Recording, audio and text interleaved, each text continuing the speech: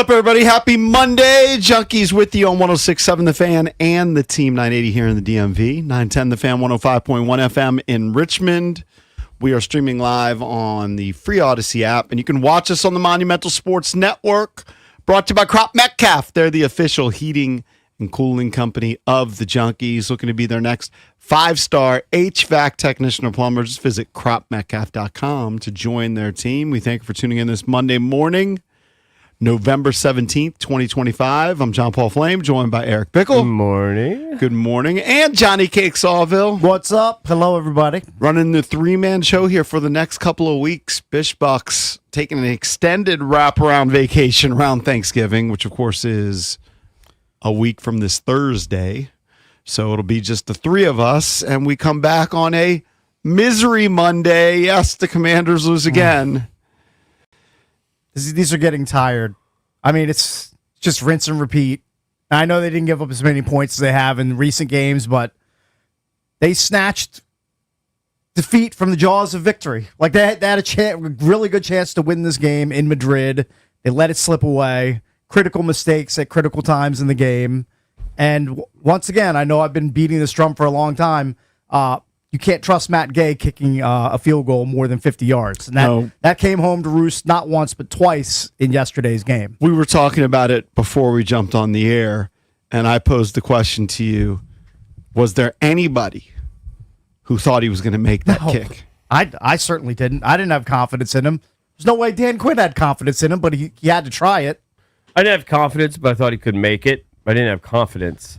It's just a shame. That's the most pissed off I've been in like a month because that game was totally there. I mean, there's so many people to be pissed off at.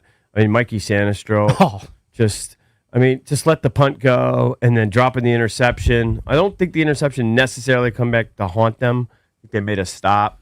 But they finally got a defensive effort, one of their few this year, and to just throw it away. They were running the ball pretty well. They ran the ball great. It's just so annoying. And that helped the defense. I mean, there was a limited amount of drives in this game. The time of possession was excellent for Washington. They ran the football. Yeah. Besides the last interception, Marcus Mariota played well, well enough to win. But they didn't put up the points. They just can't score under him. They just can't. They don't. But I mean, if we just break down the end of the game, it looks like Miami's going to win the game in regulation. Yeah. Let's be real. They're driving the ball down. They're at the 2-yard line. I mean, and then McDaniel credit gives the Commanders a gift. He gives them an early Christmas gift by not putting points on the board. All these coaches blowing off field goals, I think is insanity. I mean, I was just screaming at my TV, "Take the points! What are you doing?" Yeah, but he doesn't take the points. He doesn't want to give the Commanders the ball back with a chance to win the game because the Commanders' offense have been so scary throughout the game that he's worried about them marching down the field. I can understand why he went for it, but let's break it down. It's 3rd and goal at the 1. Mm-hmm. With 2 minutes to go. Credit Kinlaw and Bobby Wagner for making a big play on Achane. So that's huge. And then on 4th down, credit them for getting another stop. I think that was Goldman and Luvu. So now you get the ball back at the 2-yard line. The part that I struggle with is they get the pass to Debo. So now you're on the move.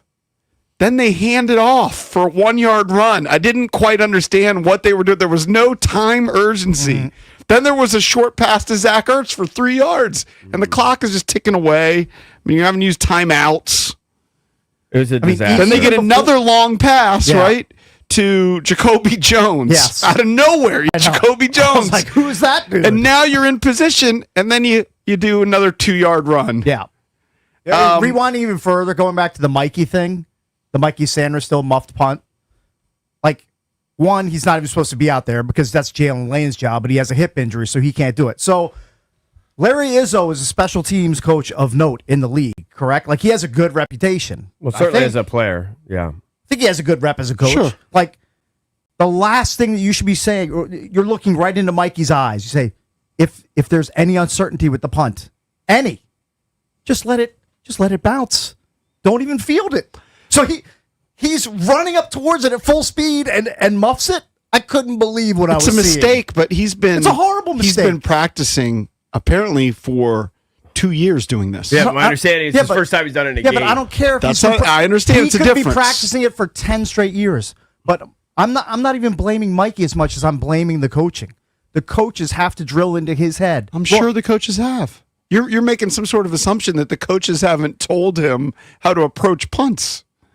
I'm going to assume that it wasn't reiterated to him right before he went out because he looked like he lost his mind trying to field a punt. He's gotta and it looked know. like me trying to field a punt on the beach down in South Carolina that my kid kicks in the middle of the summer. I mean, it was a disaster piece. I think it was one of those things where Lane went down and they had to grab somebody. He had practiced a little bit, and there was very little probably verbalized, and it was a big poop show. Well, then more should have been verbalized, saying if there's any uncertainty with the punt, like just let it bounce. We'll take a 15-yard loss on it, but at least we'll have the ball. The way he approached it, you knew that was a disaster. I saw it coming from 3 seconds before it happened. I couldn't believe Because it. usually guys gathered, he's confident, he sees it coming down, he brings it in. No. He was running around like a chicken with his head cut He off. was running full speed, trying to get catch the that- ball. he was trying to There are catch a the lot ball. of That's bad plays. play, and in my opinion, probably bad coaching. There are a lot of plays you can be frustrated by. That was the most frustrating, think- in my opinion. Commanders Nation is over Zach Ertz. Well, they're over And a it's lot not of- his they're fault over a that he lot of people. stumbles. They're over a lot of people. It's not his fault that he stumbles. He's But old. he does. He's old and slow. Right. And then he's trying to blame it on the field. He's trying to blame it on the high tech turf at Real Madrid Stadium. It couldn't be the best, more than the best turf possible, too, It's, by the way. it's probably the most space age setup for turf on the planet. And Zach Ertz is going to blame the turf monster? Get out of here. Yeah, What that are we was- even doing here? That was terrible. That was a Oh, disaster. just- I didn't. Whatever. Hey, though, the defense did play better. There's no doubt they played I better. think it was a lot because of the running and the time of possession, but credit them, they made some big plays. Sure. I think they- Bobby Wagner defended a pass at the goal line. I didn't think he had that in him. That was Tipping a- the ball that away was from a Waddle. miracle. I was That was a like, miracle. Where did that come from? I think they brought a few more exotic blitzes and pressures. They did a few different things that we've been asking for months. I think the Dolphins helped them out at time, like Dolphins early in the are game. good, too. Dolphins are like moving the, Dolphins ball. are terrible, too. They're moving the ball, and then all of a sudden they run like a wacky play or they have a false start. If it weren't for Devon Achane, that team would score about 6 points a game. Because it did not look very early in the game that there was going to be any difference. Because the first three times that the Dolphins touched the ball was first downs. It was first down, first down, first down. Right, but at the end of the day, Yep. they made enough stops. They should have won the game. They threw it away. Very frustrating. Not that anything was going to happen with the season, but just that there's been few and far, happy moments as a fan. And this was one where, like Cake said, you stole defeat from You stole defeat from the jaws of victory. Correct. And it was just You have to think about it before you say it. Complete disaster. I don't care that it doesn't mean anything. I don't care that you might get a better draft pick. I wanted to feel good watching a game, invested in 3.5 hours, and I didn't. I think for the next 2 weeks, too, because they earn bye, Yeah. we'll be wondering about Jaden Daniels now. Got 6 games left. If he's eligible to come back, do you want to see him on the field? I would say yes. He's a football player. You have to play him. I don't know. The thing that scares me is that big old brace. Like they're acting like it's some terrible thing. It's his left arm. Just play him. And you don't want to be scared of opponents, but, I mean, coming out of the bye, they're facing probably the nastiest defense in the entire league in the Broncos. Yeah. And Most one of the sacks hotter- in the NFL. One of the hotter teams in the league. Well, honestly, So- if they're too scared to play him, then we're in a pickle. That's what I'm thinking. You can't play scared. Yeah. You can't play If they're scared. too scared to play him, then we're doomed. Currently, they're- the Commanders are sitting with the number 7 pick in the 2026 NFL draft. And I didn't think we'd be saying that or looking at mock draft orders in mid-November. No. But here we are. No, but there were some encouraging things. The running game was encouraging. Look, it looks like Chris Rodriguez is emerging as the number 1. Yeah, He's he seems to be always taking a tough. hold of that job. Yeah. But it's hard to get excited about him. He's not a long-term answer. No. They're just these running backs. He's are, the best of a mediocre lot. Yeah, they're just random guys. It's very hard to be excited. It's very hard to be optimistic. You look at the running game yesterday, Marcus Mariota had 49 yards rushing himself. And when I was driving in, I was listening to Grant's post-game analysis. And Mariota has 4 of the 5 longest runs by quarterbacks this season. Mm-hmm. So he had the 44-yard run, but you had 79 yards rushing from Rodriguez. He averaged over 5 yards a pop. Bill had another 28 yards. He had 172 yards rushing. Like, that's winnable offense for this Commanders team. And that helped the Gotta defense score more big points. time. Got to score more points. You do. Well, guess what?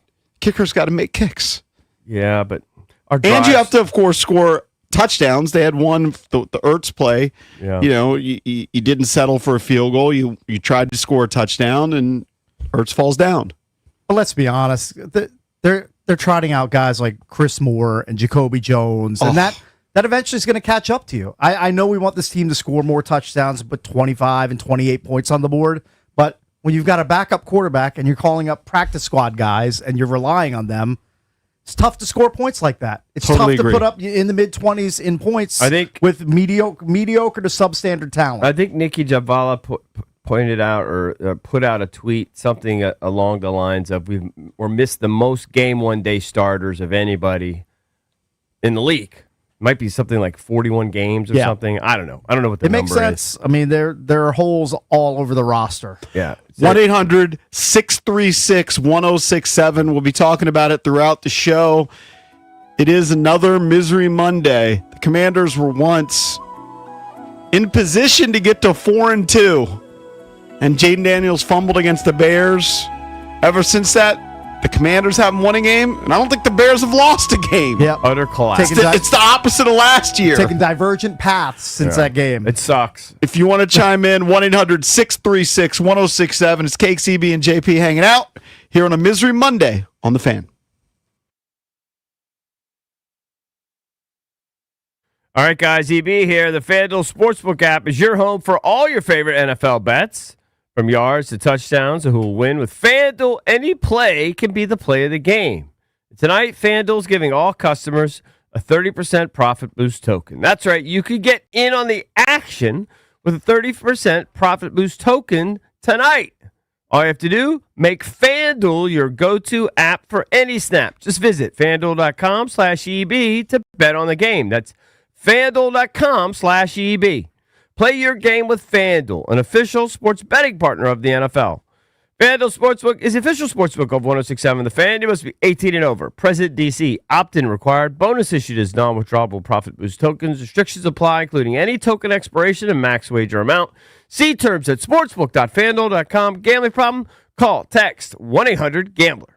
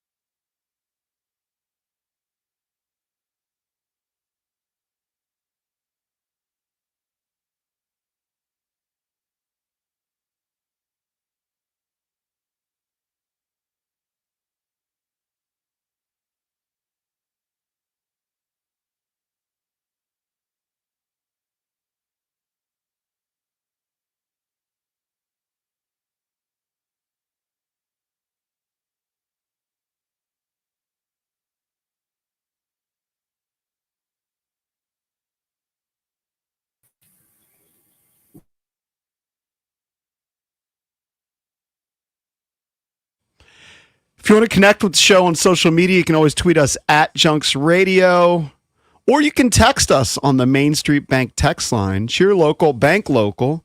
Main Street Bank is a business-focused community bank proudly serving the DMV since 2004. Visit mstreetbank.com to learn how to put our team in your office. Main Street Bank, member FDIC, equal housing opportunity lender. We're lamenting the latest loss for the Washington Commanders. That would be 6 in a row.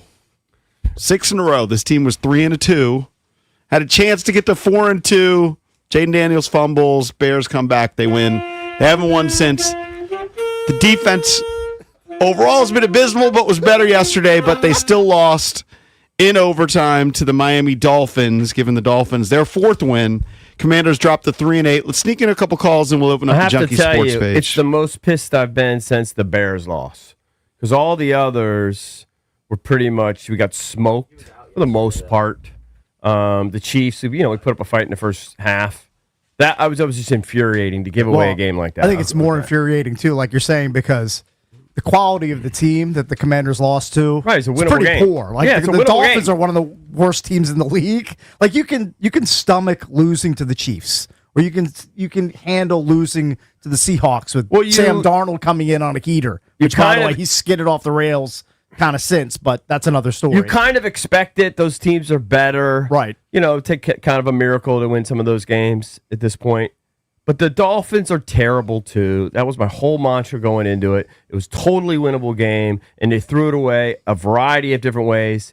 And especially since, honestly, it wasn't some sterling defensive effort, but it was a really good defensive effort for a group that's been awful this season. Right. And plenty good enough to win.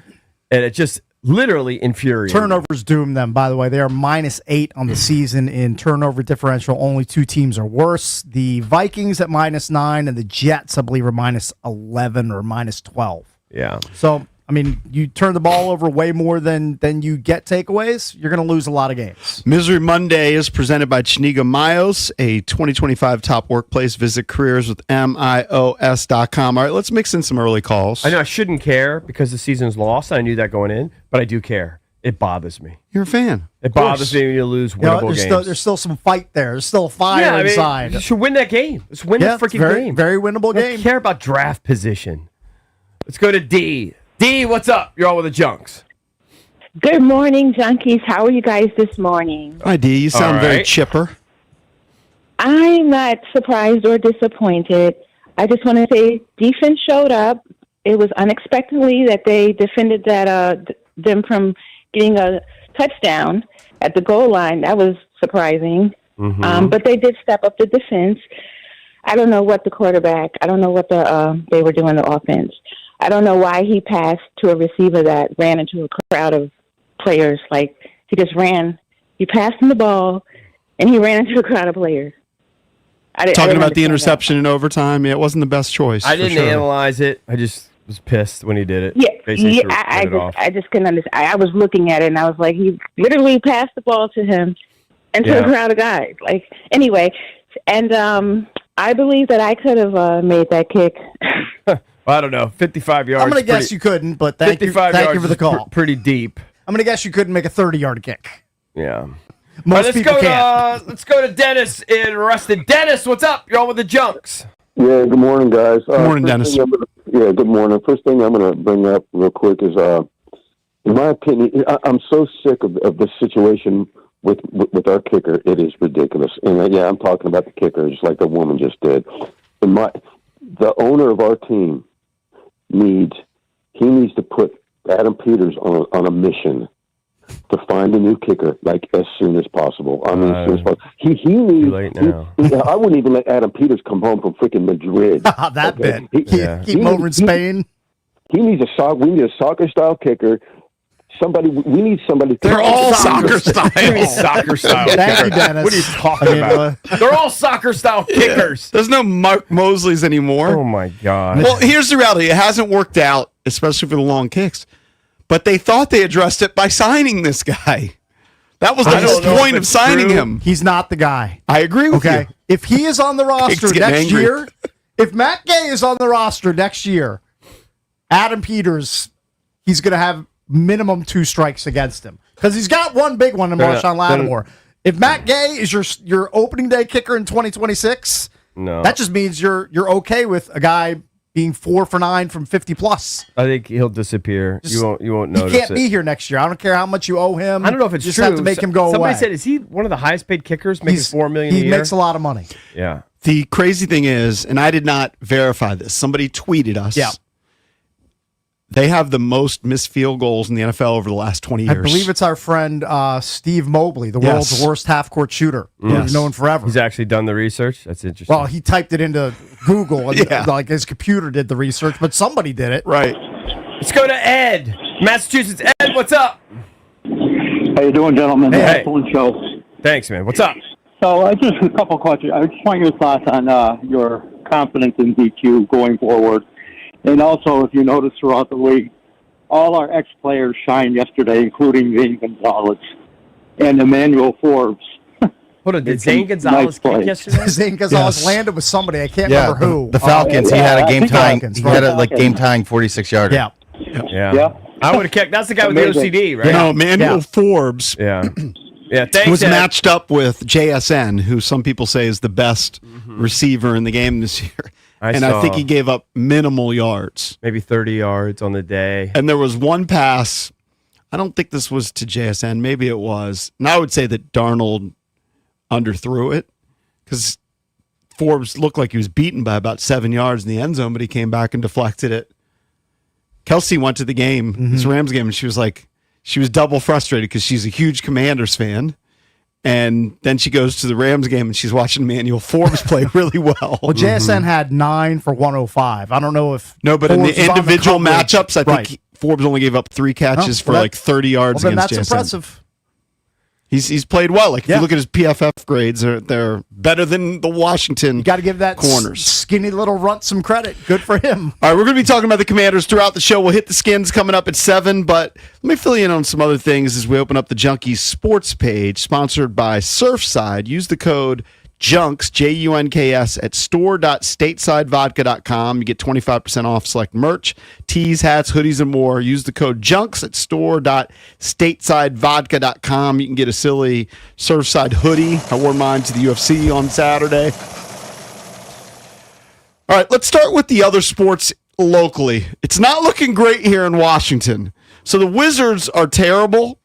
So are the Brooklyn Nets. It was a battle of teams with one win, and the Nets handed it to the Wizards. Unfunny Ben said it might have been their worst. It might have been their lowest This might point. be rock bottom. In fact, Ben said they had a players-only meeting after the game. That's pretty early to have a players-only meeting. Yeah. I would assume that, if you get boat raced by the Nets, you allow them to score almost 130 points. I can see a players-only meeting kind of being apropos. I can understand why you would want to do that. Infuriating. Well, Keyshawn George had 29. He hit 5 of 10 threes. Cakes' guy Bilal gave you 6. Yeah. Alex Sarr gave you 9. You just lost to the Nets. I mean, they may not even win a dozen games at this pace. No, they're They've on got pace for one like 8 or win. 9. They're on pace for 8 or 9. No, they're threatening the record. I think the record's 9. On pace for 7. Yeah. Even That's- worse. 7 wins. Yeah. So they are 1-12. The Washington Wizards are abysmal. If, I was talking to Mike Marr before the show, he was like, who do we root for in this town? He had been saying the Capitals. The Capitals are struggling. We're talking about a 500 team. They're now 8-8-2. Saturday night, they play the New Jersey Devils, who are good. They're 13-4-1. But my brother, I was in Summit, New Jersey. He's become a Devils fan. Ugh. Gross. His son was a hockey player, and that's where they are. And they were lamenting losing Jack Hughes, Yep. who's their star player, because He cut his hand on like a wine glass at a team dinner. correct. And he's like, can you believe it? Our star player is out for 2 months. But his brother is a guy named Luke Hughes, and he scored a goal and an assist. And they beat the Capitals 3-2. Ovi did score his 902nd career goal. He had an assist. Connor McMichael had a goal. But the Caps now have lost 8 of their last 10. 8 of 10, 8-8-2. It's not been a good start for the Washington Capitals. Hopefully they can get the ship righted. Their next game is home to the LA Kings. So let's look at what happened in the NFL yesterday beyond the Washington Commanders. There were some interesting games. If you were looking at the 1:00 games, a lot of people were interested in the Bucks-Bills game, and that game did not disappoint. Lead change after lead change, but There were in the 9 end, lead changes in that game. Josh Allen was just too much. Josh Allen had 3 touchdown passes and 3 touchdown runs, so 6 total touchdowns from Josh Allen. The Bills improved to 7-3. They, of course, are chasing the Patriots in their division. They're a wild card team right now. People are used to the Bills winning that division. They're a wild card team. Bucks still atop their division, but all of a sudden the NFC South has gotten interesting because the Carolina Panthers are 6-5. I couldn't believe the Bryce Young numbers that he put up in that game. Bryce Young had 448 yards passing, 3 touchdowns. The Falcons lost Michael Penix to an injury. Kirk Cousins came into the game at the end, but the Panthers won that one 30-27. Well, they also lose Drake London to a knee injury. We'll have to see how serious that is. I guess he's probably going to get an MRI today. They have their fingers crossed that he's healthy, but I mean they're circling the drain too, 3-7. So if he has any sort of long-term injury, it's just going to get worse for Atlanta. Yeah, they're out of it in the NFC South, but all of a sudden Carolina and Tampa, it's close. Tampa's at 6-4. Carolina 6-5. You look at the NFC North, that is tight now because the Bears keep winning. They beat the Vikings 19-17. JJ McCarthy a couple interceptions in the game. My JJ McCarthy bags are nearly empty. Right. It's not looking great. But in the fourth quarter, they all of a sudden came to life. He had a nice touchdown pass, back shoulder touchdown, and they took the lead. But the Bears got a kickoff, a really good kickoff return, which put them in position, and they ultimately get a game-winning field goal, and they win that game 19-17. So the Chicago Bears are 7-3. The Packers improved to 6-3-1. They beat the Giants 27-20. Jameis Winston at times looked good, but he does what he does. Threw a pick as well. So Packers right now at 6-3-1 in the NFC North, and you have the Bears at 7-3. Josh Jacobs goes out with a knee injury. Have to see how serious that is. Packers cannot lose him for any sort of long stretch, especially in that competitive NFC North. So have to see how that injury plays out. Moving over to the AFC, a couple of games to talk about of note. Steelers crushed the Bengals 34-12, but Aaron Rodgers he landed on his left hand, didn't finish the game. Mason Rudolph had to come in. There's fear that he might have broken something in that left wrist or left hand. So that'll be something to watch. Probably did. They are 6-4. They're still atop the AFC North, but the Ravens are on their heels. The Ravens beat the Browns 23-16. I felt bad for Shador. Every time he dropped back to pass, virtually they were just blitzing. They couldn't protect him really. And He also really holds the ball for too long. I mean, He struggled. that was the critique of him coming out, and it played out yesterday. But the Ravens they just knew. I mean, they were obvious passing situations. They brought the house, and he didn't handle Shador it well. sucks. He was awful. All I needed to see was one drive, and I knew he's not it. Well, I'm not willing to say he's not. I'm willing to say it. He sucks. Okay. I'm not willing to say it yet. I wanted like to see him get a little protection. I felt bad for him. I was rooting for him. Let's be real. Dylan Gabriel kind of sucks too. Yeah, he sucks too. Dink and Let's dunk. be honest. The I felt bad entire for him. team is a dumpster fire. Yeah. So Ravens still trail the Steelers, but they're now 5-5. They, of course, have been on a winning streak. This game kind of surprised me. The Jags just mauled the Chargers. Well, the Chargers 35-6. The Chargers and specifically Justin Herbert are different without Joe Alt playing on the offensive line. Yeah, if their Joe offensive Alt's line's in injured, tatters. Like, he just that offensive line falls apart, and he is running for his life. They were drawing dead from the first series of that game. They were completely dominated by the Jags in that game. It's making our win over them not look as impressive. Yeah. That's for sure. One of the bigger games yesterday was the Rams-Seahawks game, and I think it comes down to Sam Darnold threw 4 picks. Yeah, I mean that's unsurvivable. You can't throw 4 picks in a game, but they were. Yeah, they right still had there. a chance. I mean, Jason Myers tried how long? I think it was the a attempt? 61-yarder. Yeah, he tried a super long field goal at the end, missed, but he was their only offense throughout the game. They could have stolen the game, though. Yep. So Rams right now, best record in the NFC. They improved to 8-2. Seahawks now at 7-3. You never mentioned the Niners, did you? I haven't gotten to it yet. By the way, Stafford, 27 touchdowns, 2 pickles. Yep. The Niners get Brock Purdy back, and he showed that he was a difference. Hooked up with Kittle for a touchdown, hooked up with McCaffrey for a touchdown. They beat the Cardinals 41-22, who, by the way, had Jacoby Brissett under center. Former commander. Kyler Murray, of course, has been benched. Yeah. Jacoby Brissett, I think, set a record with 47 completions in the game. They're just letting him do the Joe Flacco bit where they just tell him, drop back, throw it as many times as you want to try to keep us competitive in games, and that's what he did yesterday. 452 yards passing from Brissett. They had a guy, is it Michael Wilson? Michael Wilson. I'd never heard of him. Well, he had like 185 yards receiving. He's like a third or fourth wide receiver on their roster that only is getting real playing time and looks because Harrison is sidelined. Right. And he goes nuclear. He's a third-round pick from Stanford a couple of years ago. Yeah. The Chiefs are in trouble, man. The Chiefs dropped to 5-5 as the Broncos beat them 22-19. Cakes was talking about it. Look, the Commanders' next opponent is the Denver Broncos in 2 weeks. Denver Broncos have a really good defense, but credit Bo Nix and the Broncos because when they got the ball back when it was tied, he had some big throws, put them in position. They hit the game-winning field goal. They improved to 9-2. Chiefs at 5-5. Right now, if the playoffs started today, the Chiefs don't make the playoffs. And then your Sunday night game, the Eagles just shut down the Lions defensively. Eagles beat the Lions 16-9. They improved to 8-2. Lions dropped to 6-4. But remember, a week ago, the Lions' offense looked unstoppable. Had almost 600 yards. And yesterday, Jared Goff doesn't even complete 50% of his passes. He's 14 for 37. Eagles hold Jahmyr Gibbs and David Montgomery in check.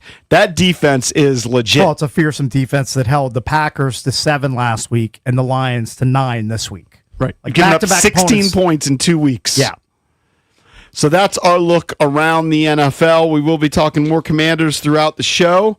Coming up next, let's talk about the offense and the quarterback and what you're seeing from this offense. Is it improved? They didn't put up points, stand up with 13 points, but do you like what you're seeing from this Washington offense with Cliff Kingsbury calling the plays? 1-800-636-1067 is the number if you want to chime in. That was the Junkie Sports page brought to you by Open Road. Elevate your home bar with Open Road Distilling Company spirits, locally crafted in Reston, Virginia. Find Eagle Eye Rye, Maple Old Fashioned, and Independence Bourbon now available at ABC stores in Northern Virginia. We're the Junkies. Be right back.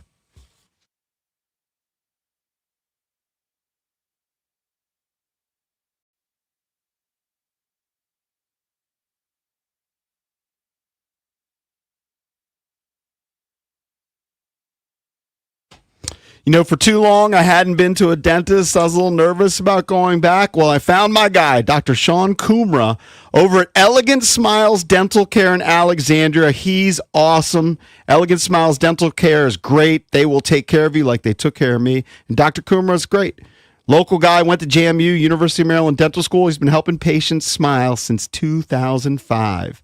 Head on over there. I had a great experience. You will too. Book your appointment at elegantsmilesdds.com or call 703-750-1099. That's 703-750-1099.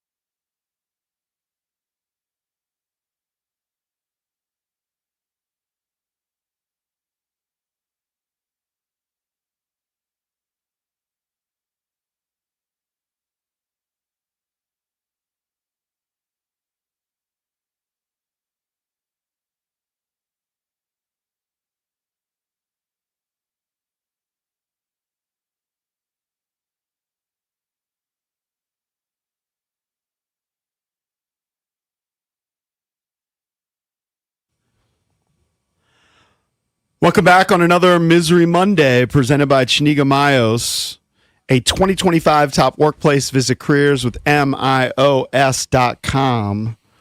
We open up the show talking about the Commanders' latest loss. They lose in overtime to the Dolphins in Madrid. But there were some bright spots, I thought, and let's focus on the offense. Not a lot. Not many. Well, the offense this year has been underwhelming, right? If you look at points for, they're averaging 21.5. I mean, and if you look at passing yards, they are ranked 24th in the league. Rushing yards, they're 6th. And Cakes brought this up earlier. I think the simplest explanation, I'm a big fan of Occam's razor. Your starting quarterback has been like if you just said half the season your starting quarterback's not going to be there, And your top you're not what? going to expect to have a top offense. I just want to start with that. Sure. If you simply any team, if you told the Rams right now, you're not going to have Matthew Stafford for half Right. your games. You have Jimmy Are they going to Garoppolo. be 8-2? No, of course not. No. And you're not going to have a top ranked offense. And so you haven't had him. I will say I do think Marcus has played pretty good. He's been fine for a backup, but like the ceiling for Marcus Mariota is so much lower than it is for a guy like Jaden Daniels if he's fully healthy. Nobody's It's gonna not argue. even close. The problem is the offense doesn't have enough talent around it that Jade's a superstar. He's the only way you elevate this offense, right? And so Mariota can do all he can do. There's just not enough there. They don't score enough points. He never throws for more than 200 yards. It's just there's not enough there. But if I just wanted to He's start, fine, I but just there's want not to enough start there. with the largest point is your starting quarterback hasn't been there. And then your top receiver hasn't been there. Barely on the field this year. Definitely, Terry McLaurin. there's no doubt it's impacted us. And then the guy who was supposed to be one of your top 3 receivers, and I know you're going to scoff at it, but it was going to be Noah Brown. He hasn't been available. I mean, again, that's another. I mean, I keep attacking Adam Peters, but that's another tick mark against Adam Peters. So it's Adam gone Peters from- went out of his way as a stretch because he didn't give him a lot of money, but he chose to re-sign Noah Brown. Yeah. Knowing that he's an older wideout with an injury history. Well, what's happened to him this year? He hasn't been on the field. Right. Has he played in a game? No. He hasn't played. It appeared in one game. That's supposed to be your number 3 wide receiver. That's why you're seeing guys like I Jacoby think he's played in Jones. one elevated. game. Maybe he was in one game. I think he's Maybe. played in 1 or 2. He hasn't been impactful. Is my bigger takeaway. Yeah. Like that's a guy that they were relying on. Yeah. So then, if he's not there, then you have to go to your practice squad. Then you have to sign your Robbie Chosens and your Traylon Burkses of the world. Like, Look, Mariota is good enough to win if he had talent around him, but he can't carry a talentless team to victory. I just wanna- I just- Jaden can. He cannot. I just want to go through it just for Mariota's perspective. not an elevator. He doesn't elevate guys around him. So yeah, Noah Brown had 3 catches for 36 yards this season in the Giants game. He had 2 catches, and in the Green Bay game, he had 1 catch. Right. So not impactful. So you basically haven't had him. And then recently you haven't had McCaffrey because he's out. So just looking at the quarterback and the receivers, you've had just a tremendous amount of injuries. There's no doubt. So it is somewhat understandable. But I think we've learned this is a running team anyway. When they win, and even last year, it's when they run successfully. Yeah. And yesterday they had a shot because they actually ran the ball successfully. They've cobbled together a top 6 rushing attack with, let's be honest, a bunch of cast-offs in the running back room. Chris Rodriguez has been cut multiple times, elevated multiple times. He's Yeah, but seized the control only of the reason why their backfield. running game is that ranked is that high is because the quarterbacks take off. Sure. That's the only reason. The backs are meh. Yeah, they're meh. It's a backs. mediocre room. It's at a best. meh offensive line. Running the ball in the NFL is good for any team, but I've never seen an offense that's so dependent on it like Cliff's offense. I feel and the like defense. I think the defense is relying on them Yeah. having success running. Obviously running the ball for any team is good, and it's going to lead to a lot of good things on offense. But it's so reliant on it. I didn't realize that until this year. Is that it makes everything go on offense. It makes the play action work, the RPO work. It makes the quarterback more elusive. It's the straw that stirs the drink. And I didn't realize it this much, that it was this much Well, a it's part of because the offense. we have no downfield threats. We have nobody that can get open. We got a bunch of like third and fourth string guys out there. They're not threatening. The funny thing about It's a miracle when they complete anything downfield. When they took the deep shot to Chris Moore, and he got hurt on the play. Mm-hmm. The funny thing about that was, and it wasn't a drop, all right? But I was like, that guy had the dropsies in training camp. Right. That was the rap on Chris Moore. He couldn't catch the ball. And that's what they're stuck with putting on the field. Yeah. And They have nobody's going to garbage. expect him to haul in a one-hander from 45 yards But I don't out. understand why he went down for near it the with goal one line. hand. It's like the other hand he I, let. I didn't might have quite been, understand it. I think he might have had it tangled up with the Maybe, the yeah. DB. It was weird. Is the only reason I could think of. I didn't understand why he did that. But again, that points to the bigger problem. Chris Moore is out on the field. Like, as soon as I saw that, I said, well, if Terry's there, Terry makes that play.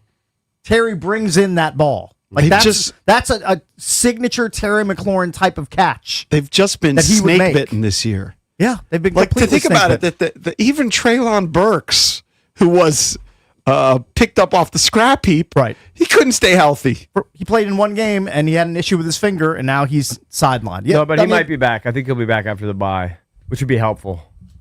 You get him back, you get Terry back, you get Jaden back. And again, that points Have to a the little bigger bit of problem: pop. is if Traylon Burks is helpful to your team is in pretty bad shape roster wise. And that look, it's just injuries have ravaged the roster. That you have to rely on guys like pummeled this. the roster. Anyway, give us your thoughts on the offense. 1-800-636-1067. I was a little frustrated with Cliff's play calling on that last drive in regulation. It was like once they got going, then they kinda they shut it stuck in a down. couple of handoffs, which were just going to eat clock or force them to use a timeout. Yeah. And then they end up settling for the long 56-yard field goal, which I'm sorry, I didn't think it had a prayer of going in because it's Matt Gay. I thought he doesn't hit over he had 50 a 1 in 3 yarders. shot. I thought he had a 1 in 3 I mean, he shot. missed both 50-plus yard attempts yesterday. He's 4 for 9 from 50 on the season. Yeah, but how many are over 55? That I don't know that exact I number. bet you the 4, if we went to look at it, are Yeah. all under 55.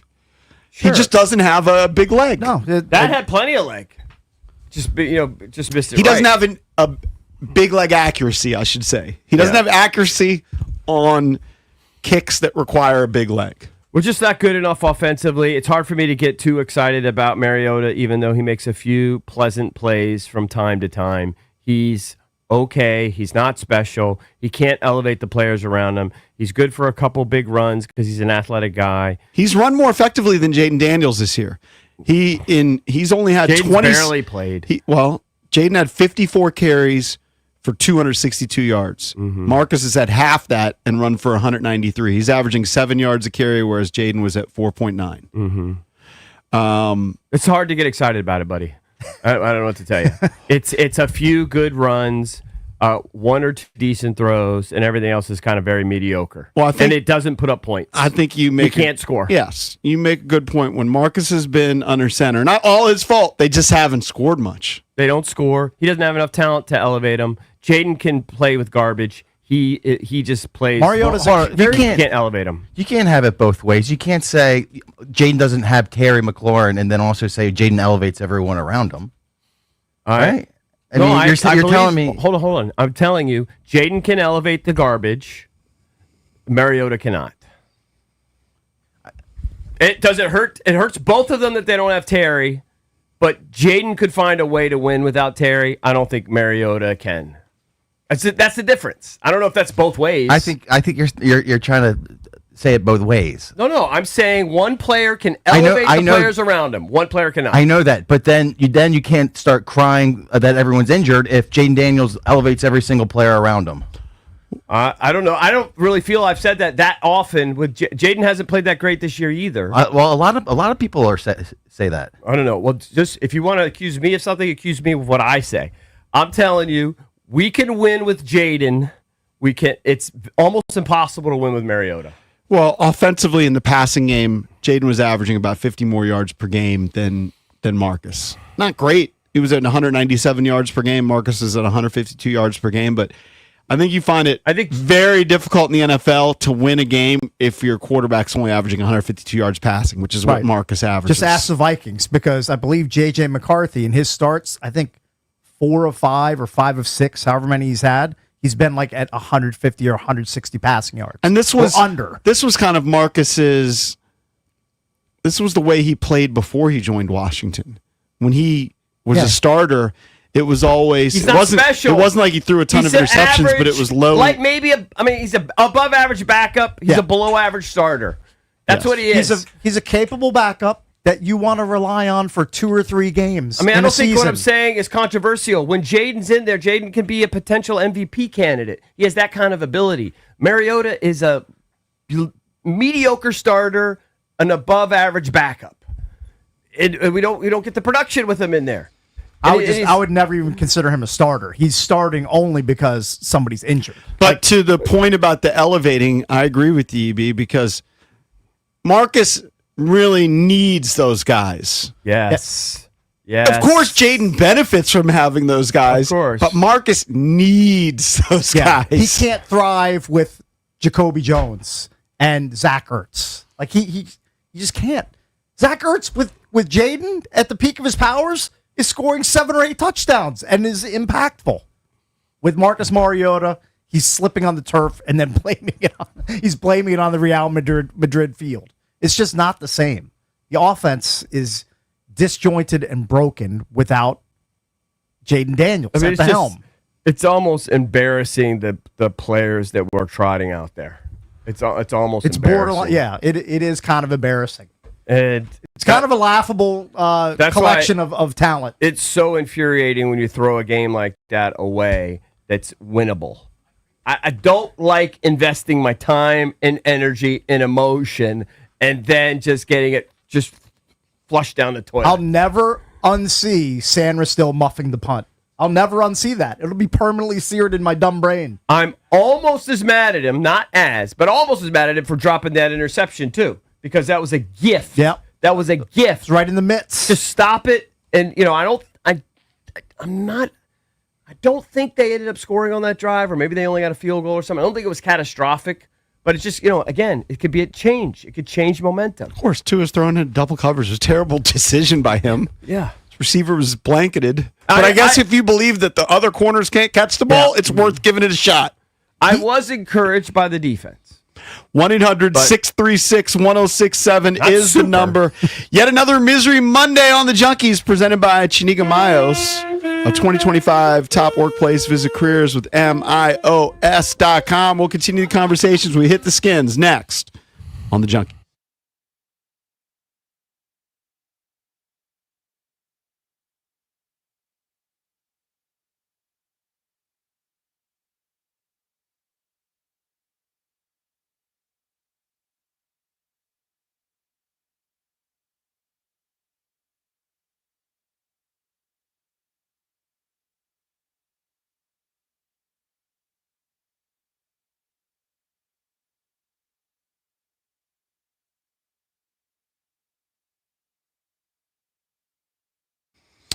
All right, here's your no huddle money play. Northwest Federal Credit Union. The official credit union of the Washington Commanders is putting $200 in your pocket when you open your first ever checking account and meet a few easy qualifications. No trick plays, no fourth downs, just a fast drive to free cash. Get in the game at nwfcu.org/score200 and take command of your money this season. Federally insured by NCUA. Membership eligibility required.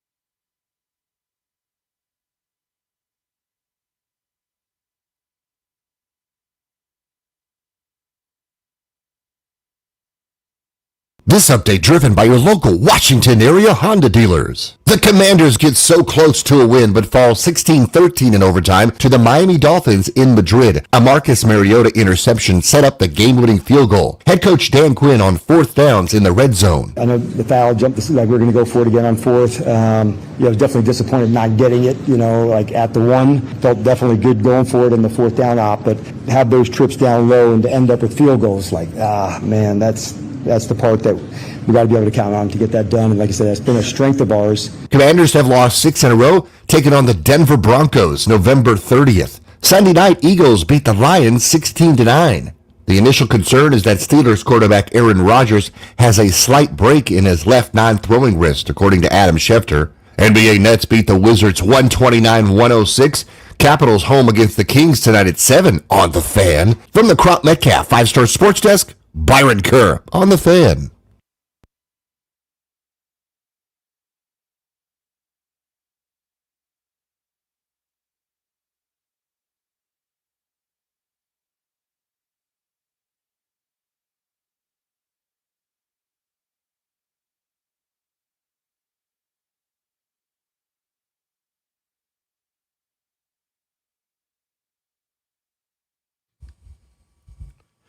Welcome back. Junkies come to you live on 106.7 The Fan and the Team 980 here in the DMV. 910 The Fan, 105.1 FM in Richmond. You can watch us on the Monumental Sports Network, and we're brought to you by Crop Metcalf. They're the official heating and cooling company of the Junkies. Looking to be their next 5-star HVAC technician or plumber? Just visit cropmetcalf.com to join their team. Bish is out for 2 weeks. It's me, Cakes, and EB talking about the Commanders' latest loss. That is 6 in a row. I mean, it sucks losing heading into the bye, but this team obviously desperately needs the bye week. They need to reassess, get healthy, try to make a decent run in the second half. I mean, there's no playoffs in sight. You're just playing for dignity. Try to finish strong. Try to have some semblance of a good end to your season. Yeah. Time now to hit the skins cooked up by our friends at Oseyo Korean Barbecue in the Lansdowne Town Center. Authentic Korean flavors, bold marinades, and premium cuts grilled right at your table. It's a dining experience that's as fun as it is delicious. Perfect for date night or dinner with the fam. Oseyo means come on in. I thought Nikki Jhabvala kind of summed up the game perfectly. She's tweeted afterwards, the Commanders' defense had 3 sacks, a pair of goal line stands. This loss is on the offense and special teams. A muff punt, 2 missed field goals, an interception in overtime, and 0-3 in the red zone. We threw and gave the freaking game away. Very winnable game. Super annoying. It's not a very good Dolphins team at all. They proved that. They didn't want to win it. I was kind of perplexed by some of the choices. I thought, frankly, that both coaches were making everybody just going for touchdowns all the time. Nobody wants to kick a field goal. Sometimes I think there are instances where you need to kick a field goal. I mean, the Dolphins do kind of suck, but they throttled Atlanta by 24 points. They dominated Buffalo 30-13, and they squeaked out a win over the Commanders. They kind of suck too, but they're at least showing signs of life. But it was a good defensive effort. I think Valdez and I get $5, right? We get Venmo $5. I believe I owe you guys each at five spot. I think we could all agree that we saw a difference on defense. It wasn't, the Bears 85 defense or whatever, the Ravens from 2000, but it was a better defense. They made a few stops when they needed to. They certainly played well enough to win the game, and I thought we saw a little more aggression. Couple big plays. I went into it thinking Quinn would make no difference. And I didn't want to give Quinn credit, but I think you have to give him credit. You have to give him some credit. And I think he looked like he was more involved, frankly. He needs I think he needs to just be the D coordinator and not just for the rest of the season. I think that's his deal. That's his superpower. That said, they did get stops on downs and like the 4th and goals. The Dolphins mostly drove the ball in every drive. They did force 2 punts. Yeah, we're not very good. So you got 2 punts out of it. We got a bunch of backups out there. The Dolphins, if I was a Dolphins fan, I'd be frustrated. They should have scored more points. Totally. I mean, Achane got stoned on the 1 twice. Yeah. And credit the Commanders for making those stops. But there was a earlier drive too. I think their very first drive, they were driving really well and then they did I can't remember exactly what they did, but it was a wacky third down play. Credit Jacob Martin for bringing down Tua, but they should have just kept it simple because they started off the game, run, first down, pass, first down, run, first down. The beginning of the game, Achane for 11, then Tua's short pass to Waddle for 14, Achane for 23. Yeah. I mean, they were just marching early, and then the defense stiffened, and they had to settle for a field goal. Yeah, Now- they had a false start, and they had Yeah.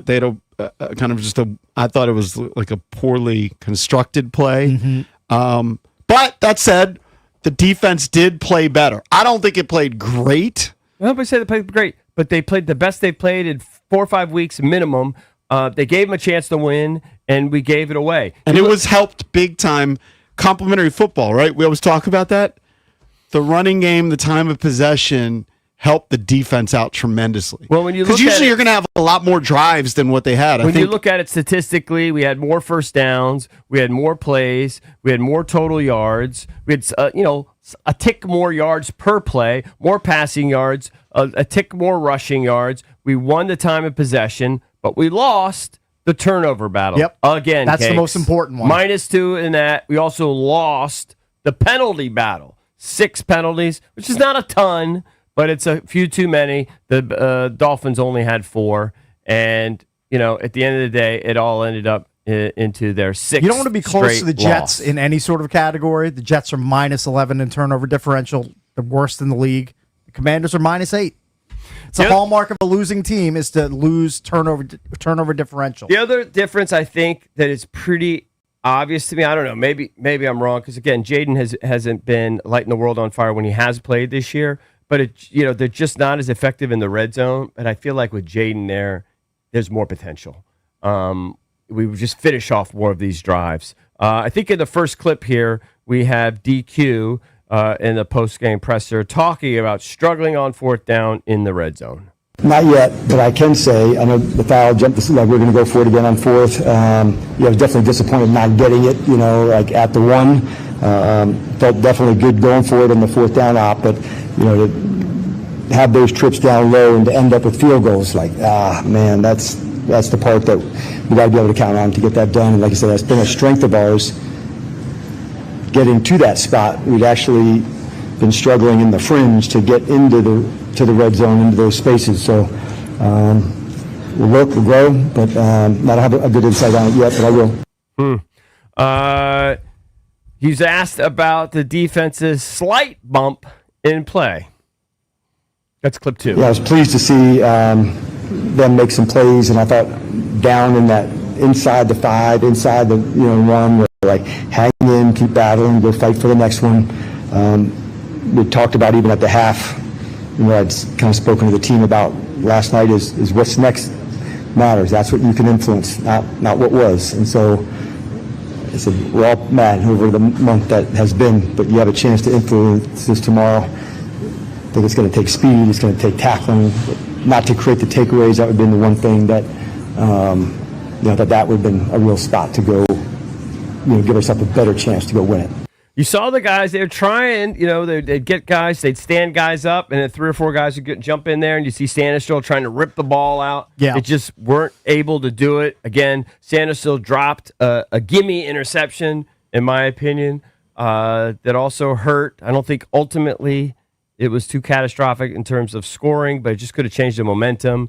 And then obviously the Sandusville just muffing that punt was just catastrophic. I just couldn't believe what I was watching. I couldn't either. I mean, it looked like a guy playing pee-wee football at 8 years old trying to field his first punt ever. Yeah. Not a professional. Yeah. It's going at it 100 miles an hour. I just in the middle of traffic. doomed from the start. You got to let that one bounce, baby. Let it bounce. Even if it bounces 20 yards down the field. Let it bounce. At least you have the ball. At least you're not turning the ball over right there. Get out of the way. That put me on tilt. Big time tilt. But at that point, I don't know. I felt like 4 minutes left in the game. It's a critical juncture of the game. I get it. I just felt like both teams had chances and both teams bungled their chances. By the way, Mike McDaniel, who I think is generally viewed as a pretty smart offensive mind, like that's how he got the gig in Miami. he gives the Commanders the biggest gift of all time when he decides not to put points on the board. And then he goes for the most basic goal line play Right. you've ever seen, hand the ball to Ollie Gordon, slam it into the teeth of the defense, and they get stoned. I was expecting, I don't know, something a little more innovative. Play action. Something. I mean, that's unless you have Derrick Henry, I'm not comfortable with that play in a critical juncture of the game. I understand you want your offensive line to be able to gain 1 yard to get into the end zone. Thought should have opted for a different play there, but it worked out for the Commanders. They made the stop. They made it just enough stops. It wasn't some Herculean, incredible defensive effort, but they made stops when they needed to. It was good enough to win, and they threw it away, and that's what's frustrating. But if you want to be encouraged at all, you at least think, well, maybe we can be somewhat competitive in some of these games, at least put up a little bit of a fight defensively. If you get Jaden back, if you get Terry back, believe it or not, if you get a guy like Treylon Burks back, maybe, you can find a way to be competitive and maybe steal a couple wins. But it's certainly a lost season, massively disappointing season. There's virtually even if they went on a miracle run, I don't think you can get to the playoffs the way that things are stacking up. Even if they went 9-8. Very unlikely. I don't even think you could get to the playoffs. I haven't even bothered to look at the NFC playoff picture. It's just, for me, it's just playing for dignity. It's playing for pride. It's playing to try to build a winning situation here. I know people already are on my timeline so happy that they lost and that we're just getting a better draft pick. And that's great, but that's not my mentality. Cakes, if you want your NFC playoff picture, right now, your top 7 teams going to make playoffs. 7th would be San Francisco at 7-4. Okay. Just in terms of the standings. Yeah. Like a team like Detroit. Is Detroit on the outside looking in right now in the playoffs? I think so. I'd have to pull it up. By the way, if the Commanders do wind up with like the 6th, 7th, 8th pick, whatever, you got to deal that pick, right? For try and get more picks. I think so. You got to move down and pick up some extra picks from all these deals that you made for Tunsil and Lattimore, for Debo. Like, you got to get some of those picks back, right? I think so. Somebody wants to trade up into the top 10 to take a quarterback.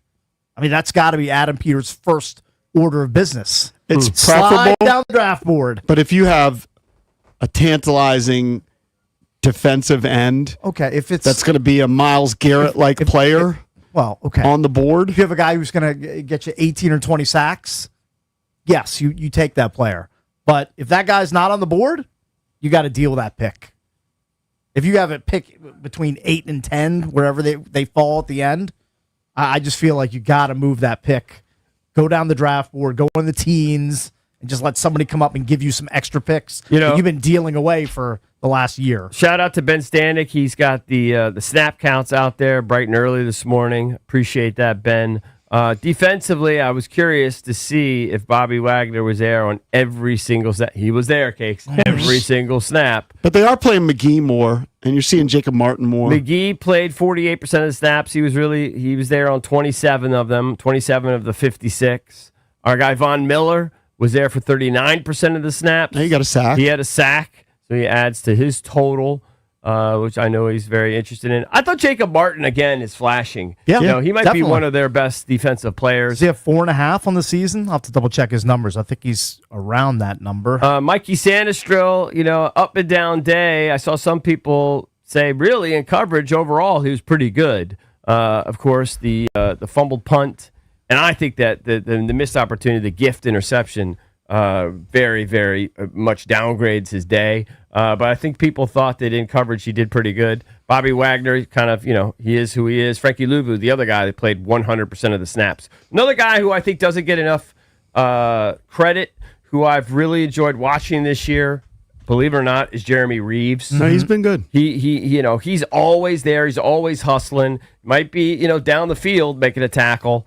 But he's always he's one of their fastest guys on defense. Right frankly. now, if you looked at the statistics for the Washington Commanders, your leading sack guy is still Dorrance Armstrong, who hasn't played in 4 games. Mm-hmm. Yeah, with 5.5 sacks. That's a big time problem. What does Vaughn have? Vaughn's at 5 and Jacob Martin's at 4.5. Right.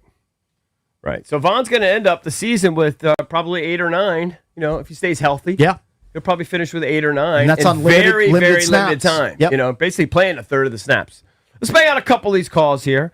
Let's go to Keith in D.C. Keith, what's up, buddy? You're on with the Junkies. Good morning, fellas. Hey, Keith. Good morning, Keith. They played what I expected them to play yesterday. Keep the game close and then find a way to give it to the other team, because that's what we do every other year. So Like were you not frustrated, or because you expected it, you didn't even get too emotional? I wasn't even frustrated because it's the same thing. We Yeah. get 1 year every 5 or 4 years of having success, and the other 4 years we right back where we at.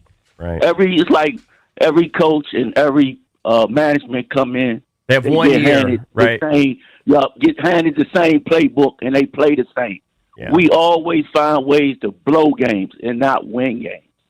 It happens every time. It's just frustrating to watch. And It's I was very looking forward to this year. Seeing we break. The only time we really had success was in the Joe Gibbs era, and then every coach after that, it's been the same thing, time and time again. We get inside the 30-yard line, then we had these brain farts where we can't get in the end zone, Right. and it's just frustrating watching this team play this way every year, and then make it so bad. The last 5 games, the last 4 games are division games. Wow. Thank you, Keith. Appreciate it, buddy. Thank you, pal. All right, thank you. He is right, though. Every new administration, every new staff comes in, they basically they have one kind of up year, and then everything else is kind of a disaster. I think this should be different. You've got Should be. Jaden Daniels. Should be. Next year, you're going to have a softer schedule. But what we've learned in the NFL is that schedule strength is huge. And Also, last year took advantage of it. Yeah. And this year, tougher schedule, a lot of injuries, tough to overcome. Very Yeah. tough. All right. And a brutal run out. 636-1067. We'll be taking your calls throughout the show. So many frustrating moments. What was most frustrating for you? I don't know. I guess maybe when Zach Ertz tripped on that critical 4th down play, the Sanistro fumble punt. How about the just sending Mariota interception? How about just sending Matt Gay out for a 56-yard Matt field Gay goal? Get some more repeatedly yards. missing 50-yard field goals. You know, I mean, he alone could have won the game. Yep. Just kick the 55-yarder that everybody in the league makes now. Oh, I don't know. Your chance to chime in. A lot to talk about. Don't go anywhere. All right, guys. Selling your home shouldn't feel like a constant waiting game or a guessing match. Nope. That's why you need my friends, Debbie, Sarah Reynolds, and Power Home Team with Keller Williams. They take the stress and uncertainty out of the process, and they bring you real results. You know, oftentimes your home doesn't sell. You got to hire another agent. Sometimes it can happen as many as 50% of the time. Well, the Reynolds and Power Home Team, they step in with aggressive marketing, real buyer connections, and they find a way to get you a happy closing. Whether you're relocating, upgrading, downsizing, previous agent just simply couldn't get it done, they have the solution for you. Variety of different ways they could get this done. And they're so confident in their services that if your home doesn't sell, here's the very best part. Debbie and Sarah will buy it at a price you agree upon. That's their guarantee. So you literally have nothing to lose. So what are you waiting for, people? If you're thinking about moving, you need something bigger, something smaller, call Debbie, Sarah Reynolds, and Power Team now. Find out more about this guarantee and others. Memorize this number, 844-654-SOLD. That's 844-654-SOLD, or check them out at DebbieHasTheBuyers.com.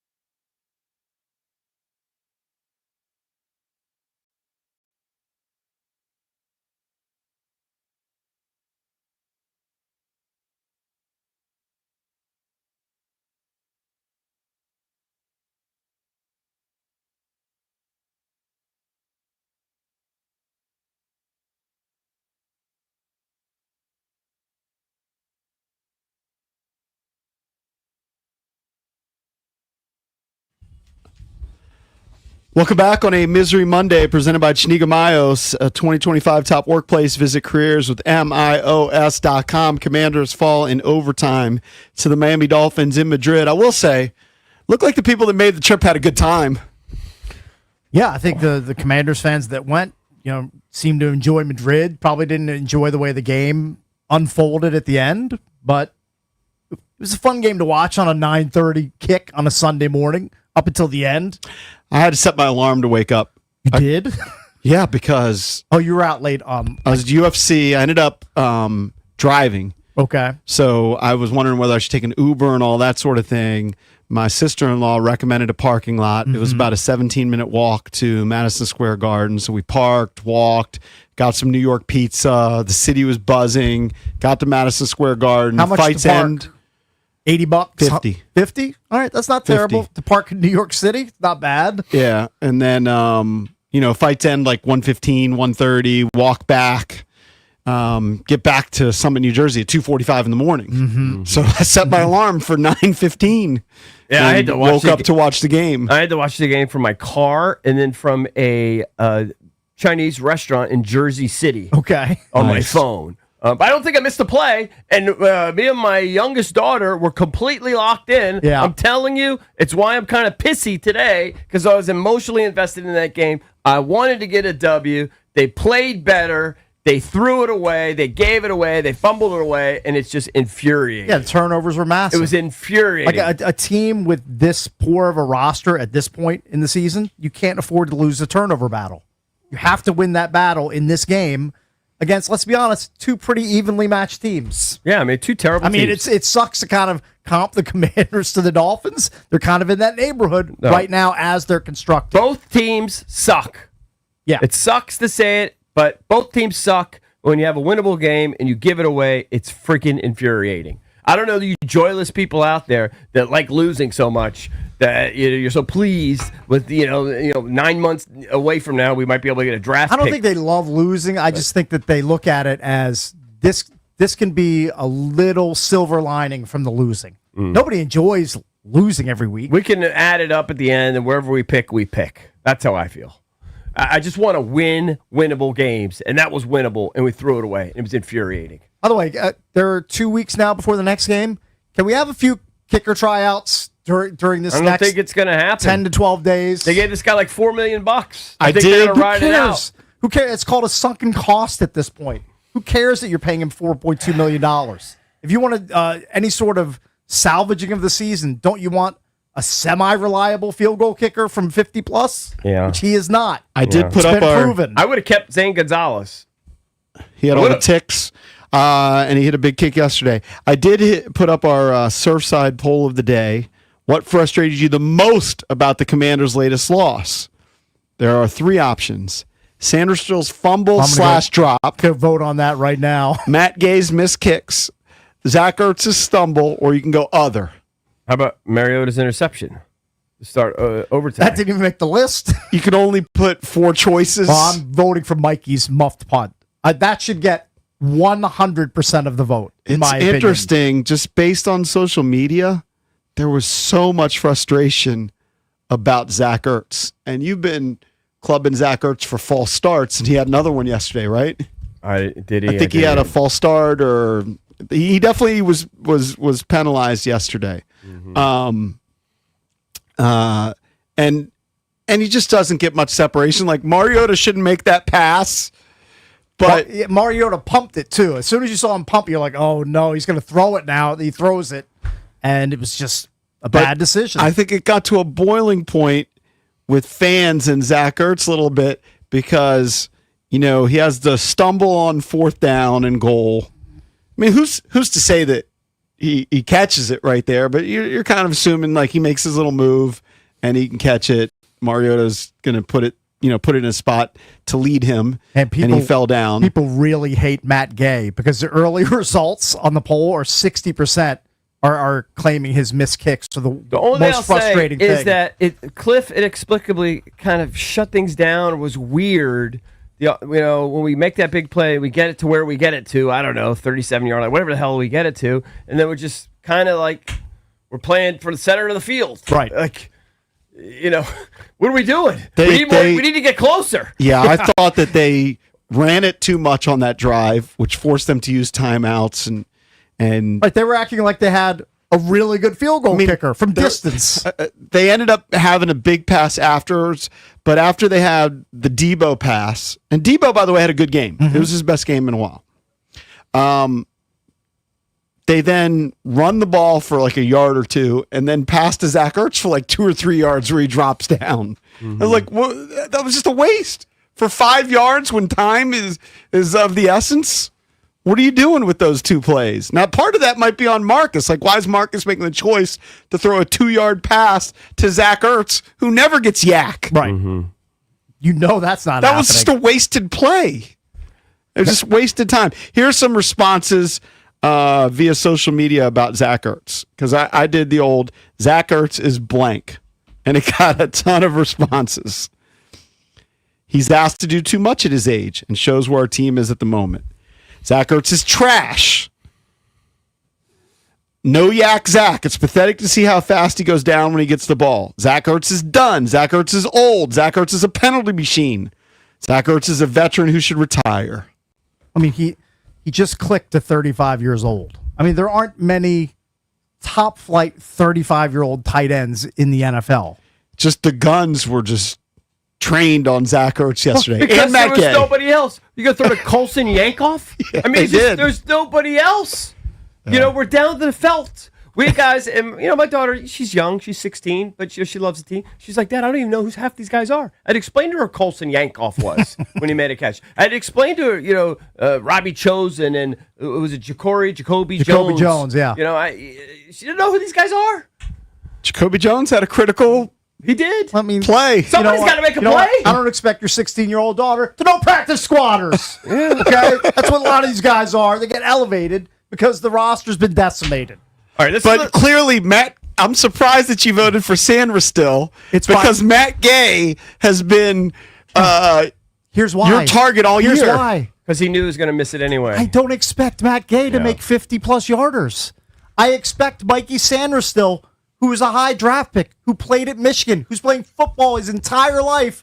I would expect him to be competent enough to field a punt in a critical juncture of the game. He couldn't. He didn't.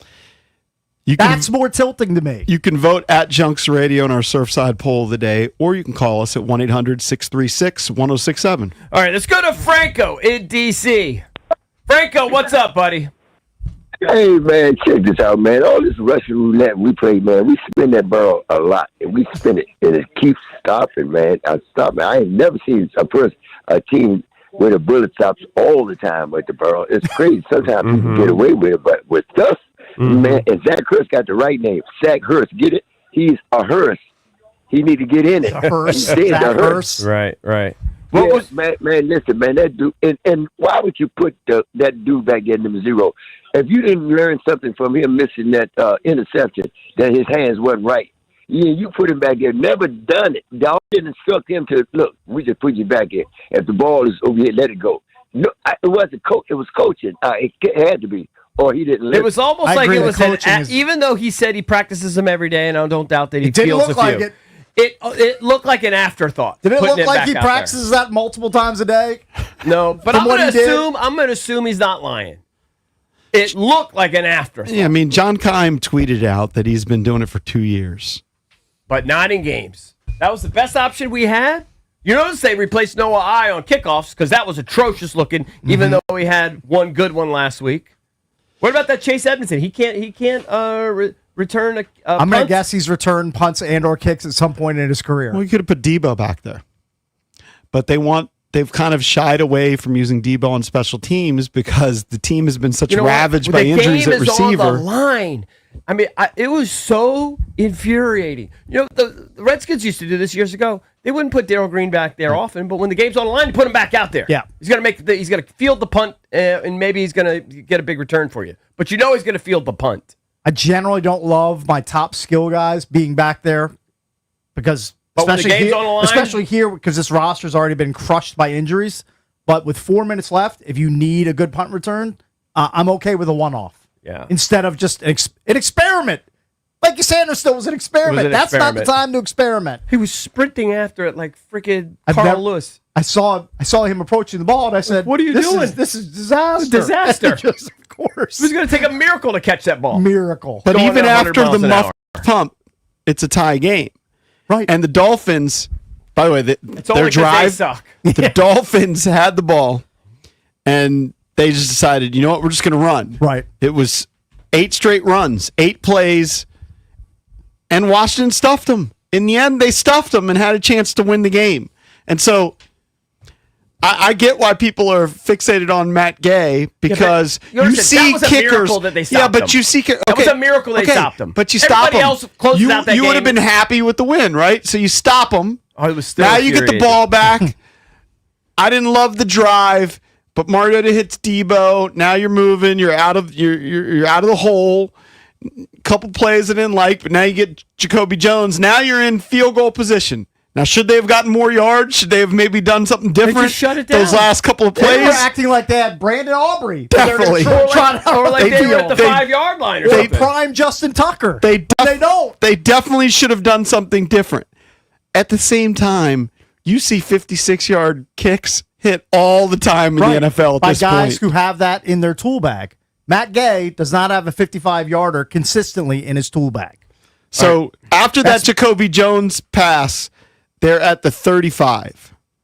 Or they're at the, I think they're at the 40. Okay. They hand the ball off to McNichols, 2 yards. Okay, fine. It's first down. Now it's 2nd and 8.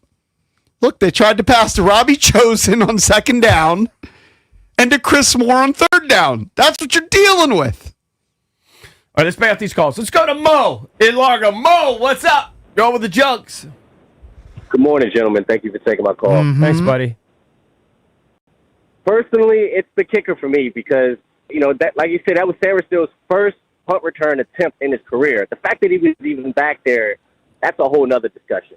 I mean, and why he was even trying to field it. Do they not tell him not to try to catch that in that situation? I But the would fact assume that they would. kicker, you would hope so. He doesn't know what he's doing. That's the point. He could practice them all the time in practice. It's not like a game situation. He had no idea how to approach Okay, but that if he punt. doesn't know what he's doing, then tell him run as far away from the ball as you can. Run through the tunnel Thank you. to get away from the But football. he's a football player. Catch the ball. Catch the ball. You're better off than letting it bounce. He can't. He doesn't know how to. If he could have caught it, he would He have. would have caught that interception if he knew how to catch. He can't catch. That's why he's on if he could defense. catch, yeah, exactly. Didn't he catch if he two- could catch, he'd be a wide receiver. Didn't he catch 2 interceptions against the Lions in the playoffs last year? Miracle. Yeah, I don't. That's Miracle. called one off. Outlier. What else, Mo? The frustration for me is with the kicker, though. The fact that he even has a job still is crazy. And then he's sitting there pointing to the ball like it went left to right, like you're trash. Okay, and Mo, at what point not only does he have a job, he's making like $4.3 million a year. Heard that too.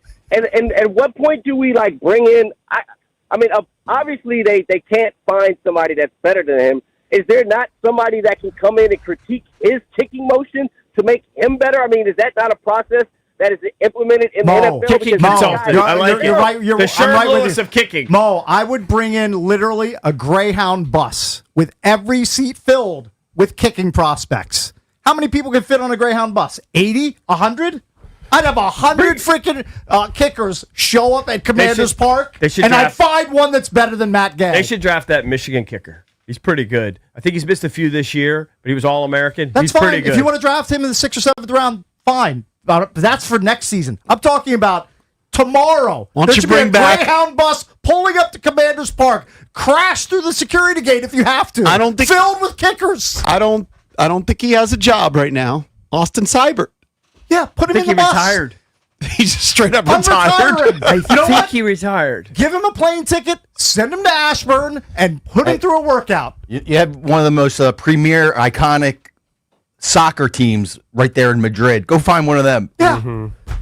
Any of those guys.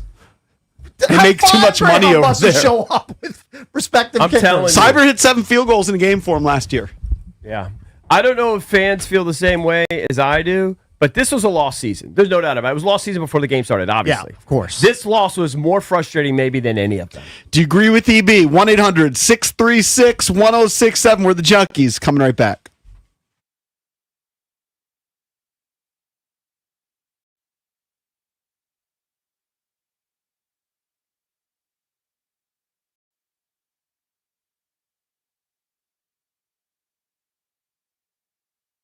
AV is built for DC. Here in the nation's capital, AV is creating solutions that protect our troops, our homeland, and our way of life. From autonomous unmanned aircraft and counter-drone technologies to advanced satellite communication systems and next-gen missiles, they're delivering innovation where it matters most. Battle-proven, warfighter trusted, engineered for the future, and proud sponsor of the Washington Commanders, Capitals, and DC United.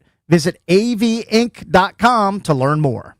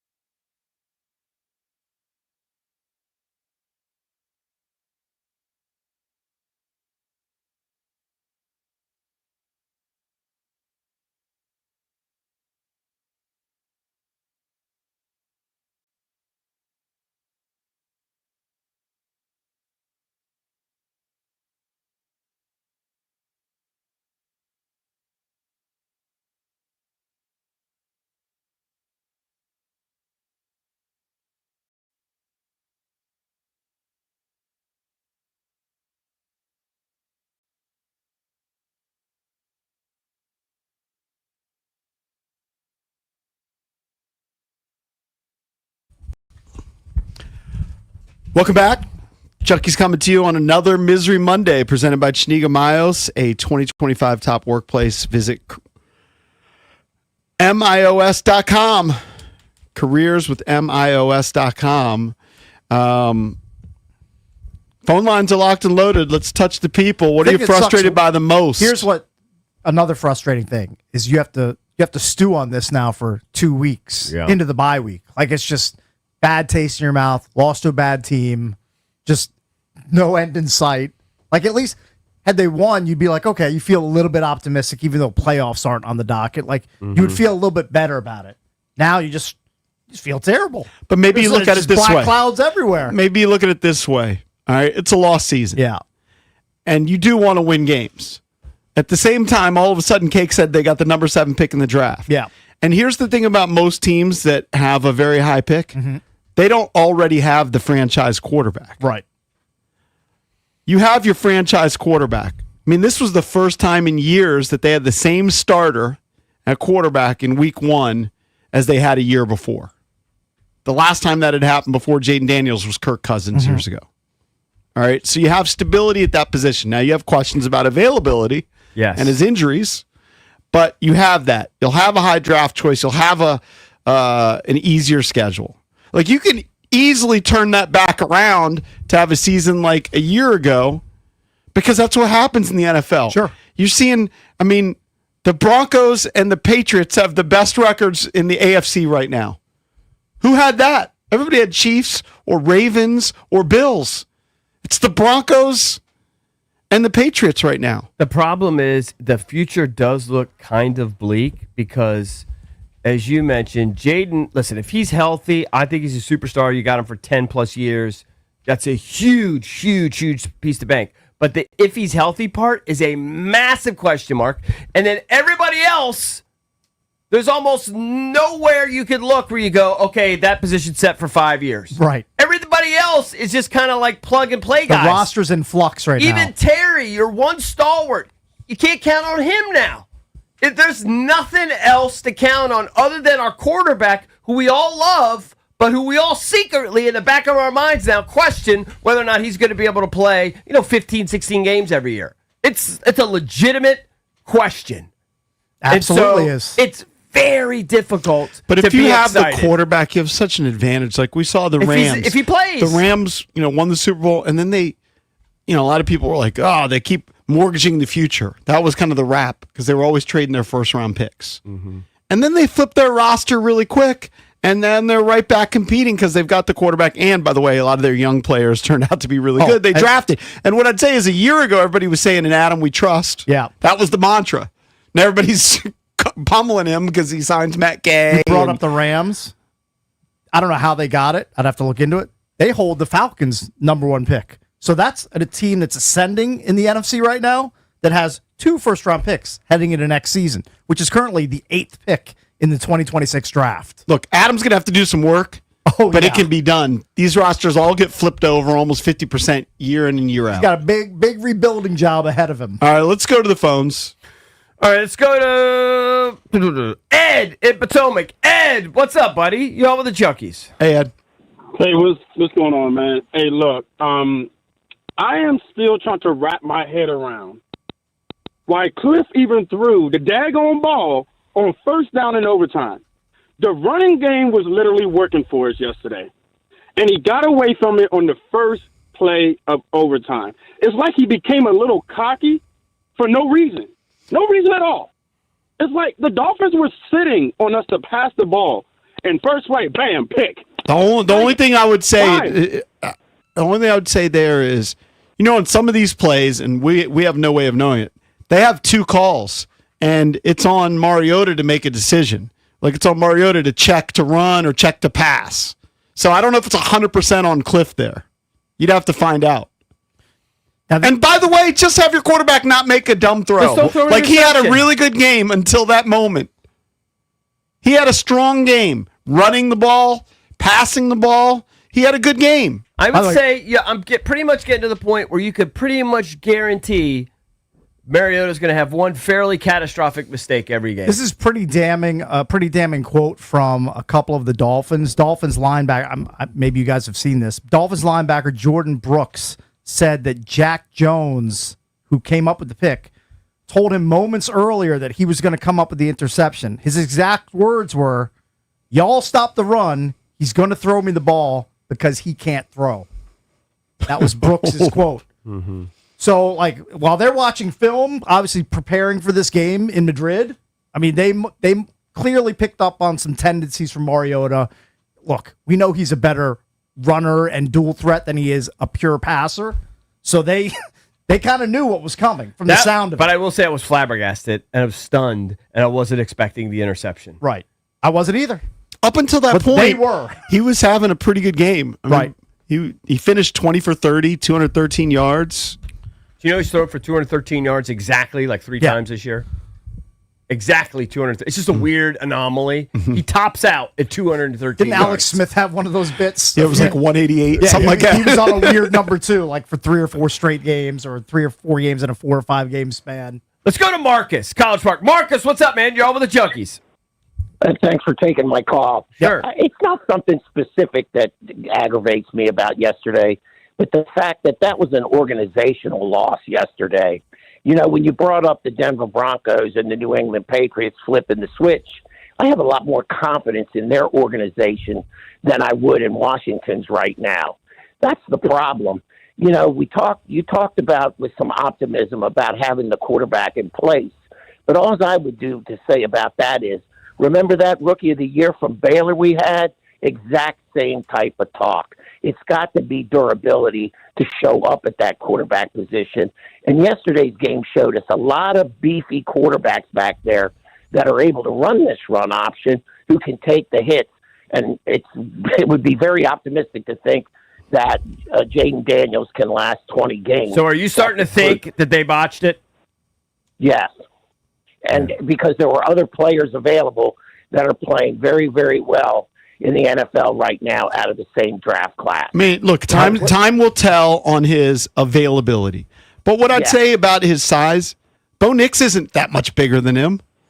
No, he's 6'2", 210 pounds. He just looks bigger. I don't know. Maybe I'm just seeing what I want to. It's been unfortunate. Look, he's not Josh Allen. Like you probably watched Josh Allen yesterday. Josh Allen's a monster. He had 3 rushing touchdowns, and you're never scared when Josh Allen is running. You're kind of scared when Jaden's running, in terms of taking big hits. When it's Josh Allen, or if you have Jalen Hurts running, you kind of feel like they're going to lay the lumber. I'd still rather have Jaden Daniels than Bo Nix. I think Bo Nix gets propped up by a really good defense, decent running game. I'm still not fully sold on Bo Nix, even though they're on a heater. I mean, I'm not fully sold. Like but to me, he's way down behind the upper tier of May, Jaden Daniels. I have Caleb Williams further down that list too, because week in, week out, he's not showing me a ton either. Yeah, he completed 50% of his passes yesterday. So I'm not going to be in this. Listen, but the unfortunate thing is, if you look at the last 2 months, Caleb Williams, Drake May, and Bo Nix, the 3 of them, have lost a combined 1 game. Yeah. Meanwhile, our guys played like 1 game. Right. Here's the last thing. I know we got to go to break. Here's part of the reason why I want Jaden to play these last few games as soon as he's available. I kind of need him to reassure me that he can play like 6 straight games. Right. I kind of need to see it. I don't know think what that's I would fair. do otherwise, Yeah, but I kind of need him to get out there and play. I don't think and it's prove unreasonable that he's still our guy that we could rely on. I kind of need to see it. If he came back, plays 2 games, Got hurt gets again? hurt, terrifying. Yeah, I wouldn't even know what to do. I wouldn't even know what to do. 1-800-636-1067 is the number. It's the Junkies on a Misery Monday. Presented by Chiniga Mayos, a 2025 top workplace. Visit careers with MIOS.com.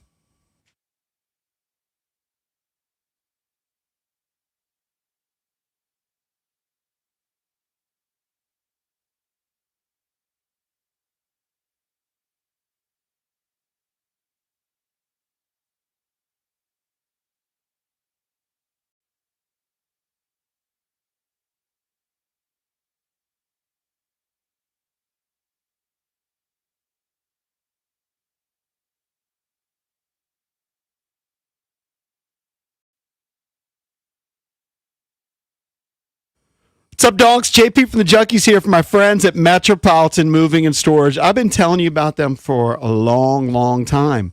They moved me multiple times, and they are the absolute best. Metropolitan Moving and Storage, local company. They've been doing it for 3 decades. Best in industry service and experience. What I love about Metropolitan Moving and Storage is they'll help stage your home if you need that. They'll pack your boxes if you want that. They'll even send a moving consultant to your home or office to discuss your move and provide a free on-site estimate. Call them at 301-279-0090. Metropolitan Moving and Storage. You hit up my guy, Justin. He will take care of you. Look, if you're doing a long-distance move or short-distance move, Metropolitan Moving and Storage, they can take care of you. They'll do a dedicated truck and crew for your long-distance move. That means no sharing truck space. That's a big deal. Take it from me, JP. Hit up my guy, Justin. Metropolitan Moving and Storage. That's 301-279-0090. Or visit dcmetropolitanmoving.com. That's dcmetropolitanmoving.com.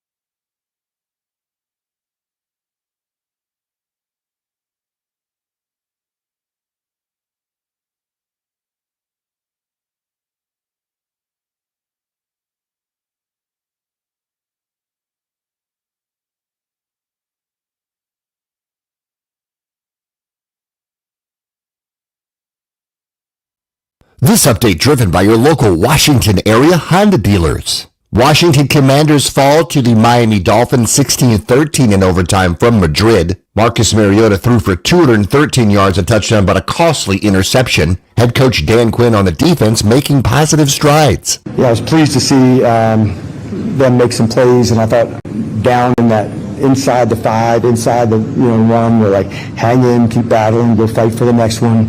We talked about even at the half, I'd kind of spoken to the team about last night is what's next matters. That's what you can influence, not what was. Commanders have lost 6 in a row. Sunday night, Eagles beat the Lions 16-9. Former Browns quarterback Bernie Kosar is scheduled to receive a liver transplant this morning. Brooklyn Nets beat the Wizards 129-106. Keyshawn George had 29. Virginia Tech over Charlotte 84-76. Nationals set to introduce their new manager Blake Butera at 1:30. From the Crop Metcalf 5 Stars Sports Desk, Byron Kerr on the Fan.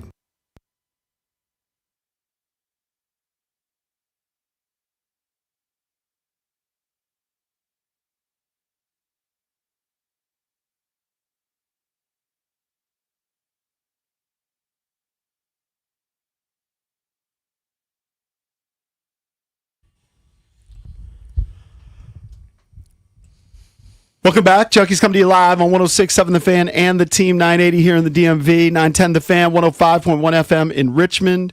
You can watch us on the Monumental Sports Network, and as always, we're presented by Crop Metcalf, the official heating and cooling company of the Junkies.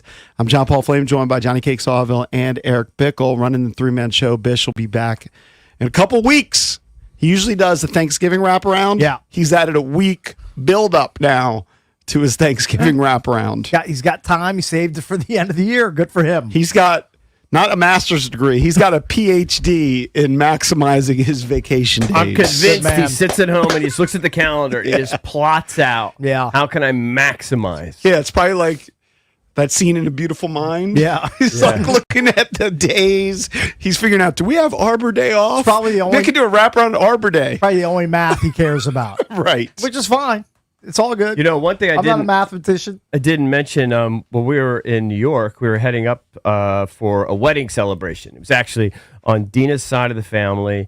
They had already gotten married. Actually, I think it was in Portugal in September. But they were doing, not that many people can go to that. So they're doing a dinner and a celebration, in, actually, I think it was in Queens. I don't even know where the hell we were. I think we were in Queens. You said Queens before. Well, we were in Flushing, which is that Queens? We were right next to it. We drove right by Met Stadium. I think Citi they're pretty Field. close, yeah. Yeah. So we stayed in Flushing. Not a New York expert. Okay? Yeah. But anyway, we were there. But on the way, my daughter basically had been Meg, who's working up in New York City. She had been training in Chicago, had been dealing with some tooth pain. It got to the point where it was unbearable. Okay. We sent her to an emergency dentist. All right. And I've been sworn to secrecy. I'm not allowed to talk. But basically, I had to race up there and rescue her after she had emergency 4 wisdom teeth pulled out. You were her knight in shining armor? Yeah, and she was very emotional in New York City by herself, strange place. You show up and, an hour later, you're yanking 4 teeth out of your head. Yeah. Very crazy scene, but it's fine. Worked out. Yeah. It was out of network. I'm not allowed to talk about I've been sworn to secrecy on this. It was a disaster from that sense. On the financial side. Oh my God, what a disaster it was. But when your daughter has tooth pain, sure. You gotta do what you gotta do. It could be $1 million. You gotta just do it whatever you gotta do. You gotta do whatever. Gotta take that bullet. You gotta do it. So we dealt with that all weekend. One little sliver of a bright spot. If you go right now and you look into the ESPN NCAA scoring leaders, who's number 2 in the country right now in scoring? Does his name rhyme with Schmoop? Cooper Nord right now is averaging 26 points per game through 3 games. Good for him. He's number 2 in the country in scoring right now. So I was asking you what sport. I didn't know what you were talking about. No, it's Coop. And then remember, Cornell basketball comes to play. That's Meg's boyfriend. They come to play Mason, and then we play Towson back to back. Mason off to a 4-0 start. I So believe. that could be a great matchup then. Mason's off to a 4-0 start. So that's in a couple weeks. So keep an eye out for that. So I was in New York City too for part of it. I mean, I stayed at my brother's in Summit, New Jersey, but I went to the UFC 322 show at Madison Square Garden, and man, the city. It was Saturday night, it is amazing to me how jumping it is, even at like 1:30 in the morning, where if you're hungry at 1:30 and you're living in Gaithersburg or Olney, you're screwed. If you're hungry in New York City at 1:30, there's a million places that are open, a million places. But I wanted to bring this up for all of us. We all have sons. Cakes has 2 sons. Yep. EB, you have 1 son. I have 1 son. The UFC has kind of become our thing. It's our thing. We went to a show in LA. Now, part of that was combo because Kelsey lives in LA, so we stayed with her for a couple days. But we went to a show at the Intuit Dome. We went to a show in Miami, and now we've gone to a show at Madison Square Garden. It's too expensive to be our thing. Like, it is cool. Got to limit it. And what I was wondering is, do you have a father-son thing? Like, some people do fishing. It's just they'll go with their kid and they go fishing and they spend a couple hours and they're bonding. Some people play golf with their sons on the regular. Do you have a father-son thing / tradition? Thing? I was talking to Mike Marr and he said, and it could be like this, but he said him and his dad actually are big into UFC. They just watch him on TV, or you would go to like Buffalo Wild Wings together. Yeah, we would go to Wild Wings for every single pay-per-view for probably like 4 years in a row. So that's cool. You've got a thing. And this is, look, it's going to be our thing. It's just probably the trips to shows is like a once a year thing. Sure. I mean, it gets expensive. I mean, driving and or taking plane trips to whatever city you're going to. And he comes home for the pay-per-views, but that's expensive too. Sure, that's like $100. I need to find a cheap thing. I know with my daughter, I really have a thing with Meg. It's golf now. That's like it's an amazing thing. We really bonded over it this last 6 months or so. With Stevie and I don't know that we particularly have a thing like that. It was always me just working out with him as he was growing up, and it's the same thing with my youngest. But I don't think we have a thing yet where we're going to go to Wizards games or we're going to go to Caps games or. See, Dylan and I tried golf. He doesn't like it. Yeah. Pickleball, doesn't really like it. And I'm not a pickleball guy. Yeah. So, like, it is awesome. Like, there was a fight. Mike Mark could talk about it. There's this wrestler named Bo Nickel who's really good. And he lost his last fight. But he was making a comeback. And he put this guy to sleep with a kick to the head. It was unbelievable. And the place goes crazy. And I'm there. Like, it was awesome. It was awesome. Did you have nub seats? Were you sitting where we were sitting for the, what was it? Not the Oscars. Grammys. The Grammys many years ago. No, we were at the last row in Madison Square Garden. We were second row of the upper deck. Okay. But it was pretty good. Like a lot of those fights, you can find yourself watching the Jumbotron more than the actual octagon. Right. No, we were right there watching the octagon. It was. They were good seats. I paid a lot of money for them. They were $620 a pop. Yeah. And the night before, we could have sold them for $1,100. Sure. $1,200 off market. Like, they were in high demand. It was awesome, and I love it. We had a great time. I wouldn't trade that for the world. These are great experiences. L.A., Miami. New York City is a lot better because it's closer. Yeah, what are you, a Kardashian? No, but globe-trotting? No, but usually they're fighting in Vegas. Yeah, it's just the reality of, like, if you're going to go to those fights, I'm not going to Dubai. Right. But, like, they have 12, once a month they have a pay-per-view. And they're all over the world. But the local ones, few and far between. Sure. I mean, I'd love it if they came to Capital One. It's just not going to happen. There's high demand. High demand for the So do you have a thing with Kurt or with Brendan? Like pickleball. Like that's something that bonds us all together when everybody's home. Like we'll go just pickle together. It's fun.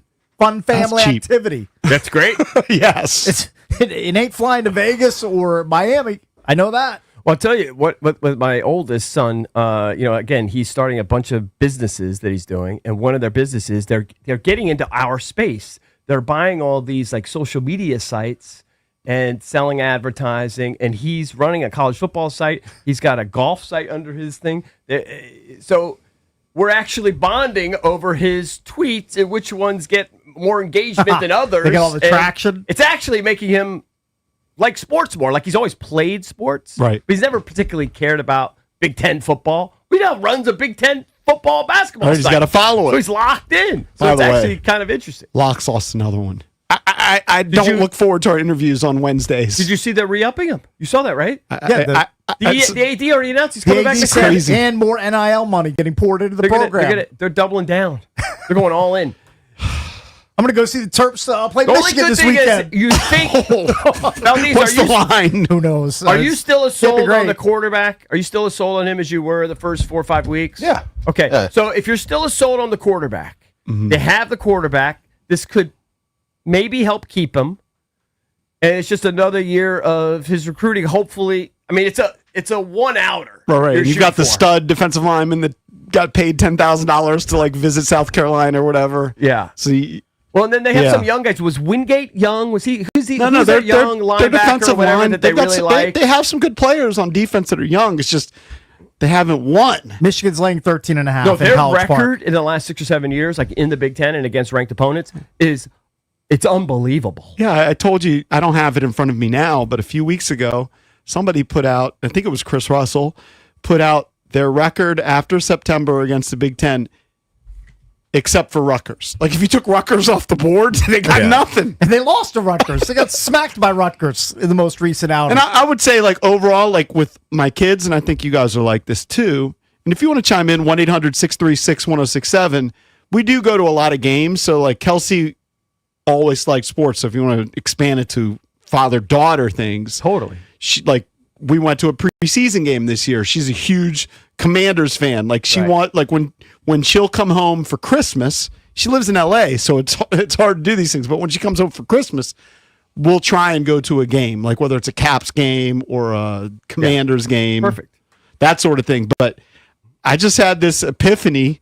I was like, this is awesome. I love this. I wouldn't trade it for the world. But it's getting But I expensive. spent, I mean, if you include parking and all that stuff and driving up there, I mean, I spent good $1,500 to $2,000. Oh, you probably don't realize how much you spent in driving. Because Oh, you right. probably spent Tolls? 80 Yeah, those- bucks in You're gonna tolls, see your- 80 bucks your in Easy gas. Pass state. You're like, oh my God. The Lincoln probably Tunnel ain't you cheap. probably spent $300 just driving. Oh, yeah. In gas and tolls. 'Cause I just did Yeah, it. if you include gas. If you include gas. And I don't have parking. major tolls. Yeah. I mean, I don't. You don't realize it, dude. I What's just the did the same turnpike thing. cost? You probably paid $50 You in drove tolls into the each city. way. It's $80 from your house into the city. Yeah, it's a lot. Yeah. You So don't sleep a realize- little bit on the tolls going up the I-95 New York, New Jersey corridor. You did. You don't realize it. Just look at your Waze next time and you'll see the tolls. See, the New Jersey show would have been ideal, but I couldn't make the New Jersey show. I actually ate my ticket and I just gave it to my nephew. Okay. So my son went with my nephew, but I wouldn't have gone to the New York show had I been able to go to the New Jersey show. Well, that's why I kind of like why I said, like, the Wizards really want us to come to a game. And I'm like, they're like, yeah, come. And I'm like, yeah, I'm happy to go with you guys and go with the boys, but I also want to go and take like a couple of my kids. Sure. Yeah. You know what I mean? I go. So, Yeah. I You'll mean, be able to do both. Yeah. Don't I'm you sized worry for both. Don't you worry over there. Size for both. but maybe, I know because, and I think all of us were like this. We're a different generation, right? I don't know that I had a father-son thing with my dad. Like we went to baseball games, I guess. Yeah, I just went to once a Orioles year. Yeah, games, but it wasn't really a like a thing. day. Like we never played golf together. No. He did his thing. Like we would when we were kids. You know, EB and Cakes and I would play sports and stuff. My dad would be working on his garden or whatever. He might grab a our bat for a parents swing. dropped us off at the Right. game, and someone else picked us up and drove us home. Right. They didn't go to the games. Right. None of us, I don't think, had a dad that would like take us fishing or anything. No, my It's just thing with different my time. dad was sitting in his office and talking. Right. That was my thing. Right. Probably my thing with my dad was him waking me up and making me go deliver the Washington Post in the Right. morning. Yeah, and he maybe was that- nice. maybe that Like he too. would drive me on my paper route before he would wake up early to Yeah. go to work, but he would drive me on my paper route, not the whole way, but To speed up your route. Yeah, to help me out. And then I would go back home and climb in bed and sleep for 2 more hours Right. and then wake up and go to school. That was the beauty of Eleanor Roosevelt. That was All right, you want the to take a last couple of good these start. calls? It's very then we'll nice. get back into the game. Some people want to chime in on some things that they do with their kids there. Let's go to Sam in Fairfax. Sam, what's up? What is up, my brothers? I am honored to be chosen today. Thanks for taking the call.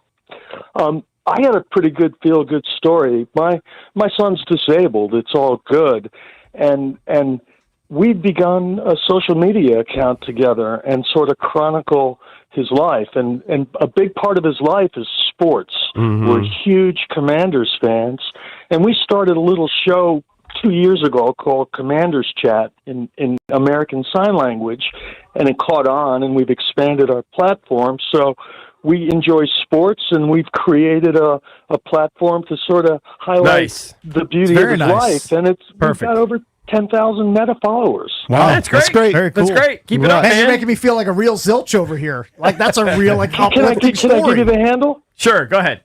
It's at Deaf Plus, DEAF+, advocate.com. And I'd really love for you guys to check out one of our NFL shows. They're only I'll check it out. I'll check it out. 15 seconds. Thank you, buddy. I give you a minute 15. Thank you, buddy. Let's go. That is one thing, and I bet you do this. One thing that I do with Dylan is we do fantasy sports together. Yeah, I definitely do that with We're my in kids. Lurch's Survivor pool together. I mostly let him run it, but that is a way we bond. Let's go to David in Alexandria. David, what's up? Hey, you guys. I'm Hey, a Dave. Giants fan, so don't hang up on me. It's all All right. good.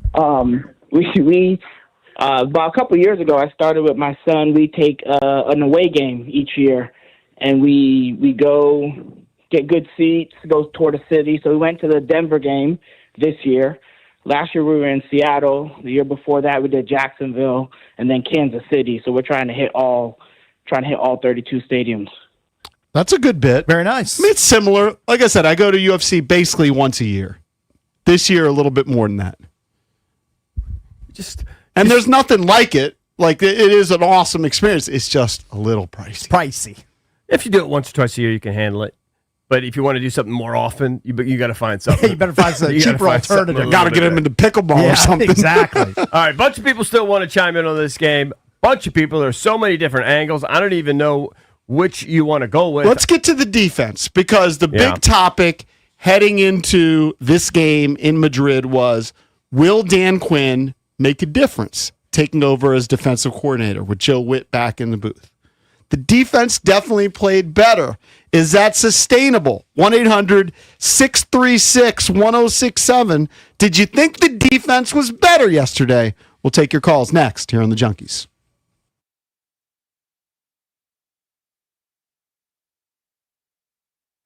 All right, guys. EB here for FanDuel. The FanDuel Sportsbook app is your home for all your favorite NFL bets.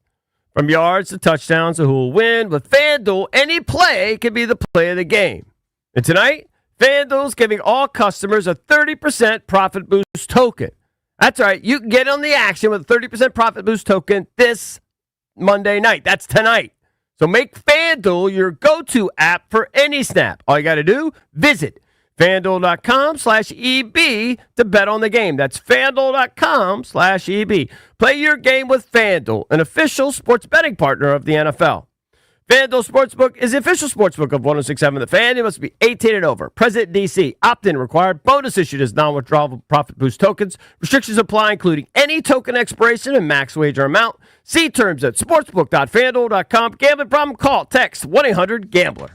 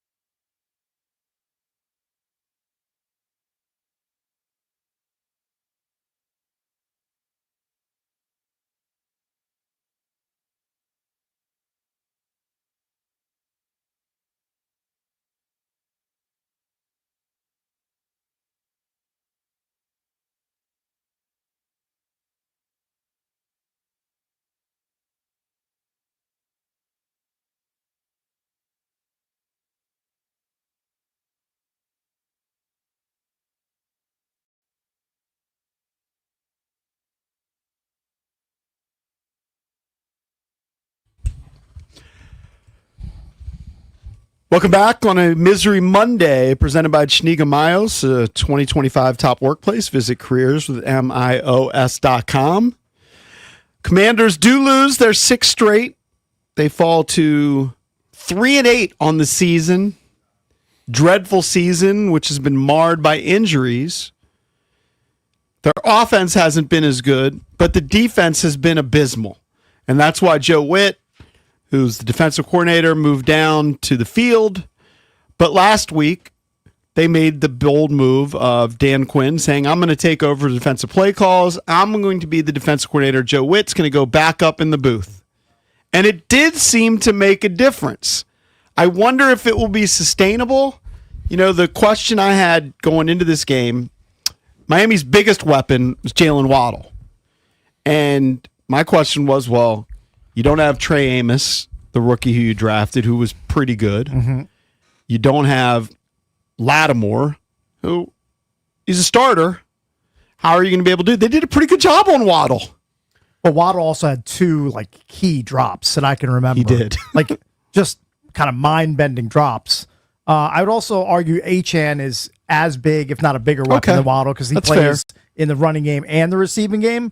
And he got his, could have scored twice, but look, you give credit where it's due. The Commanders stopped him from scoring twice on the goal line. Once on that little slant that he caught, and Wagner stood him up on the 1, and he was stopped on the 1 later in the game too. So they did a pretty good job of corralling their top 2 weapons in Waddle and Achane. And look, if you hold a team to 16 points, you generally should win that game. If you can hold an NFL team to under 20 points, you should have a good shot at winning that. Some of that's on Miami because Miami drove the ball, could have hit field goals. They went for it twice on 4th down, but credit Washington for stops. I don't know what they did that different, EB. I don't know that there was they did have 1 corner blitz, which paid off. I thought, from my understanding, and people obviously, they all say the same thing. I have to look at the tape to look at it more. Yeah. But people that were watching and kind of keeping an eye on it better than I can said that they saw a few more stunts and a few more pressures from different spots than what we had previously seen. It may be the case. It may be the case. Look, I less liked it from a visual perspective. It just looked like DQ was more involved. I know he's always in the game. I know he's always got the headset on, but he was coaching, and I just liked it. He was coaching that defense, and I don't know. But that's so frustrating though, because if the Could answer have done it weeks ago. Yeah, the answer was there all along. I know. If it's an answer. I think we always talk about sample size. Do you think they would have performed the exact same way with Joe Witt? It's unlikely that they would have had the same performance. I got to see it more, and I do think part of it was on Miami. I mean, so out of all of their drives, Miami punted twice. Was it 8 drives? 8 drives? I think. I'll have to double check. They're the also stats. facing a less capable offensive team than the one they just faced before they took on Miami. Nobody's going to confuse Miami's offense with Detroit's. And I know they got stoned last night in Philadelphia, but that's a pretty high profile, high octane offense. So Dan just gets no credit at all. No, I give him credit. I give him some credit. I just don't know. I don't know if it's sustainable, and I don't know if it was dramatically different. They're not going to hold teams to 16 points every week, well, no. but they made a few stops. Yeah. They made a few stops, a few critical stops. They played well enough to win. They were early in the game. They were bend but don't break, right? If you look at the Miami Dolphins' first drive of the game, it was they were bending. They were bending a lot in the first 3 or 4 plays. You start off, it was run to Achane, 11 yards, pass to Waddle, 14 yards, run to Achane, 23 yards. And then give them some credit. They're right there, and they had a false start penalty, which put them in a hole, and I think they ended up – did they have a sack on that drive? Either way, they forced them into a field goal. And then the second time, again, Miami goes 11 plays, 56 yards, but settled for a field goal. One good thing for the defense, outside of what they showed yesterday in Madrid, is that coming out of the bye, they're going to face 3 consecutive, if they're all healthy, relatively young quarterbacks in Bo Nix, J.J. McCarthy, and probably Jackson Dart for the Giants, who missed yesterday, but I'm guessing he's going to be good to go by the time they play on December 14th. So you can take advantage of some young, either rookie or second-year quarterbacks. That's a pretty good slate to attack quarterbacks that you're facing in the next 3 weeks coming out of the bye. I do think they were better, but my perspective, maybe it's a little different than others. If you want to chime in, 1-800-636-1067. The Dolphins had one drive stall at the 2-yard line and another drive stall at the 1-yard line. They're a bad team. So But look, they got a good effort out of them. you have to give them credit, but if the Dolphins score touchdowns on those drives, all of a sudden they're close to 30 points. Yeah, but they didn't. They stopped I know. them. I just said, you're listening, I said you got to give them credit, Yeah. but it's why I'm a little skeptical because you're not always going to stop them on the 1-yard only way line. that you would be impressed is if they forced a bunch of 3 and outs. They're just not built to do it. They're not good enough. If you forced 4 punts, I'd be like, okay. 4 punts. I told punts. you that's more than the I'm average. personally impressed. It's that actually not. I'm- Somebody sent us I'm this impressed that Bobby Wagner actually defended a pass. I didn't think he had it in him. I didn't think he had the foot speed to get close enough to the ball that was going to Waddle, and he did. Hat tip to you, Bobby Wagner. I still think you're limited, but nice play there. Yeah. Prevented a touchdown. Yeah. I mean, they just have nobody special on the defensive side of the ball. Nobody. Trying to think if there's one special You player. thought maybe Luvu, Wagner back in his day. Maybe someday Amos could be a player, Maybe but he's, Amos, not, not even help but playing. he's banged up. Von Miller certainly had his day. Yeah, but I mean, he's But- 36. Like you can't. I wouldn't count him. They don't have anybody special. Miami's average game, they punt 3.1 times per game. Right. So it's still below their average. Yeah, but they punted twice. Right, because listen, if you hold a team to a field goal attempt, as far as I'm concerned, in 2025, that's pretty good. That's pretty good. Like I defense. said, it was bend but don't break early. I'm just not convinced. I'll give them credit. Yesterday they were better, but that doesn't mean they're not going to give up 30, but it just means they're capable of putting together and playing a good defensive game occasionally.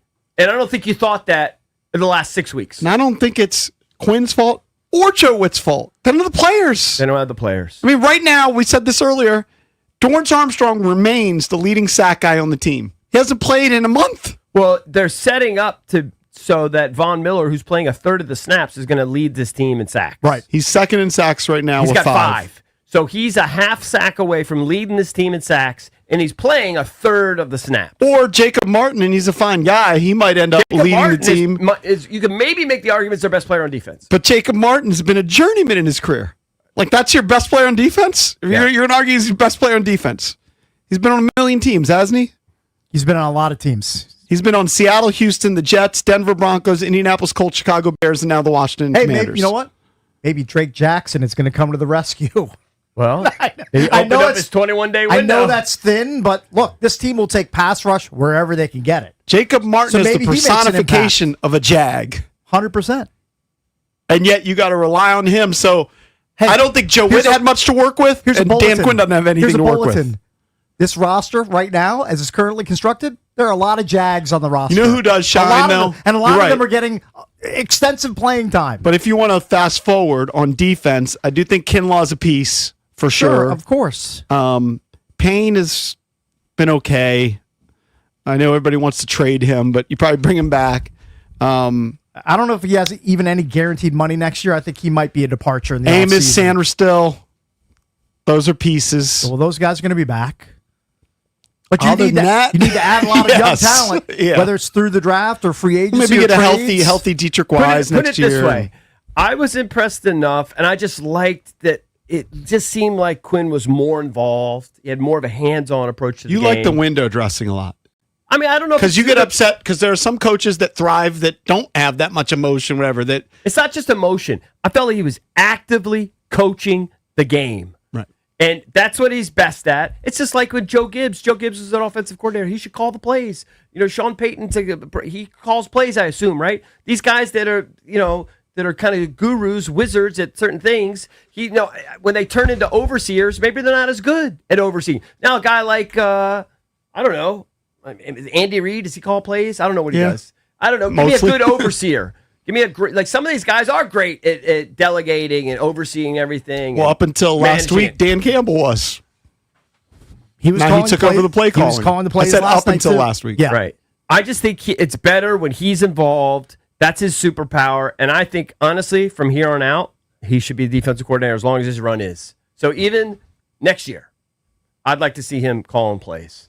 And it's a lot more work.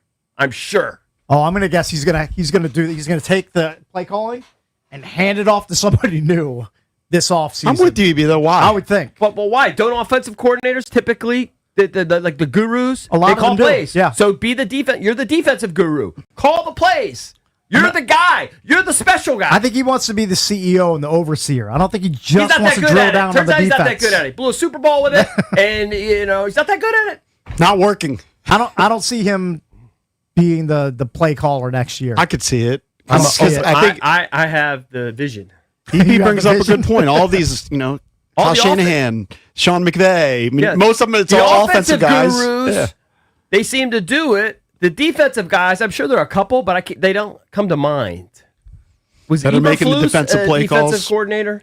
He was the defensive guy before he got elevated, I think. Yes, there were guys, and there are guys. I mean, this is going way back, but you think Buddy Ryan, when he was head coach, didn't call the defensive plays? Right. Of course he did. Right. I think that's his superpower. I think that's what he needs to be. We played better. I'm desperate for it, Cakes. He needs to keep his eye on the whole operation, in my opinion. Why? Not just the defense. He's not that good at it. He's not that good at it. Everyone says, You know what? Maybe he's not that good at just calling the defensive plays either. We've seen one instance of it. well, he's made his whole career out of being a defensive Understood. coordinator. If I'm Dan Quinn, I'm going to let somebody else. I'll be the overseer. I'm the CEO. I don't understand it. He's in his box. I'm I don't overarching. understand looking it. at- Yeah. That's the way I would approach it. Look, Sean McDermott, I think, is a guy, I don't know exactly, but he's a defensive guy, and I think he makes the defensive play calls for the Buffalo Bills. Right. So, I mean, it's certainly not unprecedented. Right. Dan Quinn just did it. Yeah. And I All think- he's saying is continue to do it. Yeah. All right, let's back to it. I don't know. Maybe you agree with me. Maybe you disagree with me. 800-636-1067. Let's go to Mike in Ashburn. Mike, what's up, buddy? You're on with the Junkies. What's going on, guys? How you guys doing? Hey, good. So I think you guys are being a little too critical because you keep saying they did a good job, but they did a good but that's what happens in games. Things happen. We stopped them on the goal line. There were penalties. It happens in every single game. You got to give them credit where credit's due. They were a D-F defense. Yesterday they were a C+. The angles and the tackling was the biggest difference yesterday than we had seen. They tackled well. Their angles were better.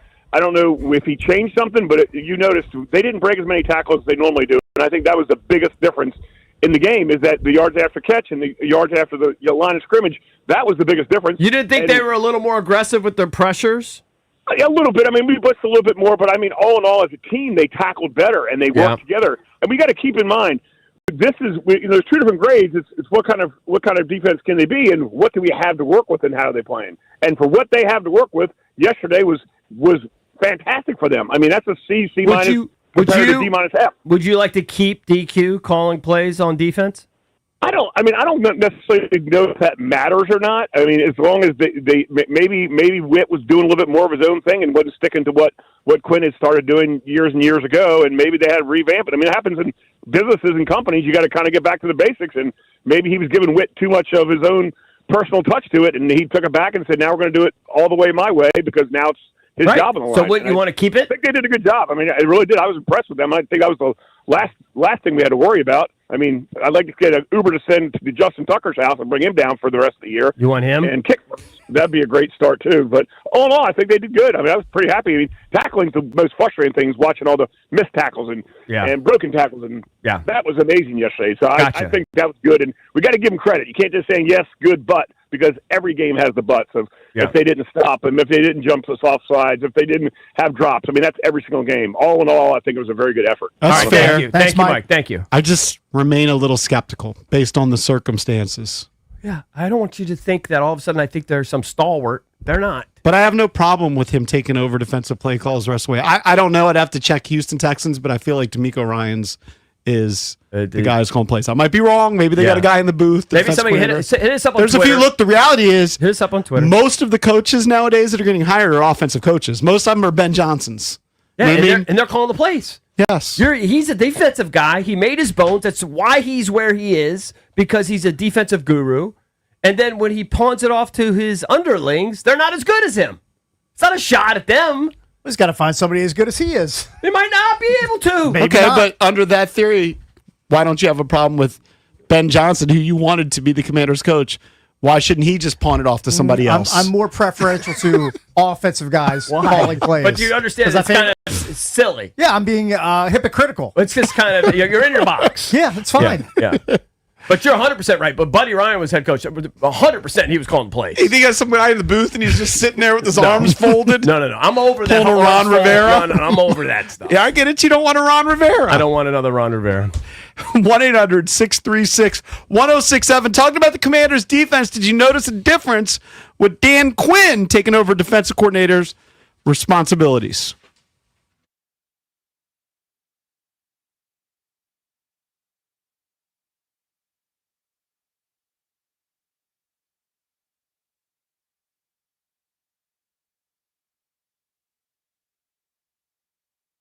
It's your pal Cakes here. Listen up, team. If your office setup is looking like a busted play, call the pros at PVI Office Furniture.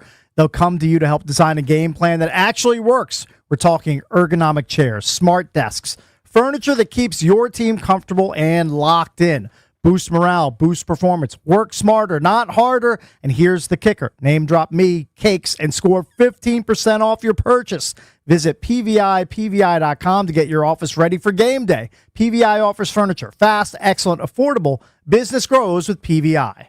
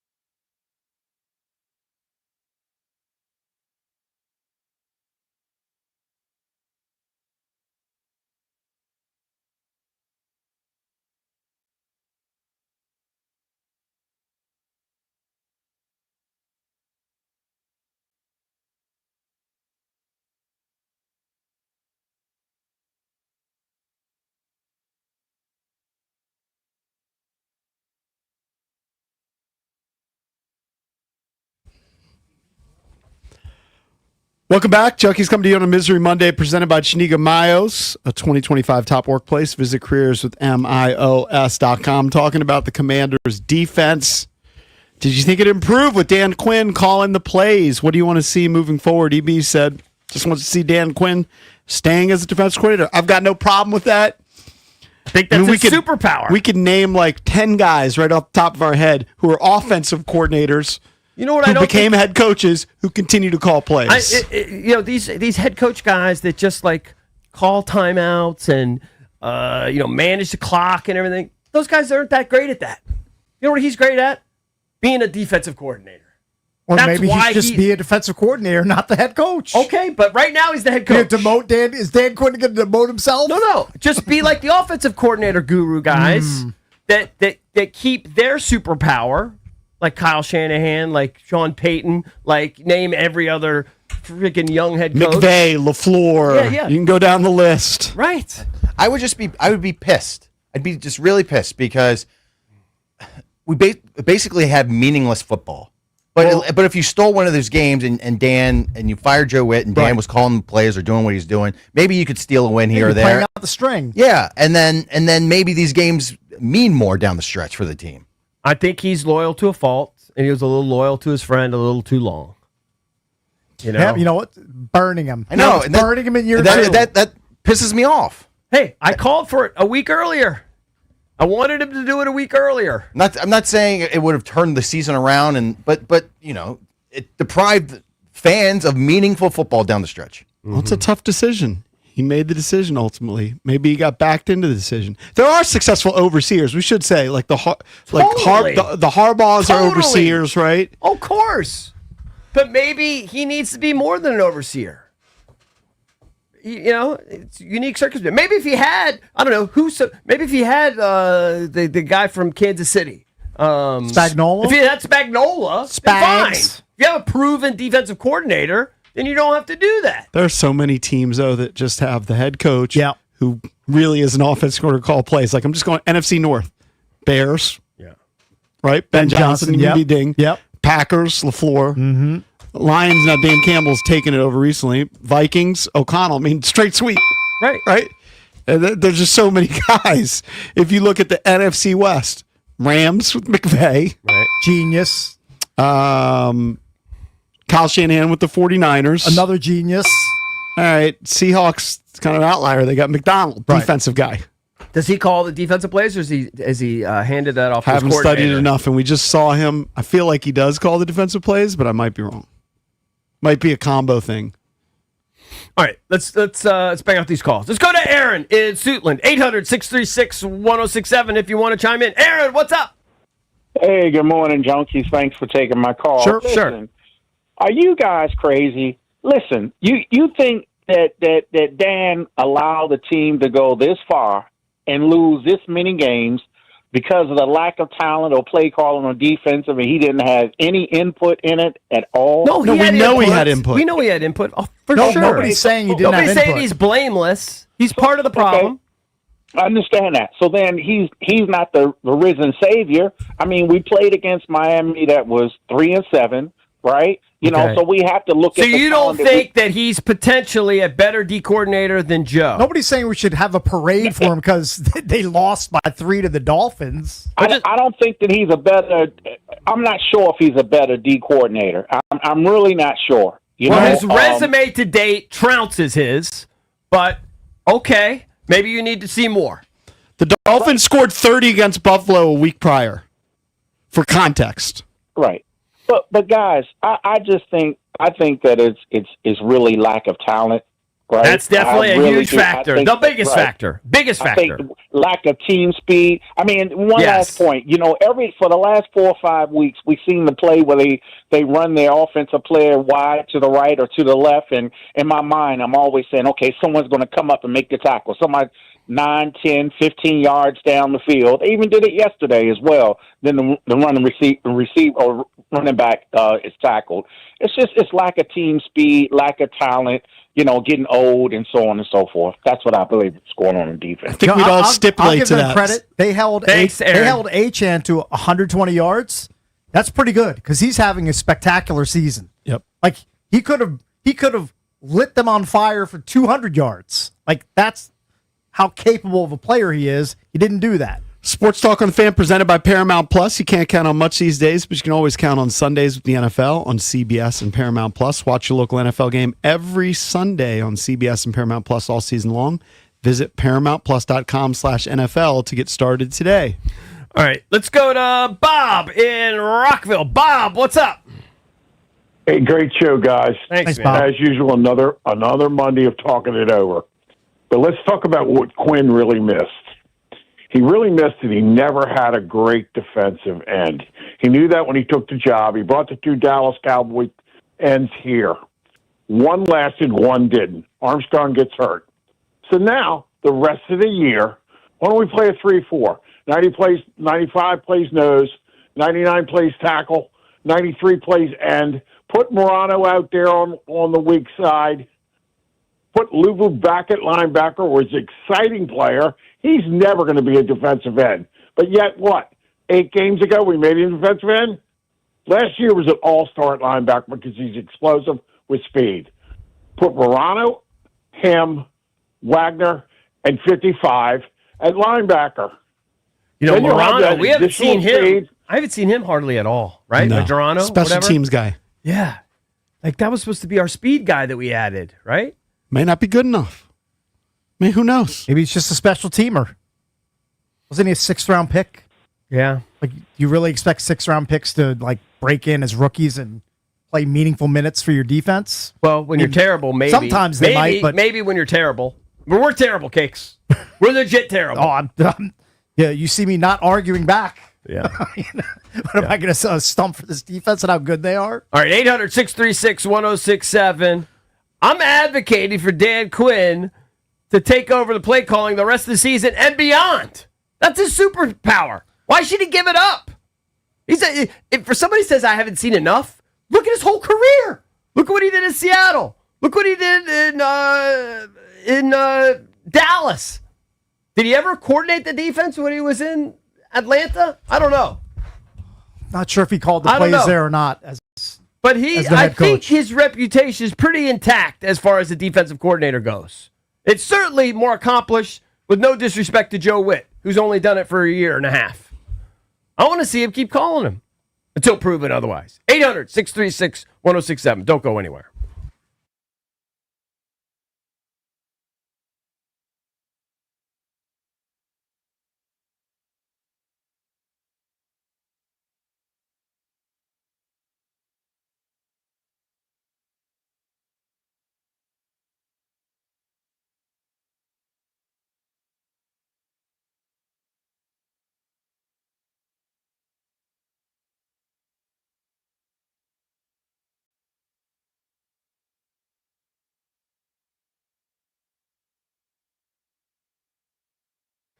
All right, guys. BMW Fairfax, they have no interest in charging you interest, people. Now, during the BMW Road Home Sales event, you can grab 0% on a new BMW X1, X3, X5, or X7 from my girl Miriam and the team over at BMW Fairfax. 0%. In that X-Series lineup, all the size, power, and comfort you actually want. Miriam pulled off a deal with all 15 of their stores nationwide, and now they're loaded with new X-Series models. In fact, BMW Fairfax has the largest inventory of new BMWs on the East Coast. Exactly the setup you want. And if you qualify, you can stack the BMW military incentives on top. Active duty, National Guard, reserves, veterans, spouses, family members. You might even be eligible and not even realize it. So don't wait. Do what I did. Upgrade to a BMW at BMW Fairfax. Hit up my girl Miriam. She's got no interest in charging you interest. For the ultimate buying experience on your ultimate driving machine, it's got to be BMW Fairfax. Check them out at bmwfairfax.com.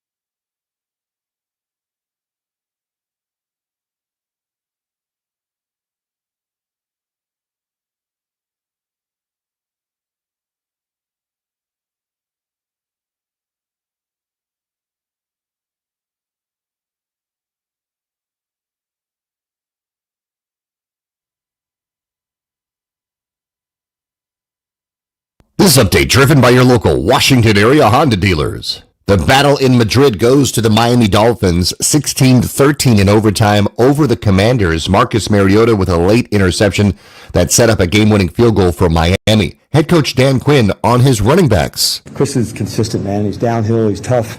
We know that. I thought Jeremy had like another conversion on third down that, is something that he's known for, to find that play that can go. So let's keep digging, man. All three guys, we're going to battle and play. And, Bill had some first downs as well. So the Sunday night game, Eagles beat the Lions 16-9. The initial concern is that Steelers quarterback Aaron Rodgers has a slight break in his left non-throwing wrist, according to Adam Schefter. The Nets did beat the Wizards 129-106. Virginia Tech over Charlotte 84-76. Capitals welcome in the Kings 7 p.m. tonight on The Fan. And the Nationals introduced new manager Blake Butera today at 1:30. From the Crop Metcalf 5-Star Sports Desk, Byron Kerr on The Fan.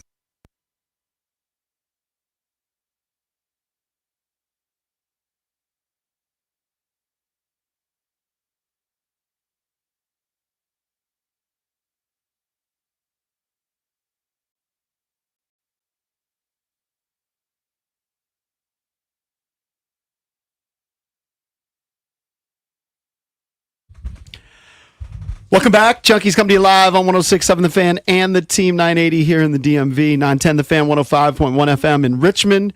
You can watch us on the Monumental Sports Network, and we're brought to you by Crop Metcalf, the official heating and cooling company of the Junkies. Looking to be their next 5-star HVAC technician or plumber. Just visit cropmetcalf.com to join their team. I'm John Paul Flame, joined by Eric Bickle and Johnny Cakes Auville. Bish will be back in a couple of weeks running the three-man show. Did you see the Jamar Chase, Jalen Ramsey back and forth? I did. I saw Jamar Chase spit in the direction of Jalen Ramsey. I'm going to guess. In the direction, I think Loogie landed on Jalen Ramsey's jersey. Well, I'm going to guess he's going to face a suspension. Here's what I wanted to ask you guys. Mm-hmm. It's all on TV. Yeah. How is he denying he said something after the game like, I've never spit on a man? I don't know what he's talking about.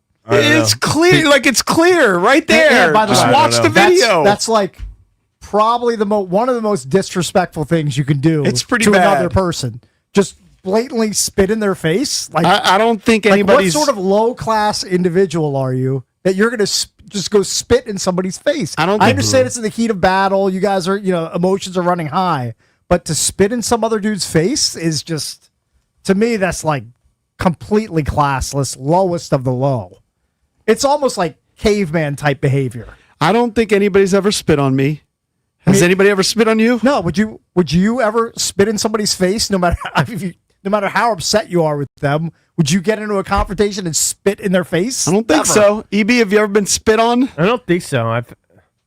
No. I think I've been swung on. I've definitely been sucker punched. I've been shoved.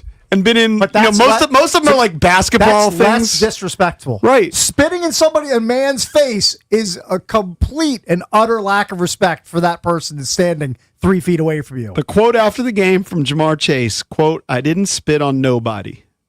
Well, the video is right there. Yeah, I don't know what he's thinking. What do you think? People aren't going to see the video? Right. It's only the most popular sport on television in America. By far. And it's not even close. They're going to catch every camera angle of what happens on the field.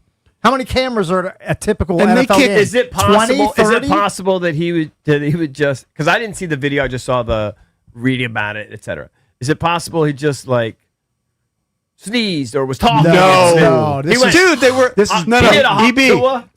were jawing at each other for. I understand. There was a back and forth, and I guess they have a trash talking history, and then they were face to face. Now, he didn't spit in his face. He kind of shot it downwards, and it appeared to land kind of in his chest, right? Yeah. Mm-hmm. That's the only... it's not a great defense, but the only defense I'd say is he didn't spit, at Jalen Ramsey's face. He kind of spit down. He spat on him. Yes, he did. It's not like he was trying to spit on the ground and missed. I said it's a minor defense. Yeah, he spat directly on him. It's just not even something I would think to do. Never. You know what I mean? Cause Roberto Alomar did it. Because you have class, Remember? EB. You're Thank raised. you, Cakes. You're raised correctly. Thank you. You're raised not to spit in somebody's face. Yeah, you're raised to punch at them. Even if you're upset at them. No, I would curse at them. Again, Give 'em a I feel like a punch is less disrespectful I agree. than spitting in a man's face. A sucker punch is not. A sucker punch, yeah. I mean, you have to have some sort of honor if you're going to get into a fight. That wouldn't with be a somebody. sucker punch. I mean, punches in the NFL are stupid because they got their helmets Oh, on you anyway. mean a punch from Like, even a behind when spit, somebody's not looking. even right? a spit is stupid because he's got a face mask. Yeah. I don't know. Like you're navigating the face he mask. should completely get suspended for a game, and he's going to pay a hefty fine. Yeah. There's no doubt about it. Ramsey's the one who got kicked out of the game. Well, I mean, I don't know why they wouldn't go to the video and see Jamar Chase spitting on him and eject him too. All right, let's bang out some of these calls. Right? Bunch of people want to still chime in. A lot of people actually, people are off AP. Like, I feel like the AP bandwagon and honeymoon is over. I Oh, think it's definitely over. People are off DQ to an extent, too. No doubt. I think it's more an AP, which is crazy because, again, a year ago, it was in Adam we trust. Mm-hmm. And sure, a lot of the things haven't worked out this year, but the whole knock on the Snyder regime for more than 2 decades was you got a meddlesome owner, you don't have a real GM, you got like tools like Vinny Serrato and Bruce Allen involved. Mouthpieces. Now they got a real professional general manager. Let him cook, I'm right? glad Let he's Adam there. cook. I'm glad he's there. I wanted to be here for the long term if he does it correctly. If he misses on a bunch of picks and or trades, his job is under review like everybody else is in the organization. He does not walk on water. Okay, Absolutely so not. If you say he did a great job in year 1, and in year 2 you're going to say he did a bad job, should you still let Adam cook? He should still be allowed to do his job to his fullest potential. I'm just saying the guns are trained on him now. Whereas a year ago, he could do no wrong. And the guns will be trained on Dan Quinn next year. That honeymoon phase has lapsed No, for him. it's over. Next year's year 3. They got to win. Yeah. I don't know to the extent. This year was a hiccup year. Tons of injuries. Rosters just crushed by injuries. Understood. Next year, you got to build this thing up with a softer schedule and a really good offseason. Yep. If we don't see market improvements, then heading into year 4, you're really on thin ice. Year 1 changed the trajectory and the expectations, but when this regime took over with Adam Peters as GM, he then hires Dan Quinn. We all figured it would be year 3. Like year 1 is a rebuild. Year 2, you're hoping for improvement. Year 3 is the year that you got to make your mark. Right. It's just that things changed because last year was so fantastic. All right, let's bang out some of these calls. Let's go to Matt in Woodbridge. Matt, what's up, buddy? Yo, the Junkies. Hey, good morning, guys. How you guys doing? Hey, Matt. Good. Hey, so look, Dan Quinn's the problem. He's guru and superpower. Crazy words to use. Why? He had nothing to do with the Legion of Doom. He took over a number 1 defense because Pete Carroll was tired of calling the defense because he had to focus on the Well, offense. in those 2 years that he was there, they were number 1 in defense in yards allowed. Both years. But they were number 1 before he took over, Okay. too. The 2 years before that. Well, he didn't How about ruin his it. last year at Dallas, they were 5th. So he's like a Nepo baby is what you're saying? It was 1 the year before that, and I think it was 5th or 7th the 2 years before he took over. But the year before, they were still number 1. Yeah. Well, all I'm saying, in Dallas, look, his last year in Atlanta, you know how we asked about Atlanta? He was head coach. Last year, he did take over as D coordinator. The year he got It's axed. usually In the year they lost the Super Bowl, he was the defensive coordinator. He called the plays. He was calling the plays for the Falcons in the Super Bowl that they gave up 28-3. Well, a lot of people blame the offense for that, I remember. So do you blame the defense's demise this season more on the coaching or the talent? So let me start with Adam Pierce. He gets a pass, right? Dan Quinn is the defensive guy. He has his guys in there. I know they're not the young, fresh legs that he needs. But this is who Dan Quinn as a whole's defense has been. He averages in the 20s and the late teens throughout his career. He didn't have great as a success in defensive Atlanta. coordinator. That's not Do you necessarily true. By the way, in points allowed defensively, he was 7th, 5th, and 5th in defense as a defensive coordinator in Dallas. No, Dallas and they forced turnovers. Dallas. Then look at everything else. Look at the last 15 years of his career. I'm Look looking at his over- entire not the career 3 when years he's a in Dallas. defensive coordinator. I'm looking at it. Okay, yeah. So look, they were 25th the year they went to the Super Bowl. Hey, I got a question for you. You kind of dodged the first question, all right, which was, do you put it more on the coaching or the talent? Yeah. All right, but do you think it's a factor that 6 of their opening day starters out of 11 aren't available? Look, 100%. Last year was the perfect storm. I asked you a question. Right Just way. answer it. I did. I said yes. Okay, I didn't hear you say that. I said yes. I said absolutely. And then, but last year was the perfect storm. This year's the perfect storm the other way. They're somewhere in between. But Dan Quinn has never been a good coach. Well, Okay, ultimately, all right. time's going to tell. Look, when All he right, got thank you, hired, Matt. Thank you. When he got hired, clearly they were looking at a couple of other guys, and Ben Johnson and McDonald. They ended up with Dan Quinn, and his record, I believe, heading into his stint with Washington was 1 game above 500. I think that's what it was. I remember bringing it up that his resume looked eerily similar to Ron Rivera's. Time's going to tell. Great first year. Took him all the way to the NFC Championship game. Nobody expected that. Maybe in 3 or 4 years, he'll be doing what I heard Ron Rivera doing this weekend, calling games. I heard him calling the not. Rams-Seahawks game on radio. All right, let's go to... That could be the case. You Let's never go know. to Daryl in Woodbridge. Daryl, what's up? Yesterday's game, man, I think obviously the team looked better, but I think one of the main reasons for the team looking better is they just played way worse competition. Like if it's That's definitely a factor. to each, Definitely a factor.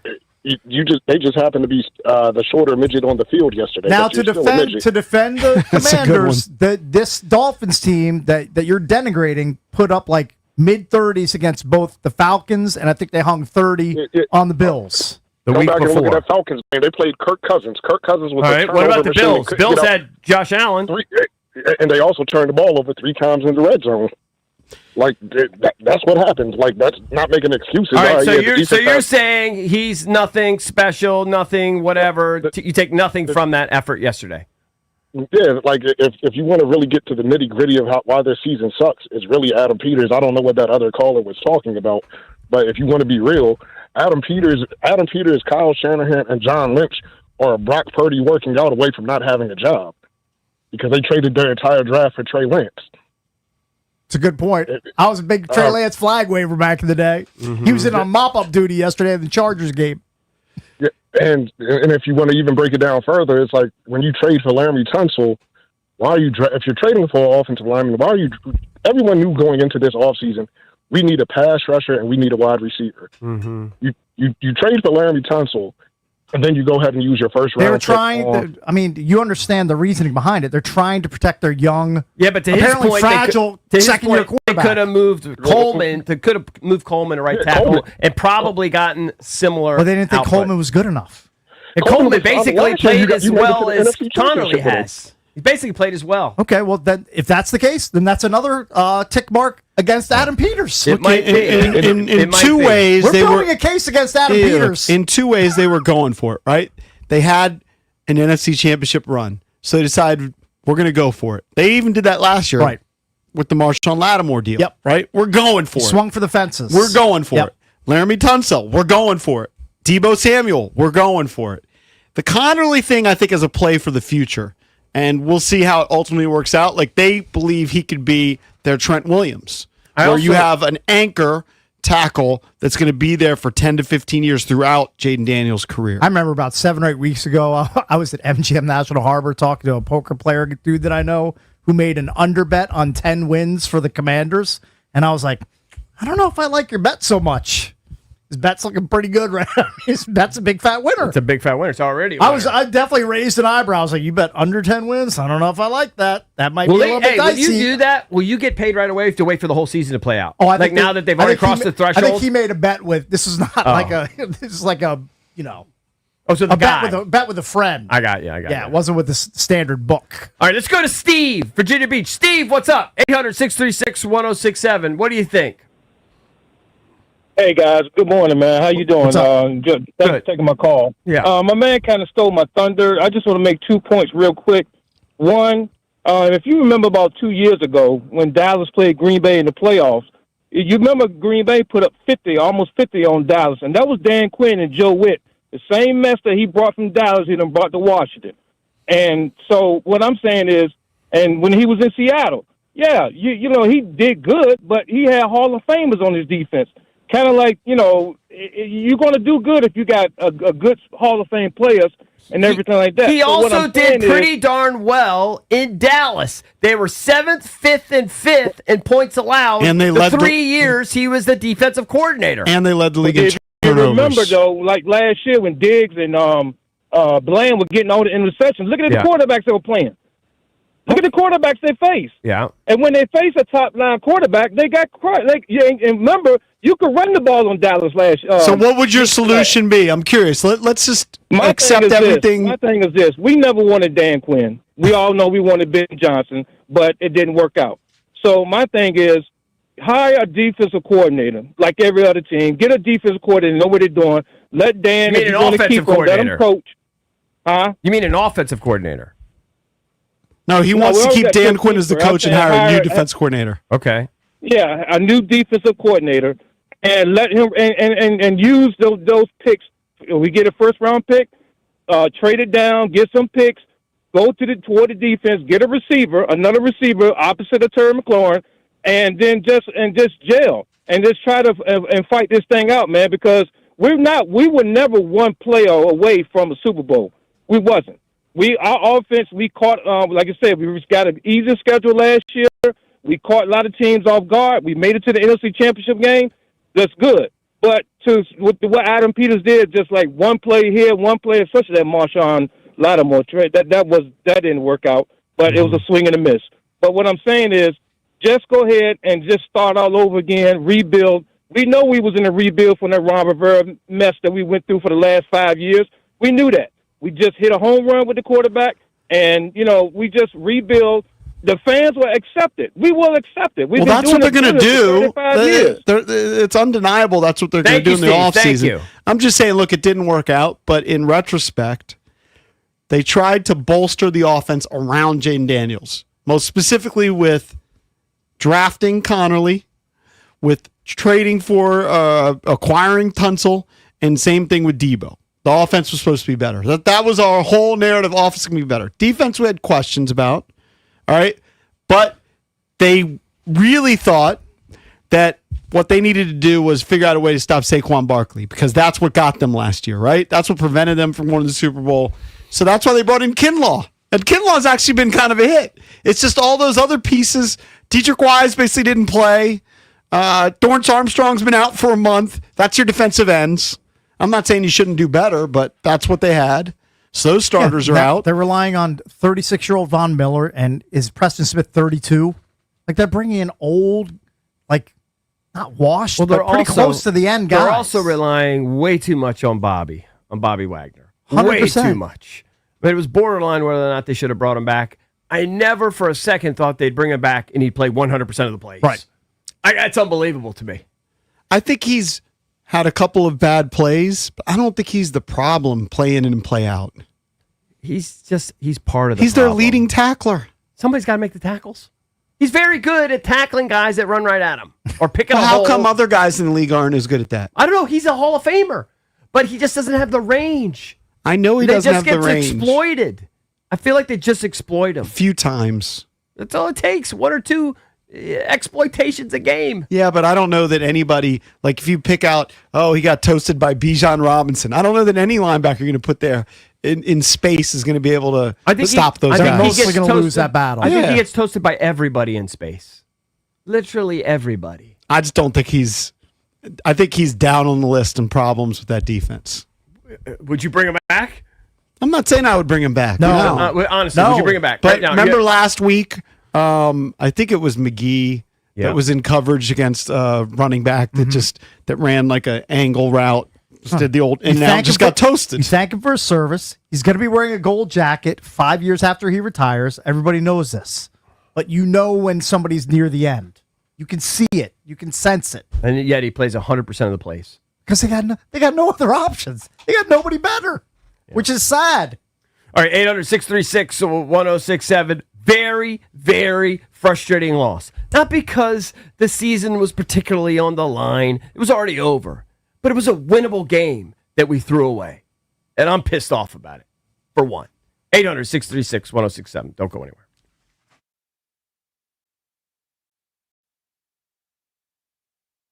When it comes to your money, what's more valuable than peace of mind? At Trajan Wealth, that's TRAJAN Wealth.com. Their fiduciary advisors know that your financial journey is personal. Whether you're looking for a second opinion on your portfolio or want to build a plan for steady income in your retirement, Trajan Wealth has you covered. CEO Jeff Jr., a Marine Corps veteran who knows the meaning of true independence, founded Trajan Wealth so their advisors could always put your interests first. Turn to the pros at Trajan Wealth for a custom-tailored plan to reach your goals on your timeline. Schedule your complimentary introductory meeting today at TRAJANwealth.com and start working toward the retirement you've always imagined. You owe it to yourself to get a second opinion on your financial future. Don't leave your retirement to chance. Call Trajan Wealth today. Here's the number, 202-929-6600. That's 202-929-6600, TRAJANwealth.com. Advisory services through Trajan Wealth, LLC, SEC registered investment advisor, client paid advertisement, additional disclosures at TrajanWealth.com.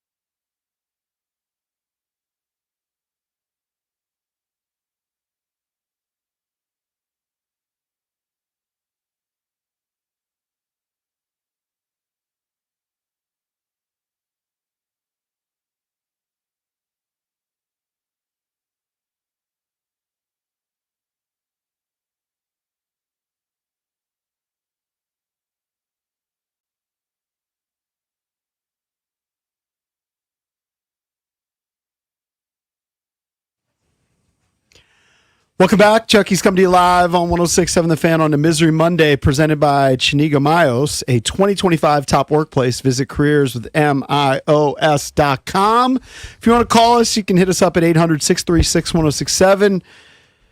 Going to go around the NFL real quick with the Junkies Blitz, brought to you by Offenbachers. Football season's here, and cooler nights are calling. Score big with a hot tub and fire pit. You got warmth, comfort, and the perfect game day vibe. Let Offenbachers help you upgrade your backyard today. And don't forget, Offenbachers now carries indoor and outdoor saunas. I'll start with the game on Sunday night. People were looking at this as potentially a battle of the top two teams in the NFC. And though the Philadelphia Eagles had a hiccup earlier in the season, and even though Saquon Barkley went from averaging about 6 yards a carry to less than 4 yards a carry this season, Eagles keep winning. 8-2. Defense shut down the Lions. Jared Goff, 14 for 37 passing. That's a guy that usually completes like 75% of his passes. He had a brutal night. Jahmyr Gibbs runs for 3.3 yards per carry. Amon-Ra St. Brown, 2 catches.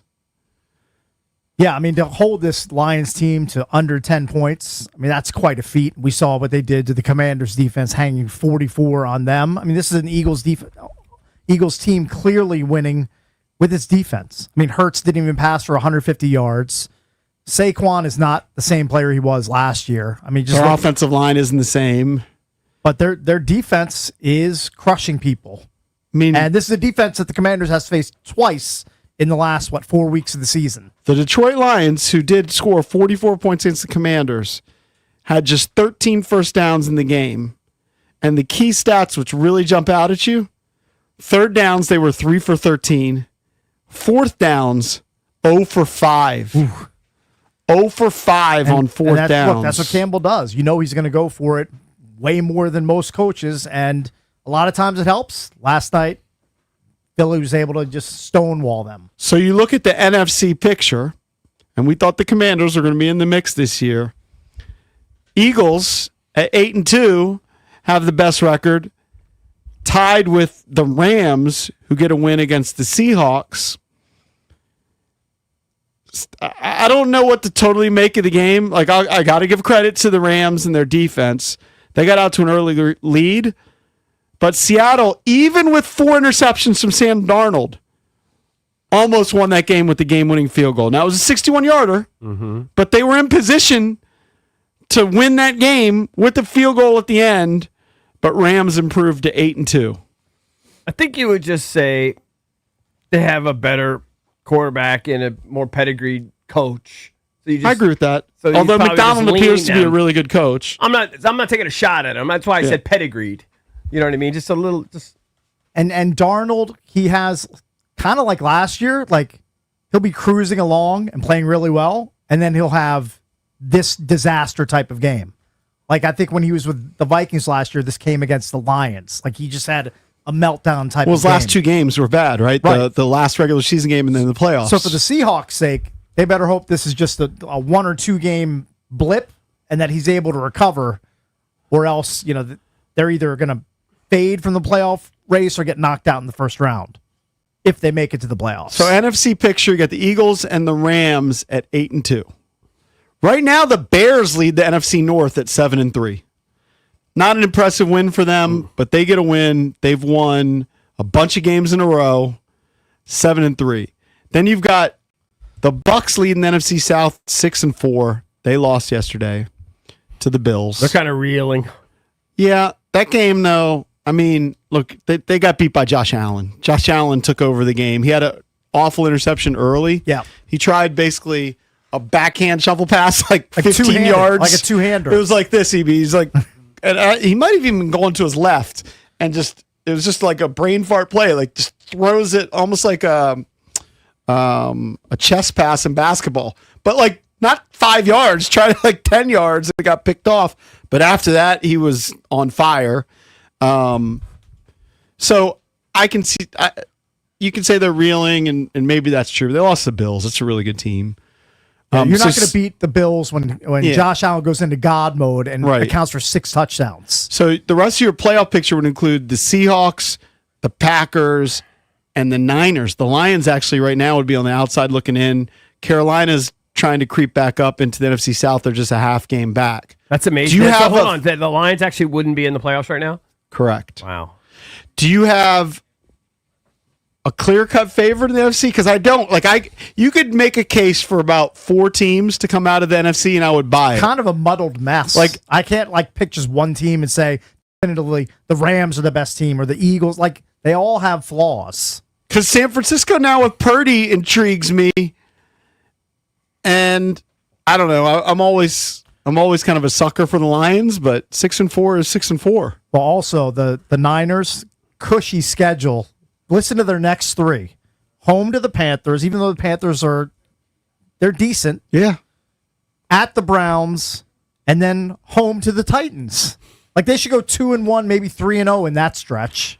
And then they close. Then it gets tougher at the Colts, then Bears and Seahawks to close it out. All right, so AFC picture, you've got the Broncos and Patriots, both 9-2 atop the AFC. Colts are 8-2. Steelers right now are winning that division with the Ravens, of course, closing in. Bills, Chargers, Jags would be your wild card teams right now. Are you buying, if I told you right now, buy or sell, Broncos or Patriots are going to represent the AFC in the Super Bowl, buy or sell? So I'm giving you one of those 2 teams. They are both 9-2. I would buy it. One of the 2? Yes. Well, the one I would buy would be the Patriots.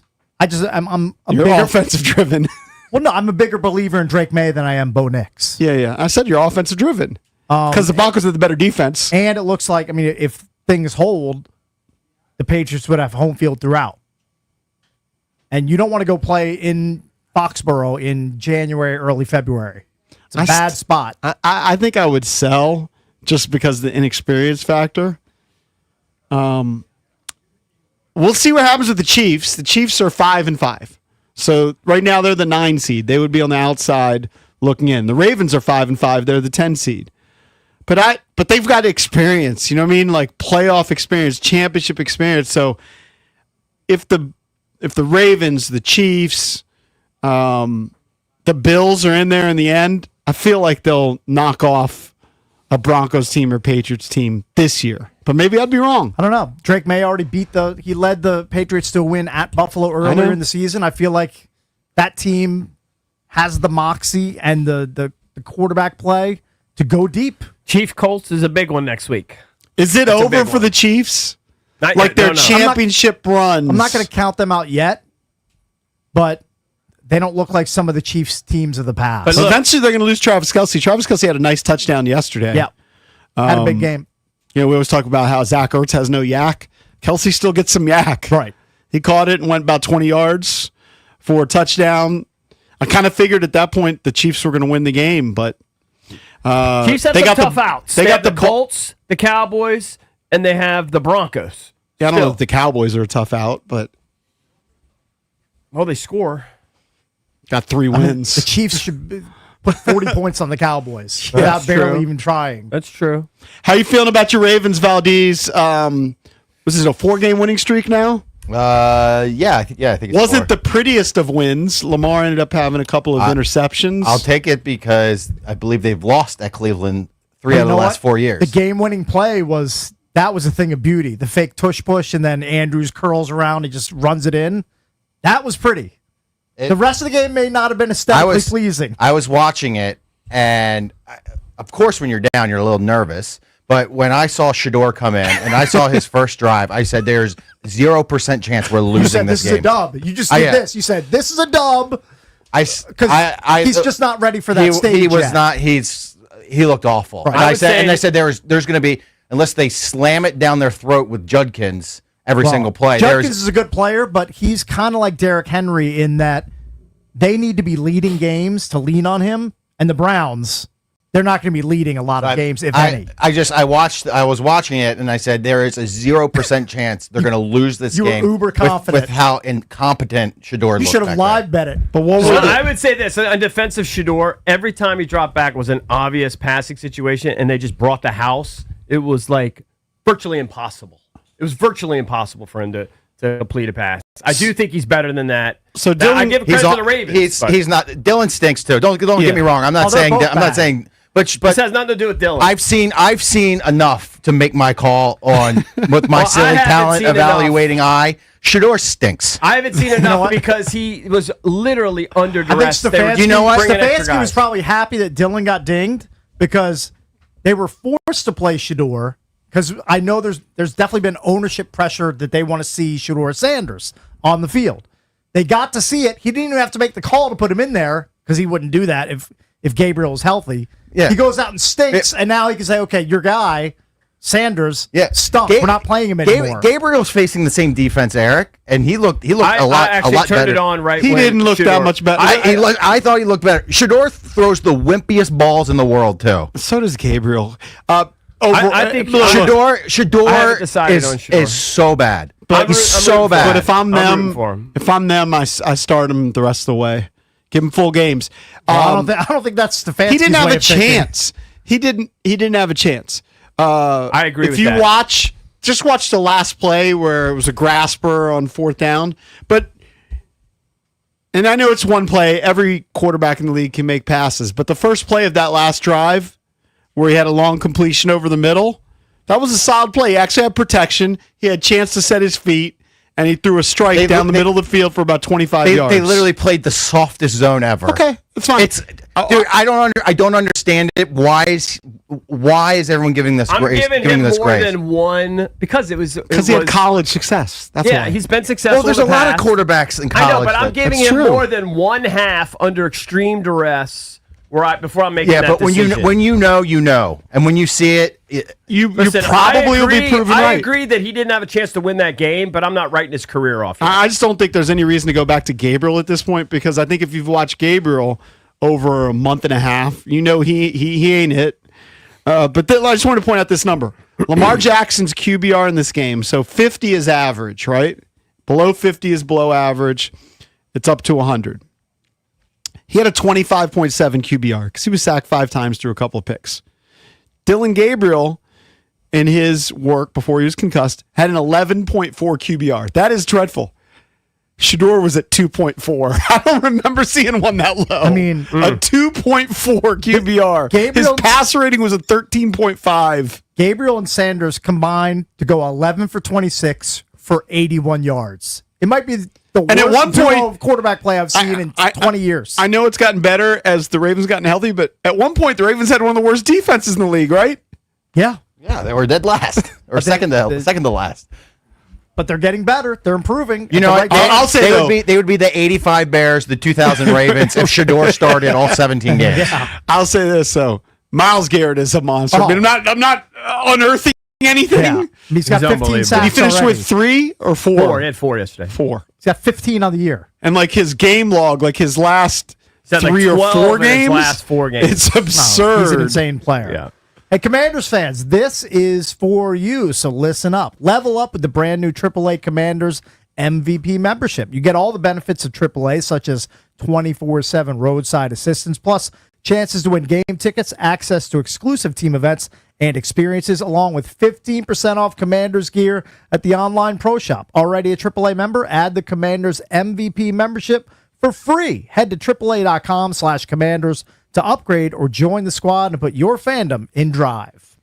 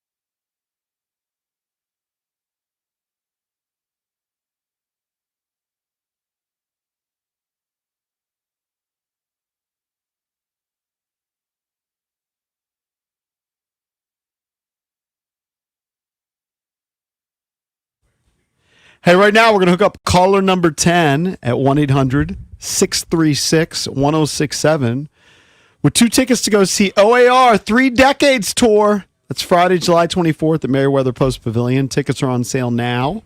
For tickets and more event info, visit thefandc.com/events. That is courtesy of Live Nation. All you have to do is be caller number 10 at 1-800-636-1067. We also have some tickets to go see Matt Rife, which we'll give away coming up shortly. So I asked Cakes a question, but he just like Dikembe Mutombo'd me. And I know EB won't do this, but I'm going to give you a homework assignment because I think it's impossible for you not to like the show, which I didn't know about. Maybe it just came out. The Beast in Me. Just came out. On Came out Netflix. like last week. It's from the producers of Homeland, but it's not a terrorism show. I think you like psychological thrillers, EB. Mm-hmm. It's kind of a murder mystery psychological thriller. And I think if you gave it a shot, I know you don't watch series. I just don't watch TV, really. I think if you just gave it a shot, I want to say the first episode's a half hour. Maybe, I think it's longer than that. I think maybe it's a an little hour. longer. I think it's about an hour. Okay, maybe it's 45 minutes, an hour, whatever it is. It's really good. It flies I've by. only seen one episode. So this is about a woman whose son dies, and then she finds a new subject for a new book by the neighbor next door. That's essentially what it says here. Yeah, I mean that's all true. I would just say it's a murder mystery. Yes, they say it's a psychological thriller. Claire Danes, she would go on the Mount Rushmore of actresses that play people who are either unstable or kind of on the border of unhinged. What I'd say is that's her wheelhouse. Yes, her angst level is so good. She's fantastic. I mean, she's sitting at lunch with Matthew Reese's character, and just her lips will quiver, and just like it's like these little things she does, facial tics and stuff. It's a really good show. And I know you golf every day, you hit balls every day, but it's getting so cold. Maybe you have time. Just I'm hitting balls a day. Watch an episode. Watch one episode and tell me if you're into it. Text me. You look like you're cringing from just lifting your arm. You sure you're going to hit balls today? Yeah, no, I'm gonna hit balls. No, I just So like the background is Matthew Reese's character. I don't know any of these people. Matthew Reese. He was on The Americans. Doesn't matter who he is. His character is somebody who previously has been accused of murdering his wife. They never found his wife. He was exonerated. Disappeared. But a lot of people think that he killed his ex-wife. They explain all this in the opening episode? Yeah. All right. Because I'm going to go into it knowing nothing. I'm literally going to turn it on and say, blank slate, know nothing. It's That's really fine. good. It's okay. That's the way you should approach And it's it. only 30 minutes? No, I believe it's longer than that. Oh, I thought you said it was 30 minutes. That's what He said that. You know what? I didn't say it. I'll say it because it flies by. It flies. I had to stop myself after watching 2 episodes because I once I started watching it and I got sucked into it. I could have easily binged 3 or 4. Side TV note. This is one that EB would definitely be out on. But I listened to Valdez's rec on Pluribus on Apple TV Plus. Watch the first episode. It's really good. I'm definitely going to be down for episode 2. Now I've got 2 new shows that I'm watching. What is Pluribus Beast about? in Me, Pluribus by the director and creator, I think, of Breaking Bad and Better Call Saul. It's a good resume. Kind of science fiction-y. We'll just leave it at that. When did The Wiz play again?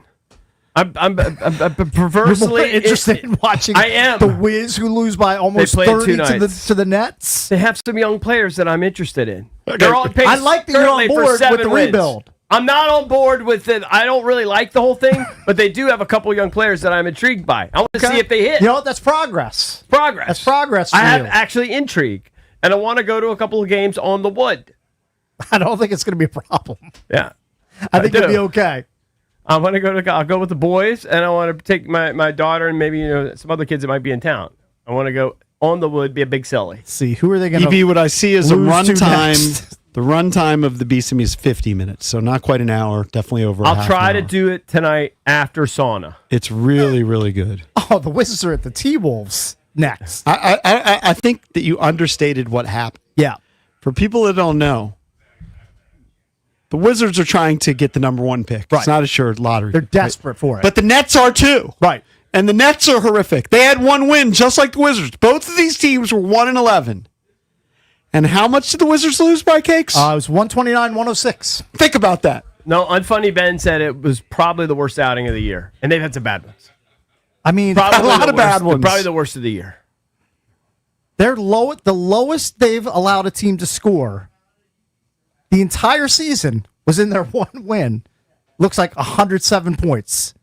Actually, no. Yeah, 107 points. I believe that's their season low that they've allowed. Their average point differential right now is tickling 17 points. There's nobody even close. Mm-hmm. Well, the record 17 points. The They record lose is 9 wins. They're on pace for average. 7. They allow 129.6 points per game. The next closest in the Eastern Conference is almost 6 points away. The Pacers allow 123.2. Wizards allow 129. And the crazy thing is, Sarr's a defensive guy. Koulibaly's supposed to be a defensive guy. Not by watching. Look at these results. They're not. Two of their top 3 draft choices the last 3 seasons were guys who the first thing they said was great on defense.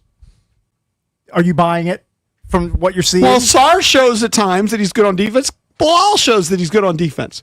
But overall as a team, I think Keyshawn's supposed to be pretty honestly, good on defense. honestly, I'll be honest here. I don't care about defense in the NFL or the NBA.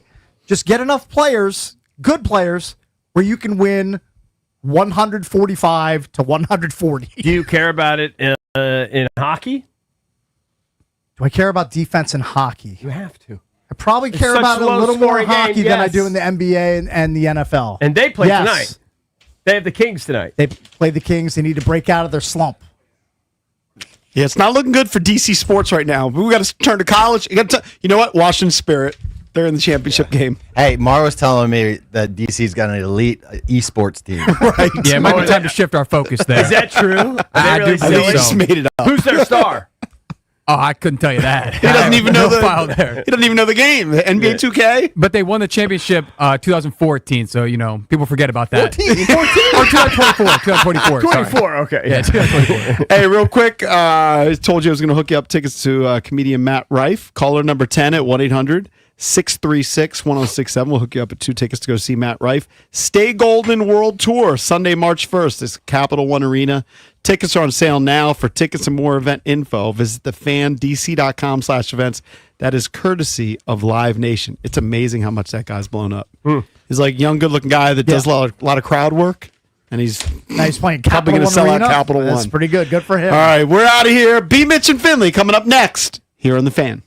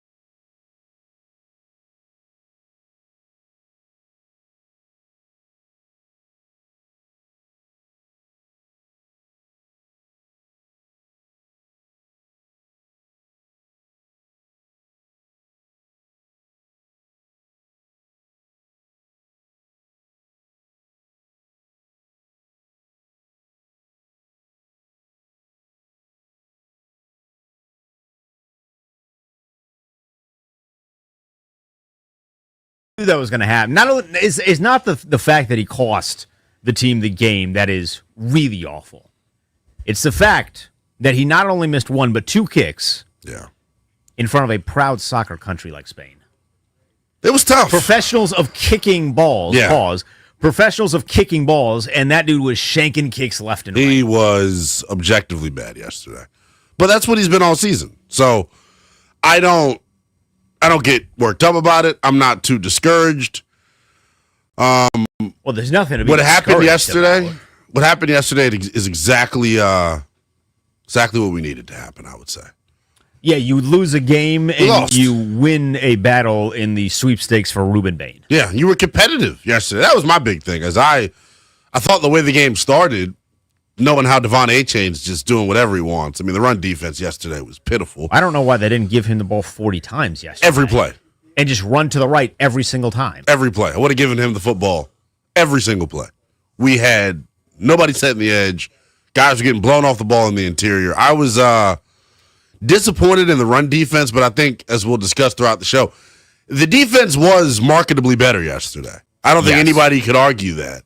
Now, Miami is not the best litmus test, I would say, but they did play well. I will give them credit. There were a couple of really spirited goal line stops. I thought the run and hit was there, except for those two Devon Achane runs where he should have lost 6 and 7 yards, ends up gaining 10 because guys aren't flying to the football. We're a team that I think is just ready for next year. I'm not saying they're playing like that. I'm saying I'm ready for next year. I'm ready for next. I was ready for next year 2 weeks ago. It does feel like that they're not on 1, 2, 3 Cancun, but their hands are in the middle. Yeah, and they're just kind of waiting to chant 1, 2, 3 Cancun. I will tell you this though. I was frustrated with one thing. Dan Quinn can call defense. What took him so long? There was a difference. Are you going to sit here and argue that there wasn't a difference between the play calling between the two of them? I would say so. They were trying to highlight it throughout the broadcast too, saying that they were playing more zone. You know what really sucks? Real quick, you know what really sucks the most about the team not being very good? We likely are going to get a lot more Jonathan Vilma. Dude. You know who I don't need in my life? I do not need Jonathan Vilma calling games. If he tries to do the 6-7 bit one more time, I literally cringe every single time. It's the worst thing ever. He tried it with the president. He tried it again, yet like enough with the 6-7. He's Kenny worse Albert- than the teenagers. Kenny Albert's going to smack him if he continues to do it. That's what Who I love, by the stinks. way. I like I Kenny love Albert. Kenny Albert. But Vilma is such a tough listen that I don't even want to listen to Kenny Albert. Sorry, you were making a point about this. I just had to make it clear that is a terrible broadcast. If you want to steer and go that direction, I am lead the way. Because he was, not only was he bad, he may be the worst. I was literally thinking as I'm watching it, there must be just no one else out there that wants the job. Well, it feels like every other international game is either like Rich Eisen and Kurt Warner or some combination of NFL Network talent. We just got Fox's D team. And then they said it last week. They're like, yeah, we'll be out there in Spain. I thought they were talking about like the royal we. Just going. Like I thought just like people will be out there in Spain. And you know how I talk about myself in the second person sometimes? I'm like, we are doing good if it's literally just me. I thought they were talking to the second person. I didn't think it was actually going to be them out there in Spain. I couldn't believe it. And he was... Well, first of all, he does this bit where he thinks Frankie Louvu's our best defender. He said it last week. I know. Said it this week. He loves linebackers. That's why. He loves not saying anything of relevance. That's what he loves doing. I mean, just... And I've done... We've both... I don't know how much play-by-play you've gotten to do. I've done play-by-play where the color analyst just doesn't bring anything to the table. I felt for Kenny Albert. And then he said, the one time he was like, is he on drugs? I was like, what are you talking about, Vilma? Like, come on, dude. He's trying to do the Bobby Three Sticks bit where he just says something that goes viral. That's why he keeps doing the 6-7 thing. Did he not see what happened to Robert? Oh, he's still calling games. Well, he said something egregious a couple of weeks ago that I don't know if you've seen the... Who, Robert? Yeah. The best thing that I have done this year is muting Robert Griffin. Yeah, he's doing what? FS1? He's actually not terrible at Fox. Anyway. Yeah. So Joe Witt not calling defense, Dan Quinn calling defense. To me, they were better. Yeah. Dan Quinn has what is an instinctual sense when it comes to defensive play calling. When it calling blitzes. I mean, they ran a corner blitz with Jonathan Jones, I think that it was, coming off the edge that was beautifully timed, especially on what is the backside to Tua because he's left-handed. Like, there was an instinctual difference. there was also guys playing harder.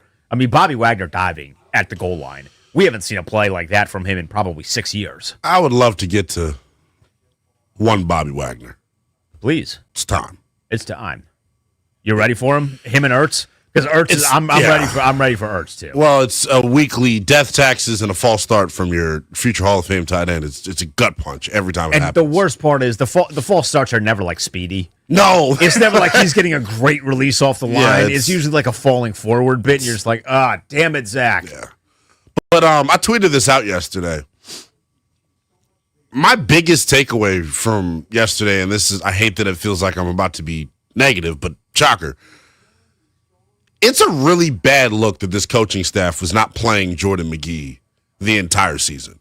He, without a shadow of a doubt, is the best linebacker they have. It's not even close. Bobby made a couple of plays at the goal line, or that one play at the goal line. Other than that, he's a big reason why they couldn't stop the run, dude. Picking wrong gaps, slow scraping over the top. I mean, he looked bad out there yesterday. I don't know. I don't know if it was a Devon Achane run or if it was an Ollie Gordon run. Well, they didn't want any parts of Ollie Gordon. Bobby picked the wrong gap. Yeah. And Gordon counters it back left side, and then he's in the open field. But my thing is and Reeves had to chase him down from behind because Reeves he shut off a speed a little bit there, but he missed first, and then he got him from behind. It just goes back to some of these runs hit because guys aren't in their gap. And I don't have a whole lot of tolerance for a lack of gap integrity. It's like defense 101. It's frustrating to watch them play the run right now. They're bad. They're horrible. The fact that Miami, they were smart in overtime to keep running the football. I was like, are they going to let Tua throw the ball? Which, by the way, sending him out as your captain at halftime or at overtime, I thought Tua was going to say the wrong thing. I mean, if there's a guy that you maybe want to avoid doing that, it would have been Tua. Like, at least we had Laramie Tunsil out there, and Tunsil is in sound mind. Right. Tua is very much not. I was like, you should probably not have him be your decision maker right there. Yeah, but they can run the football. That's Mike McDaniel's best attribute has always been his design of run plays. And then against his defense, they should have run it. They only ran it 31 times. Malpractice. 40 times. Literal malpractice. Every run. I don't think they had any negative runs. It felt like all day long.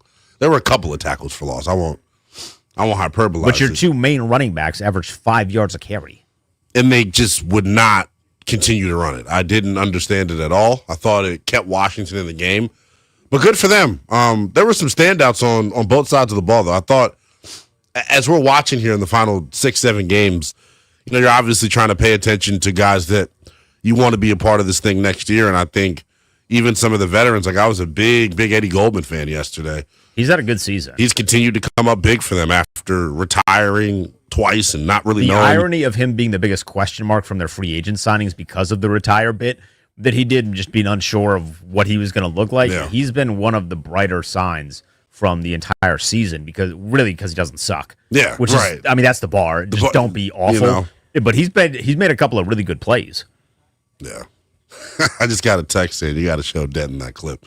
It was the Robert Griffin I have to show you.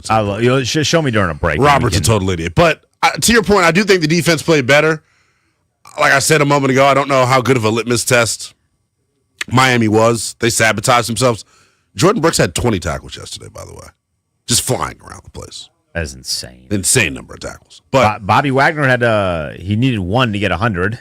He ended up having 8. So that's good for him. I'll be honest, and maybe callers will put me in my place as a roll throughout the show. I'm just not a fan of 54.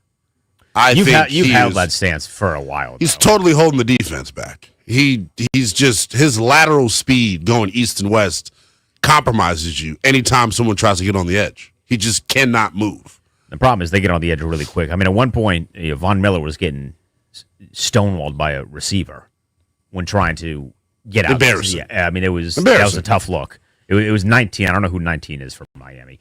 Is that Malik Washington? I think Washington's 6.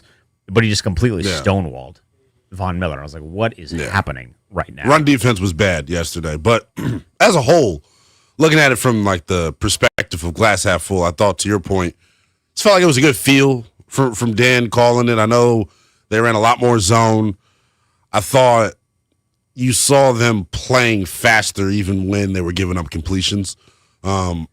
But I thought Miami's game plan sucked, if I'm being real. But they didn't take I don't think they really took a a true deep shot the entire game. They tried one to Waddle that was covered really well. Covered well. Wagner, ironically enough, was underneath Quan Martin and Darnell Savage over the top out. That was the one deep shot I think. There's the Mikey Sanderson dropped interception. Yeah. I wish that was the only drop he had, but he had another one. So we'll get into that. I mean, there's a lot to dissect from the game. We're just going to really honing in on the defense. I thought they played well enough to win the football game, albeit against a bad team. Yeah. And again, I don't really want them to win. Like, we've reached the point of the season where I don't want them to win. I want to see what we saw yesterday, which is you were competitive and then you lose. Yeah. Because that's what we saw at the end of the Ron Rivera tenure, and it landed Jaden Daniels here. And you clearly need a dude on the defensive line, and there is a dude available who plays from Miami, and Ruben Bain. He is the top prospect. There's a number of other guys that are going to be available if you are drafting super high. And this was kind of a win for you in that regard. And that, hey, you lose, it stinks, but you look good. Debo looked good. This was his best game in a while. I mean, Ertz caught 4 passes. This was his best game in a while. Chris Moore caught 2 passes. I mean, there were some things that you could point to and say this was solid, but you still end up losing. And that's, at this point in the season, it sucks because it's not Thanksgiving yet, but that's where you are. Yeah. I mean, you got to count your blessings, so to speak, is the best way that I can put it. I feel bad for this team, and we've spoke about this over the last several weeks. Jalen Lane now goes out. Jacoby Jones, first career catch, 25 yards, and should have been something that helped them win the game. But the injuries at receiver, the injuries everywhere, first and foremost, are just brutal. But Jalen Lane goes down yesterday. Like, holy cow. Could he not have, caught one punt? Just one. One more? Yeah. Like, is that too much to... If he catches the punt, do we lose still, though? So, that's my whole thing. I guess probably, because you were going to rely on the kicker anyway. Well, yeah. And he's just not... He's just not good. He's not good at his job. By the way, I am of the belief, and maybe I'm in the minority here, and we can expound on this a little bit more. I don't think you should cut him. If you paid him the guaranteed money, go out there and kick. Yeah. And if this is the last job that you ever see in the NFL because you're not good, so be it. Yeah. Go out there and kick. We paid you guaranteed money. I'm not trying to pay you to not work. I agree. Especially now that we're in the position where we're fighting for draft stock and not to actually win football games. Get out there, son. Who was the kicker that we had when we landed Jaden Daniels that missed the field goal against the Jets? Was that Joey Sly? I think it might have been Joey Sly, but it was more so Greg the Leg hitting one. Yeah, right. So, yeah, it was Greg the Leg, Greg Zuerlein hitting one. It was a long one, but thank you, Greg. Yeah. I'll say this too. I think kind of goes back to the Jordan McGee bit. One, to me, it's a terrible look by this coaching staff that he hasn't been playing. But then it's like another game where you're short guys and you still can't see a guy like Kane Madrano active. So I'm looking down the stretch to see played really well on special teams, by the way. Yeah. I mean, he was flying. You want to talk about speed. I don't know the IQ of Kane Madrano yet, but the speed is there because he was flying on teams yesterday. You just got to see it come up with defensive snaps. Like that's what I want to see. Jazon Newton had a big opportunity yesterday. Don't know if he made the most of it. Still have my doubts and reservations about him. Couple fine plays, but nothing game-breaking. Yeah, just need him to stand out a little bit more. I thought Colson Yankoff on teams and the one catch that he had was pretty impressive. I did think that the broadcast crew was hilarious because it didn't feel like they wanted to say the name Yankoff. Yeah. It felt like Kenny Albert thought he was being punked when Yankoff was on the board. But when the spotter points Yankoff, like he's like, no, it's not who that guy is. No, that's exactly who he is. Once again, too. It's another really strong Marcus Mariota performance, if we're being honest. The interception, obviously, in overtime stings you, but he was really efficient again, for this offense. And I don't know if this was the other day we were talking about this, trying to find nice things to say about Cliff Kingsbury's offense. I think it's quarterback friendly. That's how I would put it. I think anybody you put in there will have, a microcosm of success, not to take away from what Jaden and Marcus do. But I do think the system is quarterback friendly. For whatever reason, though, like this affinity, and I'm ready to say it here. This affinity with Bill Krosky-Merritt's got to stop. Your best running back is Chris Rodriguez, without a shadow of a doubt. It's Chris Rodriguez. And it has been for 2 years now. He should be touching the ball 20 plus times a game. Yeah, he is he embodies what you want to be from a physicality standpoint. He's falling forward. He's running with good pad level. You've got to continue to reward him with carries. Bill getting damn near 10 carries yesterday, I thought was totally pointless. And it felt like, well, that's what made me have this assumption that there was an element where they are buying into we don't want to win right now. Because Chris Rodriguez in the first half was excellent. I think he carried the ball maybe 3 times on that first possession, and I don't know that we saw him again. It was Bill from the rest of the way in the third quarter and on. They are in on. The analytic people are understanding it's probably not in the best interest to be winning games right now. I don't know if they're thinking that, but... Well, tanking is a tough word to use in the NFL just because of the physicality of it, but it's very clear that Chris Rodriguez was your best runner yesterday. And unless there was a reported injury that flew under the radar, I didn't see anything. Have you seen anything about an injury? I didn't see anything. He was averaging 5.3 yards a carry. He just didn't yesterday. See him enough. And he only touched the ball 15 times. That can't happen. No. You got to if you were serious about really winning the football game, you give him more carries. And this is now the second year in a row where it's taken them until late November to realize he's pretty good. We should give him the football. He runs with a ferocity that we've been preaching about, and then for whatever reason they just did not give him the ball in the second half yet. Yeah, I don't understand. It frustrates me though because I don't think this is them trying to lose. I just think they're just not good. I just think there's something missing with our offensive minds in terms of that position. Which was frustrating because Cliff had a decent game calling the game, I thought, for the first half or so. Again, put Marcus in some really good spots, and then the wheels were just kind of off in the second half. Even though they scored immediately on the first drive, and then everything was just gonzo. I mean, but you see it happen week in and week out, and we talked about it when we had Vaughn on last week. They're 4th in the NFL in offensive penalties. They do this bit week in and week out where they absolutely sabotage drives. It's always false starts. Multiple times throughout a game, and it puts them behind the sticks. And when you have this type of injury situation, the margin for error is just not very big. And you saw it happen yesterday. It was a big reason why they only scored 13. The frustrating thing is never like it's a holding. It's always a false start. Or But formation. But that's my thing. And that's illegal shifts, illegal formations. Like, are you paying attention to what your assignment is? Discipline stuff that you should have had ironed out in week 3, and the fact that you're in November in an international game and still your veteran players are the ones that are making these flubs. It's not like Connolly's hitting a false start every single possession. Right. It's he played well again yesterday too. Yeah, he did. He played well. It's Ertz. It's the veterans that constantly are jumping, and because they had 6 penalties for 31 yards. If you do quick math there, 6 times 5 is 30. So there was one play where you got a 6-yard penalty, but the rest of it was false starts. That's just, you should be well past that point, and the fact that you're not is kind of embarrassing. Not even kind of. It's very embarrassing. It's Beamish and Finley. The fellas heading back from Spain. They'll be back tomorrow, so you get Denton Day and Linnell Willingham. There were some game balls that we're going to hand out. We will do that. When we return, we will open the phone lines, cut up some blame pie at 11 a.m. So start to line the phones. We'll get to you at 11 a.m. It is a Misery Monday presented by Shanigo Miles here on 106.7 The Fan. Shanigo Miles, the top 25 workplace. Visit careers.mios.com.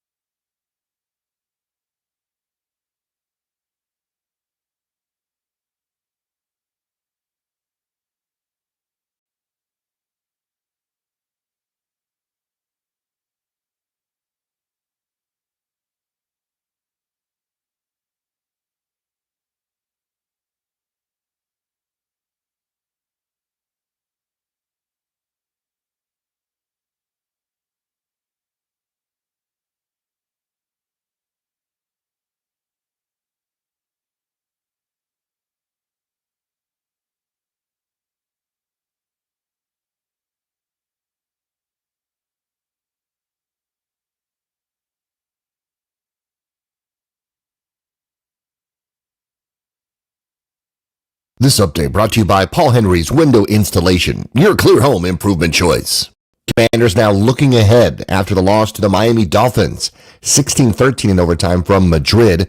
A Marcus Mariota interception set up the game-winning field goal in OT. Head coach Dan Quinn, the defense making strides. Yeah, I was pleased to see them make some plays, and I thought down in that inside the 5, inside the 1, we're like, hang in, keep battling, go fight for the next one. We talked about even at the half, kind of spoken to the team about last night is what's next matters. That's what you can influence, not what was. Capitals against the Kings tonight at 7 on the Fan. Nationals introduce new manager Blake Butera at 1:30. This November only, score $100 off each window with a 5-window minimum and $500 off every door at Paul Henry's Window Installation. Schedule your no-pressure free estimate today at paulhenryswindows.com. Your clear home improvement choice. From the Crop Metcalf 5-Star Sports Desk, Byron Kerr on the Fan.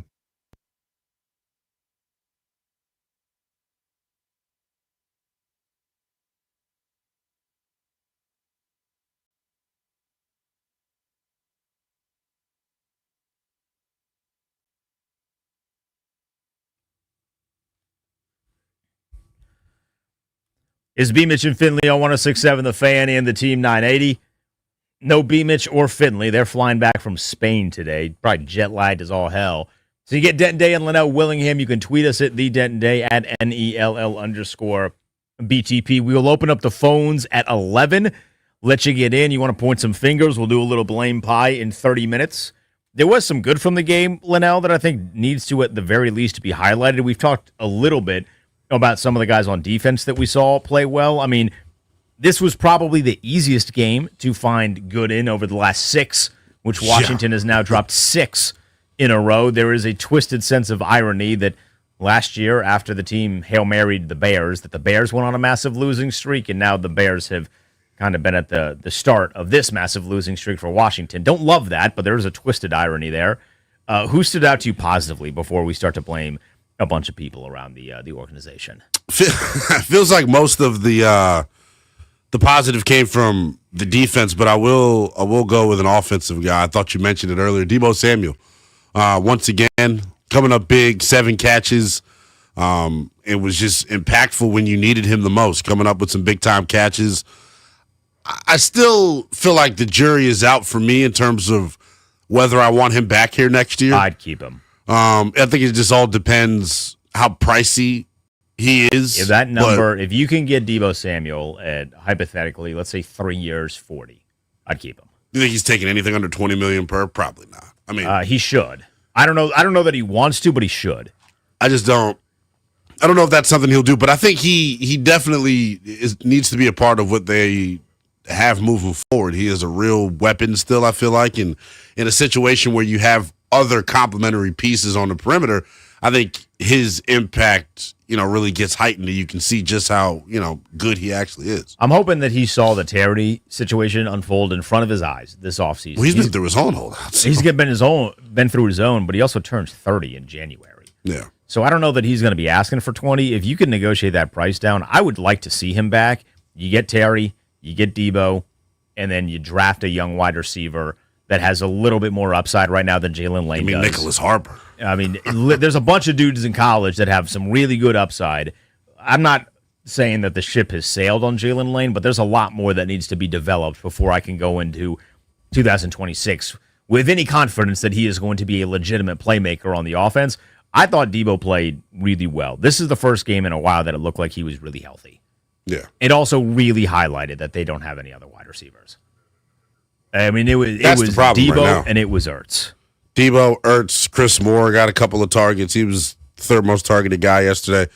They have a problem at wide receiver, and it's not because I think I'm past the point of blaming the roster construction. I think they're just a super injured team.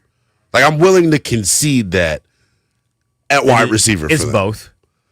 It's both, but I think it's more the injury factor right now than it is them being ill-prepared. I mean, you call Jacoby Jones up off the practice squad, and he comes up with a huge 25-yard catch, and it's like, who is that guy?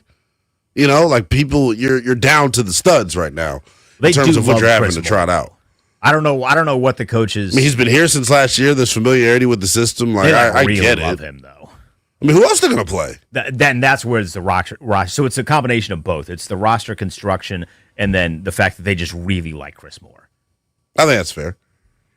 Because they went in with Noah, thinking that Noah Brown, and if Noah Brown doesn't get hurt in mandatory minicamps, he goes down with that like weird fluky knee situation, and then he never was really right. I wouldn't call it fluky. I just think the kid just gets hurt a lot. He does. He does happen to get hurt a lot.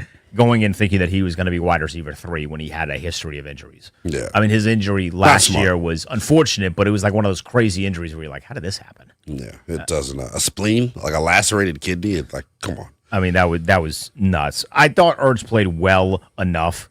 The penalties are still killer. Yeah. And if you want to argue that the penalties did a lot more bad than his 4 receptions for 42 yards did, that's perfectly okay with me. I'll hear that argument, and we'll give you the opportunity in 26 minutes here on 106.7 The Fan on B. Mitch and Finley. But he's clearly a favorite for the quarterbacks, whether it's Jaden or Marcus Mariota, and with no Sinnott playing, I was fine seeing him get a load of targets.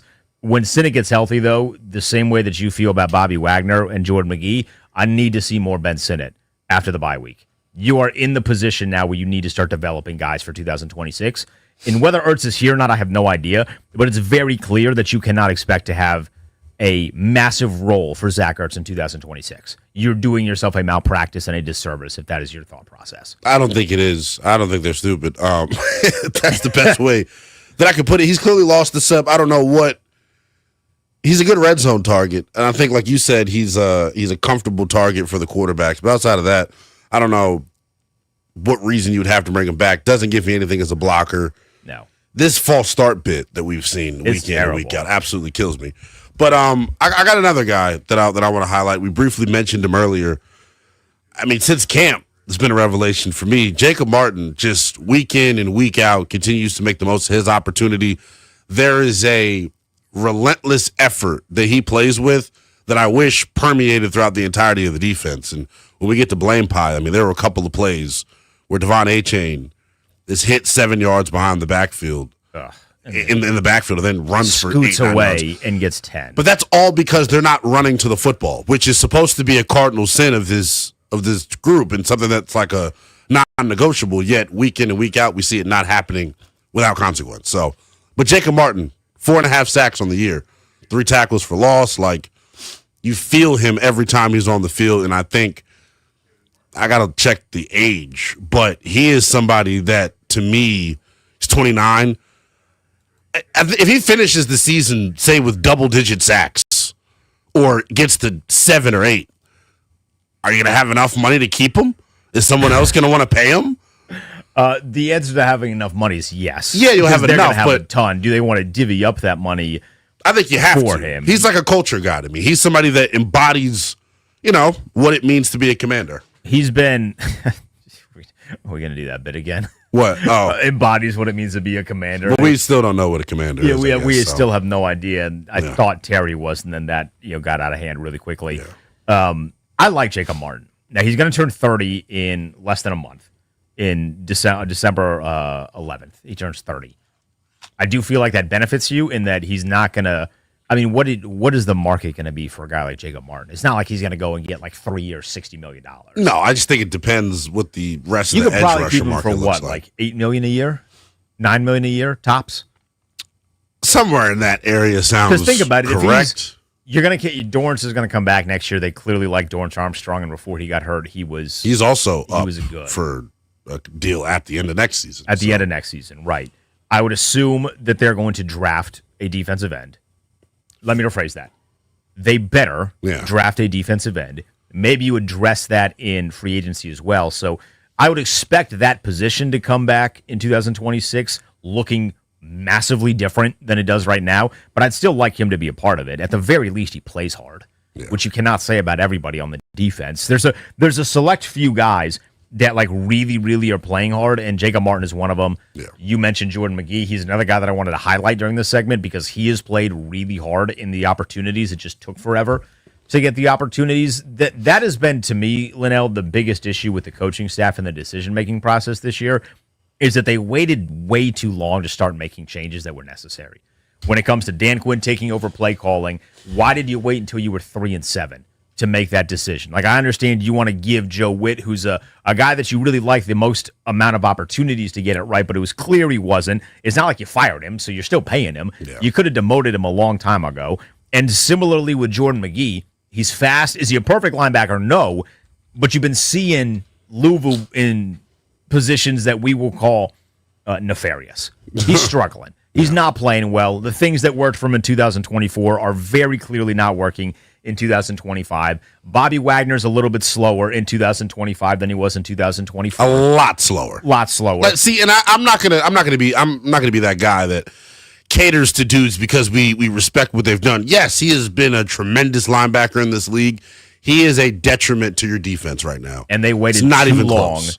And I say waited. They still haven't made the decision to put McGee in there over Bobby Wagner, but they've waited too long on that process. And now, after the bye week, you need to very much focus on who is going to be here in 2026.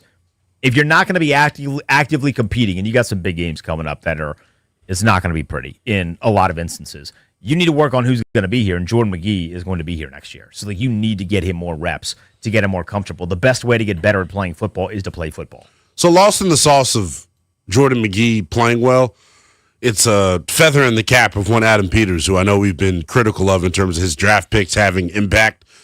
Is it that, or are they not playing his draft picks? I mean, because, dude, I tweeted it out yesterday as we're watching. Like, you can't look at this defense.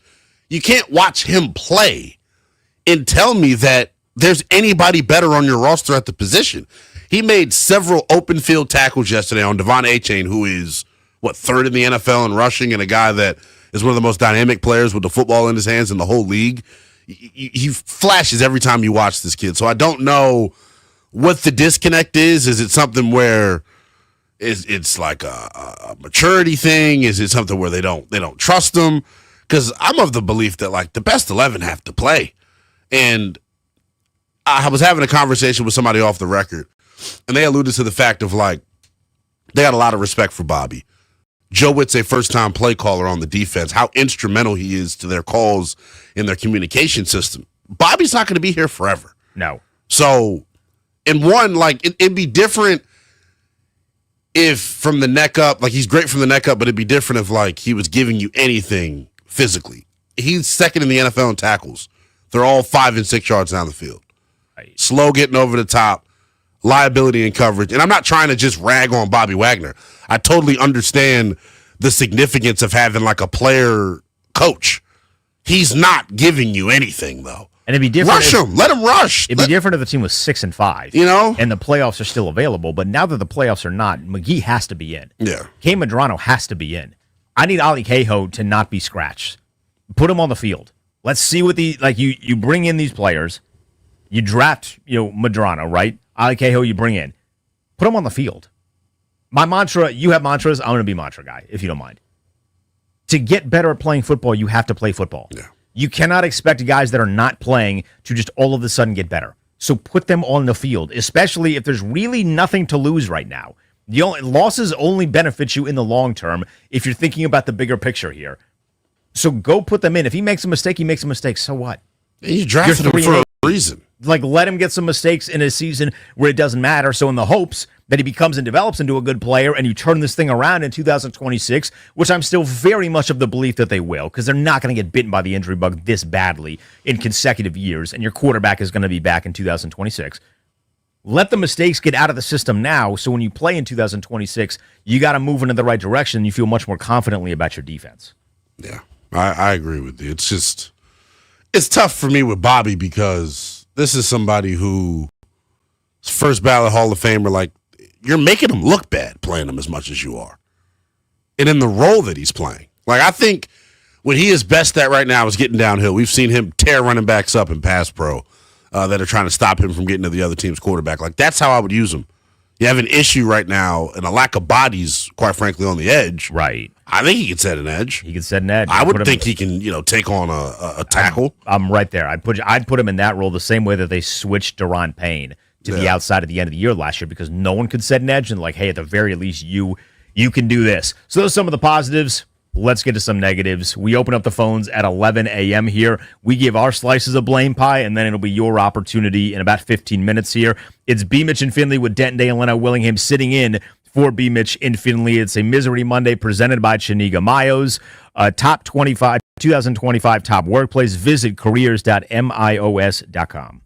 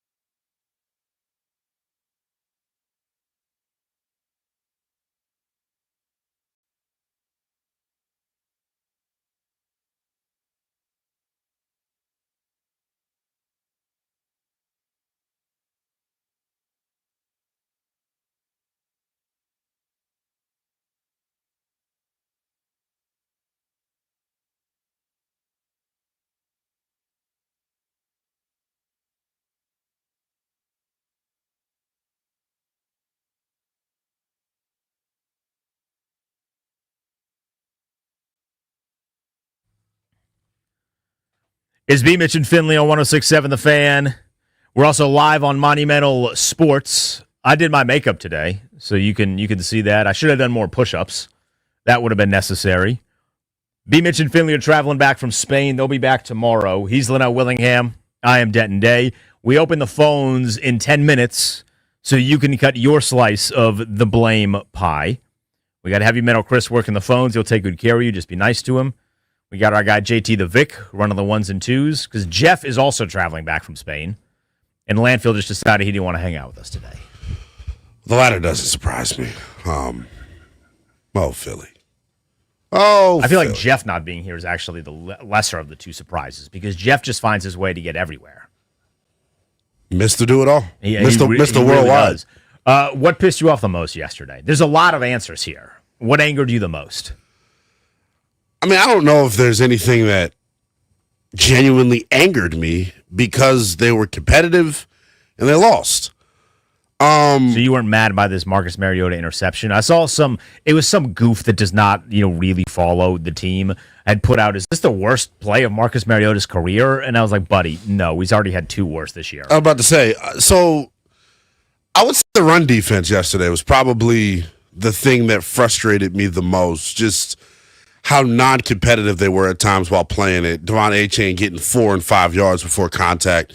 Their inability to set the edge. Guys weren't flowing to the football on some of these runs, as we highlighted earlier. Like, there's no way he's hit 4 and 5 yards behind the line of scrimmage and then ends up running for 9 yards.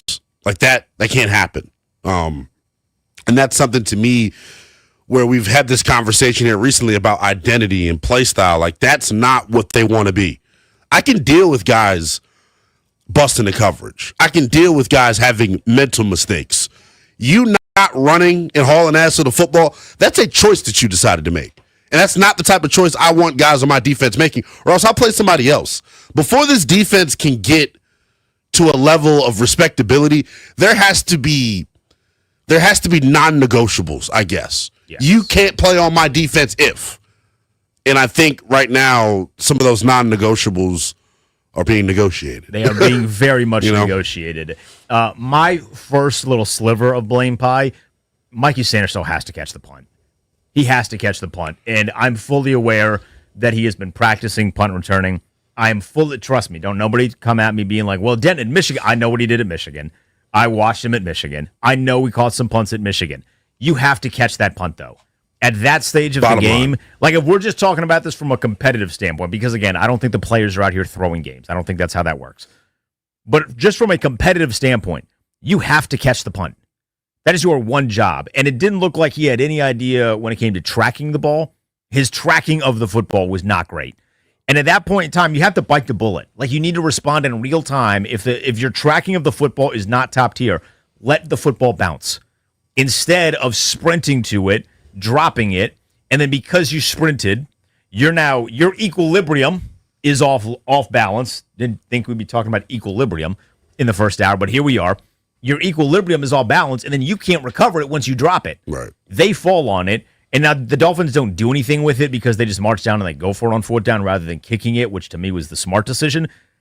But you rob yourself an opportunity of having a chance to win that game in regulation on your time and not letting the Dolphins touch the football again, because I do believe that Washington's offense had been playing well enough to that they could have taken 3 minutes off of the clock. Yeah. Relatively, maybe 4 minutes off of the clock. So I'm looking at Mikey Sanderson and I'm saying, you were so great last year, and what happened?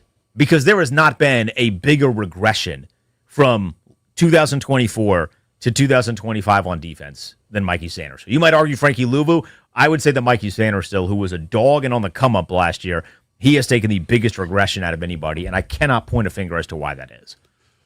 I don't blame him. Not that I don't blame him. I don't get super frustrated over it. I get it. It's a big spot.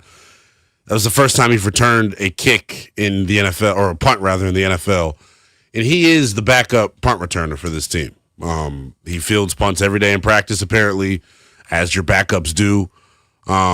It's just unfortunate he didn't make the play, like, honestly. And big-time spot, like you said, it probably changes the outcome of the football game. But, look, his struggles on defense, I mean, I don't know if I could correlate the two, if to him dropping the punt, but he just looks like, and even when playing defense, a guy that's just not confident, a guy that's second guessing himself, a guy that doesn't trust his technique, doesn't trust what they're asking him to do.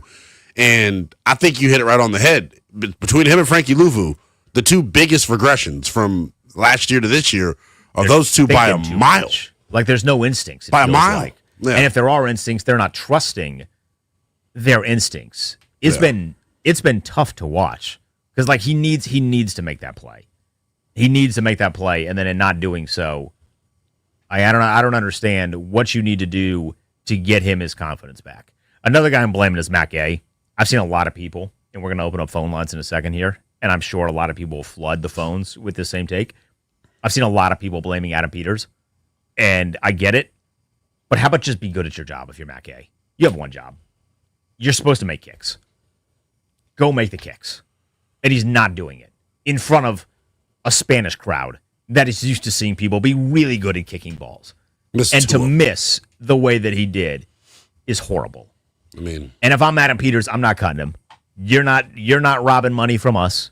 Josh Harris probably saying, no. We're not paying him to not work.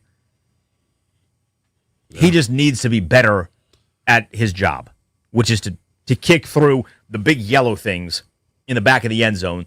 They're pretty easy to see, I would think. You know, maybe in the Spanish stadium, and maybe this was the thing with Mikey Sanderson too. I actually have no idea about this.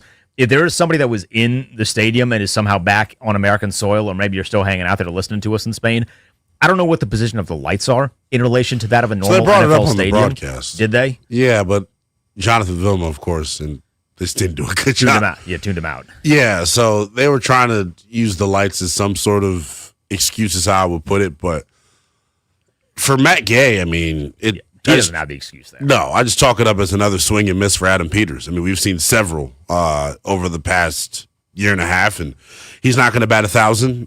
They have not been able to get kicker right yet to this point. Zane looked good yesterday. Yeah, Matthew Wright hit a kick yesterday for the Titans or the Texans. One of these kicking for one of those two bad teams. He hit a kick. Zane hit a kick. Yeah. I've never gotten rid of Zane, but that's just me. All right, it's your turn. 800-636-1067. 800-636-1067. Jump on the phone lines. If you got some stuff to get off your chest, we will gladly hear it. It's B. Mitch and Finley with Denton and Leno Willingham sitting in for the fellas on 106.7 The Fan. We are presented by Chiniga Mayo's 2025 Top Workplace. Visit careers.mios.com.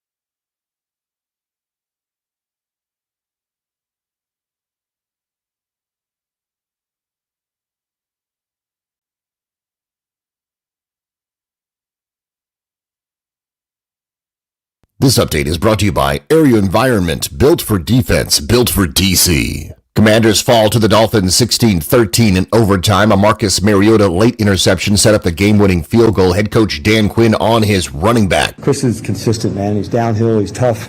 We know that. I thought Jeremy had like another conversion on third down that, is something that he's known for, to find that play that can go. So let's keep digging, man. All three guys, we're going to battle and play. And, Bill had some first downs as well, so. Promoters announcing a professional heavyweight boxing match 8-rounder for Jake Paul versus Anthony Joshua, December 19th. Capitals and the LA Kings tonight at 7 on The Fan. AV is built for DC, built to innovate at the speed of intelligence, built to deploy solutions that give our warfighters the edge, built for now to defend our future. When the mission matters most, DC turns to AV. Visit avinc.com to learn more. From the Crop Metcalf 5-Star Sports Desk, Byron Kerr on The Fan.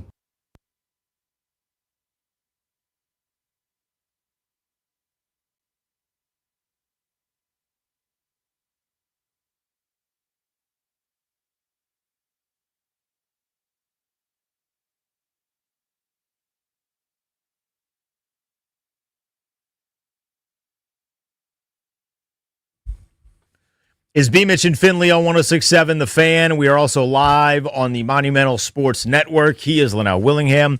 I am Denton Day. The fellas are out. They are en route back stateside, coming from Spain. So they'll be back tomorrow, fighting off some jet lag, I'm sure. I'm excited to hear about their trip. A lot of people went to Spain. It looked very nice. Yeah, people are crazy. Did I miss how expensive tickets were to Spain? Because a lot of people went to Spain. This is what you call, I bought the tickets as soon as they were announced back in the summer when I thought the team would be good. That checks out. That's what that's called. That checks out. We are opening phone lines, 800-636-1067, 800-636-1067. Who are you pointing the finger at for yesterday's loss, the sixth in a row for the Commanders? Let's start with our guy, Drew, on line 1. Drew, what's up, man? Hey, guys. Thanks for taking my call. The anger 3 games ago was pretty heavy. I would say at this point, I'm more continue to lose and get us the best draft pick possible for either us to trade out of because we've got our franchise quarterback and get draft capital.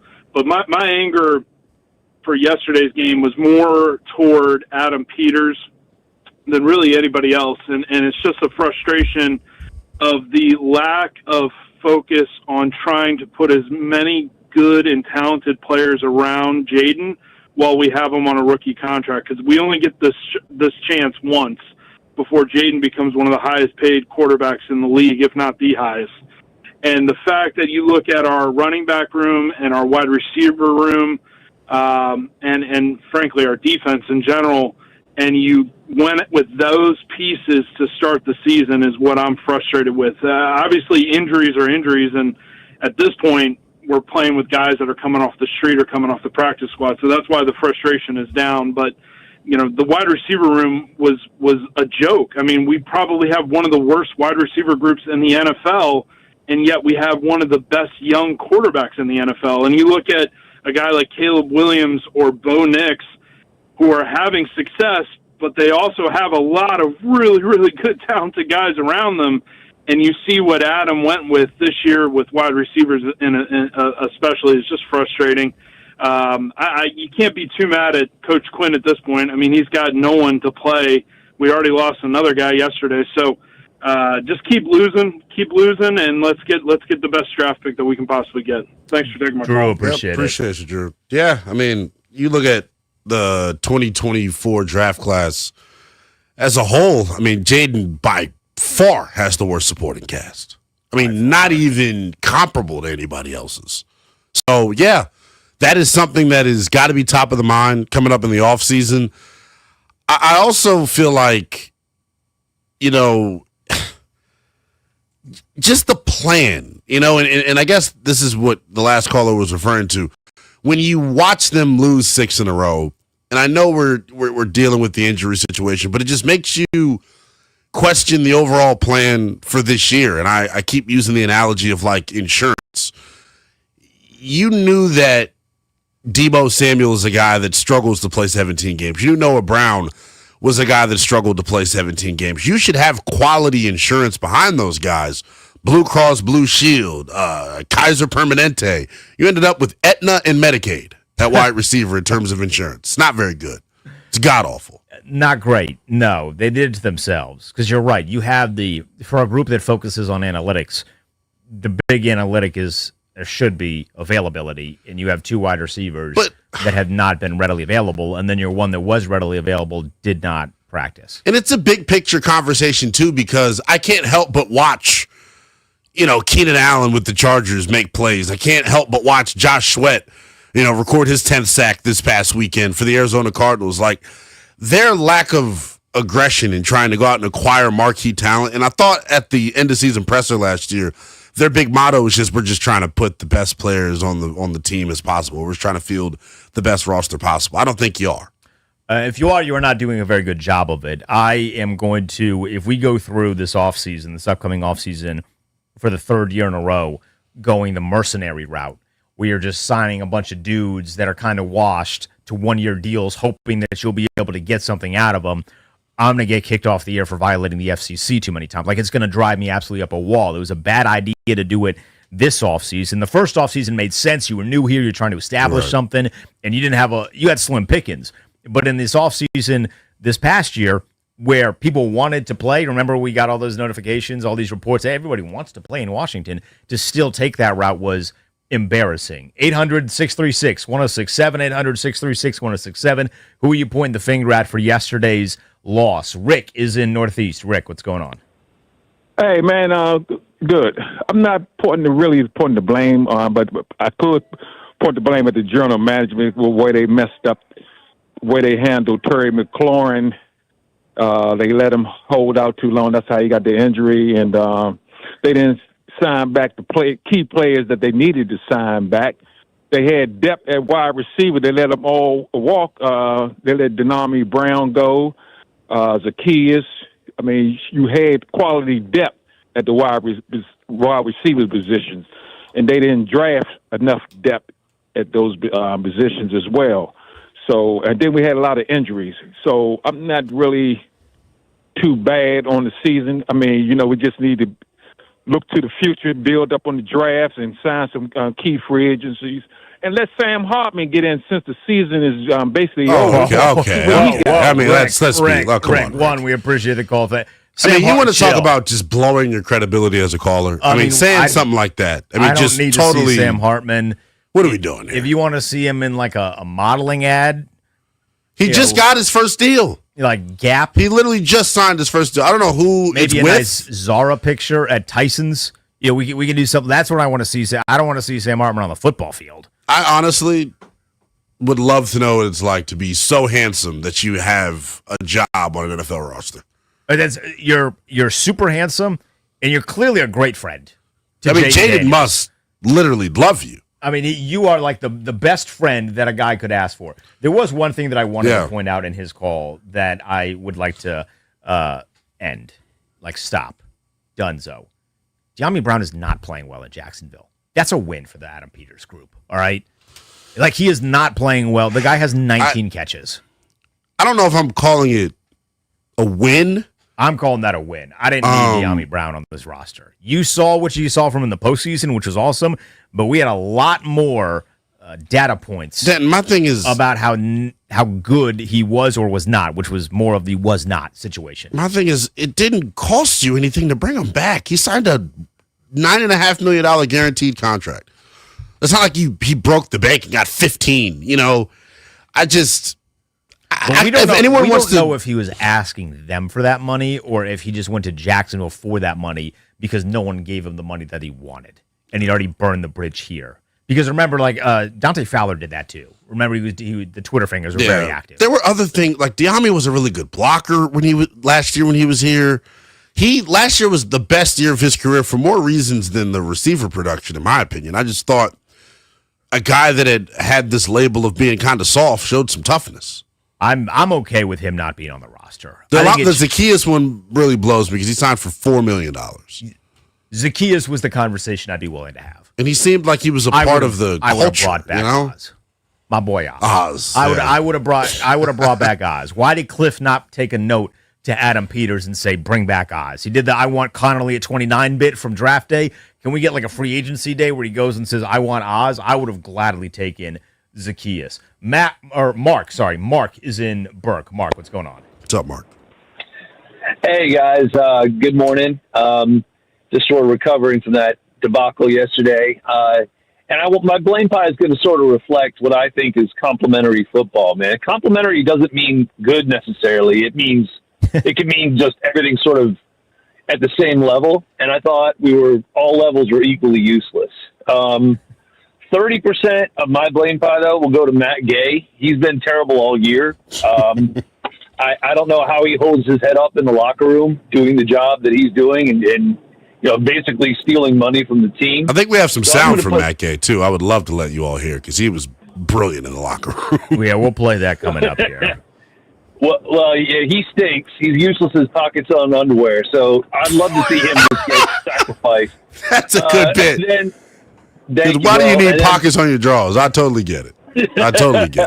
Then another 30% for me is going to go to coaching. I don't know how many opportunities we have to have in the red zone in order to score. Also, it was all fun and games last year when we were going for it on fourth down all the time and getting it. But this time we just need points. Like, we just need something. Yeah. Now, granted, your kicker's miserable, so that probably factors in. But we were in the red zone a bunch of times and came away with zip. So something's got to happen. I get that we have injuries, but there has to be a way to score. And then 40%, I'm just going to put on kind of the rest of the roster. After we scored, we stopped playing. It was weird. We had the first lead we've had in 5 weeks, which is almost impossible to believe, over Miami, and we just folded. Like, it was almost as though all the motivation went to Miami. We had none, and we just sort of got pinned back, and it was miserable. I mean, it was really awful to watch. But all in all, we had more chances to win that game than J.P. Finley has jobs. We should have won that game. I don't think there's another winning game on our schedule, except maybe the Giants. But I don't know, man. That was pathetic. Tyrone really Tracy bad. would run for 150 yards. Could you imagine the potential of like a Josh Johnson versus Jameis Winston in that final game with the Giants if things are just like super sideways? Seriously. That doesn't get you sliced up? No, it doesn't. No. That could get you there. Did you think DQ called a good game yesterday? Defensively, yes. He still blows timeouts way too frequently. We act like they don't matter. Like, it really would have been nice to have one of those in the late stages of the game. I honestly thought they should have let HN score with 2:29 to play. Yeah. And they didn't. We'll get into that coming up later because the whole way that 2 minutes or that 3 minutes was called was something that I very much disagreed with in a lot of different ways. On both sides. So we'll get into that. I thought Dan Quinn was fine. He was the least of my issues with the stuff yesterday. It's not even like I had a bunch of big issues yesterday. I didn't either. Mean, I just it was the expected most boring game. Yeah, I wish I would have rather them gotten blown out. To be honest, like nobody sucked. Nobody had the Mikey Sainristil muff thing was bad, but you still had a chance to win, and then your kicker. Can I be honest? Screwed it up.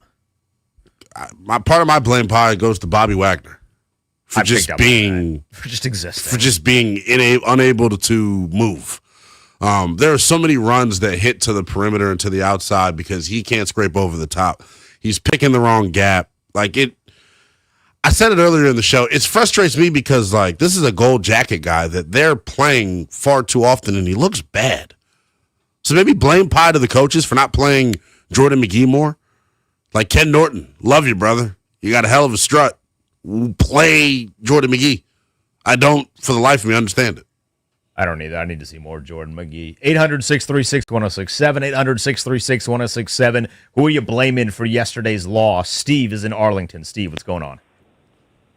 Hey, guys. How are you doing today? Good, Steve.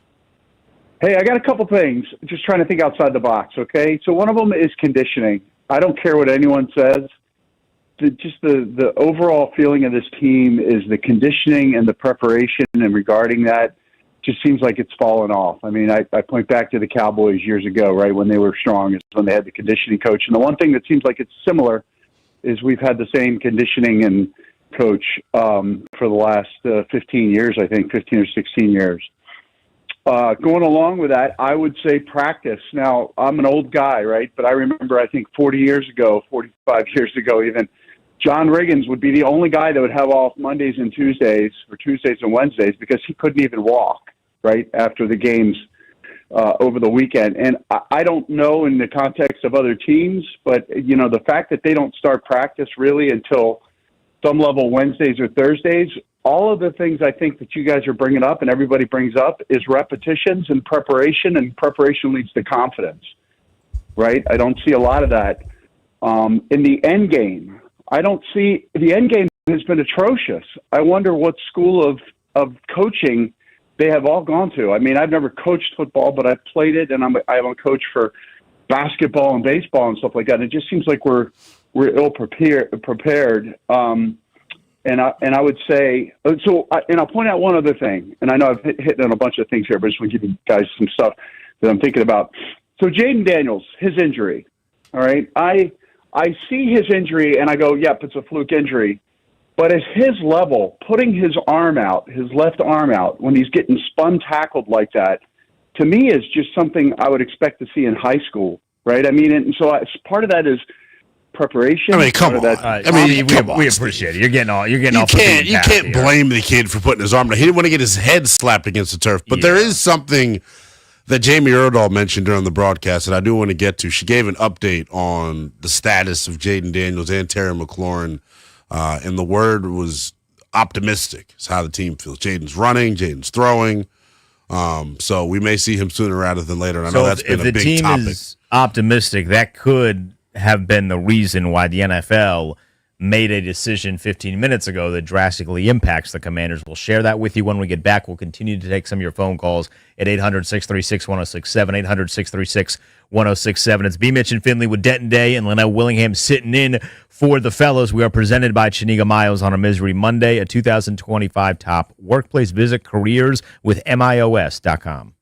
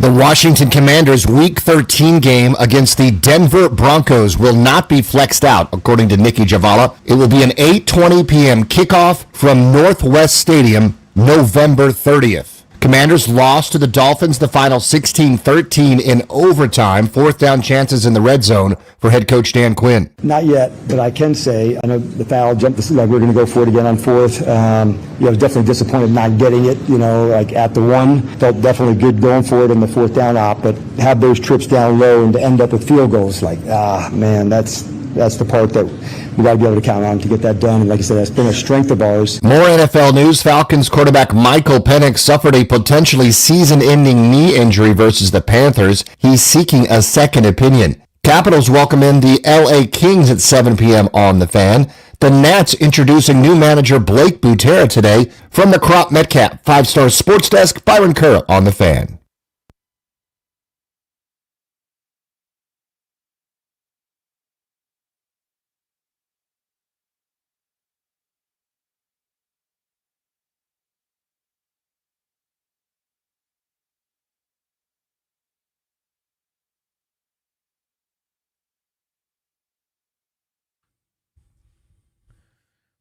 It's B. Mitch and Finley on 106.7 The Fan. We are live on Monumental Sports Network as well. Denton Day and Linnell Willingham sitting in for the fellas as they make the journey back stateside from the great country of Spain. We're taking your calls, 800-636-1067. Before we get back to the phones, Linnell, as we just heard in Byron Kerr's update, the Commanders not being flexed out of the primetime matchup with Denver following the bye week this weekend, so they will play Sunday Night Football, an 8:20 kick against Bo Nix in a game that my opinion is the NFL is hoping Jaden Daniels is going to play in. I'm hoping Jaden Daniels plays in the game. So the NFL is not alone. Jamie Erdahl yesterday during the broadcast had a report saying that the team was optimistic that both McLaurin and Jaden would play again this season. Terry was there, practiced during the week, not practice, but worked on the side field with a trainer. And then Dan Quinn was sent video during the week of Jaden running and doing some throwing. So he is closer than what people may think. The injury, I know it looked gruesome. The injury was not. It's an elbow dislocation. I'll put it this way.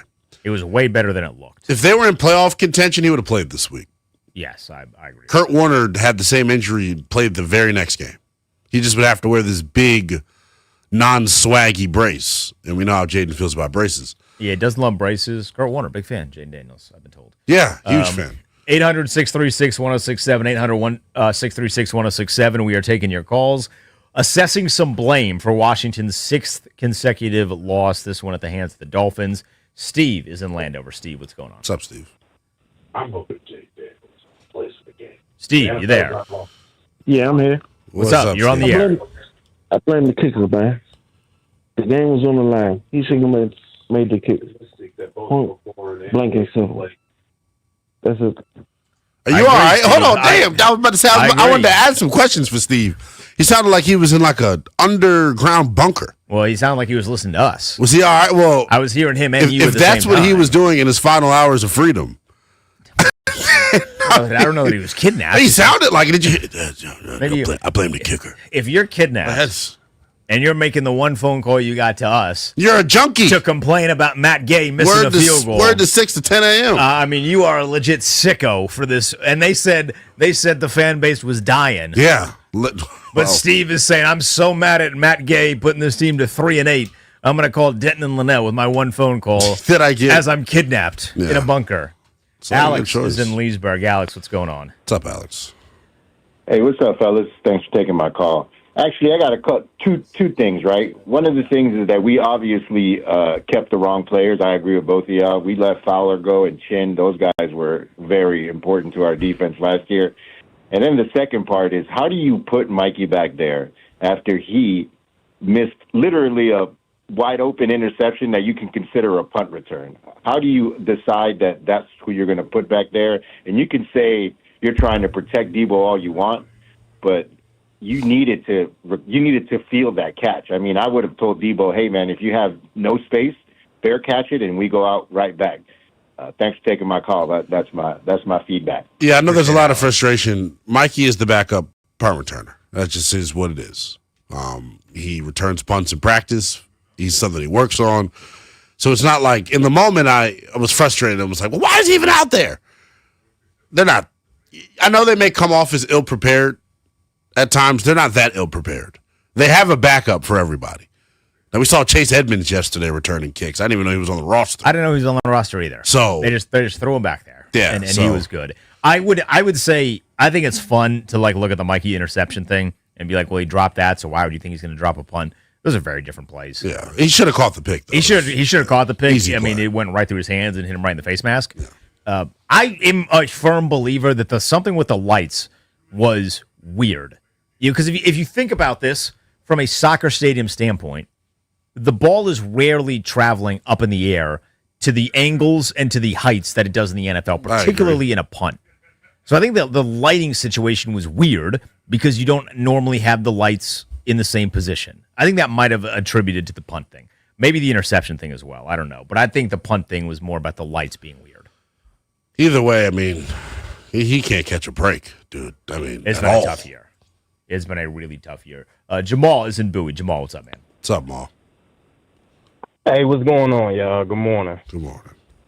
So I blame Adam Peters for this whole season.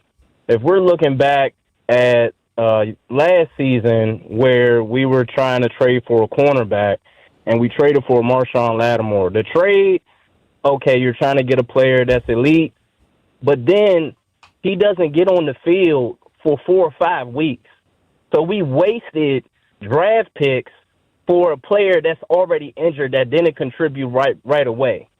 Next, in this offseason, we drafted a left tackle to play right tackle when we already have a starting left tackle in Laramie Tunsil. And then I blame Adam Peters for not upgrading the receiver room. We traded for Deebo Samuels. He's a Swiss Army knife, but we got rid of Zacchaeus. We got rid of Diami. And then we wasted a 4th-round pick on a punt returner. A punt returner. When we could have got Horton, that's in Seattle. And, I mean, you saw what Horton did with us with Seattle. He had 2 receiving touchdowns. And then Adam Peters just building an old roster, man. What is going on, dog? We didn't sell in the trade deadline. We don't have any position. Any position whatsoever. And look. I take it back to that Patriots preseason game when we got 50 put up on us. But Adam Peters didn't think, oh, maybe this is a depth situation. Maybe I need to go ahead and upgrade this roster. No, he said this roster is fine. Let's go out with the regular season with this roster. Like, come on, man. And then yesterday, I'm sorry. I'm 29 years old. I've been watching this. I've been watching this team for years, man. I had season tickets. Like it's frustrating. But for yesterday, I blame the coaching, man. Like we don't put the right players on the field. Like you said, Linnell, like McGee, dog. I'm sorry. Like, I understand McGee only gets in when we have a 3-linebacker set, but, dog, put him in with the 2-linebacker set. I don't want to see Louvu in the middle of the field no more. Put him out on the edge, dog. Yeah. Put him at DN. I want to see McGee in that middle of the field and see what he could do, because he runs sideline to sideline, and he hits, and he makes tackles. He makes tackles, and he reads the gaps. And then, I don't know if y'all paid attention, but C-Rod he didn't get his totes in the fourth quarter. Oh, my God, it was terrible. They stopped giving him the ball in the third quarter. He was the best running back on the roster. Yeah, he's been the best running back this whole season, it feels like, from a consistency I don't know what it is, but I don't know why they stopped. I don't know who. Maul, we appreciate it, man. We got a lot of other calls we got to get to. One slight pushback I would give with his CVS receipts of examples. The Connerly thing would be the one thing where I'm like, that's pretty normal. You draft a tackle, and then you say, hey, we're going to move you. Joe Wall was like that in San Diego, Los Angeles. Great left tackle. They already had one, still wanted him. They just moved him to right tackle. So that's pretty normal. Everything else he said is pretty accurate, though. So So you know what I'm looking at right now? I pulled up the box score from that Patriots game. There's a lot of names that played in that game that are still playing. yeah, I mean, you got outscored 109 to 38 in the preseason. Not good.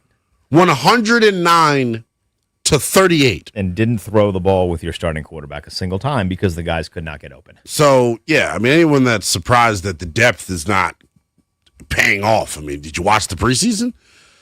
It's frustrating because I get where a lot of the Adam Peters stuff comes from in terms of the blame and so on and so forth. I think the best way to put it, if you're frustrated with Adam Peters, I think the best way to put it is like he didn't do his best job of trying to put the best roster possible together. It felt like he didn't know what the plan was, which is a little alarming because he is the one creating the plan.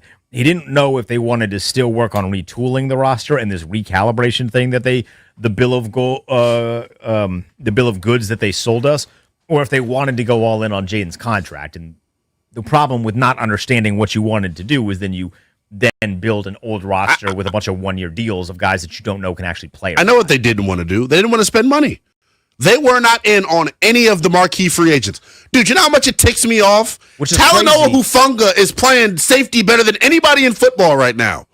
You have ties to him. A direct Dre tie. Greenlaw is in Denver cooking. Direct tie. Don't get me started with the lack of spending money because I tried to give him the benefit of the doubt. I mean, well, here's the thing. In fairness to Adam Peters, there's only 21 owners that can contribute to the amount of cash that you can spend. There's 21 of them. And I couldn't spend money. And I'm not saying you build your team through free agency. But you got to still go gotta get supplement. You need some blue chip players. Where are the marquee talent on the team? It doesn't exist. I mean, they've literally especially not on signed- defense. When it comes to free agents, if I'm missing somebody, let me know. They signed 3 guys to a multi-year deal: Dorrance, Luvu, and then Javon Kinlaw. And there's been like a few other guys that got a 2-year deal. But like a 2-year deal is not technically it's multiple years, but it's really not because you basically reassess it after the first year. Look, we're doing this bit of, and I keep saying it on social media because the coaches have drummed this up and they've created this propaganda. You're not going to tell me the loss of Will Harris is some earth-shattering development. You're not going to. Jeremy Chin's the better football player, people. Like, what are we watching? You watched him for 17 weeks last year, knock people's face off. And I'm supposed to believe that Will Harris being out. And Will Harris had one good game against a bad come on, man. Giants team that was quarterbacked by Russell Wilson, who's a bad quarterback. Let's take a few more of these. Tim is in College Park. Tim, what's up? I'm frustrated already. Yeah, so my take was the whole C-Rod take, was not giving him the ball in the fourth. I don't understand that. The last caller was correct.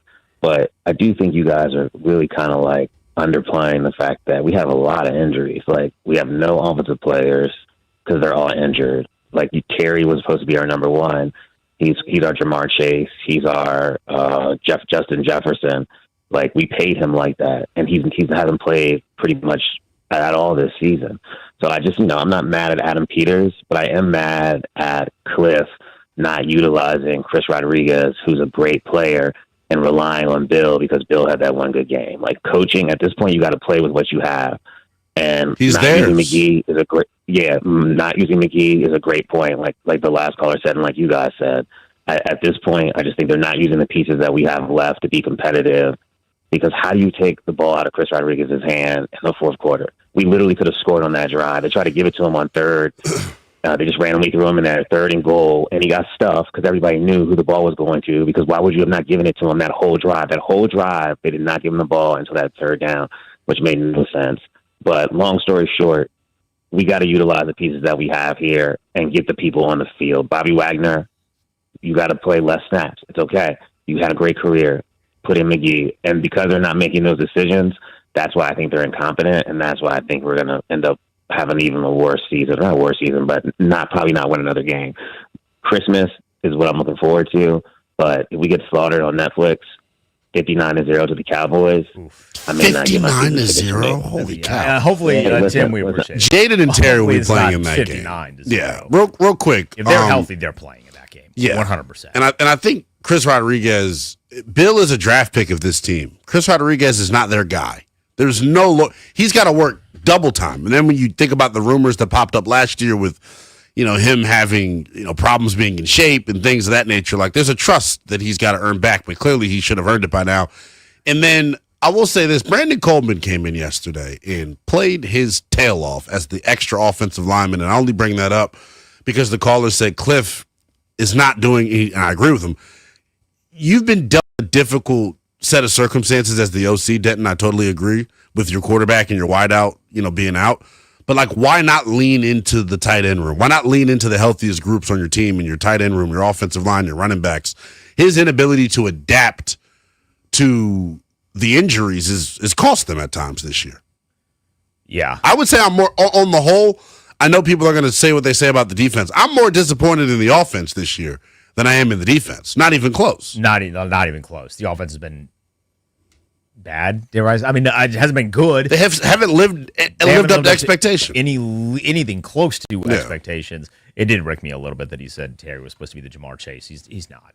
Like he's our Jamar Chase. He's our Jamar Chase, that's like a dagger. At least he doesn't spit on people. So I guess that's a win. We'll get into that coming up here. We're taking more of your calls, 800-636-1067. He is Linnell Willingham. I am Denton Day. We are sitting in for B. Mitch and Finley here on this Monday, reacting to Washington's sixth loss in a row, this one in Spain at the hands of the Miami Dolphins. It's a Misery Monday on The Fan, presented by Chinigo Mayos, a 2025 top workplace. Visit careerswithmios.com.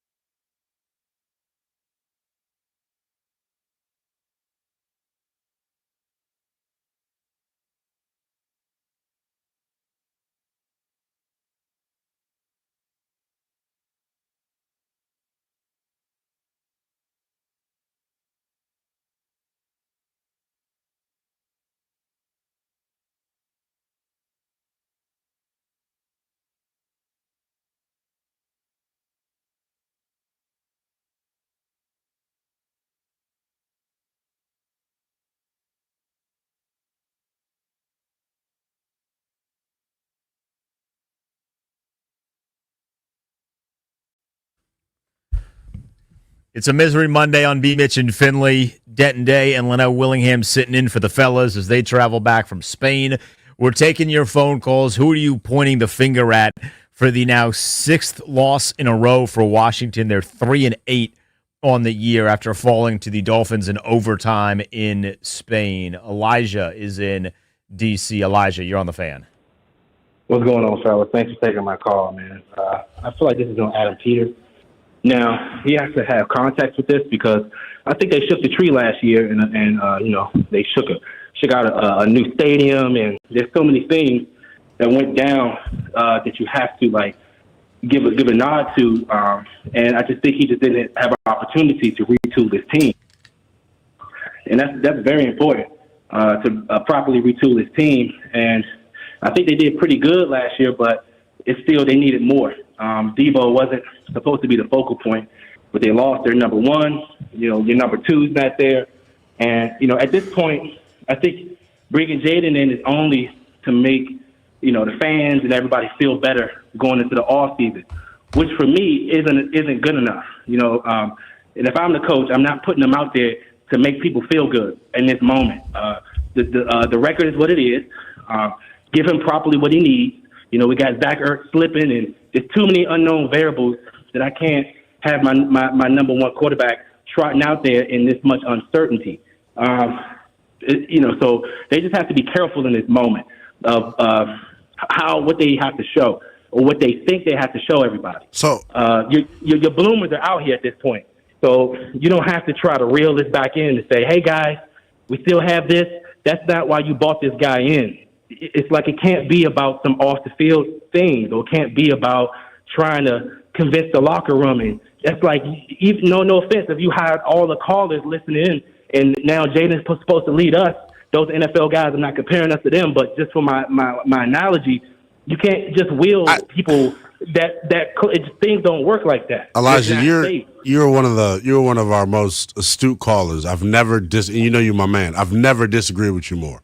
And it's not just you that feels this way, and I think it's a healthy conversation to have because I do genuinely see both sides of the coin. There's this risk factor, Elijah. If you play him and then he gets hurt and can't have a fully healthy offseason, I'm just of the mindset of what has he proven at this point?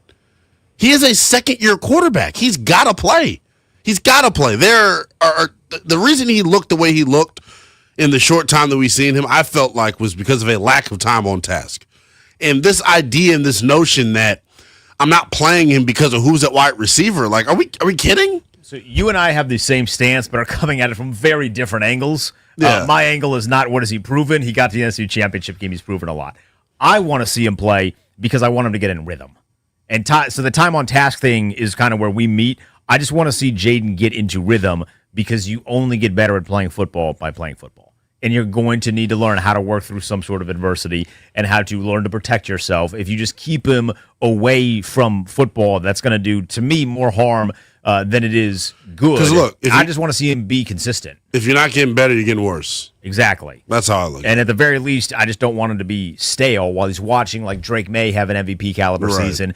Caleb Williams is still struggling with Chicago. They just have an easy schedule up to this point. I just want to see Jaden get into a rhythm. So if honestly, the perfect scenario for me is that Jaden gets into a rhythm, he looks really good, and they still lose games because the defense is bad, and they still got a high draft pick, but we feel way better about him because he closed the season out with no injuries, balled out. Him and Terry played really well together. And then for the love of God, can I just see Terry and Debo play more than 3 games with one another? Please and thank you. Is that too much to ask for even this late in this season? I don't get the conversation, though, of him not playing. I think it's total nonsense. I mean, Dan Snyder is somewhere in the Mediterranean with a voodoo W that he's just jabbing and poking holes into.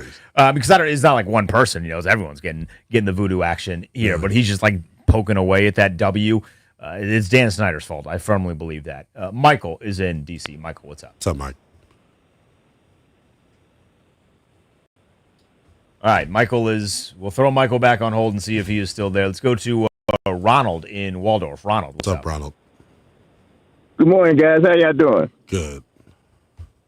All right, good. I got one play in my mind that just irritates me to no end. We know what we got on the sideline as far as the kicker is concerned. From 50 yards out, this guy is garbage. He's zero.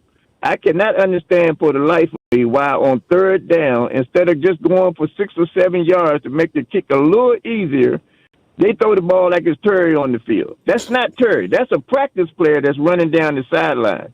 It took a perfect throw and a perfect catch for that play to succeed. I think they just gave it away at that point. They telling me that they assumed that this kicker is good from 56 to 57 yards. That made absolutely no sense to me. That's my take, gentlemen, and I'm through. Ronald, I appreciate it. I think all of us knew when they lined up. Gay from 56, it was no good. The deep shot, that's the quarterback. You know what got me? For Cliff, who has a personality disorder when it comes to running the football, for you to run the ball with 57 seconds left at the Miami 40, I was like, what the hell are you doing, Cliff? I know. This is not the time for a token run. With no timeouts. Like, with no time. Like, what are we thinking? Because here? they never have timeouts. And someone had put this in our chat on YouTube. If you're not watching us on Monumental, you can also watch us on YouTube. Somebody put in the chat on YouTube that they got the timeout. They wasted timeout because of a late substitution. That's like the 6th week in a row where they've had a late substitution that has cost them a timeout. Someone's going to eventually need to learn that you can't do that. The other team gets an opportunity to substitute if you are going to substitute. That is a coaching and a discipline thing. That's why we get so upset at the timeout usage. It's not like we don't know what the cause is. We know what the cause is. It's a fixable cause, and they are not fixing the cause. No, they're not. It's honestly pretty frustrating. It's very frustrating because Dan Quinn should theoretically know better than this. And that is on the head coach. And I will say this, even like the defense was better yesterday, but like I don't think they were that much better. I did. I also think it has something to do with the opponent that you were playing. Miami could have run the ball every single time. I thought they were noticeably better. They had a couple of goal line stops. The goal line stops were inspired. Goal line stops, good blitzes from Dan Quinn. Because we've been asking Joe Witt to blitz significantly more, and his answer or his retort was always "I am," and we're like, "Well, you're clearly not he calling is. it the best way." I don't think they execute blitzes well. But they did yesterday. That's the thing. Like they executed Jonathan Jones the blitzes. did, yeah. Jonathan Jones did. I thought the execution of defense was significantly better, and I don't know if that's just Quinn having a better instinctual way of calling a defense or what. Maybe guys are just playing with their tail on fire because they were in Spain. I have no idea. But the defense I thought looked significantly better. Let's go to Carlos in Alexandria. Carlos, what's up, man? Hey, thanks for taking the call. I want to make one quick follow-up point on what you made and then my main point. And that is Daniels has to play for another reason.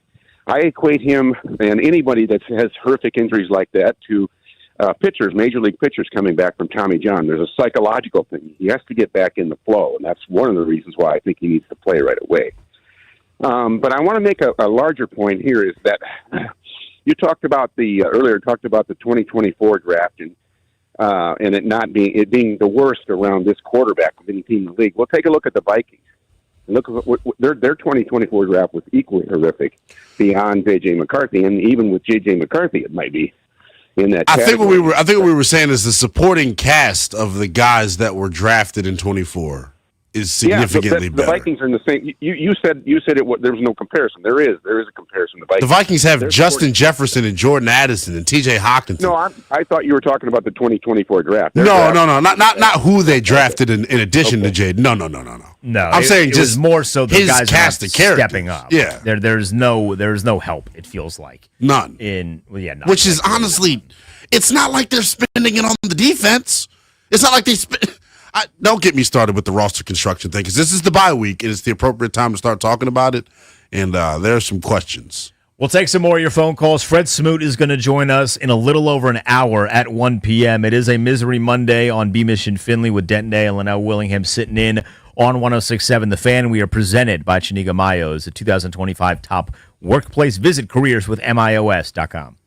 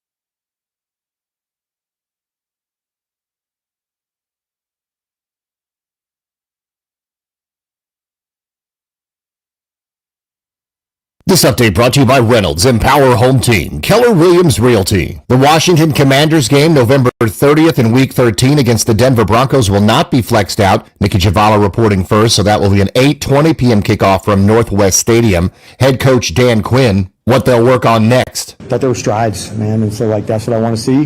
Yeah, I don't like one step forward, two step backs, but I'm just going to continue to try to put guys in the right spot to go do their thing, see if we can tighten up the things that need it. Falcons quarterback Michael Penix Jr. suffered a potentially season-ending knee injury for the game against the Panthers. Eagles offensive tackle Lane Johnson, Liz Frank injury, he's out 4 to 6 weeks.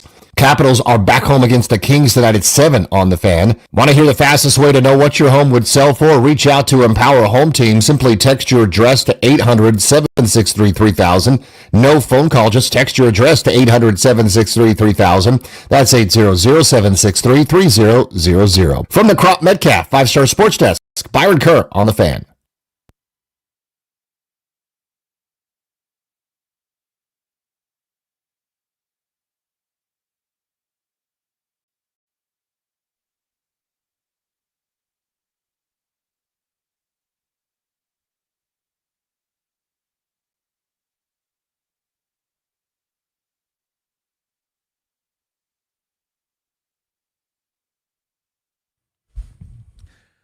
Is B. Mitch and Finley on 106.7 The Fan. We are live on Monumental Sports Network and YouTube at 106.7. The fellas are out today, traveling back from Spain. They will be back tomorrow. Denton Day and Linnell Willingham sitting in. You can tweet us at the Denton Day at NELL_BTP. We'll do one more segment of Blame Pie. Who are you most upset with from Washington's 6th loss in a row? This one at the hands of the Miami Dolphin at 800-636-1067. 800-636-1067. If you don't get on the phones, that is where Twitter would come into play, and then you can tweet us. Let's start. Jeremiah is in Fairfax. Jeremiah, what's up, man? Hi, how are y'all doing? Thanks for taking my call. Of course. So first thing I want to say, at this point in the season, I think it's not too wise to specifically go who's to blame for this game. Who's to blame for the point the team is at the season, which is 3 wins and however many losses. I think it's fully, or at least mostly, on Adam Peters, mostly because of what Linnell said, roster construction. And to address something another caller said that I didn't really hear get talked about, he said, I don't want to blame Peters too much because there's a lot of injuries. That might be true, but there's another team in the NFC who is a lot more injured than the Commanders and is still in the playoff hunt. So I don't really take the injury excuse for that. Wait, hold on. Who is that? Enlighten me. That would be the 49ers. So here, and I think you're totally on base, and y'all accuse me of being a flip-flopper. I just get brought new information and my opinion changes. San Francisco is in year 5 of their program. Of their situation. They have the floor. The floor of their roster is much better than ours. They're in a much better position to overcome the injuries because of the foundation that they've set with Adam Peters over the past several years. But the biggest reason this team is in the position that they're in is Terry and Jaden being in and out of the lineup. You take away Josh Allen and Keon Coleman if he can show up to practice on time. You take those two out of Buffalo, they're not going to win a lot of games. You take Pat Mahomes and Travis Kelce off of the Chiefs, they're not going to win a lot of games. So this idea, and I'm coming around on this because I was as critical of Adam Peters as anybody, but the cop-out that he has, the 2 most integral pieces of your franchise have not played this year pretty much. And I think it's more maybe an indictment on Brock Purdy. To be like, they're really hurting. Like, I think that's just more Brock Purdy maybe not worth the money that he was paid. Your point is well taken, but I would also then be very quick to point out that they have not played nearly as tough of a schedule as Washington has. Washington's been getting bullied around. San Fran's playing last place? They were in last in the West. Yeah, their schedule is not all that playing a last place schedule. Jackie is in Frederick. Jackie, what up? What's going on, Jackie? What up, nephew? Hey, Denton. So look, my blame pie, I have to give 20% to the defense. I got to give 30 to special teams, and I got to give 50 to the offense. And this is why the defense, even though they did make goal line stops, Miami was still getting chunks of yardage. Yeah. And that's the part that, I'm like, okay, you're doing things differently, but you're not. Anyways, the offense. The reason why the offense, I know y'all already know why the special teams get the 30% they got, but the offense,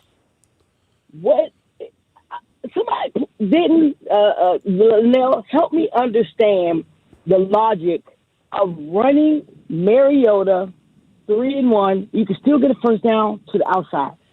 I still can't understand why did we do that when our running backs were doing well. Try to get cute. I just think. I mean, besides the Zach Ertz slip, I mean that could have happened to one of the younger guys too, the younger tight end. So I'm not even going to talk about that. But was that Mariota run our turnover on downs when we were at the goal line? We were at the goal line. He tried to get the 1 yard line. He tried to get the 1 yard, I guess, on the touchdown because we still could have gotten the first down. And then I think they did some other crazy stuff. Anyways, but why go for the jugular with a receiver you're not sure if he's going to catch it in that one? All you had to do was 5 yards. We had Debo open 5 yards. That's all you needed. So sometimes I got to question Cliff's play calling. I mean, I like Cliff, but I don't know. Maybe his offense has outgrown this team because everybody catches on. If my son can tell you what we're about to play when they line up, I'm pretty sure defensive coordinators that are getting paid millions know what we're doing. So that's just my take. Yeah. I mean, I love the team. I've been a fan of this team since I was 5 years old. I ain't gonna tell you how old I am now, just a very long time. And I'm going to continue to support them, you know. But I just feel like I don't know if McDaniels get fired. At first, I wasn't like too keen on it. But I wouldn't mind having McDaniels over here as the offensive coordinator if Cliff. Well, I know he's gonna run the damn ball. That's the one thing that Cliff will run the ball. I don't get it. Like their offense, it's crazy. Miss Jackie's brought this up. I was thinking about that as I'm watching. Tua's under center a lot. They run a very traditional offense. And they finally did go under center on one of the fourth down plays. They ran it out of shotgun on a 3rd and 1. This was early in the game. And then they slip into Mariota being under center, and it works beautifully. Yeah, shocker. But they do not do a lot of work under center. My biggest issue with Cliff has been the issue that kind of existed last year. We just overlooked it because the quarterback was playing so well. There's not a lot of creativity before the snap. And I'm not going to tell you his route combinations stink. That's not how I'm analyzing the game. But I watch a Mike McDaniel. The Dolphins do a lot of pre-snap movement. I watch a lot of the great offenses across the NFL, and there's a lot of pre-snap movement. So either the players are not capable of doing that, which I don't think is it's not the case. That's not the case. It's a Cliff thing. It's a Cliff thing. You need to get more creative at the line of scrimmage, especially when you know you are at a disadvantage talent-wise. And there is no doubt, and Cliff's a pretty honest dude, right? He was the one guy that... Well, he tells you every time he gets up to the podium, we haven't had our guys since the spring. Yeah, he was the guy that broke rank, if you will, that was the first one to be remotely critical of the Terry situation, just being like, hey, I need my guys to be here if we want to be successful. Yeah. I didn't think he insulted him, by the way. He was just the one guy that wasn't uberly obnoxiously positive about it. But I need to see, and I want to see more help of the quarterback. Let him know, send some guys in motion so he can understand what he's looking at here. If they are, not that they're trying to disguise a bunch of stuff, but you get what I mean. Just help the guy out a little bit, especially when you don't have guys. And he's not doing that. He hasn't done that the last 2 years. I'll be honest, I don't know if I want Cliff Kingsbury back. I want him back because I appreciate his play designing as a pass play caller. I think he is under the microscope for the final post-bye stretch of the season. But it's hard because I get it. He's dealing with not having your number one wide receiver. You don't have your starting quarterback. They've only scored 27 points 3 times this year. I know. They were one of the best scoring offenses. I have them right here. Yesterday, 13 against Detroit, 22. Some of that was late. Against Seattle, 14. Kansas City, 7. Dallas, 22. Chicago, 24. The Chargers, that was a 27. Yay. Yeah. Atlanta, that was a 27. Yay. Raiders, 41. Awesome. Great performance, everybody. Packers, 18. Giants, 21. Yeah. That's not good. It's been tough. And I think the bigger problem that I'm having with watching them is a lack of detail. And I know that backups are playing, but if you're Bobby Ingram, coach your guys up to where they're running the route to the right depth. Don't have guys. We get an illegal shift, an illegal formation called every single week. That stuff can't happen. We're the 4th most penalized offense in the NFL. We're the 10th most penalized team in the NFL. So I don't know if that's a Dan Quinn thing, but I look at this group, compared to last year at least, they're not playing with great detail on offense. And they were, what was it, 7th last year in time of possession? They're 28th this year, and part of the reason is they're always behind the sticks. They aren't able to, go on these long. Remember last year we actually complained about the 14, 15 play drives, and the whole talking point this offseason was we need to be more explosive. We need to get somebody that can create chunk plays. I need somebody that can do their job. Last year they were 5th in scoring in the NFL at 28.5 points a game. They are currently averaging 21.5. It's a full touchdown per game less than what you're seeing on a regular basis. And they're bottom half of the league in scoring. The only teams that are ahead of are the Jets, ironically the Dolphins, the Falcons, who they allow the Falcons to have the best game of their life against the defense, the Panthers, who somehow have a winning record, the Browns, the Saints, the Raiders, and the Titans. Those 4 final teams are all dog water. I'm so sorry. They are just completely doo-doo. My phone, my button on my side for my volume just will not stop. I think so. Cliff is under the microscope for me the next couple of weeks just to assess: is this a Cliff thing? Is this a talent thing? I'm also looking at, because last year when I coined the phrase exotic smash mouth football, it wasn't just Cliff that gets the credit for the diversity of the rushing attack. That's Bobby Johnson, the offensive line coach. That's Anthony Lynn, the running backs coach. I just think there's a lack of diversity in their run game right now. And I don't know if it has to do with health, but like everyone's healthy up front, everyone's healthy in the running back room. We talked about this the other day. It is worth pointing out real quick. The offensive line is like the healthiest group of the entire roster. And they won't run the ball. And they do not run the ball. You know how maddening that is? It is crazy. Brandon Coleman came in as the swing guy. Great. Should have been the swing guy. Yeah, better than your boy Trent Scott. Yeah, I'm about to say, I'm a huge Trent Scott guy, but Brandon Coleman's a real tackle in this league. Yeah, he plays really good. You know? And it's crazy because the numbers would tell you that Washington still is interested in running the football. They've got the 5th highest run rate in the NFL. They're running the ball, 47.9% of the time? But a lot of that is scrambles. Exactly. So their inability to run the ball all of a sudden is baffling because it happened last year around this time. Yes. It's almost like teams catch up to the run scheme. This is the real Cliff that we are. It is not seeing. about the passing game. It is not about the passing game, although with Marcus it hasn't been great, which just is more of a reason why Jaden should play and will play. It's not an argument of will he. He is going to play again. Yes. They did not put him on an injured reserve. If they did not want him to play again, they would have done that. He is going to play again. It's should he or shouldn't he maybe becomes the question. Carlos is in Severino Park. Carlos, what's up? Man, listen, I went to the Capitals Stadium Series game in Raleigh, North Carolina. So and I was pissed off. So I can imagine I'd be even heated if I went to Spain and lost and my team lose. That's one. Number two, Jaden Daniels has to play. All those people that say that we need to wrap him up until next season, along with Terry McLaurin and all that, still got that Dan Snyder mentality, and has no place in being fans of this great franchise. That's number two. Number three, can you guys shed some light on this? Why is it, and I'm just jealous because I see all these other teams that are good, the Detroit, Ravens, Packers, Eagles. I feel like we have a franchise that where running backs go to die. In the past 10 years, we've had 25 running backs. And I say this because... Wait, say that again? We've had 25 running backs in the past 10 years. So, jeez, we're about 2.5 per. That's a lot. So think about that. It's like, why can't we have a Derrick Henry? Why can't we have a Josh Jacobs? Why can't we have a Gibbs? Why can't we have a Robinson from the Falcons? Why is it that it has to be a new running back every single year? Why do we have to have 3? Why can't we just have 1 or 2 as a backup? I feel like that we need to, 8 carries a game, 5 carries a game. If I was a running back, I'd be like, why would I want to come here and only have 5 carries a game? Why would I want to come here and only catch the ball 3 times as a running back? Hand me the ball. Give me a running back. They're allergic to it.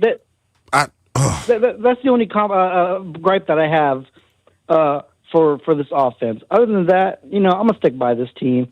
But either way, it's just some light on that for me. Thanks, guys. Thanks for taking my call. Yeah, appreciate it. Yeah, for sure. That's my big gripe with Cliff is dude, you can call multiple run plays in a row. It's allowed. That is allowed. You're not going to get penalized for that one. their unwillingness to run it. And then this is my whole thing. It goes against who they want to be from a personality standpoint as a team. You can't walk around screaming, doing hard stuff with good people and anybody, anywhere, anytime, and you're not willing to punch people in the face offensively. Like, you have the line to do it. It really speaks to the passing game in there, too, because we are so – it almost feels like a big play is more available via run than it is the pass right now. And I'm fully aware that they ran the ball yesterday more than they threw it. It was 33 rushes to It still to wasn't 30, enough. But it still was not enough. Still wasn't enough. I want 40. I want 40. Let's look like Navy football out here. You got to run 60 times, run 60 times. And when you're down to practice squad wide receivers, I would say it's appropriate. I would say that too, especially because Chris Rodriguez is good. Like he's good. We've seen him be good. It doesn't make sense. We have seen him be a good quality player, and they still do not, for whatever the reason is, want to run it with Chris Rodriguez. Fred Smoot's going to join us at 1 p.m. We're going to shift the conversation a little bit to the Jaden Daniels situation. Should he play against Denver out of the bye? We answer that question when we get back. It's B. Mitch and Finley with Denton Day and Linnell Willingham sitting in for the fellas here on a Monday. It's a Misery Monday presented by Chiniga Mayos, a 2025 top workplace. Visit careerswithmios.com.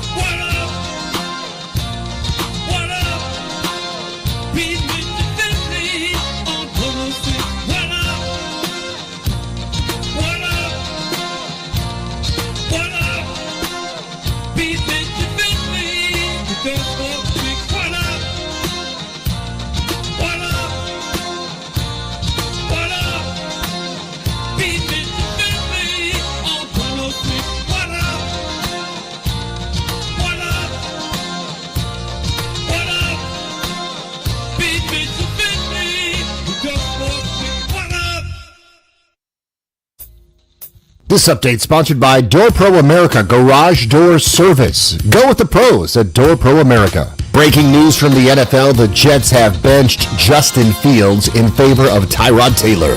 The Commanders' next game, Week 13, November 30th against the Denver Broncos, will be an 8:20 p.m. start. Head coach Dan Quinn on coaching the defense from the field. Joe certainly helped me a lot, to make sure organized, to get the stations to go in game and the passing game. So it felt familiar, but different. Falcons quarterback Michael Penix Jr. suffered a potentially season-ending knee injury against the Panthers. Capitals welcome in the LA Kings tonight at 7 on the Fan. Nationals welcome in new manager Blake Butera at a 1:30 news conference. From a spring repair or replacement or a brand new garage door to boost your home's curb appeal, call 877-DOOR-PRO today and ask how you can save $60 on a repair or $150 on a new garage door. Visit DoorProAmerica.com. From the Crop Metcalf 5-Star Sports Desk, Byron Kerr on the Fan.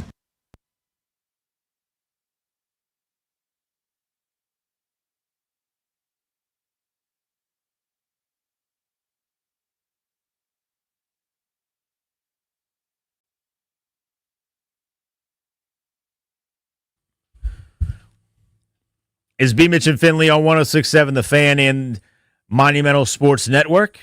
We're on YouTube as well. Fred Smoot's going to be with us at 1 p.m. You will hear from the brand new Nationals manager, Blake Butera, his introductory press conference at 1:30. That will be carried right here as well. Am I impacting your camera when I just did that? No, my camera's on the laptop. Oh. Yes. Well, in that case. Beautiful Monumental cameras that are shooting me. But, White Brian and I were trying to finagle the camera situation in here, which seemed to work for the junkies.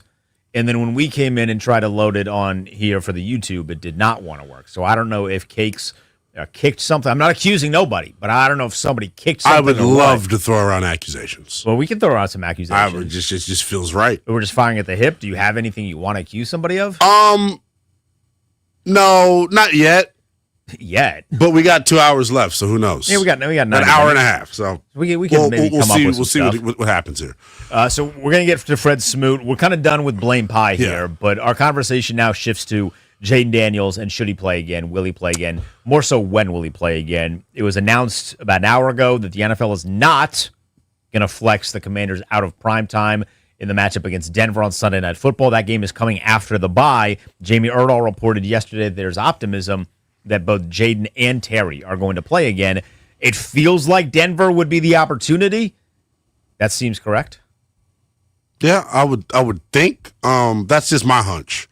I want to see him again. I want to see him against Denver. I want to see him against good defense. I want to see Jayden Daniels play because I want Jayden Daniels to be in rhythm. And you cannot just wrap the guy in bubble wrap for forever. Like, you have to play football. That's what he's here for. You got to play football. So I need to see him play again, and I want him to get into rhythm so you go into 2026 feeling way better about the season than how we feel right now, which is that everything is a disaster and life sucks.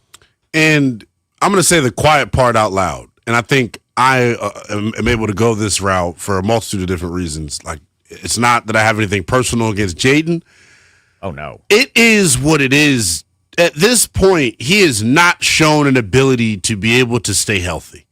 So that factors into my wanting to see him more too. Like, just prove to me that you can protect yourself. Prove to me that you can get through several games in a row. Because when's the last time he's played multiple games, 3 or 4 games in a row and finished them?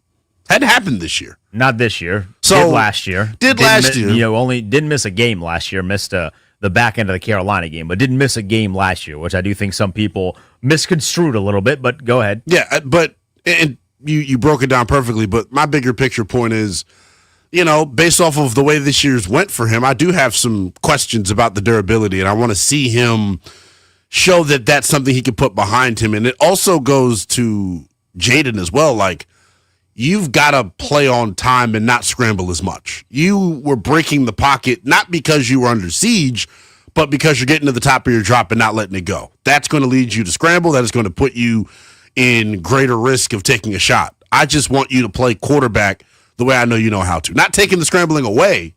But you need to do it a lot less. You need to do it a lot less. You need to do it a lot less. There were a lot of games this year, and this is why I want him to come back. And we are very similar reasons for that is that he needs to get into rhythm and be comfortable because at no point has he looked comfortable consecutively. And I say consecutively because he looked really good against the Chargers. Yeah. The first 2 possessions were kind of whatever, comes back in, third possession, marched down the field. He looked good from that point on. Outside of 2 plays against Chicago, he made some really good throws that you're like, all right, the 2024 Jayden is back, but then the fumble kind of puts a really dark cloud on that. I mean, he threw the pick to Debo. He was looking for Debo in the end zone. He recognized immediately, hey, that one's on me. I should have thrown that, split second sooner. And that just comes with being a second-year quarterback. I just need to see him back playing football so that you go into 2026 where you see a lot more of what we saw at the end of 2024, which is, as you mentioned, he's scrambling if it's necessary, but he's not looking to scramble all the time.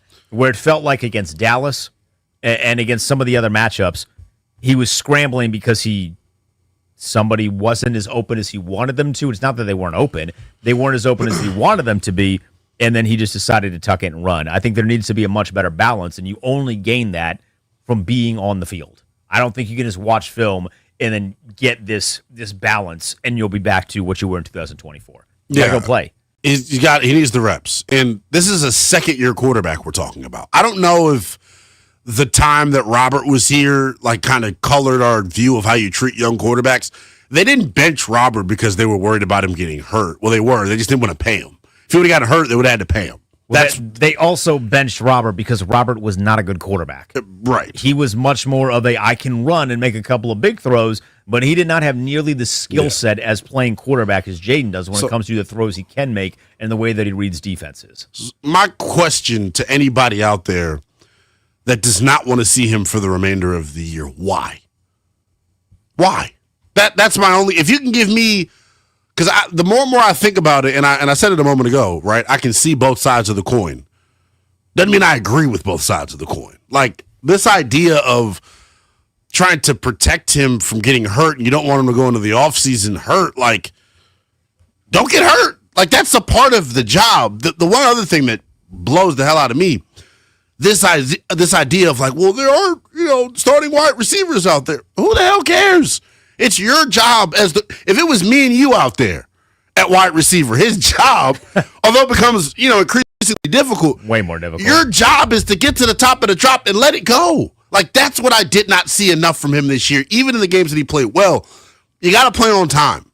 And that's something, and the reason it blows my mind and I get worked up about it, it was literally his superpower a year ago. I'll never forget the first time I laid eyes on him during OTAs and mandatory minicamp. I'm watching him run 7-on-7 and then Mariota run 7-on-7. Mariota's a 10-year vet scrambling, not playing on time. Jayden's getting it out, taking what the defense is giving him. You can't go broke taking a profit. That's why I want to see him. Get back to what I know you can do. You need to see that again. Yeah. And I want to see it with Terry, by the way. Exactly. Terry is going to come back as well. There is no bubble wrapping Terry. I would like to see multiple games in a row where Jayden has Terry and Debo at his disposal. I don't really care about everybody else. I want Terry and Debo. And you know that McLaurin is going to be coming back. He was out there in Spain. They traveled him to Spain. They knew he wasn't going to play, but they traveled him to Spain because he is on the up and up. You get an entire bye week here for him to continue to get better, continue to get healthy. I need to see Terry back out there, and I need to see Jayden back out there. And then to an extent, Linnell, one of the things that really helped him, I thought, last year, really hit the level that he hit, was he understood, and it's not like I'm saying I want him to go out here and make terrible throws. But he understood that a bad throw is a bad throw. It is what it is. You get right back up. There was a point where, this year in particular, it feels like he does not want to make throws that are NFL levels of open because he's so concerned with protecting the football. And again, I'm not saying go be a gunslinger and throw into triple coverage. Right. But you got to be comfortable throwing into some tight windows. If a turnover happens, you're on to the next play. You're good enough to be able to overcome 1 to 2 interceptions as long as you are still confident in your abilities. So I do kind of want to see him go out there and not be so cautious to the fact where you're leaving plays on the field because you're worried about the potential of a turnover, which it felt like particularly in the Green Bay matchup. And that Green Bay defense was the best defense I think that Washington has played to this point, them or Seattle. But in that Green Bay in particular, I went back and looked and I saw hey man, Terry was open sometimes. Dudes are open. And you just have to. You got to trust it, and you got to sling it in there, man. He has the arm strength to do so. So I need to see that when he does come back. Denver would be a really great opportunity because that's a really, really good defense, especially if Surtain is going to be fully back and healthy by that point, going up against Terry, which that's maybe a little bit alarming. But I want to see him go out there, be confident. I don't care about wins right now, man. Honestly, the best case scenario for the team is if he's really confident, plays really well, and the defense is so bad that they lose. Yeah, point blank. And I think the one, like I said a moment ago, the thing that has me, I got to find the right adjective. It's raised my eyebrows. It's just watching how he's looked this year when he has played. There is a little bit of, indecisiveness that's there that did not exist last year. And I think you hit it right on the head. He's been hit so many times this year. I'm not calling him soft. I'm not saying he can't win from the pocket. To me, even when Kurt Warner did the Seattle breakdown, there was an unwillingness to stand in the pocket, make the throw, knowing you're going to take the shot on the chin. And I thought he was so good at that last year. But you mentioned trust, and I think you hit it right on the head. Down the stretch last year, I was saying this. There was a clear lack of trust in the offensive line down the stretch last year, which is why you saw in the Philly game, the Atlanta game, this uptick in scrambles. Yes. He scrambled 16, 17 times against the Falcons. Right. Against Philly, he scrambled 12 times. So I'm okay with him using the superpower to his advantage, but I also want to see the other stuff that made you a number 2 pick. And I think there's one thing I want to add in here, and I have had this stance for a year and a half now. Some of this is going to be on Cliff. No quarterback powers. I don't need to see quarterback sweeps. Yeah. I don't need to see quarterback powers. You have running backs for that reason. If you're objective, and you have a gadget, and you have if your objective is you want to see Jayden Daniels play, and you share the objective that we have, which is I want to see him get in rhythm. I want to see him be confident throwing the football, throwing into tight windows. All of that is good and well. Do not run him into the mass amount of bodies that occupy the line of scrimmage. Just do not do that. Run the football with the running backs or your gadget guys. You got 4 dudes. Yeah. 4 dudes that you could run that football with that are not Jayden Daniels. So some of that has to be on Cliff too. I know you want to use his legs, and I'm not opposed to him scrambling. I think his scrambles have actually resulted in some pretty positive plays. He's the best scrambler in football. He's the best scrambler in football. Well, last year he was at least. But I do not need to see designed quarterback powers if you're trying to keep a guy healthy. So that falls on the OC. There's a number that NFL Live put up, and I think I screenshotted it. Either way, it was he's taken the most hits by a quarterback since the start of last year, and the number is he's like plus 100, like 100 more hits than the next guy. And when you think about the time he's missed this year, that's alarming. That is alarming. Yeah, he's had 54 carries this year. 54. Yeah. There's been 3 games where he's had double-digit carries.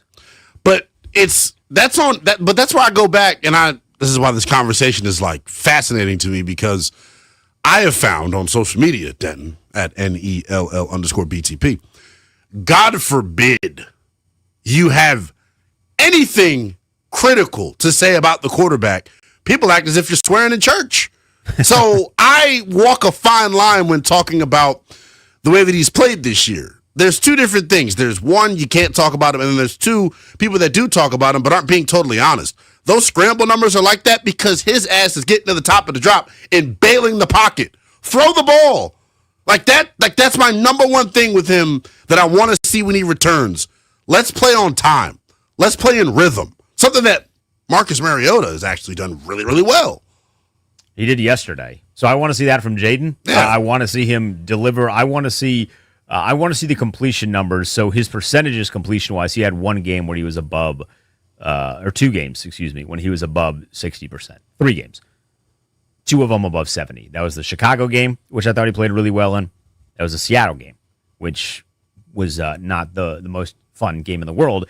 But the Seattle game was when he was really at a disadvantage talent-wise. So I just want to see him get in there. I'm not looking for – it's not like I'm looking for numbers in specific. It's very much an eye test thing. Yes. You're going to go back in there. Let me see it. And then I just want to see it because there were moments in that game against Chicago, particularly in the third and fourth quarter, before the fumble, where he's making Jalen Lane look like a superstar. He's making Luke look like a superstar. You just had that fumble that kind of ruined it, right? That game against Los Angeles, that was a fun game to watch. That was a fun game to be a part of. We were watching that one at a bar at Honor Brewing in Sterling. That was a fun day, right? He's making big plays. There was that throw in the back of the end zone to Debo. Like, that was the Jayden Daniels that I wanted to see. So I need to see him come back, and I want to see him look a lot more like that than we did see him the way against Dallas and against Green Bay and to an extent against Seattle. I know that completion percentage number is pretty good, but they could not do anything against that Seattle offense. So we'll take a few of your calls. If you got him on Jaden, do you want to see him play again? What are you expecting from him? 800-636-1067. Fred Smoot is going to join us at 1. We will go out to Nationals Park at 1:30 for the introduction of their new manager. It's B. Mitch and Finley on 106.7 The Fan and the Monumental Sports Network.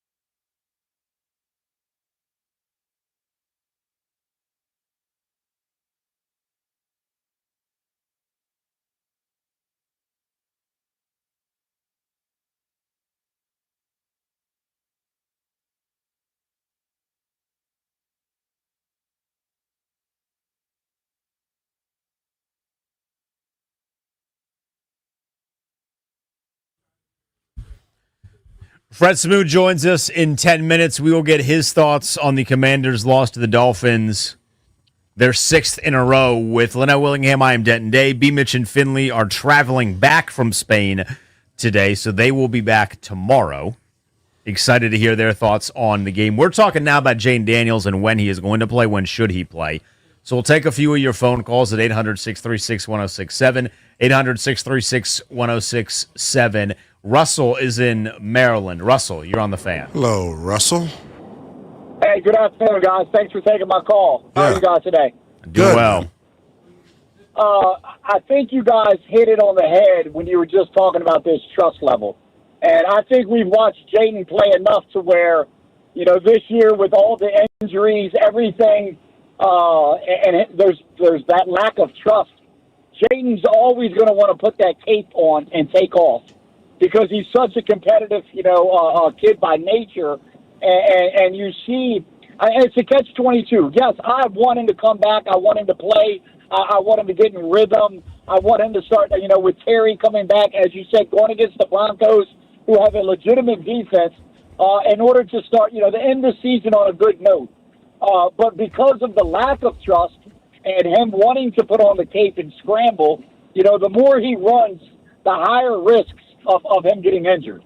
I mean, I knew it when we drafted him. The kid is lean, and I've just come to accept the fact that he's going to stay nicked up, especially if they can't protect him and he feels he's got to run. If he doesn't learn to run smarter and protect himself with this year being a washout, we may actually want to be looking at a future quarterback here in Washington. Thank you, Russell. I do not agree with that. You're gonna do it. I know you want to. Your inner demon is saying that you want to agree with it. It's not that I want to agree with it. It's just we're so afraid of having certain conversations because we don't want to go back to the projects. That's how, like, last year it felt like we got a little, family townhome. We have a fireplace and so on and so forth. Now I feel like we're back with the roaches, right? In terms of like the way that the season has gone. But like anybody out there that says they have no concerns at all about his ability to stay healthy, like, do you worry about anything? Do you walk outside in 20-degree weather wearing shorts? Like, it just doesn't make sense to me. What if you only have minimal concern? Because I only have minimal concern. You got to have some sort of concern. I have minimal concern. And maybe concern is too strong of a word. It might be in my thought process. It takes up space in my brain. I've thought about it. But I am confident. I mean, we have seen way more good than bad. Yes, 100%. And I'm not going to allow the bad to outweigh the good. And last year's a really good example of, yes, he did have some what we will call boo-boos, like if that's what you can call a broken rib, a boo-boo. But he leaves the game against Carolina, and then that's really it. Like he battled through a lot of the other things. If it was up to him, he would have played after one game. Right? Like he would have played in Atlanta if it was up to him. I have a feeling that you are correct where he would have played this weekend if they really needed him to play. I firmly believe this weekend they would have just put a certain brace on and said you are not going to run. But I'm not like, I do not take the approach of we're going to potentially be looking for a quarterback again soon. I do not. I think that is people leaning way too far into the doom and gloom, the sky is falling bit than I certainly am. I can see the dark cloud. I know that dark cloud is not over me. This is just a weird and wonky year where it feels like a lot of things are going wrong. I do not have any doubt that the quarterback is the quarterback of the future. Yeah, I think his talent level leads me to believe that he is. He would have to, first of all, just look at Cincinnati.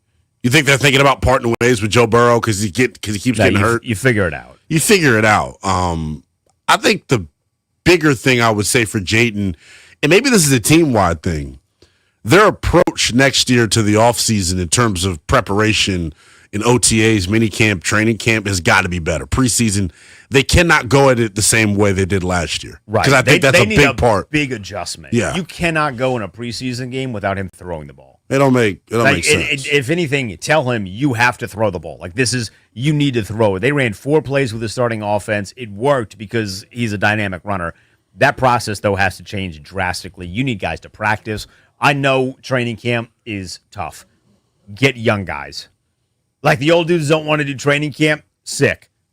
sign some 28-year-olds. They want to do training camp. Plenty of them out there. You got There are plenty a of lot money of to them out spend. there. So the whole process needs to drastically change. Fred Smoot is going to join us when we get back. You will hear from Nationals Park as they introduce their new manager at 1:30 right here on B. Mitch in Findlay with Denton Dale and now Willingham sitting in on a Misery Monday for the Commanders presented by Chiniga Mayos, the 2025 Top Workplace. Visit careerswithmios.com.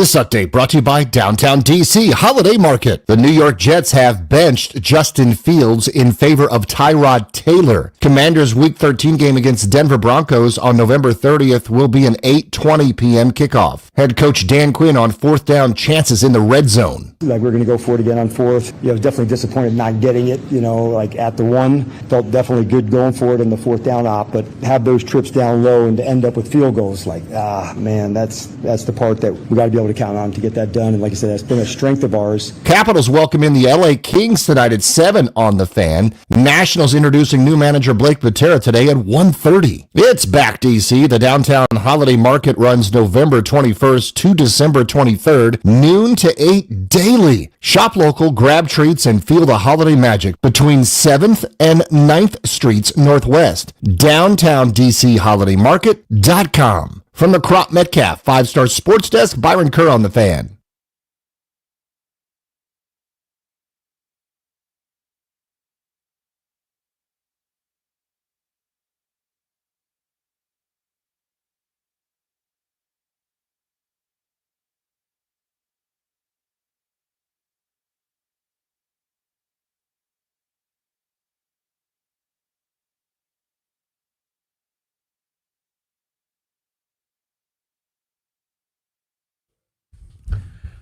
It's B. Mitch and Finley, 106.7 The Fan, Monumental Sports Network, and on the Team 980. We welcome in those great listeners who just heard the Kevin Sheehan show. You get us for an hour. We all fam. We all fam.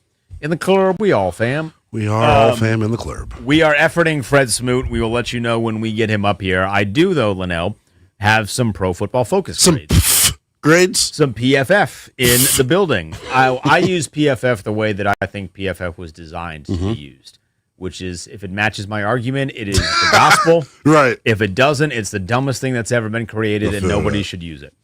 I do have some grades that I want to point out here. Here's the big one. Brandon Coleman, 89. Woo! Only 14 snaps, but 89.9 for Brandon Coleman. Sam Cosmi, in 66 snaps, 83.3. The highest of anyone that played more than 15 snaps. Laramie Tunsil, in 67 snaps, 78.4. You ready for this one? Josh Connerly, 74.3. Ow! In 67 snaps. Love Those to are hear your it. 3 highest graded commanders for the matchup against the Miami Dolphins, who had a pretty good pass rush. Yeah. So I think that is very good for the Commanders. We will now go to the phones. Welcome in our guy, Fred Smoot, joining B. Mitch and Finley with Denton Day and Leno Willingham sitting in.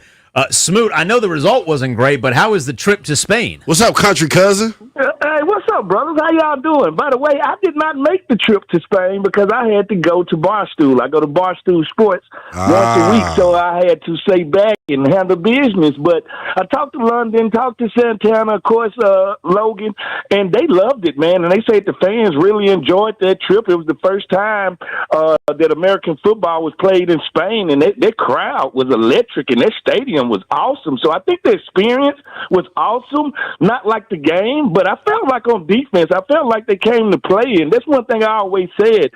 I like when defensive coordinators become head coaches but never stop calling the defense. They're prone to go into CEO mode, where the offensive coordinators are never prone to go in that mode. They're going to stay on one side of the ball and make sure it's nothing like having your boss in your room every day. Even if your boss walked in the office right now, y'all are straightened up and production are flying through the roof. You know what I'm saying? Look, by the way, if any Commanders fan out there that bought their way to Spain and were expecting to see you and didn't get to, I'm sad for them. You would have made a damn trip, Fred. I would have loved to see you on video. They got video. They got video of Logan, Fletch, Santana dancing on the stage. I said Logan dancing on the stage, by the way, too, brother. So that's definitely something to see. Fred Smoot on foreign soil, that's a fun time. Yeah, that's a fun time. Fred Smoot on foreign soil, no bull. So, Fred, this is what we wanted to ask you about, and I'm glad you just brought it up. From your trained professional eye, what did you notice in Dan Quinn's play calling, like the difference that we saw yesterday? I saw simplicity makes you play fast. You play football in there. You know, if you say, you know what, do you remember those cover 2 teams from Tampa? Tampa, they let you know we're going to play one coverage the whole entire game. You just got to beat us. All right? And if you can't beat us playing this one coverage, it ain't nothing you can do. It allows you to play fast without thinking. Everything becomes second nature. And I think Coach did a good job of understanding what offense he was playing. So to me, he went in bend but don't break mode. All right? We know we're going to play a lot of zone, and they're going to probably gash us on some runs. But in the red zone, we're going to tighten up. And I felt like they achieved it. I felt like they accomplished that. So I thought they got better by simplicity. What have you made out of Mikey Sanders still this year, Smoot, and how can they work to install confidence back into him? Well, I guess as a DB, I'm not frowning upon his game as much as I think outside people are. He's asked to do a lot, and he's asked to play a couple of different positions. And, yes, sometimes he give up a touchdown or a catch, and that's part of a DB's life. And let me tell you this. I'm going to tell you what makes me married to the game if I'm a defensive back. My D-line. They married me to the game. If I have no pass rush, now I have to stop your first route, then I have to stop your second route, and sometimes your third route. That's hard to do with pro wide receivers. So what I say sometimes is judge some of these DBs on the curve when I'm missing my first screen, wise. I'm missing 3, 4, 5 defensive linemen. Yeah, Jonathan Jones was somebody, Fred, that has got more playing time here over the past couple of weeks.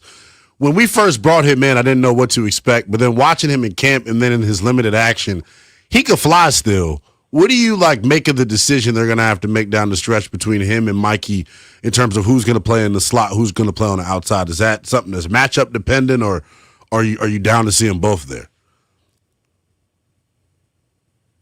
I think we definitely just lost Fred. That's why we lost him. That's why he stopped talking abruptly. So we will, we'll throw him on hold. We'll see if we can get Smoot back. I thought it was a great question. It's so good he had to go stop and think about it. But I'm glad you asked him about Mikey Sanders still. And all right, we got him back. All right, Smoot. Sorry, we lost you there for a brief second there. Sorry, Leno. Continue your question. What I was asking Smoot was Jonathan Jones and the way that he's played since he's been inserted into the lineup. For a guy he's 30, pushing 31, he still, to me, looks like the fastest corner that we have. Your thoughts on him and how he looked yesterday in extended action? Well, you're getting a guy with playoff experience, Super Bowl experience, a guy that been there, done that. Nothing that you can show him on the football field. You can't show him nothing new. He plays with poise. He understands the situational football, and I think that's what makes him great. But we're running out of defensive backs. We got to play. About to say. We got to play every guy we got going. Every Jimmy and Joe that's dressing, he got to add to the game, and it's always a silver lining in situations like this when you get a lot of guys hurt. Some guys are going to get 3 to 4 times more playing time. They get to mature. Your depth get to get deeper. So it's as much as we hate to see the product on the field right now, it's some silver lining, and some guys are going to get better. All right, and which they weren't going to get any playing time because they was on the third screen. So when I see Jonathan Jones out there playing, he gives me a confidence that we can play the small things. We can do the small things right. Fred Smoot with us here on B. Mitch and Finley with Denton Day and Linnell Willingham sitting in for the fellas as they travel back from Spain. What about the offense, Smoot? How did you think Mariota played? I thought, Mariota is proving to people what I said a long time ago. He could be one of the best, if not the best, backup in football. Nothing changes when he gets in the game. I think we can all agree these last 3 to 4 games, he's played well enough for us to win some of these games. He's had composure besides that last interception he threw. I thought almost his game was flawless. I thought he did everything in his power to move the ball. I thought the run game really showed up. Chris Rodriguez and the rest of those guys, I thought they established themselves running the ball, and with him leaning forward and getting those extra 2 to 3 yards, C-Rod is running like a guy that thinking his head, my days are numbered. I'm running this rock, and nobody's going to stop me, and I thought that helped Marcus Mariota out. But I thought for the wide receivers that he was playing with, that he really played a great game.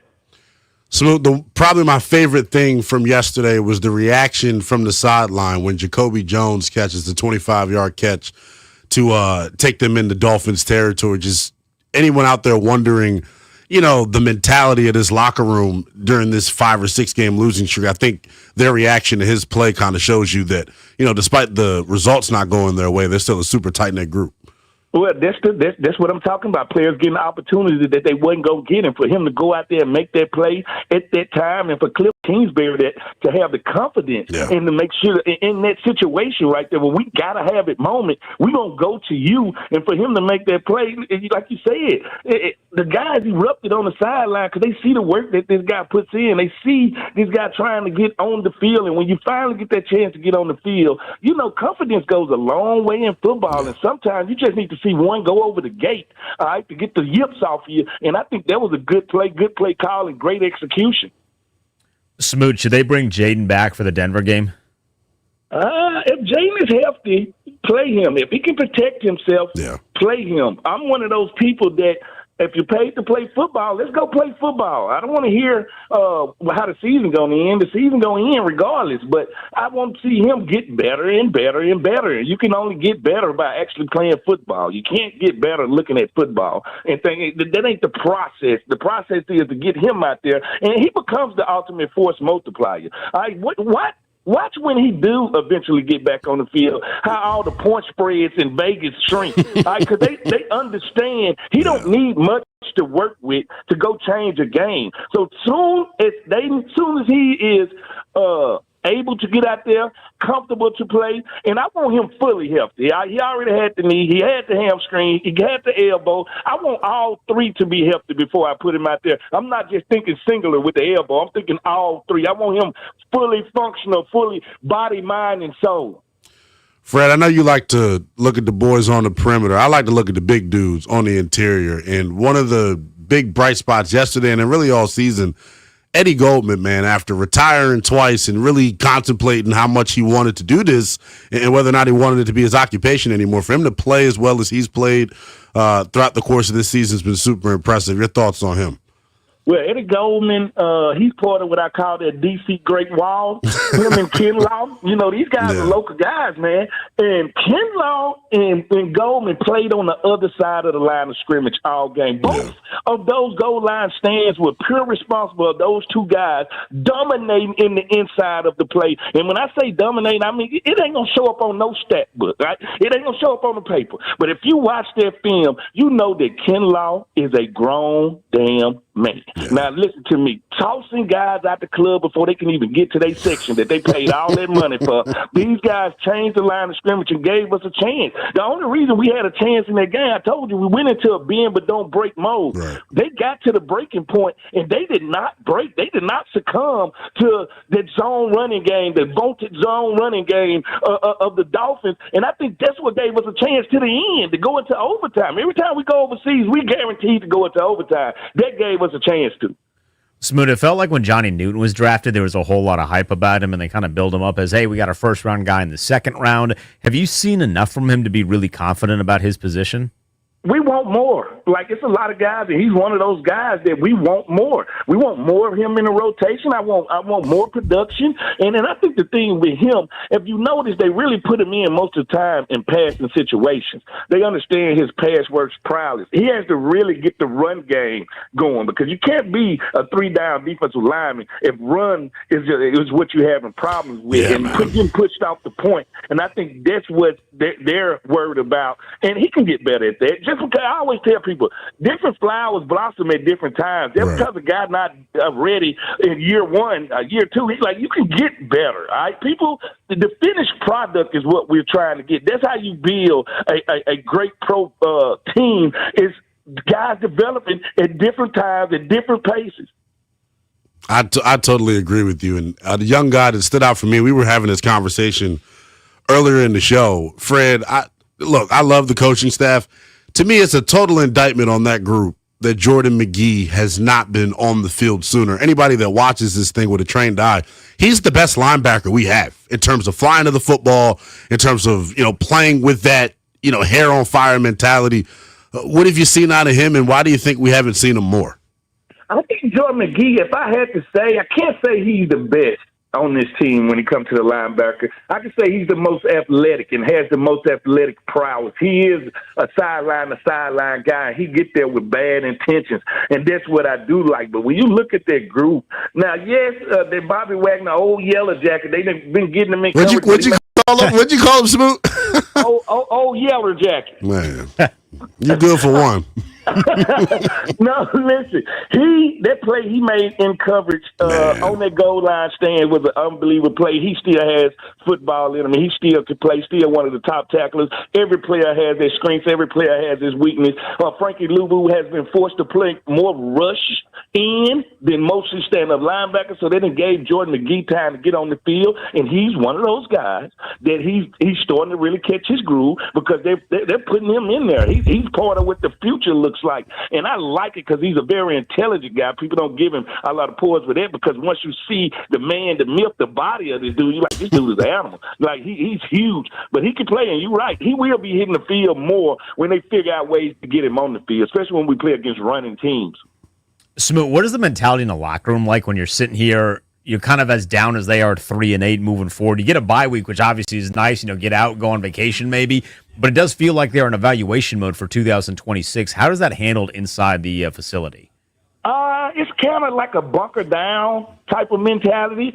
Us against the world. Nobody believes in us type of mentality. Like this is when your intestinal fortitude is tested. This is when who are you as a person? Who are you as a player? When the end of the rainbow don't got a pot of gold, but we still got to make this voyage, and we got to do it together. You can earn a lot of respect playing down the road and finishing this season the way it should be finished. And once guys understand this too, that the eye in the sky don't lie. Like, you're putting in your name for next year.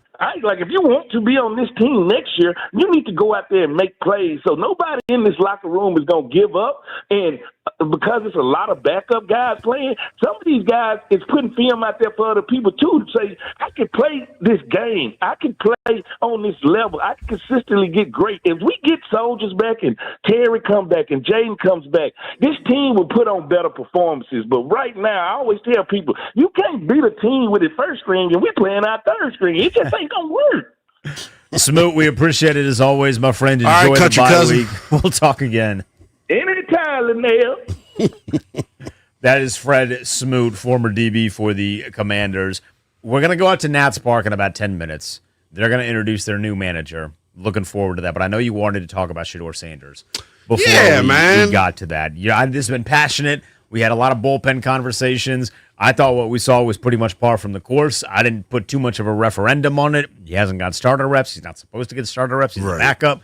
People, this feels like rage bait on the internet, though, with people taking one side or the other, and I don't enjoy that. I'm not picking a side per se. I just, there's one very well-respected, seasoned reporter who is simping for him so bad. Josina Anderson, auntie, look, 3rd and 10, he made, what did she say? Backs against the wall, against all odds throw. Jerry Jeudy broke like 3 tackles. Shedeur did nothing on the play. I'm excited, though, that he's about to get this opportunity because I think anybody that's played team sports, when you see a guy that's putting in the work behind the scenes, you can just tell there's a respect factor in that locker room for him. Just hearing folks talk post-game, and then the energy that he brought to the stadium yesterday was like, oh, snap, we're finally getting to see our guys. Teammates are playing hard for him. He was 4 of 16, though. It was not a good day. He was 4 for 16, Denton. It was not a Can good we day. calm down? I'm not, look, and like you said, it's not an indictment on who he is. I expect him to look like this. One, Cleveland's got the worst skill group. Terrible. Maybe on the East Coast. Maybe, I would even take some of the Nittany Lions and Ohio State. They're really bad. But so I don't expect him to have success early in a situation like that. But this week, if Dylan Gabriel is unable to clear the protocol, Stefanski said he would get the start. Yeah. I would expect him to look a lot better. I think the way Stefanski called the game, or the way Tommy Reese rather called the game, was not particularly good. The first play, they booted him out. That's what you need to see from him. Yeah, get him out, get him moving. Use the athleticism. That's one of the areas he was really good at in college is throwing on the move with accuracy. I couldn't get over it. But just see the Anderson tweets. And she's getting cooked online. As she should. Well, she should. Auntie, I love you now, but that, and he threw a pick, and the tweet was Shedeur Sanders, who had no reps, threw an interception. I was like, You could just say he threw a pick. Yeah. Again, like it's not a massive referendum on who he is as a player. But that's how you keep getting that inside scoop now. But I guarantee if Shador gets named the starter, Josina going to be the one to report it. I guarantee it. I guarantee it. You got to do what you got to do. I mean, she'll be reporting what socks he's wearing. Yeah, I'm about to say, bro. She'll be reporting what his pregame meal was, too. She's clearly in the, there's an association going on there with the Sanders family. And she doesn't have to do this either. She's a really good reporter. I don't know why she's. There has to be. It's not a good look. It's not a good look. Because now you got me thinking, like, is there some payments Did going on? you see the one tweet? She was like, the Jerry Judy joint took me out, man. Talking about some Shador Sanders back with it. against the wall. Like, Lord, ma'am, it's his first start. He threw a 4-yard drag. Drag that he then he broke. Yeah, breaks 2 tackles. Shimmied and did all these things. He'd made a couple of good throws. Yes, he did. There was a one in the end zone that should have been caught. Yes. Ravens DB made a really good play on it. So, there was some good. There was a lot more bad. And then there was all the Justina Anderson tweets. I couldn't get over that. Whatever the Browns are doing, though, like even if Dylan Gabriel was in there, like the pressure plan's not good. No, it's not good. And again, they're just not a very good football team. When we get back, we'll send you out to Nats Park. It is the introductory press conference for their new manager, Blake Patera. That comes your way next on B. Mitch and Finley.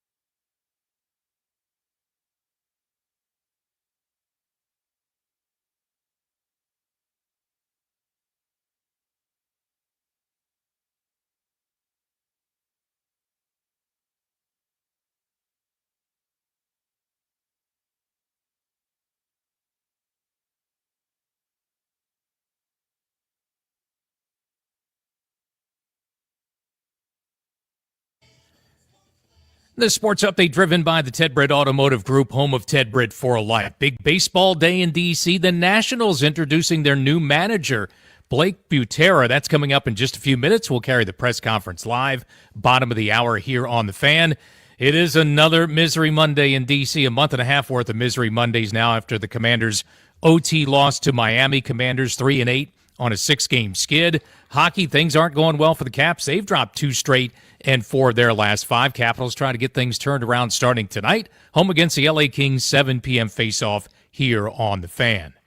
For over 65 years, Ted Britt has set the bar for the best car buying experience in the D.C. area. Hands down, Ted Britt Ford Fairfax, Ted Britt Ford Lincoln Chantilly, and Ted Britt Chevrolet Sterling. All home to Ted Britt for life, lifetime vehicle coverage, and all just a click away at tedbritt.com. From the Crop Metcalf 5-Star Sports Desk, I'm Earl Forsey on The Fan.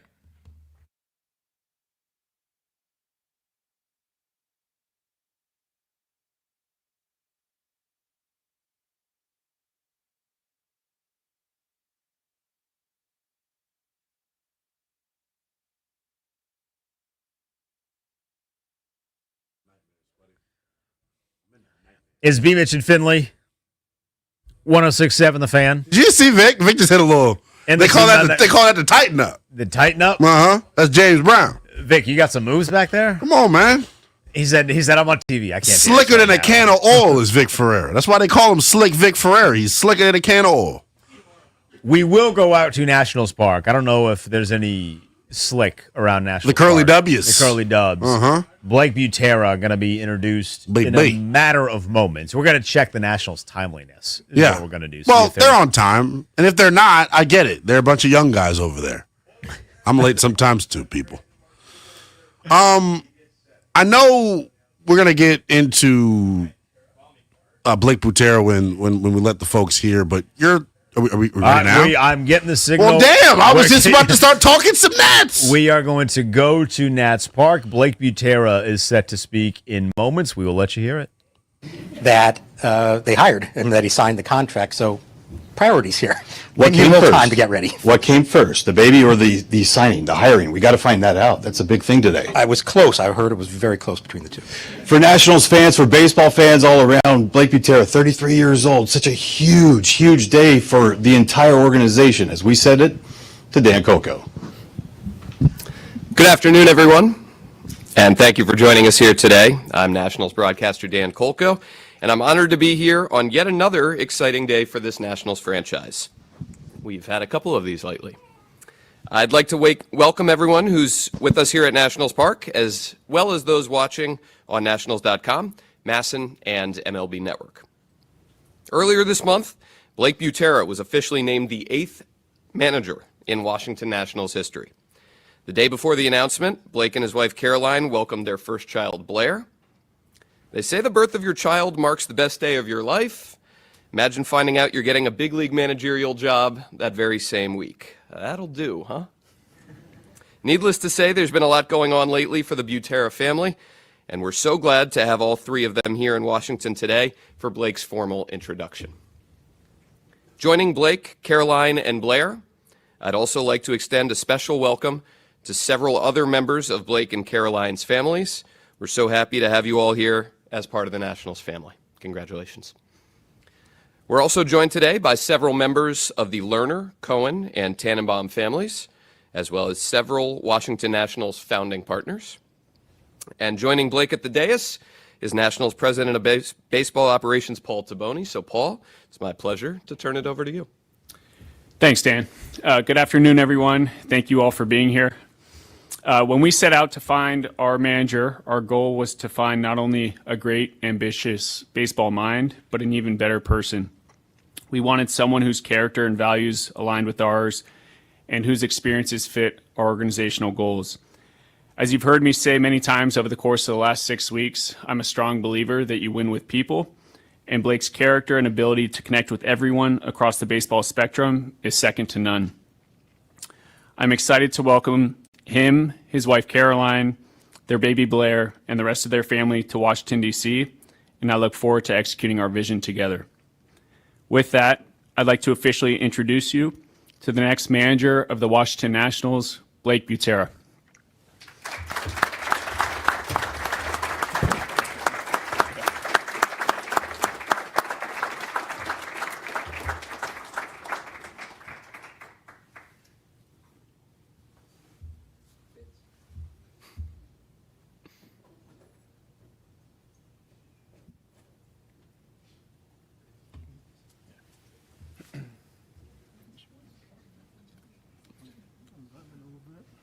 You're listening to Blake Butera's introductory press conference live from Nationals Park right here on Beach and Finley on 106.7 The Fan.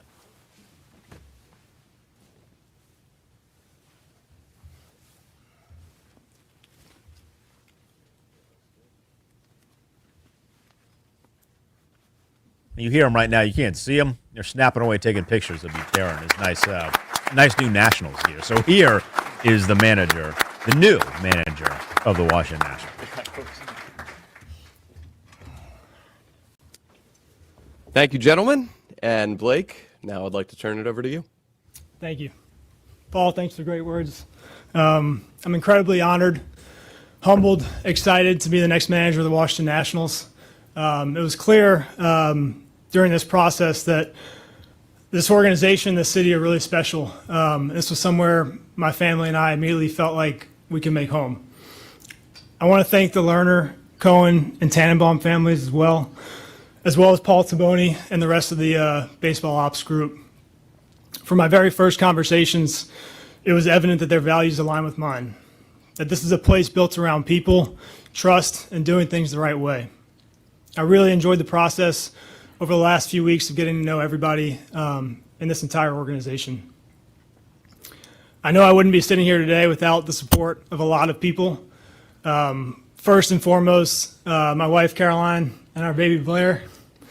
Caroline knows how demanding this game can be and how much time we've spent away from each other during it, and I can't thank her enough, and I couldn't do this without her, so thank you. To my parents and siblings, my mom driving all of us around to all the games at different towns, and my dad coaching at least one of us at all times. Don't know how they did it, but just want to say thank you. To my siblings, from the countless backyard games we played, wiffle ball and basketball and football that somehow never felt fair. Thanks for continuing to challenge me, but also supporting me along the way. The fact that you're all here today on a Monday, a work day, with several kids leaving work and kids behind, to be here is just another example of how supportive you've been every step along the way. So thank you. To my wife's family, who made the long drive up and back to make sure Blair could be here today for the special day, thank you. It means the world. I also want to take a moment to thank Eric Neander and the entire Tampa Bay Rays organization. I was there for 11 years and couldn't say thank you enough to them for what they've done for me and my growth and also our family. It's a special place. You'll hear me say the word culture a lot, and I don't want to use it lightly. The culture there is real. It's special. It's what makes that place great. And my family and I knew that if we were going to leave, it would have to be for somewhere that was special as well. And getting to know Paul, the ownership group here, as well as the rest of our baseball operations group, this place is on the way to building something special, and I felt that from day one. As we move forward, our identity is going to start with character. I believe true leadership is built on real relationships, relationships that create unity, clarity, and a shared purpose. And all that begins with accountability. For myself, for our staff, for every player that wears this Nationals jersey, we're going to hold each other to a standard every single day. We're going to be committed to our process and a daily standard of performance. That means focusing on improvement and excellence one day at a time, trusting that consistency is going to help us build something sustainable, not just for 1 year, but for several years ahead. We're going to be committed to our process. On the field, you can expect a team that plays with intent. We're going to be fundamentally strong. We're going to do things the right way. We're going to play the game the right way and handle all the small details. We want our fans to feel connected to the way we play and to take pride in the identity that we show every night. DC is an incredible sports city. It's passionate, it's knowledgeable, and they're hungry for a winner. We're in this together, and our commitment as a staff is to represent this city with pride. We want to play a brand of baseball that reflects the toughness, competitiveness, and the spirit of the people who support us. We're currently building an elite coaching staff. In my opinion, the best coaches are teachers, mentors, and leaders that are able to get the most out of every single player in this organization. We want to create an environment where every player feels challenged yet supported, and that's what we're building right now. I'm so excited to get to work. The group of players in this clubhouse are special. I've had the chance to get to know a lot of them over the past few weeks, and I've been blown away by their character and their hunger to be great. I can't wait for our fans to see how special this team's going to be, and we're going to do everything we can to make them proud. Thank you.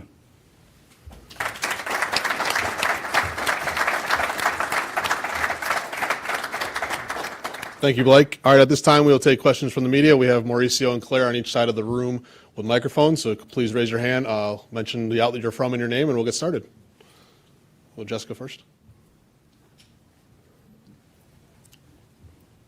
Hi, Blake. Jessica Camerato from MLB.com. Welcome and congratulations. Obviously, the day you were hired was a very big day for you and your family. Can you take us through that day, where you were when you got the phone call, and what you were thinking? There was a lot that happened that day. First and foremost, I mean, my wife, she's a trooper. We had our first baby on the same day, had the chance to be named the manager of the Nationals the same day, of course, and it was a whirlwind, and I don't think it was anything that we could have planned or predicted. But it was also such a special day, and my parents were there as well, and we were very fortunate just to have our loved ones around us and be able to celebrate together.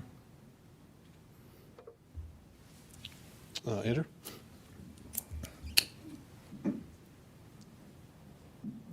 Hey, look, Andrew Golden with the Washington Post. You were a senior director of player development with the Rays. Did you always desire to want to get back into managing, and how did you know that this was the right fit and the right opportunity for you? Yeah, it's a good question. I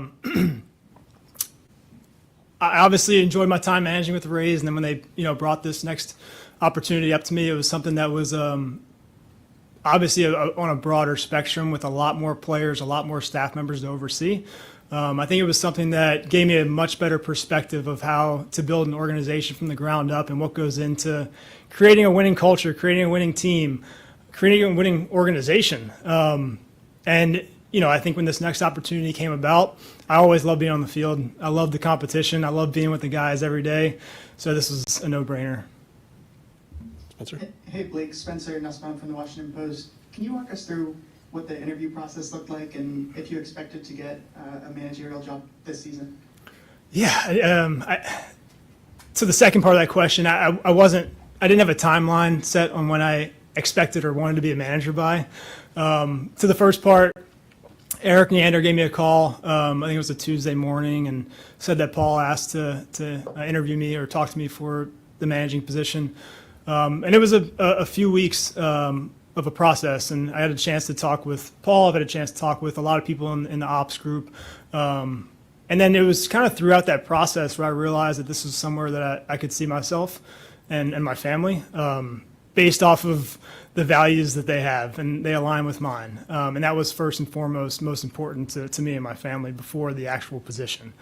And with that, I think it was another thing that stood out to me was that instead of coming up here, one thing that was struck home for Caroline and myself was just that Paul did not want me to miss the birth of our first child. So he came to the city where we live in Raleigh, and that was just super special to us, the fact that he was able to put aside the traditional process of interviewing and wanted to make sure we put our family first. Hey, Blake, Bobby Blanco, MASNsports.com. To piggyback off of the player developmental side, I know you were a manager in the minor leagues for a little bit with the Rays. What did your experience working in player development do to kind of enforce or maybe enhance your thought process as a manager? Yeah, I think when you look at the whole player development process, right, there's a lot that goes into it, from the acquisition of players to creating plans for players to improve and what their timeline looks like to get to the major leagues. So I think just the whole broad and global outlook of a player's process and a player's journey kind of helped make it a little bit easier transitioning. Chelsea? Chelsea, also from the Washington Post. Welcome. Thank you.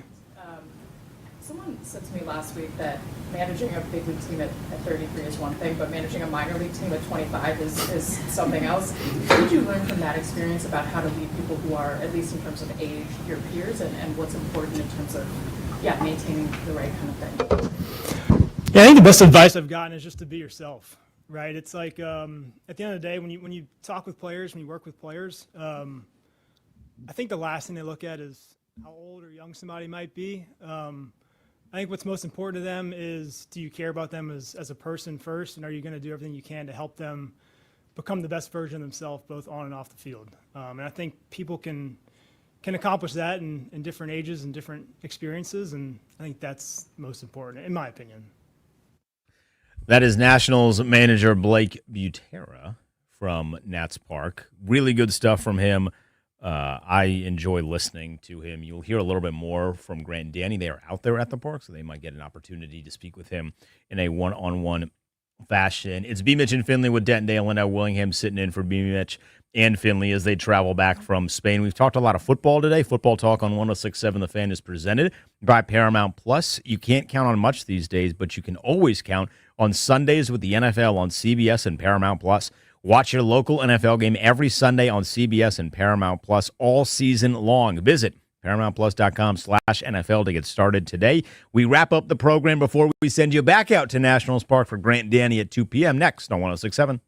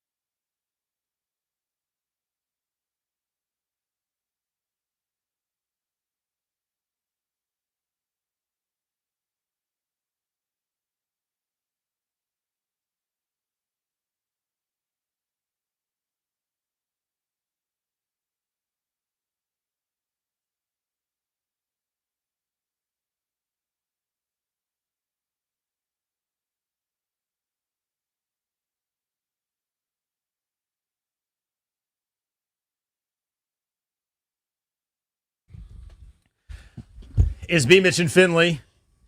Dent Day, Linnell Willingham sitting in, joined by the host of the Locked On Nationals podcast. You know him as a Stallion.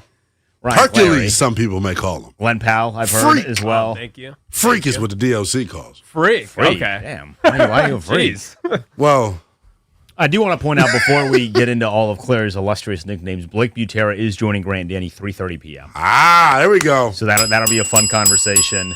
You'll be able to hear it on 980 as well. And Monumental. You guys aren't on Monumental. Nope, not on Monumental. not on 106.7 The Fan on YouTube, though. On YouTube, though.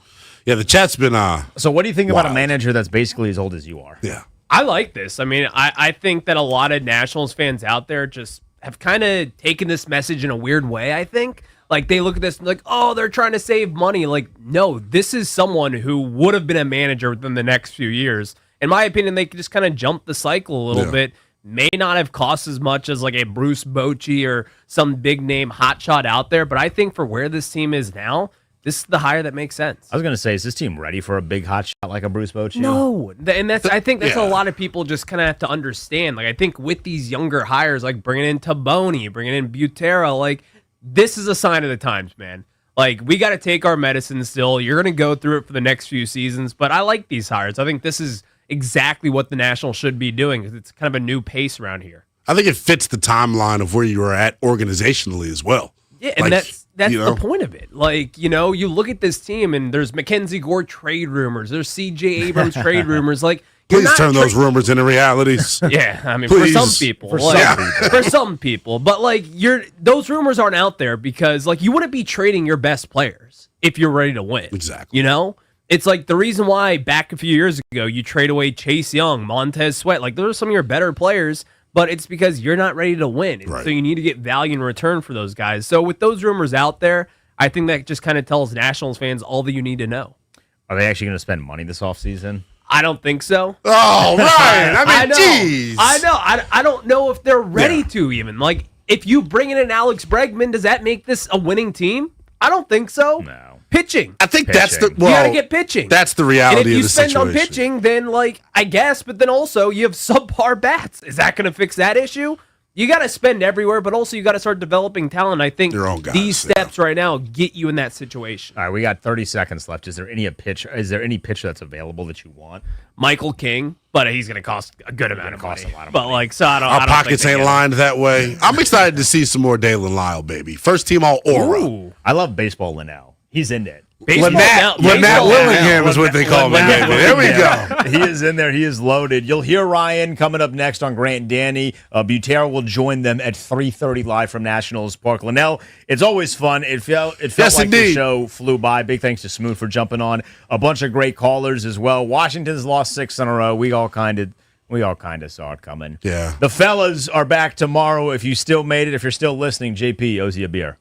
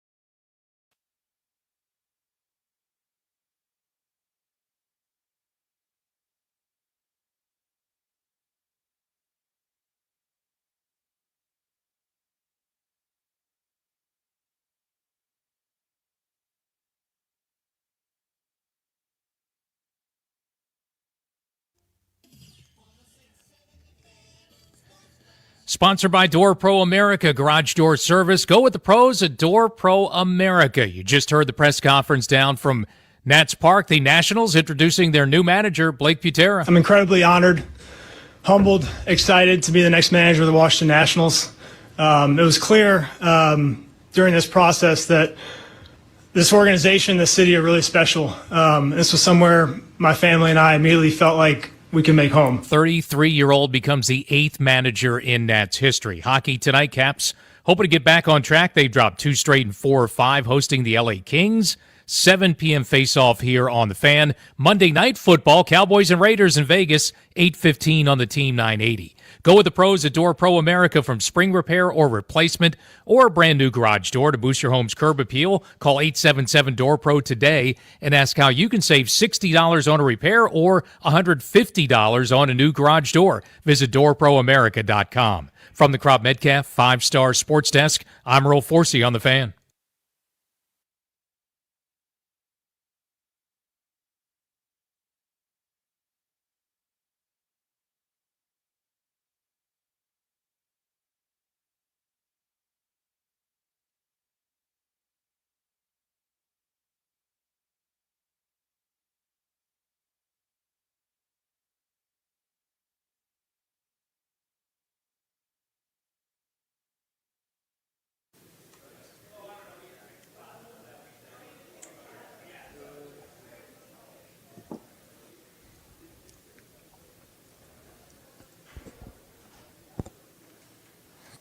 Good Monday afternoon and welcome into Grant and Danny. We are live on 106.7 The Fan on this, the 17th of November, 2025. It is a misery Monday for the Washington Commanders, but it's not here at Nats Park where we're broadcasting live.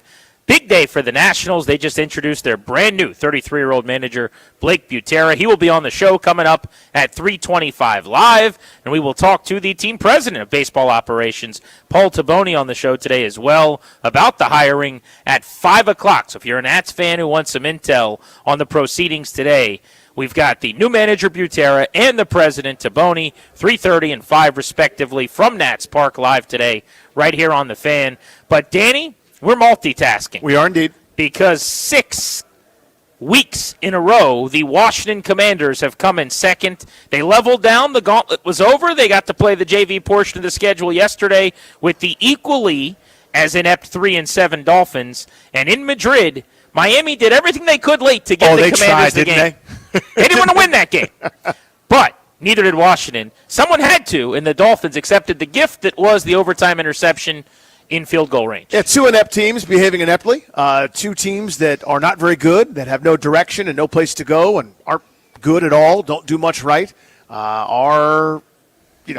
were examples of that, right? You saw it. You saw wide open things missed. You saw penalties. You saw sabotage. You saw drop punts. Everything under the sun that showed you these 2 teams belong in the standings exactly where they are. Happened to be that, the Washington came in second due to the terrible overtime moment from Marcus Mariota, but plenty to get into when it comes to that one.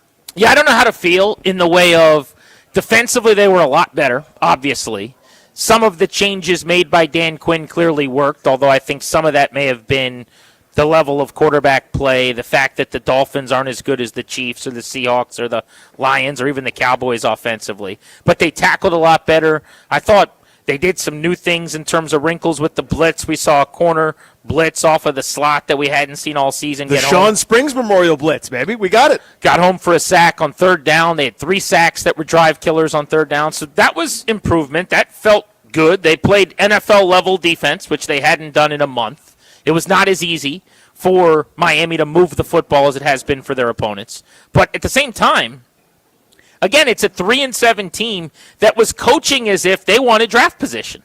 I mean, they're going for 4th downs instead of taking a lead. Less than 2 minutes to go. They're running up the gut on 4th and goal a couple times from a yard away against the teeth of Washington's defense. The only thing they even do at a respectable level with size on the inside with Javon Kinlaw is occasionally turn away downhill runs. And yet, The Commanders, based on muffing a punt, based on throwing an interception in overtime, based on penalties at their own goal line a couple times, based on not getting in on a goal to go first and goal from the 5, getting to the 40-yard line with the chance to pick up a few yards and kick an easy game winner and electing not to. Ridiculous end-of-game sequence from this coaching staff. They just couldn't deal with all of the opportunities given to them. So while they didn't get blown out for the first time in 5 weeks, I don't feel better about it. I guess I should, because they played a competitive, close game, and they went to overtime. But when you played Detroit or Seattle or any of the teams they did like Kansas City and you lose by 20, you kind of go, all right, well, Washington's not that good. Yesterday was one of those, oh, man, Washington's really bad. And I don't know what's better. It's hard to know exactly, as you said. I had a few. The fact that it was so easy for so often for Miami, like if they ran right, they were getting 15 yards, right? If they ran around that edge where Preston Smith was, it was Devin Achane was comfortable. He ran for over 6 yards a carry. Ollie Gordon, who's bruising straight ahead, no cuts, ran for 5 yards a carry. And that was with a couple, as you said, and one type situations that they were going for.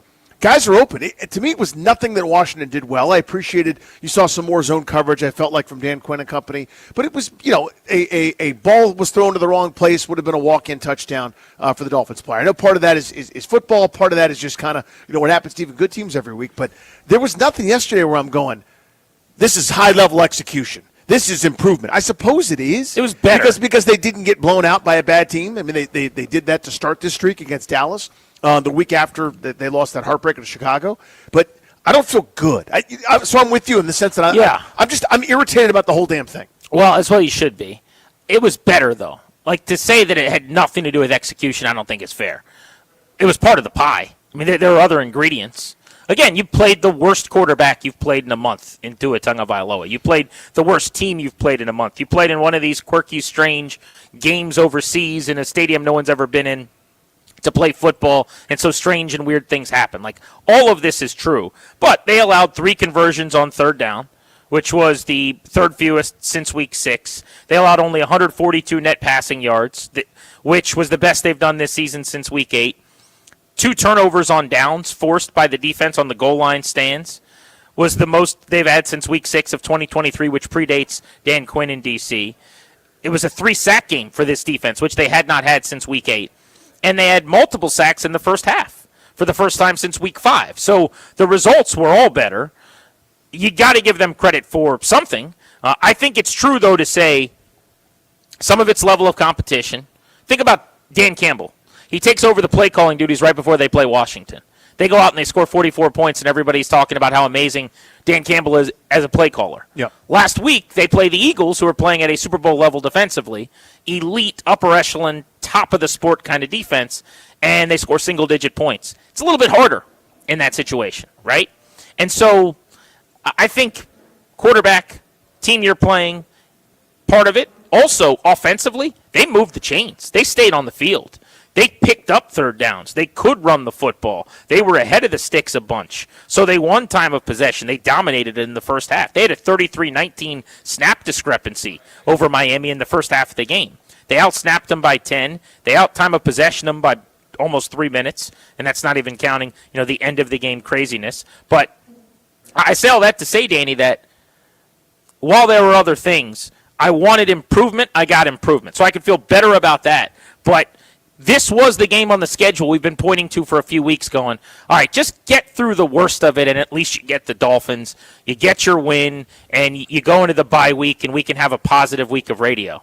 By not getting this one, now it's a bye week, so you go 2 more weeks without a game. They're going to be sitting at 8 weeks, 2 full months without feeling a win in their building. That's a hard thing to deal with as a program. That's bad for culture. That's bad for organizational building. 2 months in a row without the feeling of a win. Absolutely. And it's hard to reinforce your message if it never works. Right? Like when you're coaching a kid, you're going, okay, shoot the basketball this way, or this is how we throw, and then it doesn't work for them. It's hard for them to believe you. The same thing happens with pros. Like you're preaching one thing, and you've lost, as you said, every game for 2 months. It's hard to believe in it. I was trying to think about why I don't feel better at all. And I think one of the my sticking points in general with this staff or any staff or with coaching or a level of improvement to me, you're 100% right about the play obviously was. They were better against Miami than they'd been in previous weeks. Not enough to beat anybody of import, mind you, but it has been better. The late substitutions, the timeout wasting, the operational error to me is still so blood-boiling, so controllable, so simple, and they can't do it. I understand you're not as good when Mariota drops the ball in the bucket and it's Chris Moore on the other end and not Terry McLaurin. I get that. That's going to happen. You have worse players doing stuff. I can't forgive Zach Ertz jumping on a false start again. Again! That's the veteran! That's the calming force! That's the adult in the room!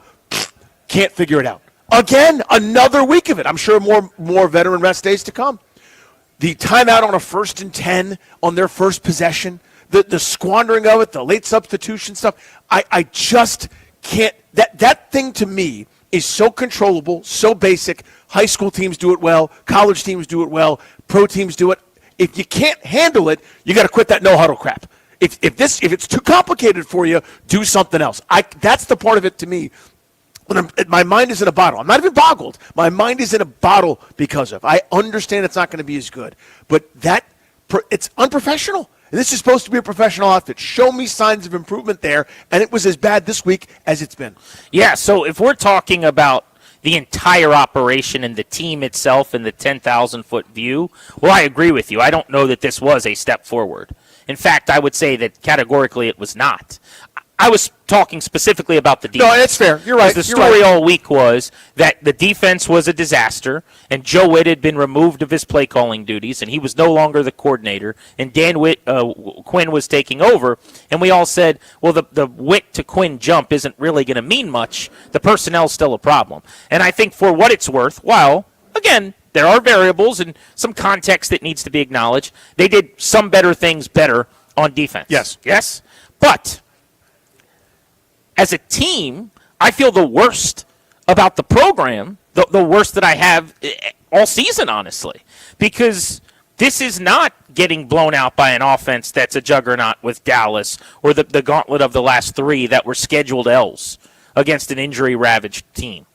It's a bad Dolphins team that did a lot of things to keep you in the game, that tried their best. They're not tanking by any means, but the competitive portion of their season is over, and I don't think Mike McDaniel coached in that game like a guy that desperately had to win. It was okay for them. They were going to play 110% and do everything they could snap to snap to win the game, but we're going to go for a 4th and 1, and if we don't get it, fine, because we're 3-7. They did that kind of stuff all day long. They did.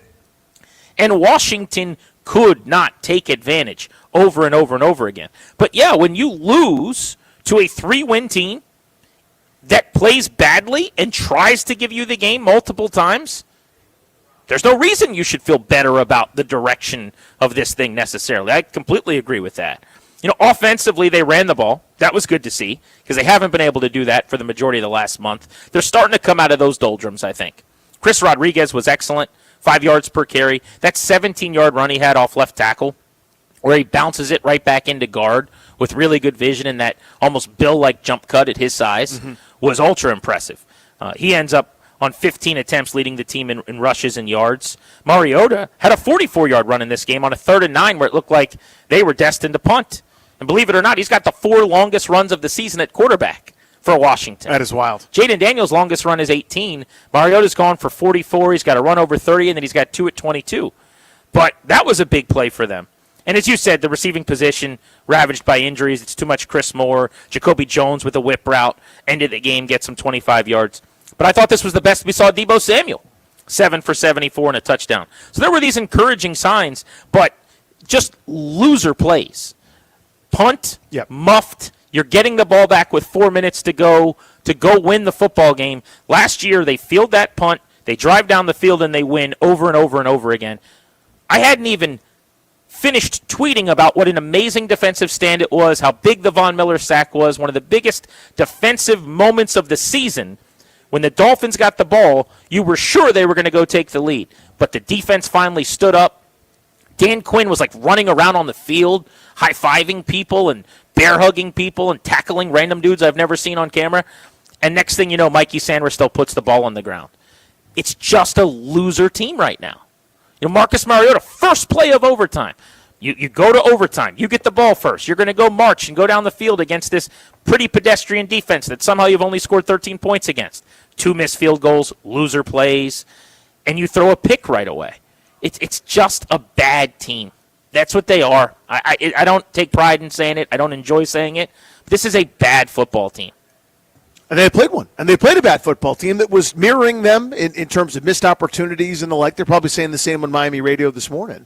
But Washington out-batted them, right? That's all it was. It was a mistake from Mariota that I frankly wouldn't expect him to make. But that's kind of what happens when you're bad. You find a way to settle, right? It's like that water table. You find a way to get down to that level where the water's ultimately going to go. A player that you would count on otherwise, again, Zach Ertz, so it sounds like I'm picking on, I suppose I am, that play where he goes in motion, arrows a little bit like he's heading towards the corner, uses his big frame to then swipe across the face of the defender for that box out. They scored against Atlanta that way. They scored against Detroit in the playoffs that way. That's your bread and butter. You can count on that, oh, crap, he fell down. When you're bad, it's what happens. It's that snowball effect, to your point. That play is their go-to. Bread and butter is the right way to put it. They have used that play on the goal line over and over again. It's their easy button. Yep. It's the Cliff Kingsbury doesn't have to worry because we got that one in the back pocket. I mean, it's like stealing, honestly, because then he falls over. A defender in that space you can't do anything. You either go through him for a pass interference penalty or you're trailing him, and it's a touchdown. I will say, I guess, if you're looking for reasons to feel better after getting blown out for a month in a row and then taking a game to overtime and losing a 6th straight, a 7th out of 8, I thought finally we did see some coaching adjustments.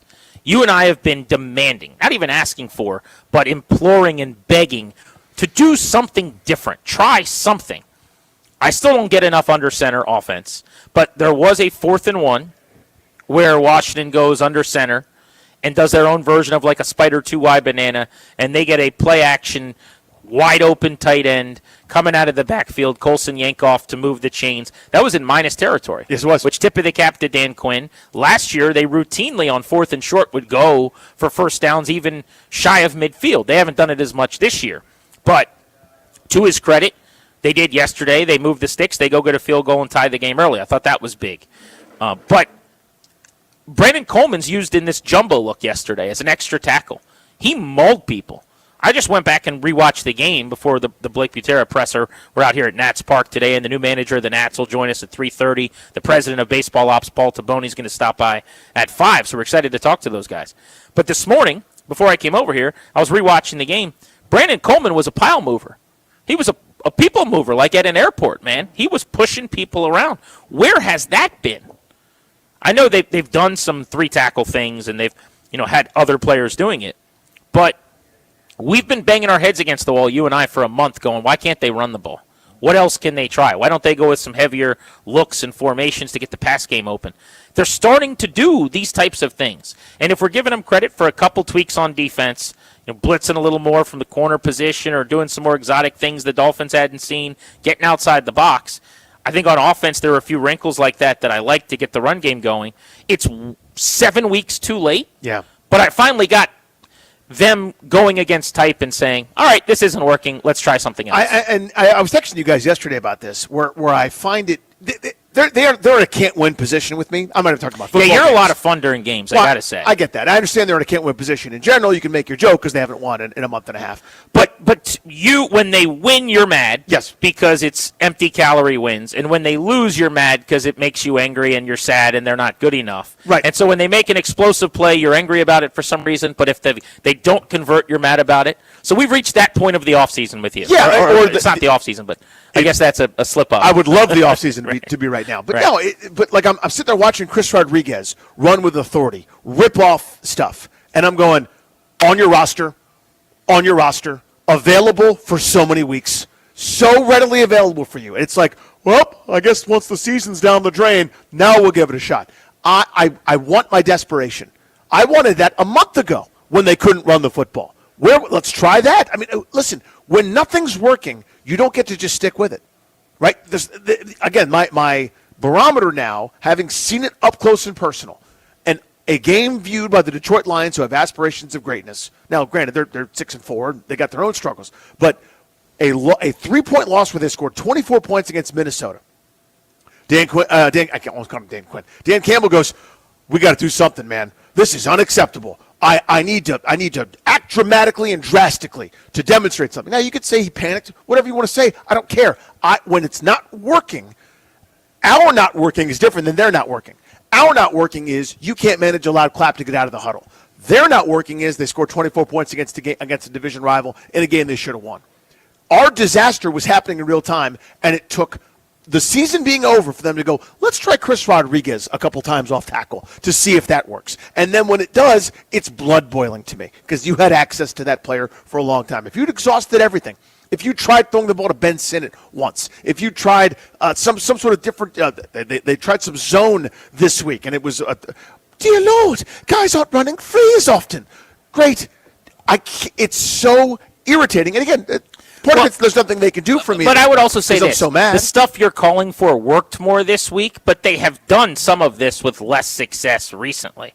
Like, it's not like Chris Rodriguez hasn't gotten a carry in a month. I mean, Rodriguez, before he got hurt last week, was getting more carries than Bill. Well, we didn't see Bill for 3/4 of the game yesterday. Like, I'm saying, when you're after that Dallas loss, where the worst defense in the world shoved it on you, where's my overhaul? Where's my, oh my God, panic, change, fix it? And we didn't see it until, again, the season was over. Yeah. I mean, you go back to 3 weeks ago against Seattle when they got bludgeoned by 24. Chris Rodriguez tied for the team high with 12 carries and had 65 yards and a touchdown. So, again, I'm not sure that they did anything in that way crazy different yesterday. I think he just looked better and had more success in a more competitive game. But I get your larger point, which is too little too late, man. You rammed your head against the wall for a bunch of weeks, and you kept complaining that your head was hurting. What I want to do is open up the phones at 800-636-1067 for you guys next. And I want to know, first of all, just your reactions from yesterday, your takeaways from the game. But how did that one feel for you comparative to the month beforehand that precluded it, where Washington was getting blown out by really good teams? Because this was a bad team that didn't play a great game, that in fact played a bad game, and late in the game tried to give you the game, and you still, based on missed kicks, based on muffing a punt on special teams, based on not converting at the goal line, like all three phases played a part in this thing, you couldn't find a way to win it. 800-636-1067 is the number today. You can join us on Grant and Danny. We are live at Nats Park in the Terra Club. We're going to be talking to new manager Blake Butera at 3:25, and Paul Taboni, the president of baseball ops for the Nats, at 5 o'clock right here on The Fan.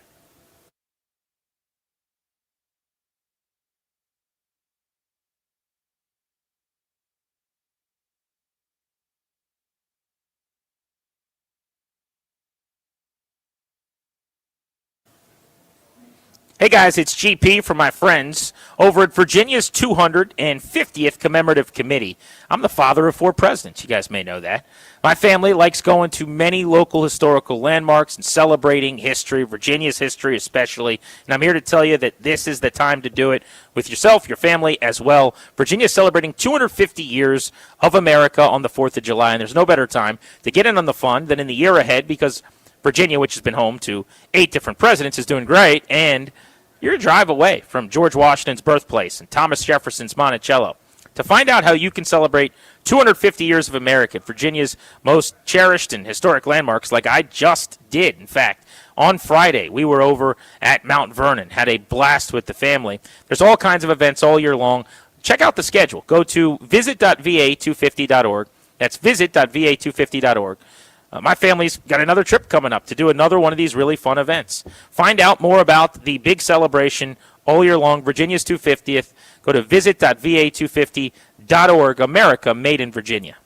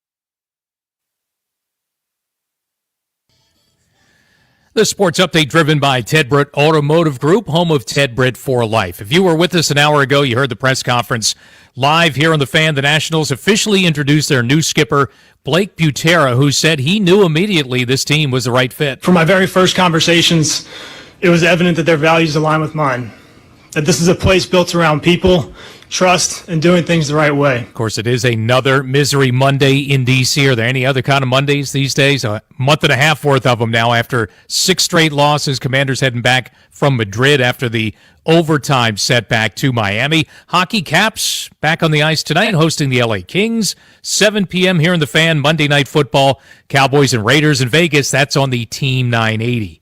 For over 65 years, Ted Britt has set the bar for the best car buying experience in the D.C. area. Hands down, Ted Britt Ford Fairfax, Ted Britt Ford Lincoln Chantilly, and Ted Britt Chevrolet Sterling, all home to Ted Britt for life. Lifetime vehicle coverage and just a click away at tedbritt.com. From the Crop Metcalf 5-Star Sports Desk, I'm Earl Forsey on The Fan.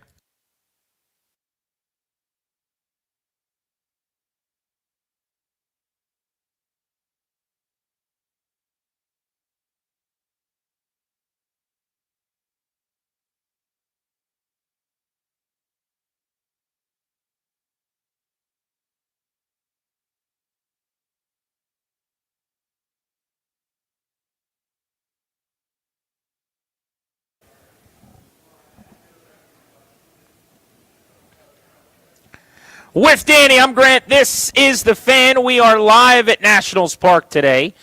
The introduction of new manager Blake Butera took place just before we went on the air. He's going to join our show coming up in about an hour at 3:25, and we'll talk to the man who hired him, the president of baseball operations, Paul Taboni, at 5 o'clock. So Nats fans, you will want to gather around as the show continues today here on G&D. Right now, though, we have opened up the phones for you in our first hour at 800-636-1067 for your reactions to yesterday's Commanders-Dolphins game, a 16-13 overtime loss where Washington had all the chances to win and couldn't do it. Here are some of the areas where I look at the Dolphins and I go, not only are they bad, but they played bad. Like, it's one thing if you played a 3-7 Miami team, but 2 of the last 3 weeks they've scored over 30 points, and they actually are a lot better than their record right now. That might have been the case if they came out and they were humming on offense and flying around on defense and you ran into a buzzsaw and got beat handily. Didn't happen yesterday. Some of the things I wrote down watching the game. Playing a bad team, fortuitous moments where if the streak was going to end, yesterday was the right time for it to end. There was a delay of game the Dolphins had before 4th and a foot on their first drive when they were moving with ease against Washington. They take a delay of game, which I don't know how Tua, a veteran quarterback, allows that to happen. And then they have to kick that field goal. They leave 4 points on the field. Yep. Right there. And you go, bad team playing badly. Tua misses an open touchdown to Greg Dulcich, the tight end, on 2nd and 2 from the 3-yard line on the second drive. I don't know if he threw it the wrong place, or the tight end went to the wrong place, but it was again, bad team behaving badly. It was a miss. Somebody missed something. Pitch and catch, that's a touchdown in the previous 3 games in the gauntlet. Yeah. And again, they leave 4 points on the field because they take a sack on the ensuing play. Really, really nice play by Jacob Martin, by the way, who's got 4.5 on the year. They kick a field goal. Dolphins are bad. They're playing badly. There was a phantom PI call, which worked out beautifully in Washington's favor. And I was glad that it did because the Commanders are due some of these breaks, frankly, in a year where they're not getting a lot of them. But on 3rd and a mile, or right before 3rd and a mile, so it was 2nd and long, from their own goal line, basically, Debo's running that dig route, and they say that he's interfered with when he basically was not touched. And the throw was 10 feet over his head. It was probably the second worst pass interference call of the day. It's a pretty notable one later. If you count Sunday Night Football, Eagles-Lions, yep. Also pretty bad. But that's one of those things where you go, all right, you're getting some breaks here. They would go on to get points on that drive when they would have probably had to punt on 3rd and a mile from the shadow of their own goalpost. How about the end of the half where Dan Quinn makes before I get to Dan Quinn, Mike McDaniel makes the inexplicable decision. Instead of Washington sending out its field goal team on 4th and 8, he actually takes a 10-yard penalty and gives them another shot to score a touchdown on 3rd and 18 right before the half. You remember that? I do. It was a 3rd and 8. There were 2 penalties on the offense. I think one of them was an OPI. So they move them back 10 yards, 3rd and 18. But the whole sequence leading up to that at the end of the half was bad, where Washington was allowing crazy amounts of time to go off the clock.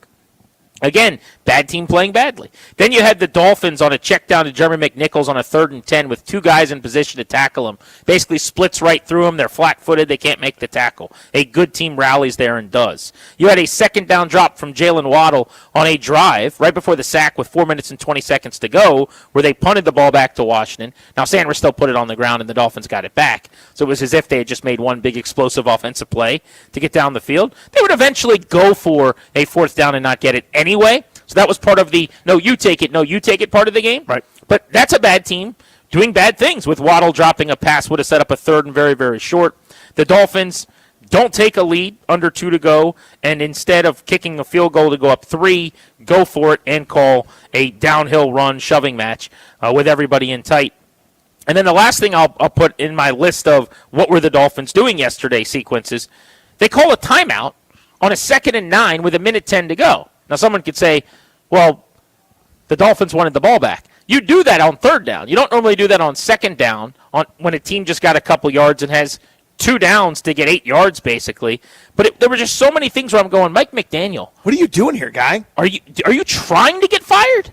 And yet the Commanders would ridiculous them. Well, that not going for the field goal for Miami there at the end, I would have gotten that if this were last year's Washington football, gentlemen. It's not. It's the group that couldn't move the ball against you real well. Well, they moved it okay. That hadn't scored, hadn't demonstrated the ability to score, hadn't demonstrated that they were going to, do anything other than maybe settle for a field goal. But if you're going, I'm playing Mahomes or I'm playing Brady in his prime or I'm playing some elite offense, I can't settle for 3 because I'll lose. Right. Too much time left on the clock. I got to go for a touchdown. I don't think you had to yesterday, but you live and die with your aggressiveness, and for a team that's got nothing to lose at 3-7. But do you think at 6-4 or 7-3 he does that? I think it was one of these games where you're bad, your record stinks, you're probably getting fired, and you're like, whatever. It felt like an whatever game. It felt whatever-y. And I've whatever. But I don't want to whatever back and forth with them. No. I'm not about to get fired. I'm Dan Quinn. I'm not playing out the string of this terrible season while I'm doing that. That doesn't matter because I've got a lot of things, moving parts here that will matter with my regime going forward as they probably have to rearrange all the chairs. Here are the things I wrote down in terms of the Commanders shooting themselves in the foot. 4th and 2 from the 3. They're going for it in the first half. Chris Rodriguez, false start behind Marcus Mariota. They have to settle for a field goal. You leave 4 points potentially on the field there. Of course, Matt Gay misses 2 field goals in the game, including from 51. But the play before that, don't forget, Marcus Mariota took a sack. Bad. You can't take a sack in that area of the field. Nope. When you got a kicker who's quite literally 50-50 from beyond 50, you can't take a sack to turn what would be a mid-40s field goal into 51. That play gets forgotten. What else did I write down here? Multiple false starts on a drive that started near their own goal line where they would have 1 step forward, 2 steps back, and it was 2nd and 15, then it's 3rd and really long, and they got to check it down. Zach Ertz had one of them, by the way. Yep, infuriating me. Again, that's another one for the veteran. Brandon Coleman doing it. He hadn't played a whole lot. Again, I'm not excusing it because, again, you have to learn that. I went to my buddy's house this weekend. His son's in 7th grade. That's when you learn it. Don't false start. If we go on 2, it means don't move on the first one. Brandon Coleman doesn't play a ton. Had a false start on that drive, too. But Ertz, again, the veteran. Unbelievable. The Sanders still fumble on a punt return where another injury. I mean, they just keep piling up, but that should be Jalen Lane, who's shorthanded back there. And it wasn't. It was Sanders still, who hadn't done it much in the NFL, in a stadium that is abnormal for a lot of reasons overseas. And he can't field the punt. And then you've got the 1st and goal from the 5, where they end up not getting any points. Killed me. 8 minutes to play in a 13-13 game. What does the math say is your chance of winning that game, do you think? You're at the 5-yard line. It's got to be pretty high. It's a 13-all game. There's 8 minutes to go, and you've got a 1st and goal. And knowing that they ended up going on 4th down, you've got 4 plays to get 5 yards. Now, I think they knew all along they were going to go, and they weren't kicking a field goal based on play calling. Because they ran it 3 straight plays. Cliff went, and they were all downhill kind of between the tackles. But Cliff tried to slam it up in there with Rodriguez, and McNichols got one of them. 1st down, 2nd down, 3rd down. So then 4th and goal from a yard and a half out is where they try that little arrow route thing you talked about where Ertz goes out and bends it back in. That works all the time, and he slips and falls. It's bad luck. I'm not even saying it was a bad idea. If you go run with Ertz in your back pocket, that's probably not a terrible idea.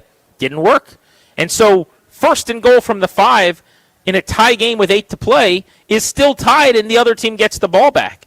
Almost as bad as after the 25-yard completion at the end of the game when you're 1st and 10 from the opponent's 40 with 50 seconds to play.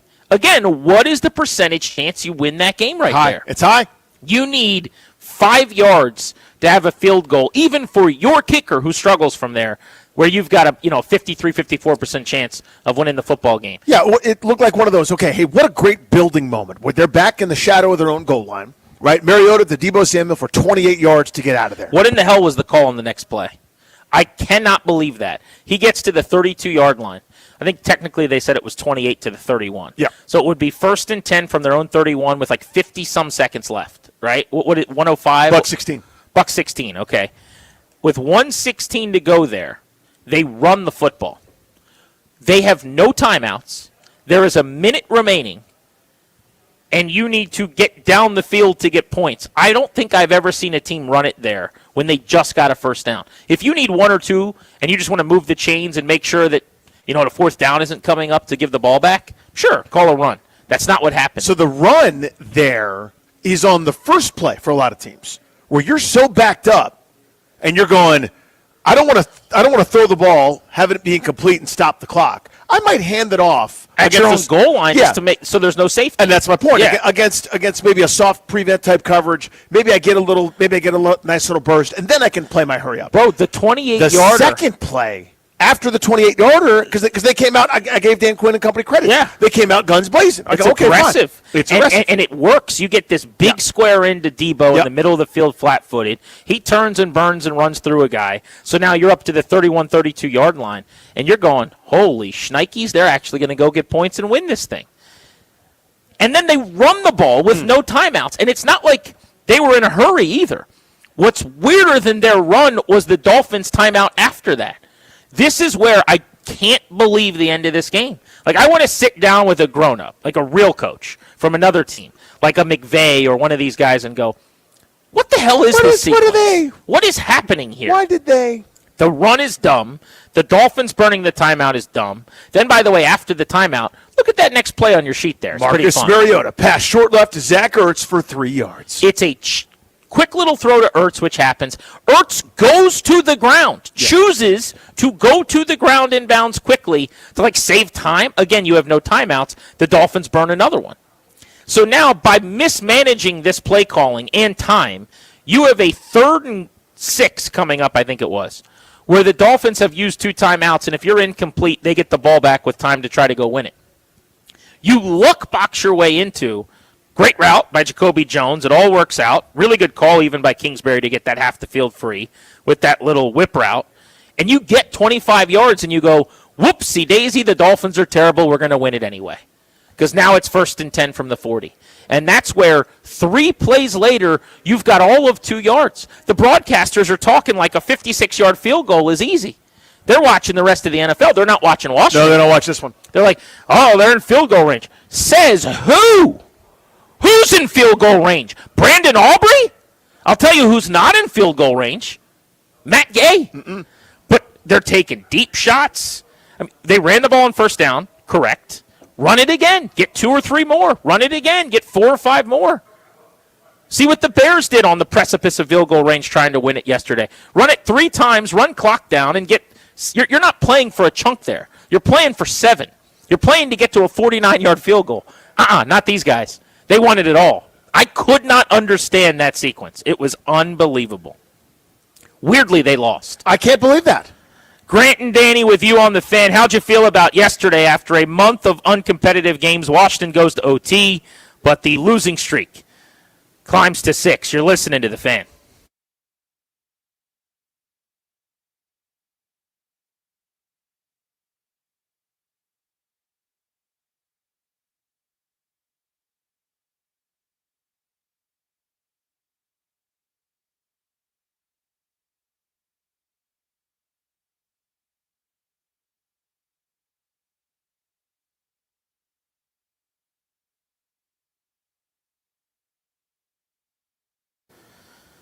guys, it's Grant for the FanDuel Sportsbook, the official sportsbook of 106.7 The Fan. The FanDuel Sportsbook app is your home for all your favorite NFL bets. From yards to touchdowns to who's going to win, with FanDuel, any play can be the play of the game. Tonight, FanDuel is giving all customers a 30% profit boost token. That's right. You can get in on the action with a 30% profit boost token this Monday night. So make FanDuel your go-to app, as I've told you to do throughout Monday Night Football's slate all season long. Go to FanDuel.com/GP. That's FanDuel.com/GP. Had a tough one last night on FanDuel.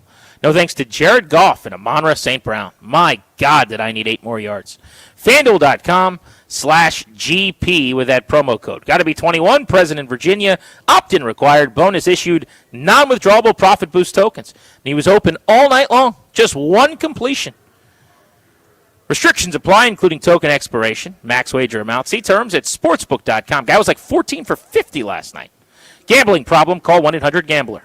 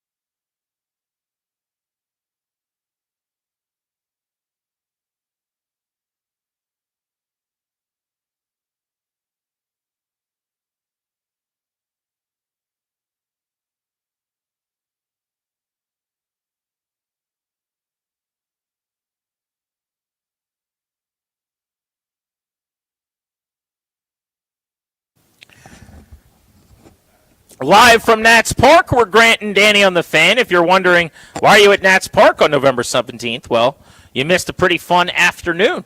Blake Butera was introduced by the Nationals today as their brand new manager. The 33-year-old youngest skipper in baseball is going to join us coming up at 3:25 right here on the Fan. That's a little over a half hour from right now. We'll also talk with the guy who hired him, Paul Taboni, today at 5 p.m. right here on G&D. So make sure you are either in the car and listening, come on back to hear those convos, or podcast them when we are done this evening. Trying to make sense of the Commanders' loss to the Dolphins yesterday. That's 6 in a row, Danny. It's 7 of 8. And whatever you thought the floor was for this ceiling, they are breaking through it and finding lower ground. Yeah, you never know where rock bottom is. The rock is literally around the corner. They've bookended the 4 horrendous losses, so they didn't set the record for futility in terms of double-digit 20-some point losses. I'm taking way more pride in that than I should, by the way. Yeah. Like, I was super worried that somehow, some way, Devin Achane would go ham sandwich and Jalen Waddle would go nutso-butso, and then next thing you know, they're going to lose by 23, and they're tied for the all-time record in futility. Yeah, so they bookended the disastrous stretch with just 2 regular losses. Doesn't feel much better, though. Let's go to Gibbs in Connecticut, listening on the Odyssey app,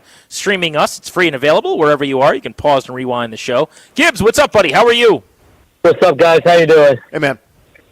So my main problem right now is all the deposits that Dan Quinn had last year, NFC title game, winning by 40 against the Cardinals, all the great stuff, that is gone.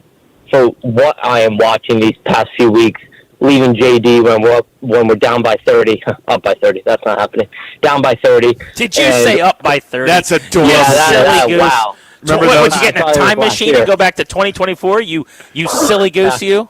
I was off on that one. Playing for a field goal from 50-plus with Matt Gay, what are we doing?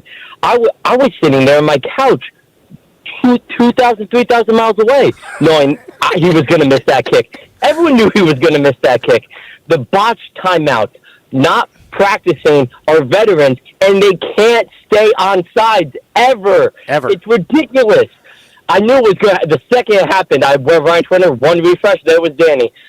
He jumped off sides. Because it happens all the time, and people have been saying it, and it's just incompetence. We look like the Saints and the Titans, and we're probably going to pick right with them when the draft comes. God willing, by the way, that would be amazing. If we're in the top 3 to 5, let's do that. Yeah, right now, Washington has the 7th pick in the draft. Thank you for the call, buddy. Much appreciated. But yeah, they're up to number 7. Now, they didn't get as much help as I would have liked in some of the out-of-town scoreboard games yesterday to climb higher up on the draft board, but that's certainly where they are at this point. And shtick aside, I'm watching the game in the basement with the wife. The kids are running around doing their thing yesterday. And while they're getting ready to eventually kick this 56-yarder, 2 things are happening. One, the broadcast crew's over-talking about how they're in field goal range and talking as if they're about to win the game. And this is not like a 39-yard field goal where we're just being cynical fans. Right, it's not the chip shot. It's 56, man. Yeah. I mean, I know the league is now 56 is the new 46, but know your audience. Like, know the team you're talking about. You've already seen this guy push a 51-yarder. But my wife kept saying, she knew.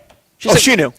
Why are they acting like kicking a 56-yarder for him is easy? And she quite literally kept saying he's going to miss it. Yeah, I'm doing the Michael Scott gift. Thank you, right?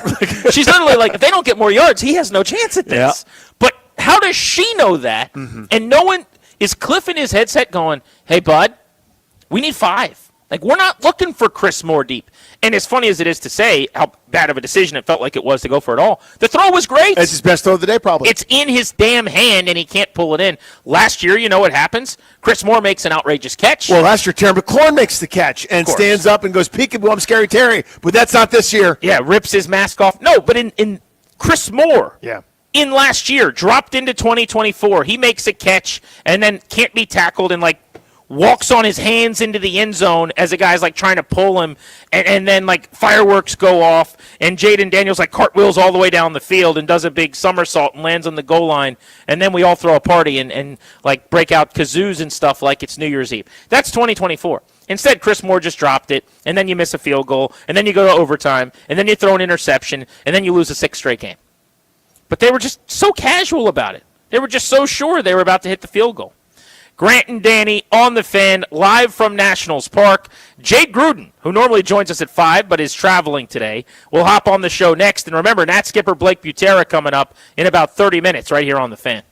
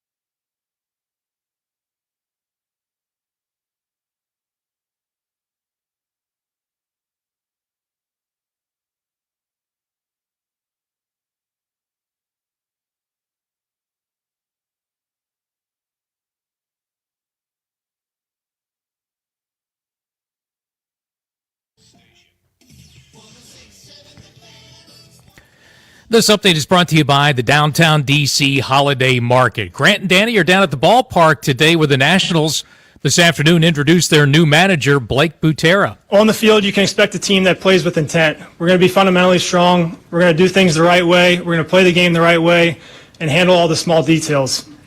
We want our fans to feel connected to the way we play and to take pride in the identity that we show every night. At 33 years old, Butera, the youngest manager in the majors since 1972. It's a misery Monday in D.C. as the Commanders return home from Madrid. NFL news elsewhere. Falcons QB Michael Penix goes on IR. He could be lost for the season. Justin Fields has been benched by the New York Jets. It's back, D.C. The Downtown Holiday Market runs November 21st through the 23rd, noon to 8 p.m. daily. Shop local, grab treats, and feel the holiday magic between 7th and 9th Streets Northwest. Downtown D.C. HolidayMarket.com. From the Crop Metcalf 5-Star Sports Desk, I'm Earl Forsey on The Fan.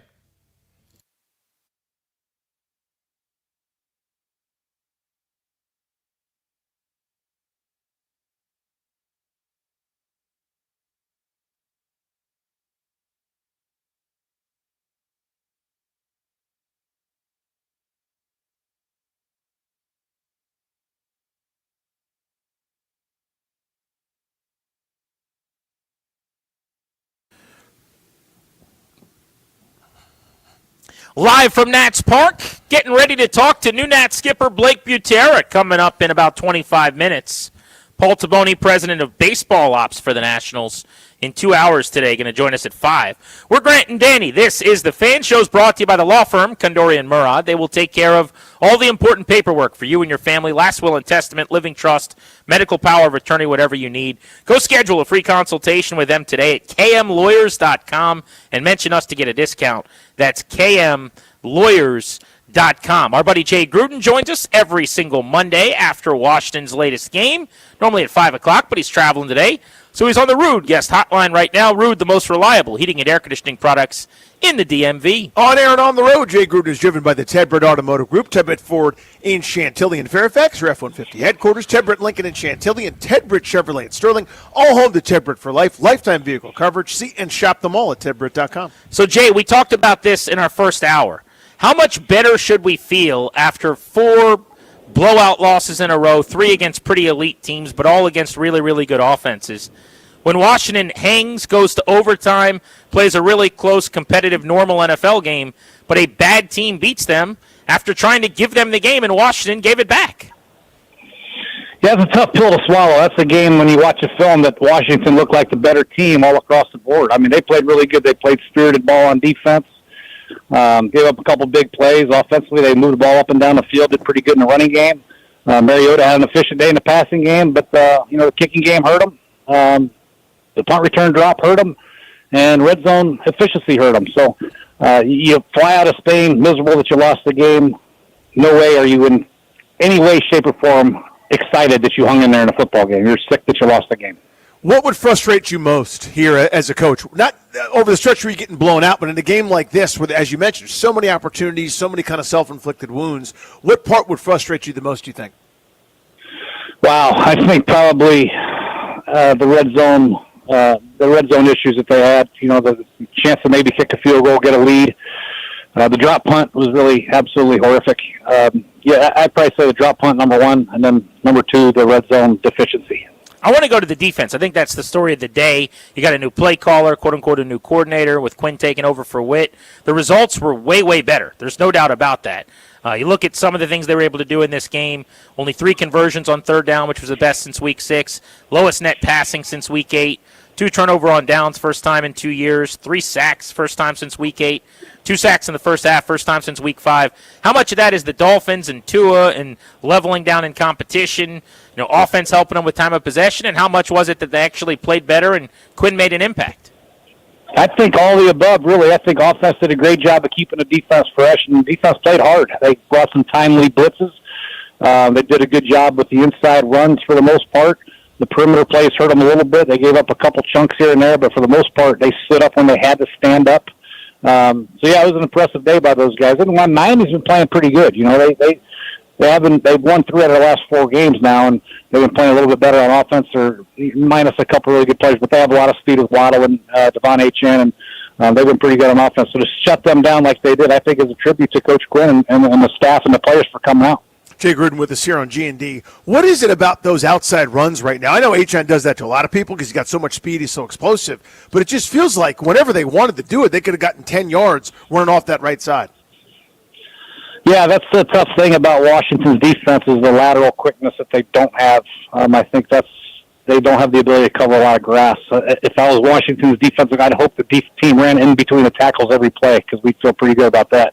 Once they get on the perimeter, there's not a lot of speed out there. And it's tough, and Achane does a really good job of setting up his blocks and hit the corner. They do a great job in the perimeter screen game, as did Washington. They had a couple really good hits in this perimeter screen game, the touchdown to Debo. So those are tough plays to stop for a lot of teams, and especially Washington because they don't have a lot of team speed. Felt like they did a nice job on Jalen Waddle, though. He had been one of the hottest receivers in the league coming in, 3 catches for 52 yards, had the 31-yard catch and run at one point. But 7 targets, it wasn't a lot of snaps, only 54 plays for Miami, so maybe that's part of it. But that was the first time in weeks where it didn't feel really, really easy for a wide receiver one. Yeah, that's true. They did a good job, and you're right, they only had 54 snaps. That's because Washington did a good job. Both teams really were pretty efficient in the running game, eating up the clock. Both teams were able to move the ball between the 20s pretty good. Just when they got in the red zone, neither team really could capitalize on some opportunities, which made it a lower-scoring game. But, I think that's one of the big things when you walk into playing the Dolphins. Hey, we got to stop Waddle. We got to limit his explosive plays, and obviously we got to tackle this Devon Achane guy out in the perimeter. Those are the 2 weapons that they have, and that's the only 2 that they have. And for the most part, they did a pretty good job on Waddle, but Achane had a couple big hits. You mentioned the run game for Washington. Chris Rodriguez is averaging 4.7 a pop after a big day yesterday, which is actually the lowest of any total in 3 years for him. He's a career 4.8, 4.9 per carry guy. What do you think of him? What did you see from him yesterday? I like he runs with his pads down, physical runner. He sees holes and he hits them pretty good. He's not going to hit you for a 25 or 30-yard game very often, but he can get between the tackles and make positive plays for you, keep the chains in your, obviously in your favor. Second and 4 or 5 is a hell of a lot better than second and 9. So, I like Chris the way he runs. He's a tough kid. It's a good change of pace, I think, with the 2 backs that they have. They're good change of pace guys, and they both bring value to the franchise. Jay, with that long flight and everything being so far away from home, go back to that London game, which resulted in a tie, which still irritates me, to be honest with you. I wonder how you feel about it. But back then, did you treat that as kind of a special week in the sense that, hey, we know this isn't a normal road city in the NFL. This is kind of a unique deal. Did you do some of that team bonding stuff and kind of make it a sleepaway camp and things like that? And kind of how would you have handled that thinking about this out of the country game? We tried to make it as normal as possible, even though it wasn't normal at all. We left a little bit later than normal. We flew, I think, Thursday and got there Friday morning, and we had our practice. We had to go in there and get dressed and have practice Friday morning. Deshaun and Trent Williams were sitting by the goalpost taking a nap, and we're getting ready for a walkthrough. And, it was tough. We had to go in there and have meetings and all that stuff. It was a rough Friday, but once we got this Friday night and Saturday, we had a couple activities. It was fun. And then, of course, the game was we were pretty efficient in that game. We had a couple bad calls by the referees, a couple missed kicks. We tied that damn game. It pissed me off. It makes me sick. Worst PI call in the history on Pierre Garcon. But anyway, it was. I think it was a good deal for the players and the staff to witness and to experience one time. One time was enough, though. Looking at the numbers from that game, Kirko threw for 458. And it looks like Crowder went for a hundo, and Jordan Reed had a huge game. 9 for 99. Vernon Davis, 5 for 93. Everybody ate. Garcon, 6 for 70. You guys had a day. Spread it around. Yeah, Kirk did a great job of spreading around. We had a good plan. I coached with the Bengals, and I know Mike Zimmer's defense and Gunther. We had a pretty good plan for those guys attacking their coverage. It was fun, and Kirk did a great job getting the ball out. We picked up their blitzes, which was fun because that's Zimmer and Gunther's specialty, the double-A bull crap. And we gutted it pretty good, but we ended up with a tie. Yeah, you needed one more kick.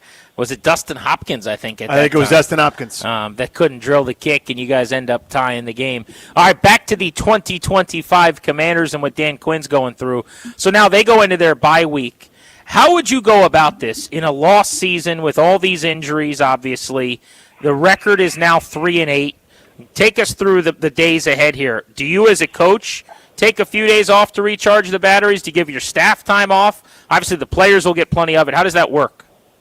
Yeah, for sure. You give everybody a couple of days off, and then when they come back to the doors, it's business as usual, man. We got to put our best foot forward, and we have 6 games left, and we want win as many as we can. We got to get these guys ready. We got to prepare them.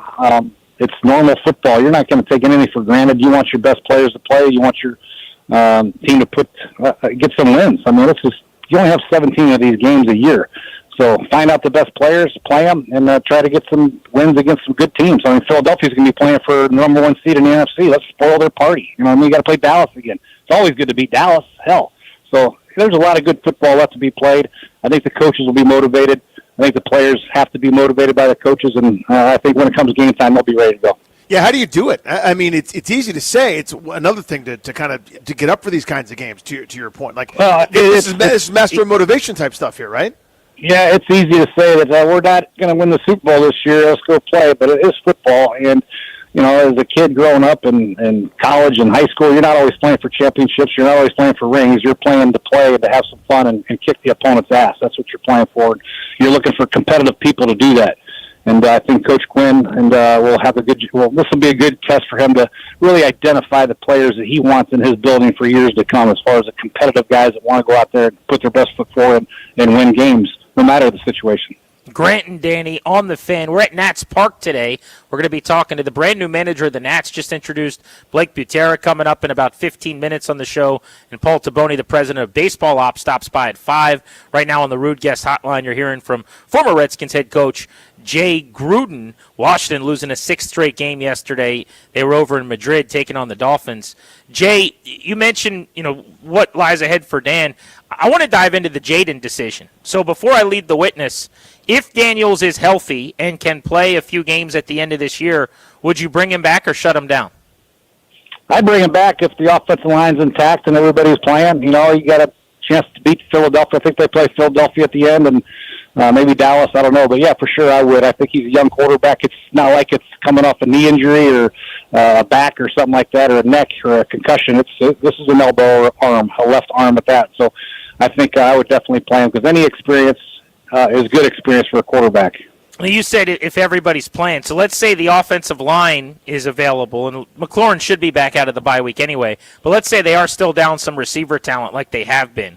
Would that affect the decision at all, or are you still full go? And what do you say to the people who suggest just shut him down and make sure he's fully healthy going into the offseason and basically redshirt him the rest of the year?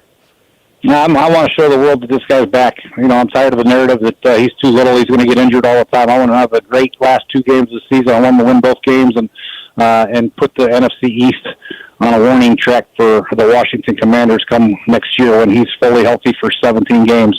I just hate the fact that people are saying, I told you he was going to be hurt all the time because of his frame and his running style. No, get him in there, let him play, let him win some games, and show the world that he's a Jaden Daniels we all know.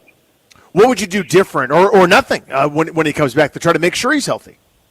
I'm not going to do anything different, man. He's got a bad arm. It's not a knee. It's not a neck. You know what I mean? I'm playing full go. Now, it might not call as many quarterback design runs and all that stuff, but he's going to run some scramble. But, it's his job to protect himself. He does a good job for his career so far of protecting himself. That was just a unique fall that he had on his arm. I don't know what to say about that. But, I just think you got to play the kid. I mean, he's young. He's athletic, and he is the franchise for the Washington Commanders, and if he's got a chance to play the last 2 games and upset some people and put the rest of the league on alert for next year, I'd do it.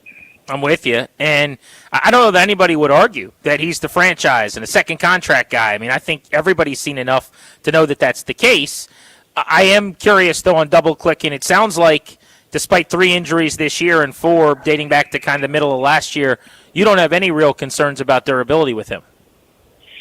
I don't know. I mean, I talked to the trainers, but the trainers clear him, and Jaden wants to play. Jaden's a competitor, man. I'd put him out there. Well, I mean, sorry, let me ask it, I guess, better. I don't mean in terms of bringing him back. You're saying you think it's kind of a few fluky things, but you're not worried about his ability to stay healthy long term. I'm not at all. No. That's the narrative when he came out of college is what I'm saying. Oh, he's too frail. He runs too much, takes too many hits, which might be the case. I don't know. But I would put him out there just because I think the team needs it. I think going into the offseason, get a couple wins late in the year, I think would be awesome for the team morale just moving into 2026. And it'd be good for Jaden to get some confidence under his belt. And I don't want to treat this guy like he's some kind of eggshell guy. You know what I mean? He's a quarterback in the National Football League. This isn't going to change. He's going to take some hits. I mean, he's got to deal with it and deliver the ball and make some plays with his legs and do what Jaden does. We can't protect them forever. How would you treat this bye week coming up, Jay? With a pretty rough stretch coming out with Denver, who had a huge win yesterday. Now they're 9-2. Minnesota blitzes a ton, and then you got that division sort of run there at the end of the year. What would you do during this bye week for the guys? Well, we prepare for Denver for sure. There's no doubt about it. We try to do some self-scouting, make sure we're playing the right people, our scheme is intact, make sure our pass protection is okay. We had a couple of free runners last week against Miami and the week before that, so we got to get that cleaned up. We got to get everybody playing on the same page, come up with a great game plan, some good practices, some competitive practices, maybe do some ones-on-ones with some of your extra days and get the guys going. Jay Gruden on Grant and Danny on the Fan. Last night, the Eagles' defense destroyed the Lions. Detroit had some O-line problems when they came here, and Washington couldn't take advantage. Needless to say, the Eagles certainly did, and Jared Goff had one of the worst games, certainly in Detroit, but maybe of his career. What did you make of the statement Philly made as the runaway now leaders in the division? Yeah, defense still wins championships, that's for sure, and they can win any game with that defense the way they're playing. They got a great secondary, great defensive line, a linebacking core is deep and fast. So, yeah, they're unbelievable. And then Hurts doesn't make many mistakes, and they just methodically whoop your ass from start to finish. And they're going to be a tough team to beat. That's why I want to see Jaden healthy when they play Philly, kick their ass at the end of the year, knock them out of the number one seed, and move on with 2026. What'd you make of Chiefs-Broncos in the afternoon yesterday? Broncos, again, they're another team with that incredible defense. Are on pace to break the league record for sacks. They get after you a lot of different ways with a 4-man rush, a 6-man rush, a 5-man rush. Vance Joseph does a great job over there.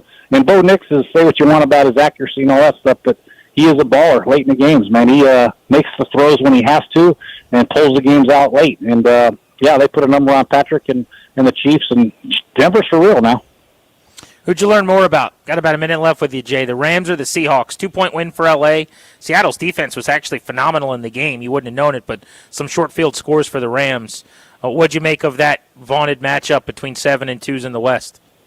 Well, you can't turn the ball. You can't throw 4 picks, Sam Darnold. You can't do it. He threw some errant passes and a couple pressure passes, and the Rams forced them. The Rams' defense is very good. Their front four is good, and Matthew's an efficient quarterback. He's not going to turn the ball over very often, so to beat the Rams, you got to play efficient football, sound football, stay away from penalties and turnovers, because if you turn it over, they're going to whoop you every time. So it's two great teams going at it. I still think Seattle's got a chance to win the NFC West, that's for sure. Jay, awesome as always, brother. We'll talk to you next week. You got it. Thank you, guys. You got it, man. On air and on the road, Jay Gruden is driven by the Ted Britt Automotive Group, Ted Britt Ford in Chantilly and Fairfax, your F-150 headquarters, Ted Britt Lincoln in Chantilly, and Ted Britt Chevrolet in Sterling. All home to Ted Britt for life, lifetime vehicle coverage. See and shop them all at tedbritt.com. Well, and the Commanders in our 4 o'clock hour, but we're really excited next to talk to the new manager of the Washington Nationals. Blake Butera is stopping by our setup here in the Terra Club at Nats Park live in moments. You'll hear him right here on your flagship home for Nats Baseball, 106.7 The Fan.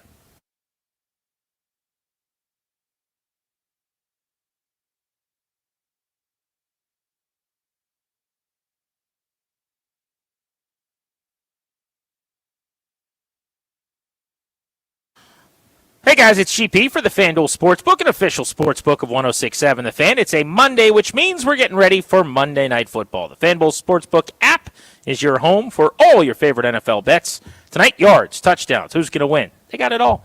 FanDuel will let you play the game the way you want to. Tonight, FanDuel's giving all customers a 30% profit boost token. That's right, you can get in on the action with a 30% profit boost token tonight on Monday night for Monday Night Football. Make FanDuel your go-to app for every snap. FanDuel.com/GP. That's FanDuel.com/GP. My promo code is GP. You must be 21 and present in Virginia. Opt-in required. Bonus issued non-withdrawable profit boost token. Restriction apply, including token expiration and max wager amount. See terms at sportsbook.fanduel.com. Gambling problem? Call 1-800-GAMBLER.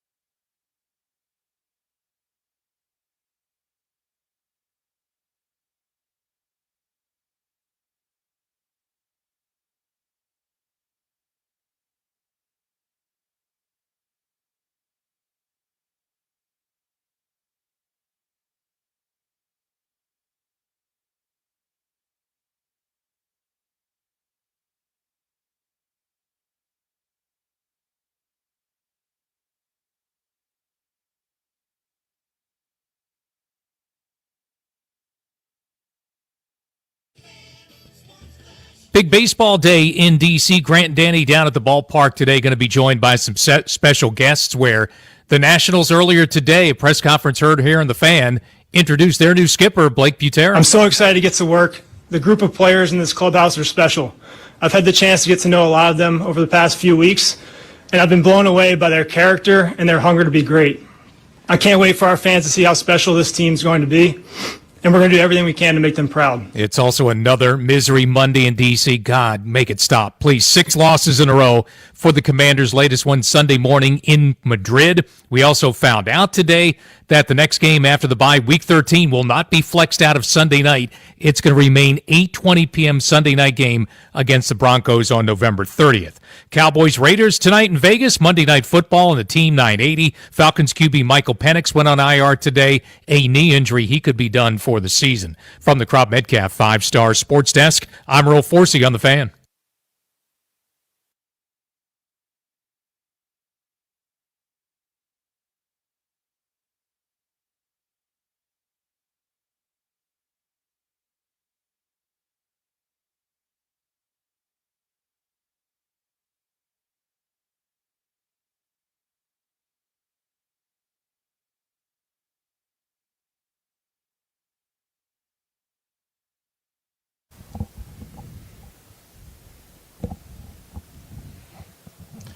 Live at Nationals Park today, it's Grant and Danny out and about and on the road, just down Half Street from our studios in the Navy Yard. You're locked in to The Fan, your flagship home for Nationals baseball. And the reason we journeyed down the street today was because of a very exciting afternoon for the Nationals. They introduced their brand new skipper, Blake Butera, who was just on the dais talking to the media. I think he just did an MLB Network hit. You're making the rounds, and we're very pleased to welcome him onto our show on 106.7 The Fan right now. Blake, congratulations. And I don't know if we get to do this. You've probably already had 100 people welcome you to D.C., but welcome to the district. Welcome, man. Thank you. Thank you. No, excited to be here. Excited to sit down with both of you guys and get going. Were you expecting to get interviews and to be a hot name in this cycle, or when you found out from Eric Neander that the Nats wanted to talk to you, were you a little bit surprised? Yeah, a little bit. I think you're always surprised when a team calls on you, and I think just going through the process, it was evident to me. Just this is somewhere it's pretty special, and what Paul's trying to build and his vision here with ownership and everything is something that we felt really good about. What was that vision as you're going through this process? Where because a lot of fans are going, this all sounds fun, this is cool, but what should we expect and when should we expect it? Yeah, I think just kind of talking through the foundation he's trying to build in terms of the people that he's bringing in here. We already have a pretty exciting young roster, of course, with some young talent, and getting the chance to talk to a lot of them. It's pretty it's pretty cool to hear how hungry they are, and they're not really happy with the seasons they've had, even though some of them have some pretty impressive seasons at young ages. They're excited to tap into some more and reach the next level. Blake Butera managed for 4 years in the minors, playoffs 4 times, couple of championships, and then the Rays said, we need your help in another area, and they kind of brought you into the player development fold. Do you enjoy managing more, or could you have seen yourself going the front office route? Did you always expect to get back to the bench at some point? Yeah, I expected to, and I think a lot of people along the way, it kind of said that I was kind of at that point in my career where it could go front office or could go back to the manager route, and I definitely missed the competition and the being in the dugout every day with the guys and working through 162 games, and it's a long season and there's a lot of ups and downs, and I think just the fun you have with the guys day in and day out and seeing them kind of reach their potential was something that I missed. Well, in terms of that grind of going through a minor league season with players whose ultimate goal is to not be there anymore, right? Like as you're trying to build a team, build a roster, build a winning culture, if it goes well, you lose a lot of those guys. How did that kind of form your experience to be ready at the big league club where there's no higher level to get called up to? Yeah, I think it goes back to just kind of making sure you set out the foundation you want and you create and instill the values that you want these players to have day in and day out. And it's all about consistency and making sure you're building something to where every day they put in the work, and they understand kind of where they're trying to get to and how they're going to get there. And I know the major leagues is the major leagues. There's no league above it or level above it, but we want to make sure that our players, and I told a lot of them on the phone, I was like, no matter what happens, our job is to make sure you guys, each of you, can play another 10, 12 plus years in the major leagues, whether it's with us or somewhere else. We're going to try to get that out of you. New Nats manager Blake Butera with us on Grant and Danny live from Nationals Park. He was just introduced today in a press conference, and you're locked in to your flagship home for the Nats, 106.7 The Fan. Stylistically, as a manager, does your player development background make you more of an instructor, like a coach in a sense, even at the big league level? Because when I see that someone's managed and worked in PD, I'm thinking, all right, well, maybe he's still going to dive in on the fundamentals and do a lot of coaching. Or now that you're at the big league level as a manager, does some of that go on other people's desk and you've got other roles? How does that work? Yeah, I think there's a lot that goes into being a major league manager, and I think a lot of it, whether it's media or interviews or different things where you're managing relationships with players in the clubhouse, I think you always want to be out on the field helping the players and hitting them ground balls and throwing BP and all those things. I think you look at it. I'm pretty sure every manager in the major leagues was once a coach prior to that, and was a specific position coach. And I think it comes with the territory, right? Where your first and foremost, your responsibility is to manage this ball club and help you get wins. And if you have some time to get out on the field and help those guys, you can do so. But first, you got to take care of your job. What's an element of managing or being in charge of a ball club that came naturally to you, and what's something you really had to work at? I think just empathizing with the players was one thing that kind of came naturally. I think it's because how hard it is. Yeah. Right. It's a hard game. It's a really hard game. There's a lot that goes on, especially nowadays with social media and the agents, and there's so much more that goes into it than just trying to go out there every night and compete. But with that, in terms of something I needed to get better at, is I think when you get thrown in this early, you realize pretty quickly that you do not have all the answers, right? And it's you're constantly asking questions and gaining new perspectives and listening, and I think sometimes when you get into this, sometimes you want to jump in full speed, but first thing you need to do is just build those relationships and gain the trust. How do you go about, in your experience, really getting teams to play high IQ baseball, right? Not without looking too back far into the past. I mean, this has been a dreadful base running team. This has been just a bad defensive team in ways where it felt like the adjustments didn't come. You get picked off twice. You're just going right back out there. You're not getting benched. Maybe there's a talking to that we don't see. But you would think at some point something would change if people are being held accountable. What are the teams that don't do that to avoid those things? I think first you have to make sure that the players understand what's important to you, right? If what's important to you is hitting a bunch of home runs and a bunch of doubles, and that's what the players are going to feel is important. But if you make sure they understand, hey, we're going to run the bases right, we're going to play defense the right way, we're going to control the controllables. I think every player wants to go out there and go 3 for 4 every night, but it's not possible. But one thing you can control is how you play the game and how you run hard down the line. And then there are going to be mistakes that are going to happen. I think we're naive to think that there aren't going to be, but what's going to happen after those mistakes? We're going to sit down, we're going to review those things and kind of talk through hey, this is what you did, this is what we can do better next time, and then we're going to learn from it and grow. I'm thinking, football, we watched all day yesterday. We think of penalties or something. There are some that maybe coaches get less angry about because there are these physical things that happen, as you said, where you're giving it 100%, you're making a mistake at 1,000,000 miles an hour as opposed to a procedural thing where you jumped off sides or whatever. Is there something like that in baseball where there are things you can live with and others where you go, hey, this is just a philosophy thing that we're not going to tolerate?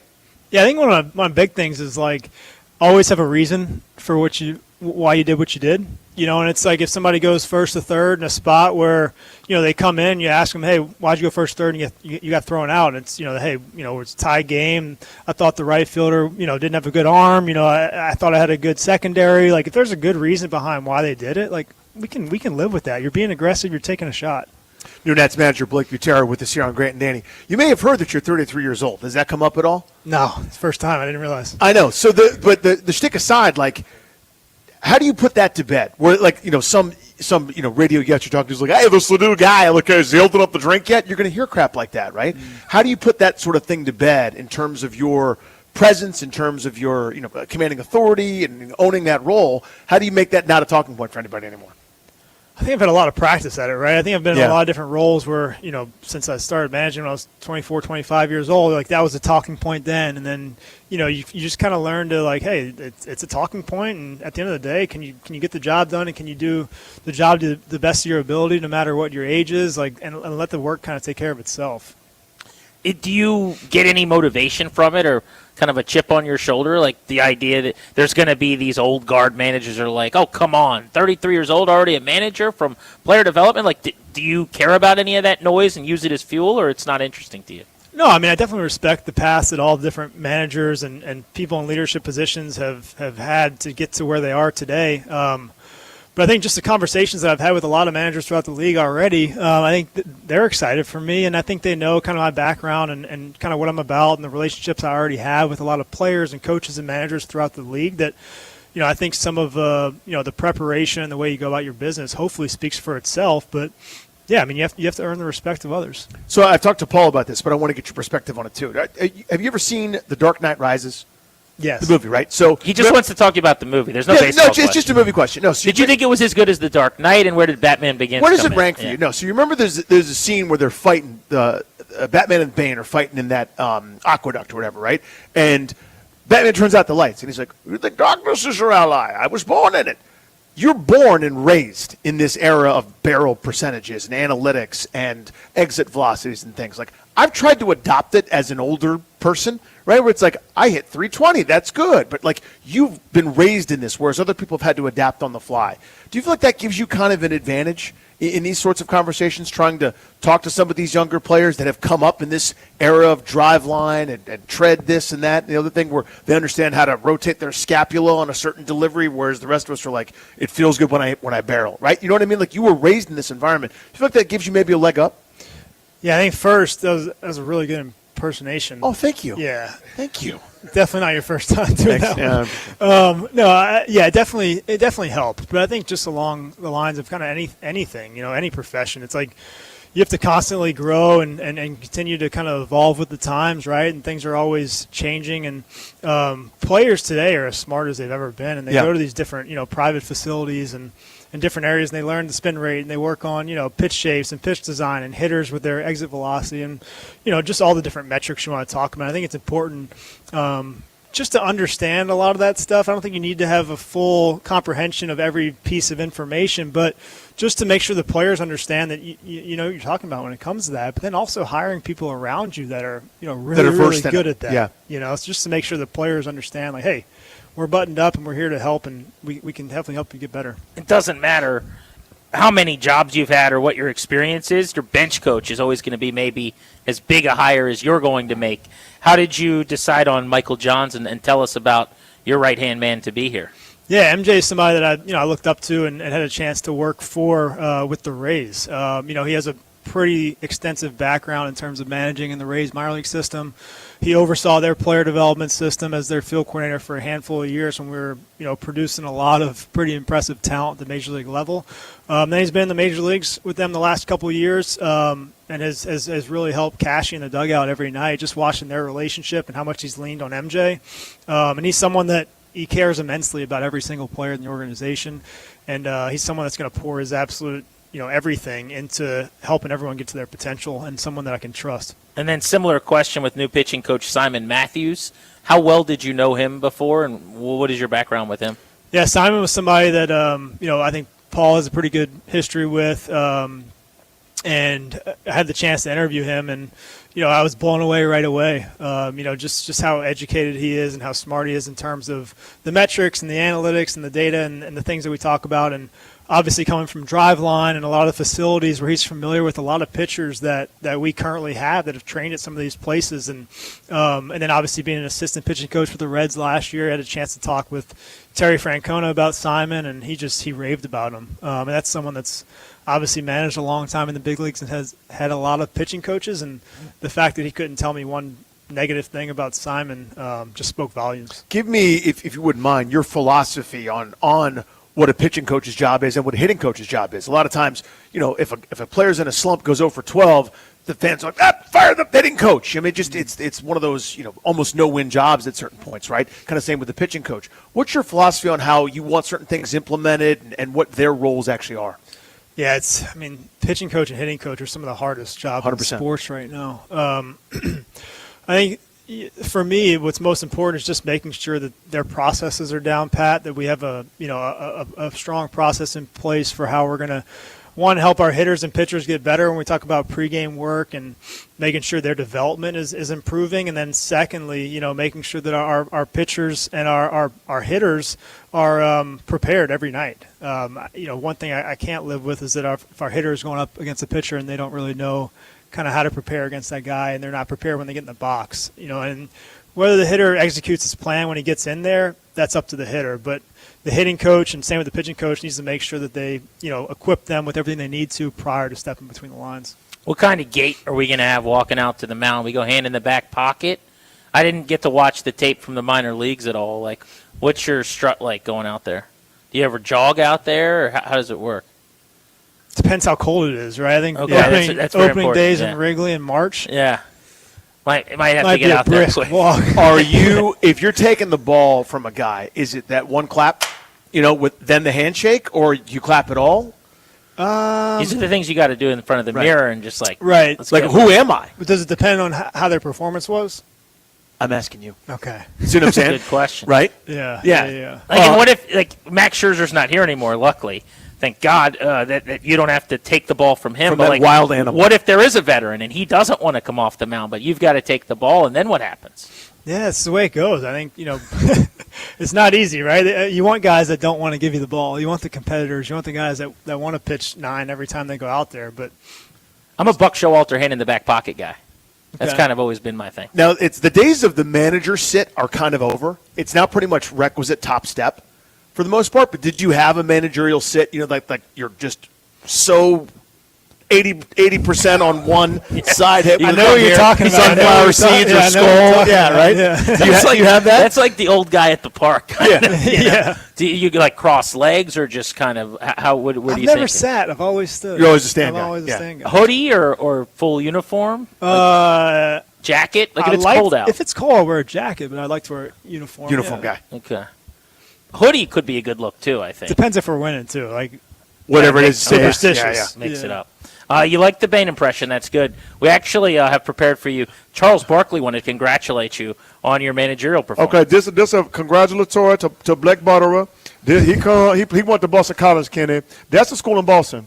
Not a lot of people understand that, but they used to be really good at basketball. Not so much no more. No disrespect to Blake Butterer, but it's very exciting for him to be coaching. I thought it was weird that John Generals. Gruden was really happy for him. Tell you something, man. We're going to talk to Blake Butera, man. This is an exciting football player here. Probably the best football player the Nationals have ever had, man. Why was Stephen A. Smith so happy? About Well, it? we got to talk about this here, okay? Because it's disrespectful, it's cantankerous, it's esophageal in terms of the ridiculousness of the situation right now. Well, the good thing about being in D.C. is that Barack Obama was very happy for you. To be clear, this is one of the 2 youngest people I've ever met. Sasha 1, Malia 2, and Blake Butera 3. And then Donald Trump was actually thrilled. He's been busy lately. But This is one of the great hirings. I've had so many people are saying it. It's a terrific hire. I was told, they asked me and I said, he's very good. He's very strong. He was I forget where he was, but he's a very good hire. And many people don't give me credit, but I advised all the people to hire Blake Butera, believe me. Anyway, Blake, we're happy That's that a you're lot, here. man. We're fired up, man. Seriously, though, we're really, really excited about the new direction of the team. You used the word driveline today. If someone I pulled something doing if spin someone kicks. said that a year ago, all the glass in this building broke. So it's pretty cool, man. Thank you so much for hopping on, and best of luck to you. We're proud, brother. Thank you. Fired up. Absolutely. Thanks. New manager of the Nationals. He's been busy forming his staff. They got some more decisions to make. Blake Butera is with us. You'll hear from Paul Taboni coming up at 5 o'clock live from Nats Park. Grant and Danny on the Fan.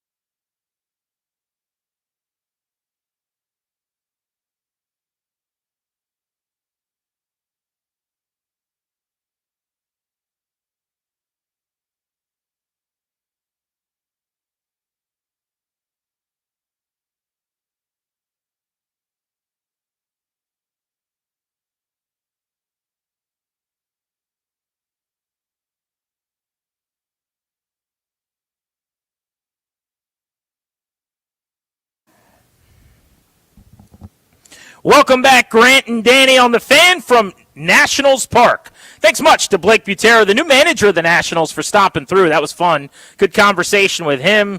They are in good hands here with this high-energy staff that they're putting together.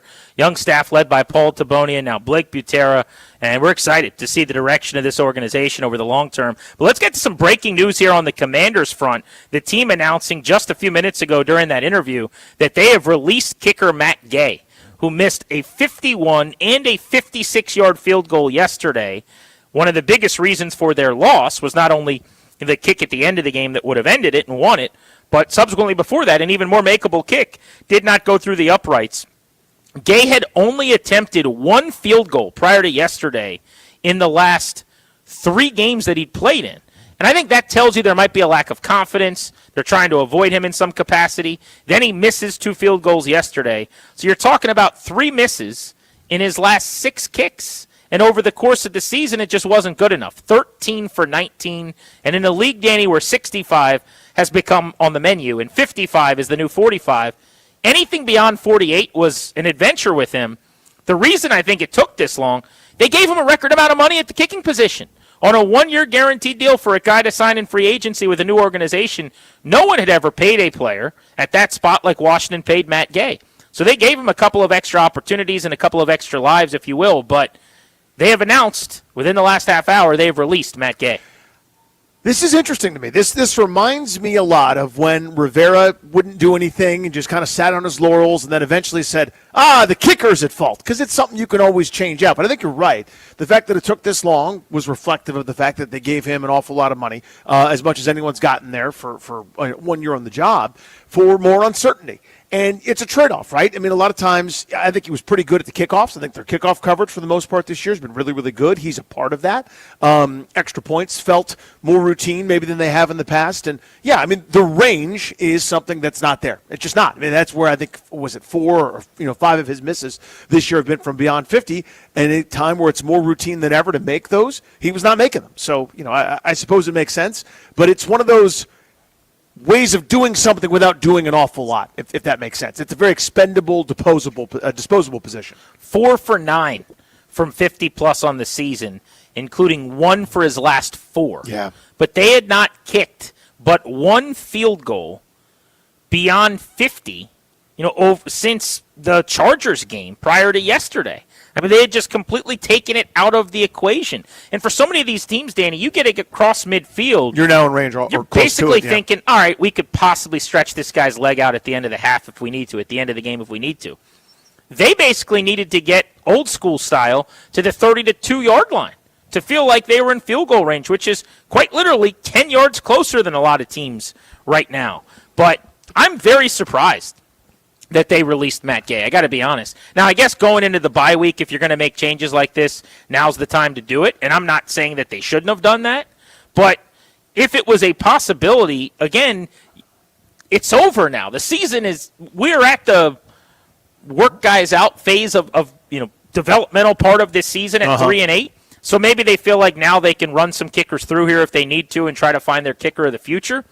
But, man, the steadfastness with which they operated on Gay early in the season, preseason was ugly. Training camp after the first week when I was convinced they'd solved the problem because he was automatic for several kicking days that I was out at practice. Right, starting with that week where they were at New England, I think, against the Patriots, and maybe it was the Jets, whoever it was, and then going into their first preseason game, you started to hear, man, he's missed a lot of kicks lately. Since then, it's been a constant question of Dan Quinn. And one time after another, he would just stand there and go, it's not a problem. We're fine. We have trust. We have trust. He never said otherwise. And then today they release him after 2 misses yesterday. Yeah, and there's the rub. So it's before the bye week. You'll have time. I mean, there are free agents, names you've heard of, roaming around. Austin, I never remember if it's Seibert or Seibert, who was here. Seibert retired early this year. I don't know if he still counts. Yeah. I mean, he's 29 years old, so he retired because nobody gave him a job. So who knows what they're going to do? They're trying some guys out, et cetera. I don't know. This is one of those. It's a bigger sounding move than it is to me. it's sort like you can't cut every safety and linebacker that can't run with anybody. You're not going to cut every offensive lineman that misses a block. You're not cutting Zach Ertz for false starting a million times, but you can move on from the kicker. And it's kind of the refuge of the embattled regime to show a big action. Look at how big this move is. When in reality, you're just basically volunteering to be back on that kicker cycle. But the numbers were really bad. Oh, for sure. I mean, we got to a point where, like, for a while, you could tell me the kicking cycle is not better than whatever else there is out there, or sticking with him, rather. You go, I'd rather just have him be 10 of 12 than the possibility that someone's an upgrade. When you get to 13 of 19 and you're missing multiple kicks in a tight game and you lose because of your kicker, now I'm not so sure you can't do better somewhere else. And I would imagine whoever they bring in here, if they kick 19 times the rest of the way, they'll make more than 13 of them. It's hard to only go 13 of 19 in this league. To Matt Gay's credit, he had hit all 22 of his extra points. All right, let's get you a Beltway Blitz. Coming up next, we will cover what's going on with Matt Gay when we talk Commanders. In that Beltway Blitz, Paul Taboni of the Nationals, the president of baseball ops, is on the show today in a little over an hour at 5 o'clock. You're listening to The Fan.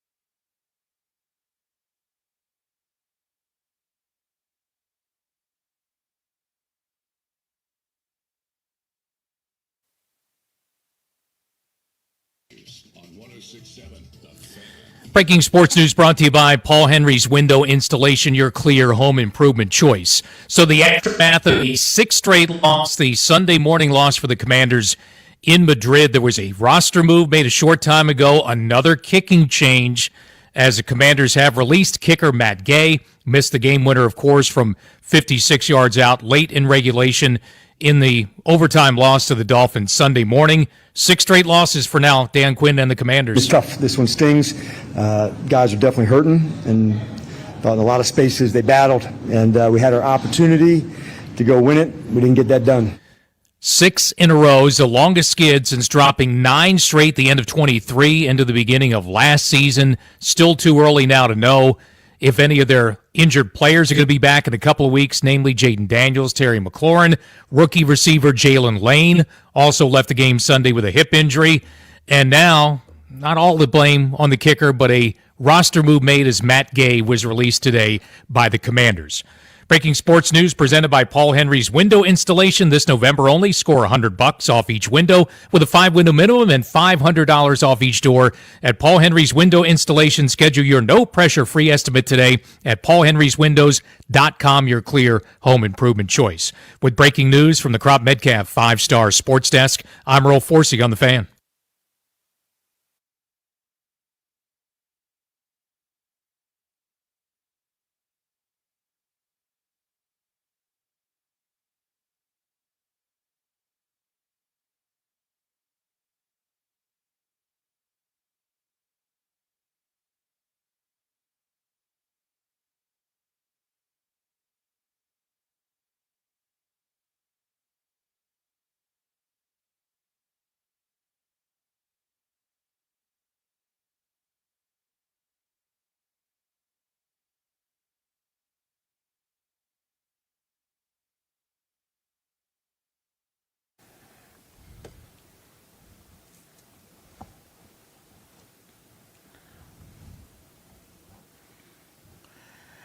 Grant and Danny welcoming you back live at Nats Park, brought to you by the law firm Condori and Murrah. Those guys are sending us on the road, and they're coming with us to Minneapolis next month. We're excited about that. I smartly sent my wife ahead to Minneapolis this past weekend to hang out with some friends, but to scout it out for us. So Okay. I have a full scouting report, which I'll download at the guys. But they want to help you guys.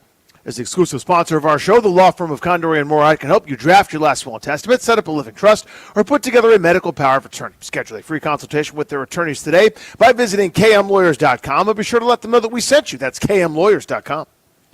It is time for our Beltway Blitz. We're going to cover the Nationals, the Capitals, and the Commanders. So let's get it started. And we'll start with Mark Zuckerman on the Nationals, Masson Sports. Mark was out here today for the big day. We just had Blake Butera on the show. We got Paul Taboni today in an hour at 5 o'clock. What do you make of the Nats' new manager, the 33-year-old, being introduced? Yeah, look, I'll say, guys, and I assume you felt the same way from your conversation. I think he did really well under the circumstances. He's never been in a position like this before, obviously. Forget about just being a major league manager, but holding a press conference with that many people, talking that much, I know had to be an intimidating circumstance for him, and I thought he conducted himself really well. I thought he came across really well for someone who, as we all know, the big question mark is going to be, how does this 33-year-old who never played, coached, or managed higher than single A, how does he handle being in the big leagues? And for a first day, I thought it went pretty well. What does it all mean that everybody's like closer to my son's age than they are to our age, Mark, right? Like I almost made a joke that I met this really industrious 15-year-old who'd be a great fit on the analytics staff for him, for this new group. I mean, the pitching coach is 30. Everybody's young here, but what does that actually mean when the rubber meets the road? Yeah, there are challenges, of course, when you've got big leaguers who are now looking at their coaches and saying, well, like, what do you know? You haven't been here, done that before. That is a challenge, yes. Now, this team is so loaded with guys in their young 20s that it's probably much less of a challenge. You can't hire these guys to be the manager and pitching coach of the 2019 Nationals. You know, that doesn't work with that roster. But on a roster like this, I think the feeling is that it can work. But I think the overall, like, if there's an overarching philosophy here, and I don't know if it's intentional or not, we're still going to see what the rest of the staff looks like, but it does feel to me a little bit like Paul Taboni and now Blake Butera have been trying to identify some real up-and-comers in the industry who maybe aren't front and center on everyone's watch list right now, but are maybe a few years away from that happening. And they said, let's go get them now before they become a hotter commodity. Let's get them in on the ground floor, go through some growing pains with them, and believe that ultimately they are going to be become really good at these jobs, and we got them before anyone else could. Mark, as they're filling out the staff, going through the entire process again of kind of organizational philosophy, establishing who they want to be and the like, where does ownership fit in to this perspective, right? I mean, that's kind of the $10 million, $10 billion payroll, whatever you want to call it, type question here. This is all nice. This is fun. But again, when rubber meets the road I'm overusing that expression talking to you, I apologize. But this, for the ownership group, where are they kind of giving a temperature check on them? Well, I think first and foremost, and believe them or not, I think it does sound like they hired Paul Taboni and they said, go build the team and the front office and the coaching staff that you want, and we're staying out of the equation. Now, of course, they were involved in interviewing and in the final decision on Blake Butera, but it does seem like they've given Taboni a lot of authority here to do what he wants. Now, he has to do that under the constraints of whatever budget they give him, and there's still a long way to go this winter to see what that looks like from a payroll standpoint and, how much they're actually spending on big league players. I think most of us believe that they're not in a position right now where they're going to go bonkers on, signing major free agents and, attempting to build a championship level team right now in 2026. So I think we understand that. One of these days, one of these years, the hope is that they are there and that ownership then does make good on its promise to spend like they used to during the 2010s. But in the meantime, I do think they're kind of giving Paul Taboni and now Blake Butera the authority to build the kind of team they want and prove to us that this team is ready to win, and then we'll go spend money to supplement it. Mark Zuckerman, Masson Sports, big day for the Nationals. Thank you. We appreciate you. Thank you, guys. You got it. Let's talk hockey. John Walton calls Caps games right here on 106.7 The Fan, and they've got a game tonight against the LA Kings at home, 7 o'clock puck drop. John, it has not been pretty over the last 10 for the Capitals. What ails them? Well, it's a lot of special teams.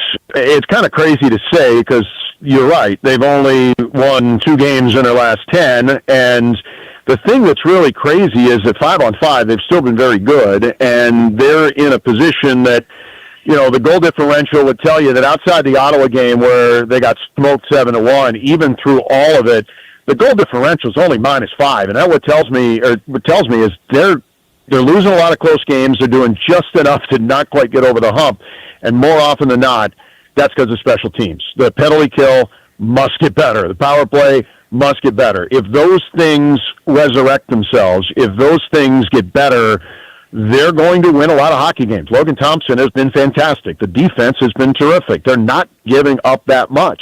This game against LA tonight, they're going to have to be really patient because LA is one of the best defensive teams in the league. They don't give much, and it's a 2-1 kind of game probably in a game like this, or 3-2. And to win those kind of games when you're given opportunities, you got to take advantage of them. And for the Caps, it has to be on the power play to be able to score with more frequency. And when they have penalties against, they got to stop the other team. How's John Carlson doing? He's going to play tonight, so good. After missing 1 game, that's good news. He gets in, upper body. They didn't really get into a lot of specifics, but that was one of the things I thought the other night against New Jersey is, they come roaring back, and they did it without 74 back there, and he's a guy that drives a lot of offense. So happy that he's back, and that should be, I think, something that can certainly work to their benefit, not just tonight, but in what is a really, really busy week this week. John, I did love the way they played the third period, storming back to get a point against the Devils, 2 goals without giving anything up. And Logan Thompson continues to give them a chance. I mean, there are some things, some bones here to work with in terms of moving forward. LT statistically and analytically been the best goalie in hockey this year. He has, and that's the reason why I think there's still a lot of optimism. Thursday is going to be the 1/4 mark of the season, and if it can go wrong offensively, it has for a guy like Alexei Protas, 1 goal in 13. Ryan Leonard's got nothing in 11. It was great to see Connor score the other night, and one of the things we're going to talk about with Spencer tonight in the pregame is about his move to the wing and taking some pressure off. He was put into a position where you're taking over for Pierre-Luc Dubois. That's tough enough, but it's really tough when you're getting all those big matchups. Like when we were in Tampa Bay on the road trip, he's got to go up against Braden Point, and the other night against New Jersey, he's going up against Nico Hischier. It's hard. I mean, those are really, really tough assignments. So getting him to the wing, taking some of the pressure off, I would hope that what you saw in the third period, that can continue, because you're not, first of all, you're playing with number 8, and that always tends to amp it up a little bit. But also just that you're not worrying about those defensive responsibilities as much as he had been here since Dubois went out. I think moving him to the wing and keeping him there for a while, I think that's a good move. John, last year it felt like John Carlson had, I think numbers approximate, I think I've got this right in front of me, 2 trillion goals called back, where just somehow, some way, like nope, because it's 74, it didn't count. Is there somebody else this year you found where it's just like, God, how can this guy have worse luck, where it feels like he's almost potted any number, only not necessarily have him called back, but just a guy that's into some rotten luck right now? Yeah, I mean, Hendrix Lapierre I would put in that category, and I just feel terrible for him because the work ethic is there, and we always, I mean, the gauge for the play-by-play guys, and I think Joe B would say this too, is that we're always, if we're mentioning you're around the puck, and if you're around the puck, that's a good thing. I mean, that's a generalization, but usually it's true. And I feel like we're saying his name a lot. I see him getting chances. I see him going to the net, and this guy can't get one to fall for anything. It's 59 games now. He didn't get one in 27 before he got sent down last year. You've got, now we're into 16, 17 games for him now where it just hasn't gone. And it's not lack of effort. It's not, anything that he's even necessarily doing wrong. I mean, at some point, you've got to figure the floodgates are going to open there, and he's going to start to collect more than just one, that he gets a few, and you'd like to think that gets contagious. That's what this team did last year. I mean, maybe, when people look in on this team from outside of the area and say, oh, they overachieved. Well, on some level they did, but, it was all going right, and now it's all going wrong, and they're still only 4 points out of the playoffs. So if they can find the offensive gear, just get Alexei Protas to heat up a little bit, to get Mikey going on the wing, to get Lappy to get something going. Anthony Beauvillier had a 2-goal game against St. Louis, so the only goals he's had in 15 games. He's got it in him. I mean, there's all these guys that it's right there, but they've all gone in the same place at the same time, and it's dark and cold and scary, and they want to get out and start scoring some goals again. So doing that, just get contagious, and no better night to do it tonight than against L.A. John, we appreciate you as always, buddy. Have a good call tonight right here on The Fan. Thanks, fellas. Appreciate it. You got it. Let's talk football. Big news on the Commanders front. They have released kicker Matt Gay today. Kevin Sheehan joins us now to discuss that very storyline. Kevin, what do you make of the timing here? 2 missed kicks yesterday. They had stood steadfastly by him all season. No longer. Well, this is the first I've heard of it. I've actually been out of it for the last couple hours. Yeah, I mean, 4 for 9 from beyond 50, so 5 of the 6 kicks he missed was, I think, were all from beyond 50, and that was the issue coming in. And, you guys know this, a 56-yarder in 2025 is, 10 years ago's 46-yarder, and they're made regularly, and it cost them a game. Where are you at in terms of the fact it was better yesterday, but how much of that is because Miami stinks and was trying to give it away too? Anything encouraging out of there with Dan Quinn calling the plays, and just sort of where were you at yesterday after that frustrating loss? I mean, it was just nice to be able to watch a game that wasn't over by the time we got to the second quarter. That was pleasant if you're still into the team and into them, having a chance to win the game, but. Yeah, I mean, these were 2 bad teams. The team that Washington put on the field yesterday is not a good football team right now, with all the players they have out there that weren't even with them before the season started. And Miami's not that good. And it was kind of an entertaining game, a lot of crazy plays. But, yeah, I mean, I wanted them to win, just to give us at least another week of talking about something other than the off season, which is now where, most of our focus will be. Which season is the outlier? Last year or this year, when this is all said and done? What are they closer to being a reality? Yeah, we did this segment because Barry's Verluga wrote in his column last week, was last year a fluke or this year a blip? I think this year is a blip. I mean, this is a ridiculous number of lost players and man games. And as you guys know, I'm sure you've been talking about it, it's not just that they've lost players, they've lost their best players. Like, all of their good contributors have been out. This happens to 2 or 3, 4 teams a year, and 90% of the time it's not recoverable when you have it. So, it doesn't mean that it won't happen next year or the year after, but this is, I think, an aberration, a blip. And last year was good fortune, but I wouldn't call it like flukish. That means it's, a one-off, one-time, happy accident. What we watched last year, especially with the quarterback, was legit real. So that'll exist, and that possibility will exist moving forward. You just have to have better players, and they've got to stay on the field.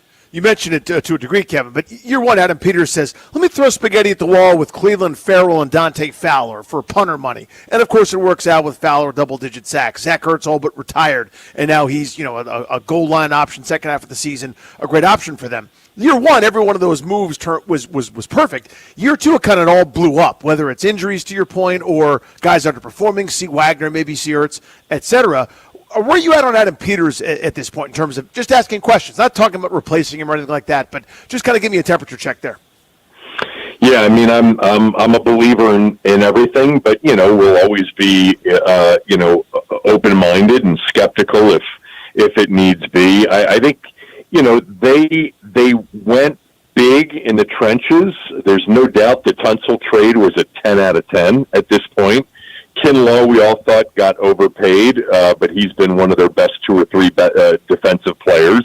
I think you could make the case that if Dorrance Armstrong and Dietrich Wise stayed healthy and were on the field with the development of a guy like Jacob Martin, that wouldn't have been a bad rotation, and they would. Look, I'm never going to say after watching the last several weeks that they would have been a good defense, but they would have been a less offensive defense, which they've become. I mean, it's been repulsive to watch it all year long. And offensively, they've been without their best players, for most of the season. So I think we gotta give it time. The cupboard was bare when they got here. Lots of 1-year deals, lots of trials. They're going to have to. I think they've got another 15 or 16 what guys that entering unrestricted free agency in this upcoming off season. So there's going to be a lot of roster turnover again. But this season it's just very difficult to judge. Certainly is. Kevin Sheehan on our Beltway Blitz. By the way, I want to double-click on Kinlaw because I find him fascinating. He has great flash plays. Early in the year, he was amazing. I actually think as the year's gone on, he's been one of their big problems against the run. He gets moved pretty easily, and run fits have been an issue. So I don't know. I go back and forth where I think sometimes he's been one of their most impactful players, but I also feel like he's been one of their big issues as well. Yeah, I mean, I think run fits have been a problem for everybody, including their linebackers. But we've also seen him, play out of position the last few weeks. Duran as well, and watching them, out, as a defensive end when they've been there, it looks unnatural. I think you got players playing out of position. You've got a bad rotation. I like Kinlaw. I think that size almost demands double team, and I think with another couple of good players, it'll work. And they had a couple of good players early in the year in Armstrong and Wise. I think that's the biggest loss on defense, are the 2 defensive ends, the starters. It would have been bad because they couldn't cover right from the jump, and they don't have, a scare you pass rusher. But I thought that they were going to be improved against the run the way it looked early in the year, and now they're as bad as anybody against the run. Kevin, awesome as always, buddy. Thank you. All right, boys. Be good. Massive news in college football to get to next. Virginia Tech is finalizing a deal to hire James Franklin. The former Penn State Nittany Lions head coach is going to be headed to Blacksburg. Let's get to that next on Grant and Danny.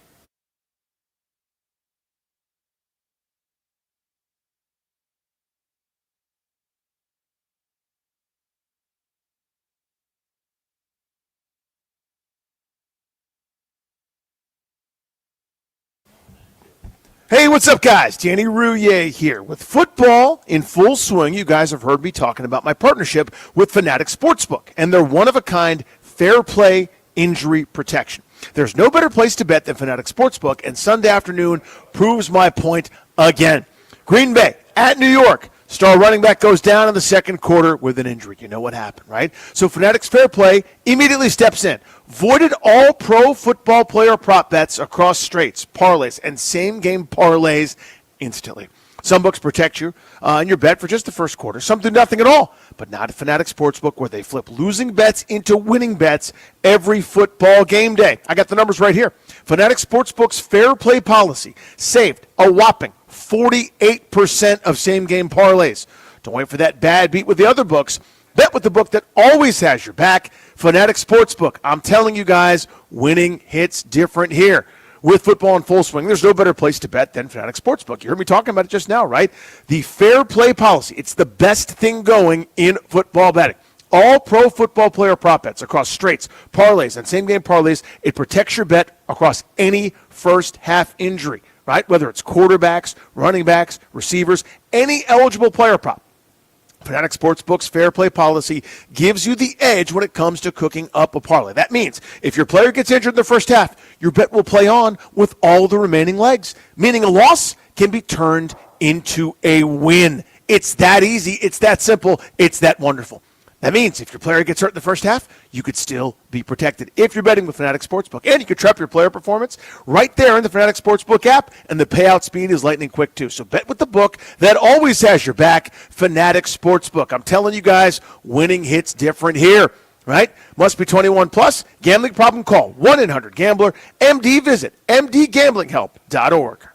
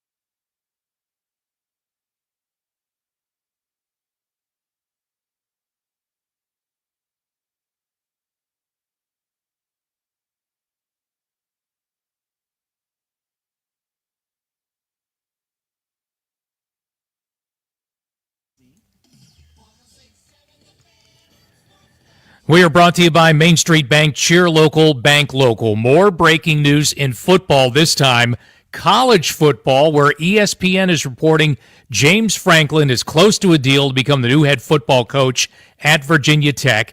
He, of course, will replace former defensive coordinator Brent Pry, who was fired by the Hokies in September after an 0-3 start. Scapegoat for the Commanders, at least for the loss Sunday in Madrid. Roster move made today. Another kicking change in Washington. Matt Gay has been released by the Commanders. Also, the next game after the bye, Week 13, will not be flexed out of primetime. That will remain Sunday night game against the Denver Broncos, Thanksgiving weekend on November 30th.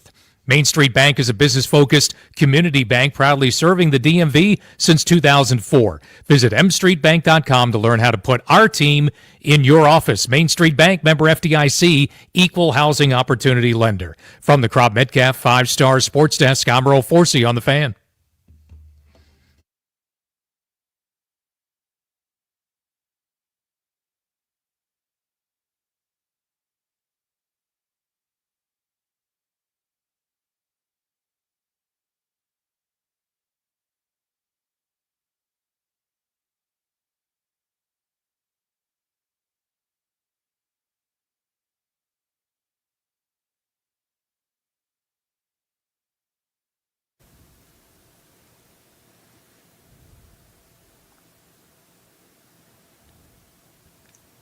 Back live at Nationals Park, where we were joined earlier today by the new manager of the Nats, Blake Butera. If you missed the interview, you can podcast it when we're done at thefandc.com.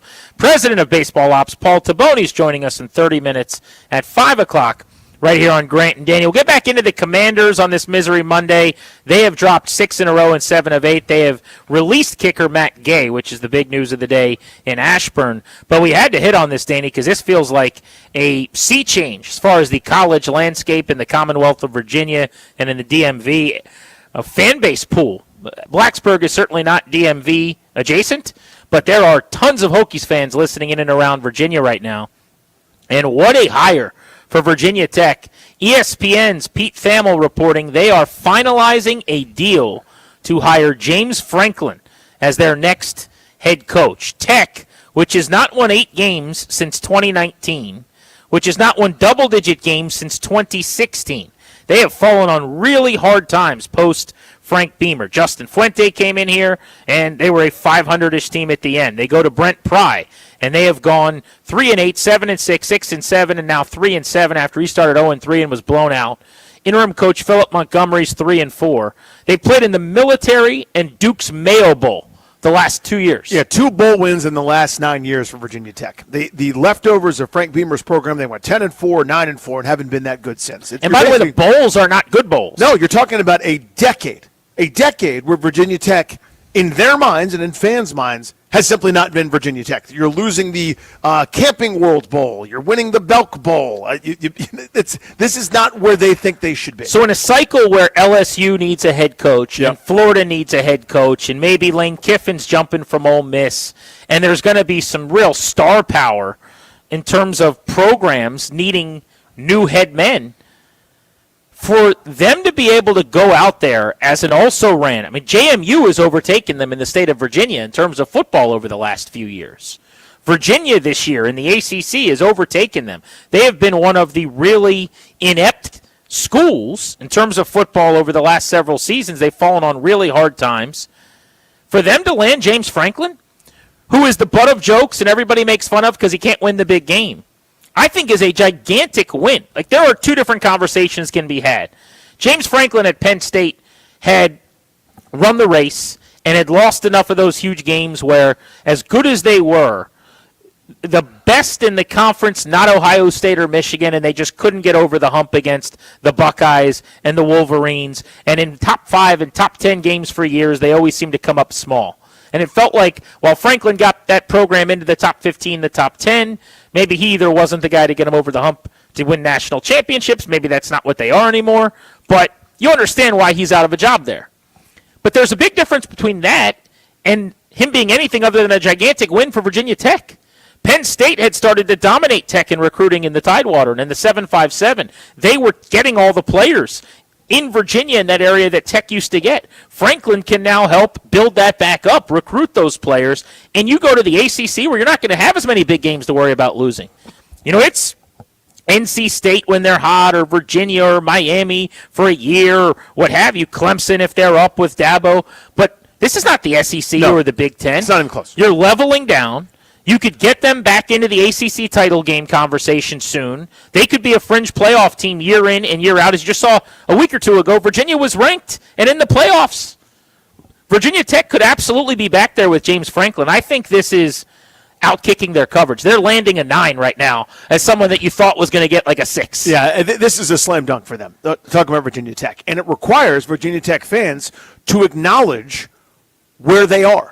If you do, then you go, yep, this is great. Because James Franklin, we've got enough data now that sort of proves it. You referenced it, GP. He is not the guy to get you over the hump, quote unquote, which is that national title, that college football final. Even though they were in the college semifinal last year, I think there was more a fortuitous draw than it was. They were a legit contender, but still, you won 13 games last season. That's not a fluke. They've been double-digit winners, a lot of 10-win, 11-win seasons on his resume, talking about James Franklin. He's not the guy to get you over the hump to win the Natty. If you need to travel to get to the hump, James Franklin's the guy. Ask Virginia Tech. Ask Penn State from when he came in and took over. Virginia Tech has to do a lot of work to get to the hump. This is the guy for that. You know what I mean? Like, a lot of times it all sort of depends on where your program is. This is true with any sport, with any even pro sports. Sometimes you need the guy before the guy that makes the organization serious, that establishes professionalism, that sort of makes it so that the next person to come in can take this team and put them over the top. Think of the guy before Phil Jackson, the guy before Steve Kerr, who actually happened to be Mark Jackson. You make it professional, and then maybe one day, if you're that good for that long, you find the white knight to come in and take you over the top. But right now, Virginia Tech needs a lot of cleanup. You touched on it. The path is there. If you can hang with Clemson, Florida State some years, Miami some years, the ACC is not the Big Ten. Full stop, period, end of story, nor is it the SEC, where he has had some success talking about Franklin. This energetic hire, a guy that's anxious to prove that Penn State was wrong and he was right by building another program that was, it's not that far removed from some pretty significant glory, is the perfect hire for him to kind of go do it, because you mentioned the access, how easy the road is. I put that in quotes. Well, there's a multiverse. And for the school, yeah. Where Penn State didn't start 3-3 and was in the conversation right now for the national championship. Handful of plays go differently and their season goes differently. And instead, you go 3-3 and he gets fired and it's disgrace. Right? I mean, people are making jokes about you. But they were 13-3 last year. They're a college football playoff team that gets, to a Fiesta Bowl and wins and then eventually loses in the Orange Bowl. They're 10-3 the year before that, 11-2 the year before that. How about 11 or more wins 5 times for him? In fact, 6 times with Penn State, dating back to 2016. And we're talking the biggest bowls that exist, where they're getting, and they're in those conversations as a national championship caliber team. Now, his problem at Penn State, the undoing for him was quarterback. He could not solve the riddle. He just couldn't figure it out, whether it's Sean Clifford or Drew Allard or all these dudes that came through there. They could never get a top-of-the-line QB. Think about the guys that have been drafted, or haven't been, frankly, at the top of the board out of Penn State. The rest of the roster, he did a pretty good job with. They've gotten a lot of dudes into the NFL defensively on both lines, skill position guys, wide receivers, running backs, but he hasn't been able to find a quarterback. So that's going to be the challenge. It's what he's going to have to figure out at Tech. But you're leveling down in competition significantly, and as one of the biggest fishes swimming in whatever, water the ACC is, if the joke used to be, you don't belong in these waters, don't worry about that. The ACC ain't the same as the Big Ten. It's not the same as the SEC. Ask Maryland, by the way. I thought they were past being able to get a coach like Franklin, to be honest with you.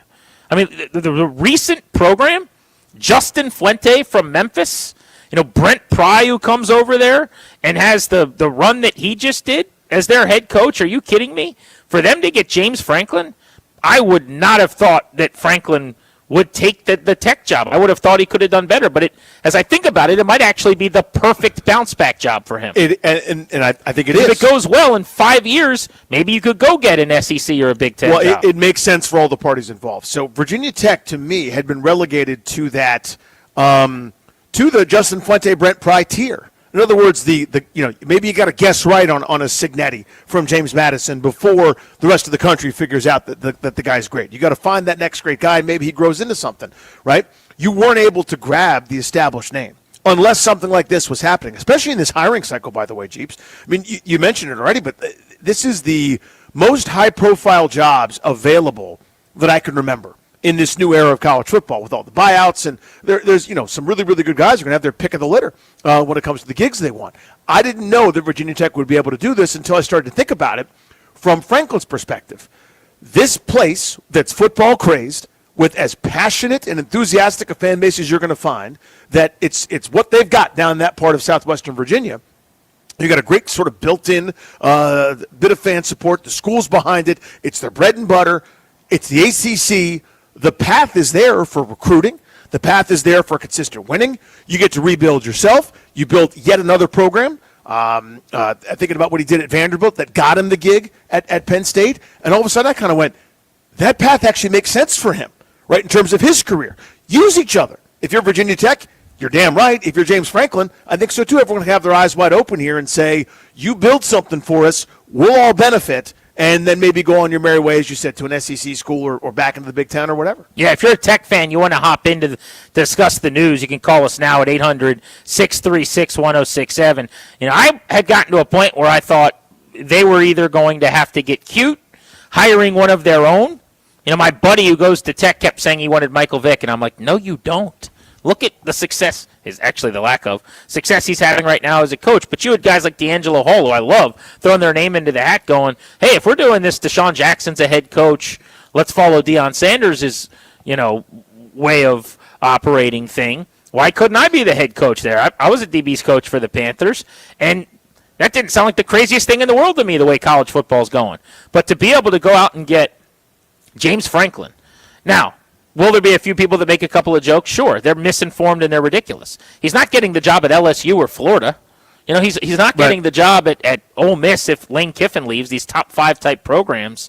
I mean, Virginia Tech should be thrilled, and I'm sure that program feels this way, to go get James Franklin.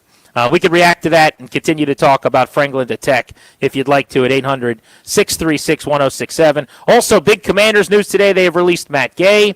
What does this mean about the urgency they might start showing? And is this the first of a few moves you think they could make, significant moves to change the momentum going into the bye week? What else is on that to-do list? This is The Fan.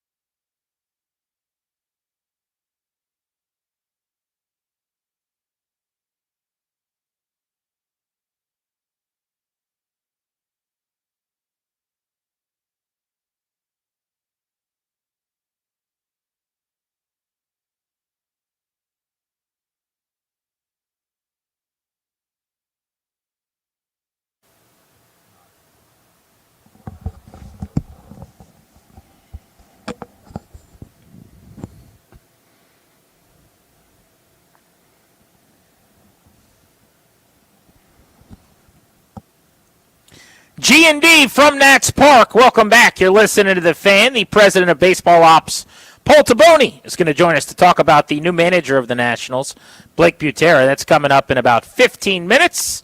Big news of the day on the college front. The Virginia Tech Hokies are set to hire James Franklin to be their new head coach. This via ESPN. Meanwhile, the Commanders have made news of their own today, releasing kicker Matt Gay. So I wonder, Danny, do you think this is a one-off because it's an easy thing to do? You cut the kicker, you miss 2 kicks, very Ron Rivera, Dustin Hopkins-y. Yep. Or is there some dominoes that could fall, where this is the beginning of them going into their self-scout and the bye week with more time to actually do some things?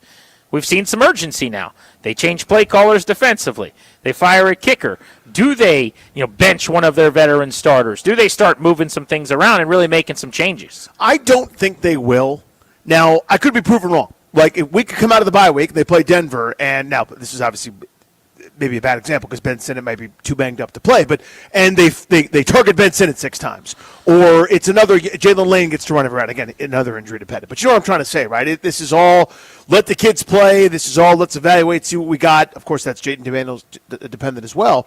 But I don't think they're going to do that. I think they're preaching this, we keep swinging the axe no matter what, brotherhood, we're all in this together, pulling the rope in the same direction kind of deal. And I think they'll just kind of keep trotting themselves out there and banging their head against the wall. And these are sort of the surface kind of low downside, low risk type maneuvers. You move on from a kicker, you demote a coach, and you keep him on the staff. It's moves without really making moves to me. Yeah, I guess the problem I have is there's just not a lot of moves and levers that can be pulled or made here. You know what I mean? Yeah. There's only so many things they could really do. I guess you could shut guys down if you wanted to go that route, but there's just too much season left. I mean, there's still a lot of games left. 6 games left in the season. So Terry McLaurin, if he's available, is going to come back after this bye week to help you play the Denver Broncos. The one thing they could do maybe is they could decide they're not going to play Jaden Daniels this season. Now, I have been on record, and I will continue to be on record. I think it would be ludicrous for them to not play Daniels if he's got a full, clean bill of health and he's 100% with weeks remaining in the season. This is not college football. There's no such thing as red shirts, and not playing makes you worse, not better. So he needs time on task, to quote his OC, Cliff Kingsbury, and time on the grass, to quote me. He needs to be practicing and playing. But if the injury's a little worse than they've let on, like they've been vague, they haven't really been definitive. We're assuming that it's a better injury report than was originally anticipated based on a report from Ian Rappaport. The team has not confirmed that. We're just assuming they leaked it to him. It could have come from the agent or something. Now, you would say they're not going to let bad information be out there, but maybe they would. We don't know. They still haven't confirmed that he broke his rib last year. Yeah. So it's possible that the elbow's actually more jacked up than we think.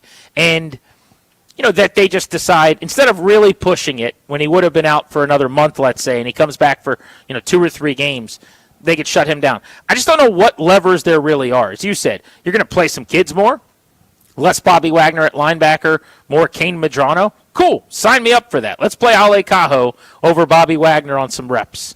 If you want to play Ben Sinnott at tight end 50 snaps and have Zach Ertz only play 14, perfectly fine with that too.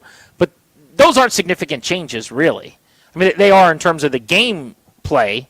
I'm talking about you demoted a coach. You cut a kicker. Is there something else that could be coming? Is there a player that they could say, hey, you're out of our plans for the future. We're moving on altogether right now?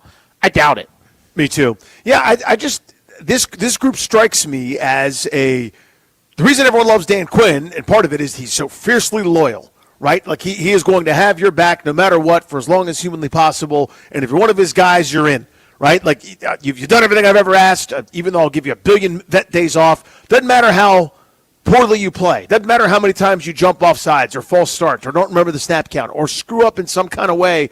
A Top Gun style, keep sending them up. It just sort of feels like that to me. But maybe that's me being cynical from the outside looking in when there weren't any substantive changes for a really long time during one of the worst streaks in the modern era of the NFL, which is really not even being hyperbolic. That's what they just went through. And it was finally at the end of it that he changed play callers on defense in advance of this Miami trip. or the trip to Madrid to play Miami. Now you got a bye week to do it. So I think there'll be some self-scouting. They'll talk about how we're going to run some different coverages and try to focus on certain things and find their true north. I just think it's more cliches coming our way. I don't know that there's substantive change coming. I'm not picking on this guy, but I'm saying with Traylon Burks having shown something and assuming Jalen Lane's healthy or whatever and Terry McLaurin coming back, like could they release a Chris Moore and just make Traylon Burks now that guy for the rest of the year? Right. Now, again, he himself just missed this game and is having an operation on his finger, and you don't know if he's back or not. But my point is... But I think the point in general with each decision they make, they've got to start thinking about 3 and 5 years from now, not just this coming week. And that should be the big shift moving forward. But I guess we've answered my own question here. This can't be the first of several significant moves because there aren't really moves to be made. And it's not like they gave up 47 points and 491 yards to the Dolphins, and now you would fire Witt or blow out a secondary coach or something. That side of the ball where the seats were the hottest and butts were really starting to be scolded by the seat warmer in the car, it got turned off. I mean, they had their best game in weeks against the Miami Dolphins defensively going into the bye week. So I don't think anything from a coaching staff standpoint is on the table anymore. No, I mean, you've already taken the play calling away from Joe Witt. There's not another step forward coming unless they go through another rut. Yeah, and they might because they're playing some good teams coming up. I mean, Denver's 9-2, coming off a bye week in their own right when they play each other. But like for me, what I won't be able to abide is their second round pick from last year, only playing 39% of snaps down the stretch on defense. Talking about Johnny Newton. I won't be able to buy it. If Sinnett's healthy, if he's hurt, then that's a different category, obviously. But we're still doing the Zach Ertz thing. When you're out of it, it's over, and you're done with. Pick your linebacker, whether it's more McGee, more Cahill, whoever you want. Make sure that the eyeballs towards the future, and I don't know that they will do that. This org and the way these guys have operated. This is the downside of it, right? Where everybody's preaching brotherhood and everybody's, all the time, and we're gonna do our darndest and keep beating our head against the wall. Won't necessarily sacrifice the short term, in my view. And that's one thing I do kind of worry about. So no, I think in your mind, I think you've actually said it very well. Sort of reasoning this out. They probably feel like they bought themselves some time with this, normal, regular, frustrating loss that wasn't a blowout. Yeah, and we've been saying all along, like, if they were just losing normally, the Wolves wouldn't be at the doors anyway. There would be less anger. There would be less frustration. It was just so bad that people started questioning the process. The result, you're allowed to have a bad result, but when the result is so abhorrent that you start questioning the process a little bit. And I still think, and this is our poll of the day today on the 1067 The Fan Twitter account that you could go check out, sponsored by Metropolitan Moving and Storage. But I still think, if the question is as simple as, was this loss more annoying than the blowouts that preceded it because it was a bad team against bad team, it was more painful to me. I was more annoyed by this loss than the ones before because I knew they were going to lose those games. This one I'd kind of circled and felt like was very winnable all along.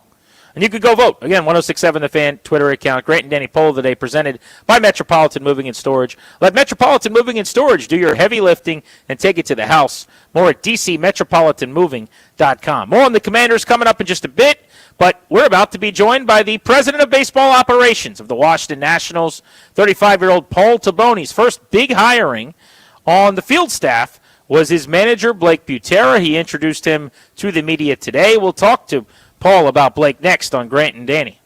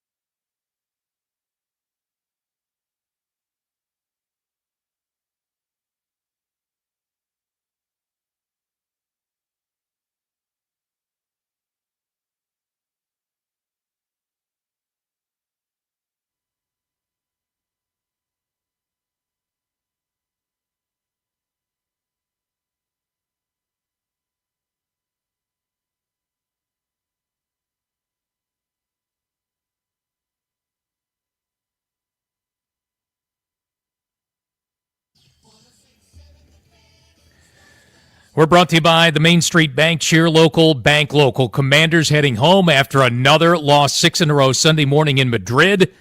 They made a move today, a roster move, another kicking change, releasing kicker Matt Gay. Baseball news in D.C. Nationals today, a press conference heard here in the Fan, introduced their new manager, Blake Butera. On the field, you can expect a team that plays with intent. We're going to be fundamentally strong. We're going to do things the right way. We're going to play the game the right way and handle all the small details. We want our fans to feel connected to the way we play and to take pride in the identity that we show every night. Lots of football news. College football, James Franklin reportedly close to a deal to become the new head football coach at Virginia Tech. Latest NFL news, Bengals receiver Jamar Chase suspended for a game by the NFL for spitting at Steelers defensive back Jalen Ramsey. Main Street Bank's a business-focused community bank proudly serving the DMV since 2004. Visit mstreetbank.com to learn how to put our team in your office. Main Street Bank, member FDIC, equal housing opportunity lender. From the Crop Metcalf 5-Star Sports Desk, I'm Earl Forsey on The Fan.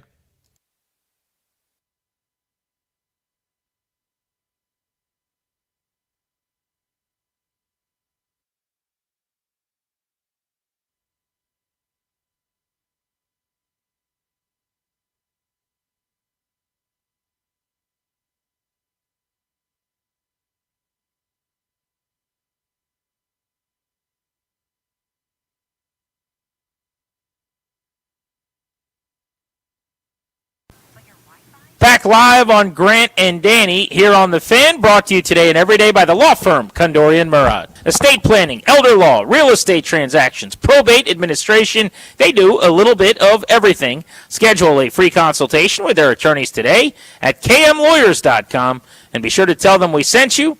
That's kmlawyers.com. The president of the Nationals is Paul Taboni, and he joins us now on a day live from Nats Park out here in the Terra Club, where he just introduced his new manager, Blake Butera, to the media and to Nationals fans. Paul, thank you again for the time. We really appreciate it. Congrats on the hiring. Why was Blake Butera the right guy for this job? Yeah, super exciting day for the organization. And why was he the right guy? You know, I think it all starts with the type of person he is. You know, he fits exactly what we want from a values perspective. But then the leader, he's just a great leader. He's got an uncanny ability to relate to folks of all different backgrounds, and then also like he's just his baseball mind. Like I'm a huge fan of, and I think he's really going to be able to do a lot to push our whole group, but particularly our young player group forward. What were your questions maybe about him as you're getting to go through this process that he was able to answer and say, you know what, he is the right guy?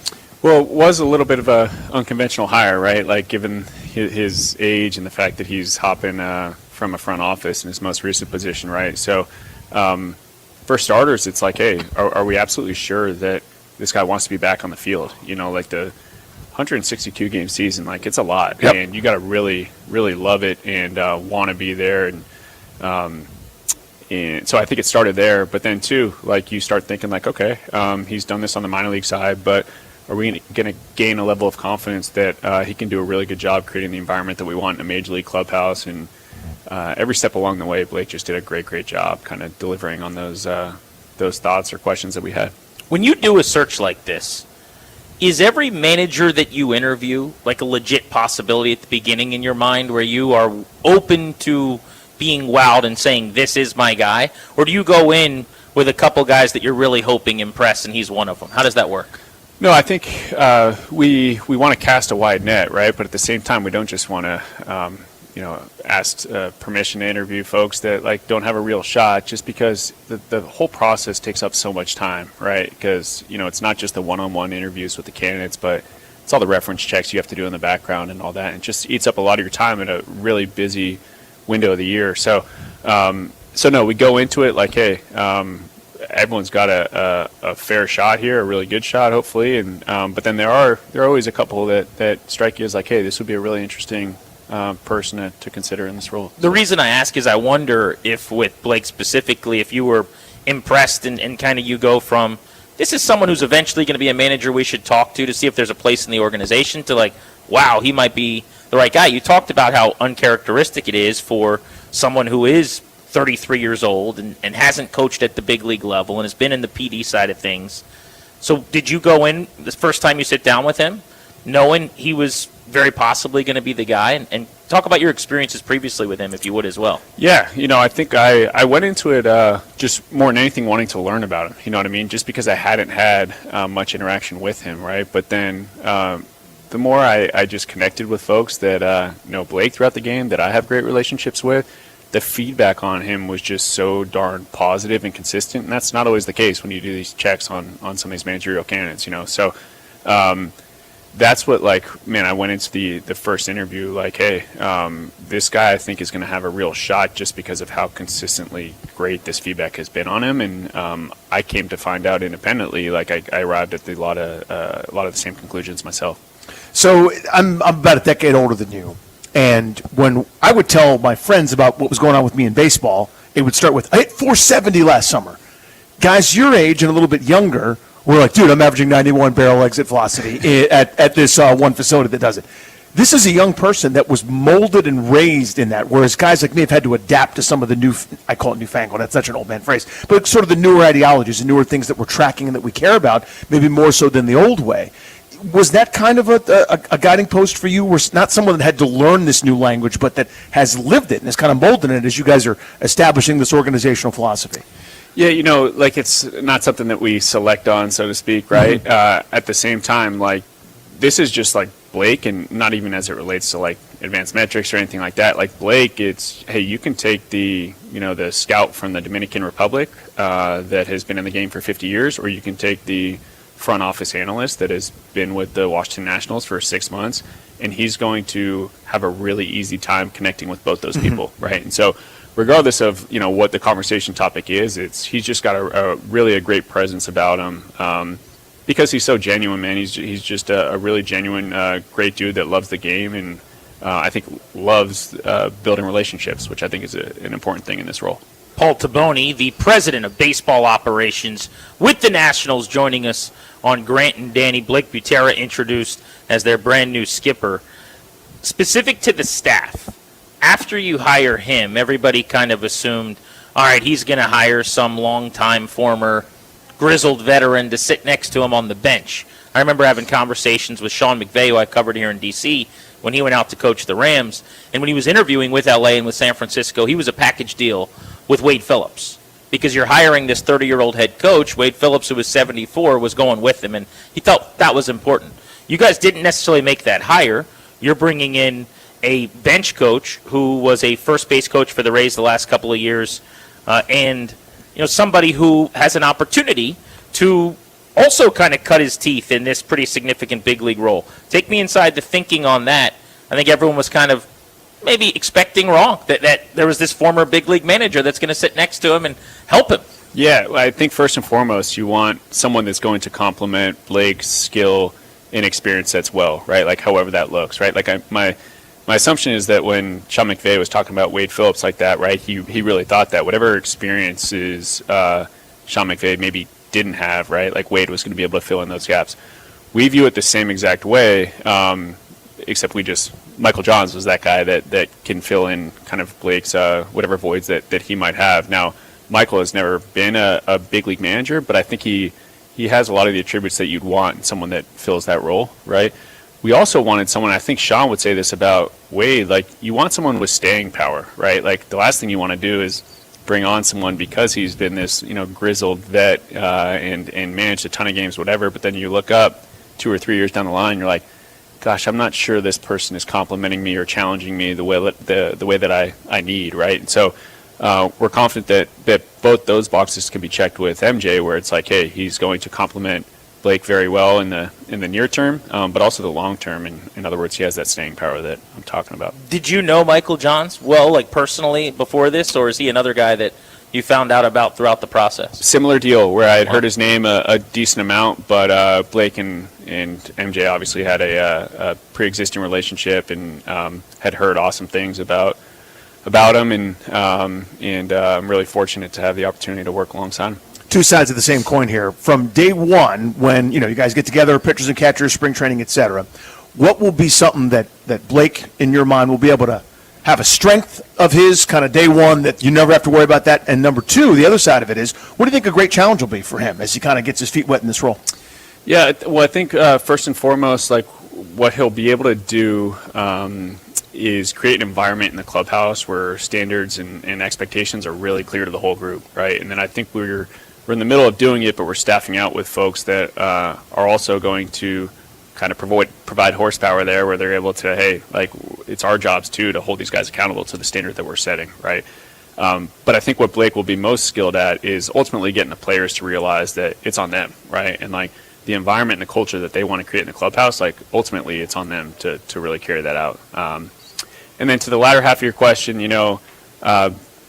Blake has never managed a big league game before, right? So like he's going to get into Nationals Park or wherever, and there's going to be the third deck, all the cliches you hear, and things might move a little bit quick early, and that's okay. Like the message I keep sending him is be aggressive, and we're going to be fine, and he's going to have a lot of support from his staff that I think will really aid him in those areas, which is obviously a goal as we continue to fill out this Major League staff. You mentioned filling out the Major League staff, your front office staff as well. Last time we talked to you, that was just in its infancy, where I don't think you're done yet by any stretch of the imagination. Kind of give us an update there. How comfortable are you? Where is everything now? Kind of state of the union. Yeah, I think here in the next week or two, we'll have our whole Major League staff filled out, which is quite honestly earlier than I thought it would happen, which is a great thing. Front office staff, we've brought in a number of key contributors in, Devin Pearson and Justin Horowitz and Andrew Wright and these folks. But we're still continuing to look to add, and not just those departments too, but whether it's player development or R&D or the acquisitions groups, like we're gonna be aggressive in those areas as well. Want to get back to the coaching staff with Paul Taboni, the president of baseball ops for the Nats, in a moment as it's being filled out. Still some roles, but you do have a pitching coach in Simon Matthews, who at one point in time worked over at Driveline, has been with the Reds very recently, just 30 years old, kind of a rising star in the pitching coaching community. And I don't think Driveline's ever been mentioned at a press conference in this ballpark until today. So that is a nice word that is no longer scary around these parts. But tell me about Simon Matthews and why he's the guy. Yeah, once again, not to be redundant here, but I think it circles back to the person, at least at the start, right? Like, unbelievable ability to connect with pitchers of all different backgrounds, people of all different backgrounds, right? Fully bilingual. He's a forward-thinking pitching coach where, I think he's able to really see some of the traditional parts of the game and how they can be folded into making players better, but then he's also very skilled technically in hey, like what are the ways to really get guys to improve their stuff or their velocity or their ability to throw strikes or whatever it might be, right? So balancing those two things, I think he does an exceptional job of. And even though he's young and maybe short of a little experience at the major league level, we're really, really excited about the hire. And once again, I think when you go through like the calls, the reference checks around the league, like the grizzled veteran managers that you speak of, like absolutely love this guy, and they love him because they got a level of respect for him, how much he works, how good he is at getting players better, that I think ultimately wins at the end of the day. Do you expect Sean Doolittle to still have a role? So Sean is going to be back on staff, and awesome. We're really excited about it. Simon and Sean actually coincidentally have a very strong pre-existing relationship, and his title, Sean's title is TBD, but he's going to be in a really impactful role. And pitching scientist / librarian. Yeah, exactly.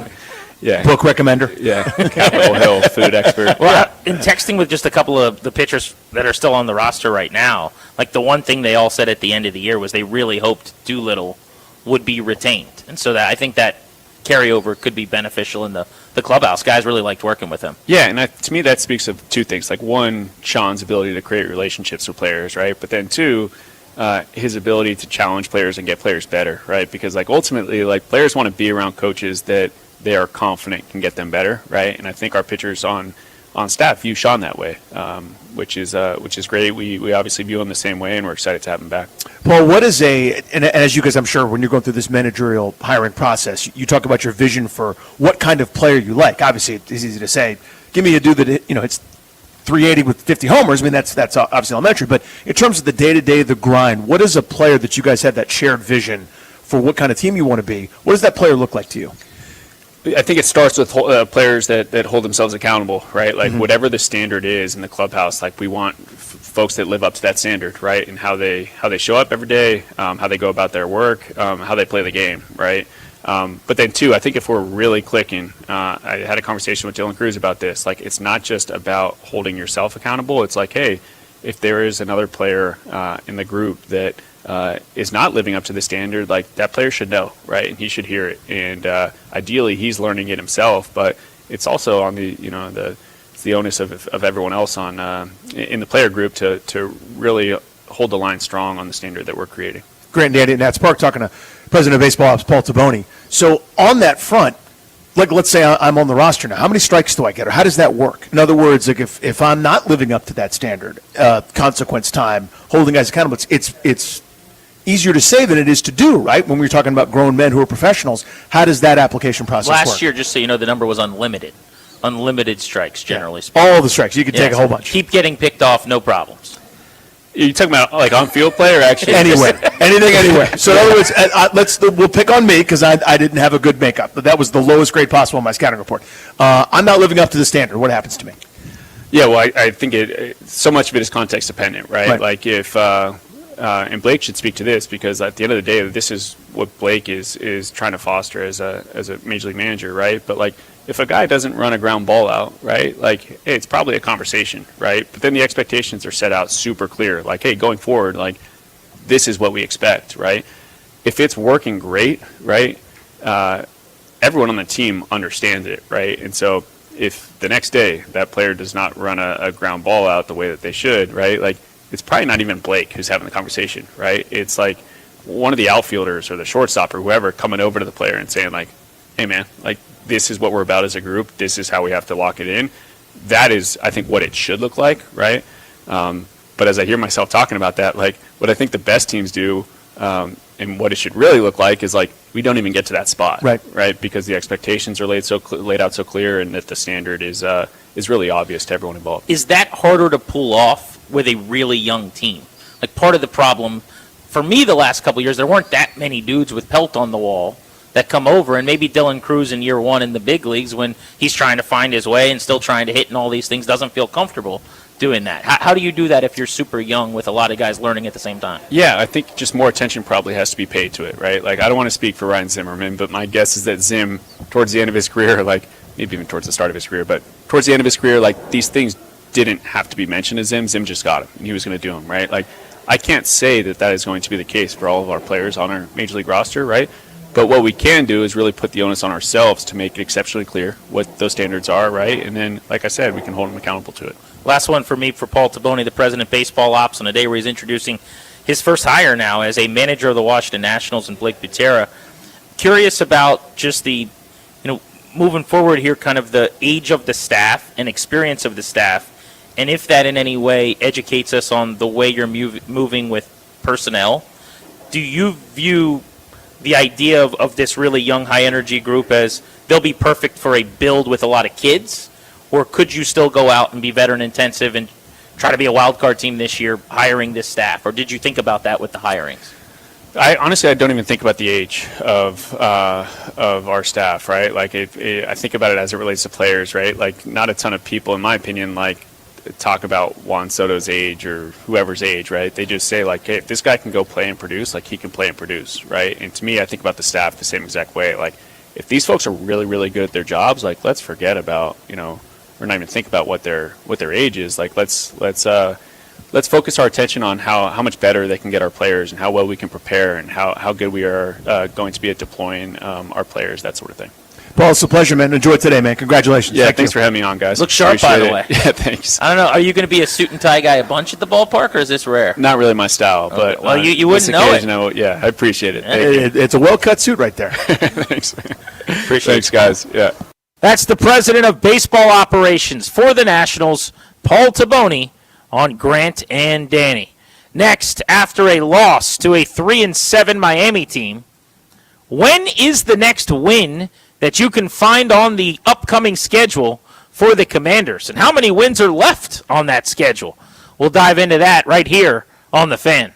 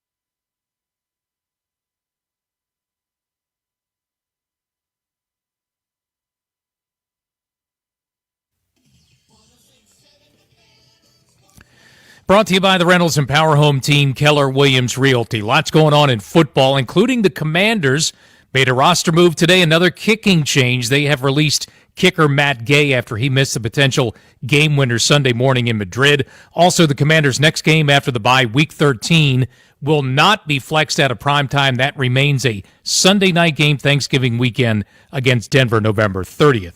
College football, James Franklin reportedly close to finalizing a deal to become the new head coach at Virginia Tech. Also today, Bengals receiver Jamar Chase suspended a game by the NFL for spitting at Steelers defensive back Jalen Ramsey. And hockey, the Caps hope to get things turned around starting tonight, home against the LA Kings, 7 p.m. for the Caps here on The Fan. Want to hear the fastest way to know what your home would sell for? Reach out to Empower Home Team. Simply text your address to 800-763-3000. No phone call. Just text your address to 800-763-3000, 800-763-3000. From the Crop Metcalf 5-Star Sports Desk, I'm Earl Forsey on The Fan.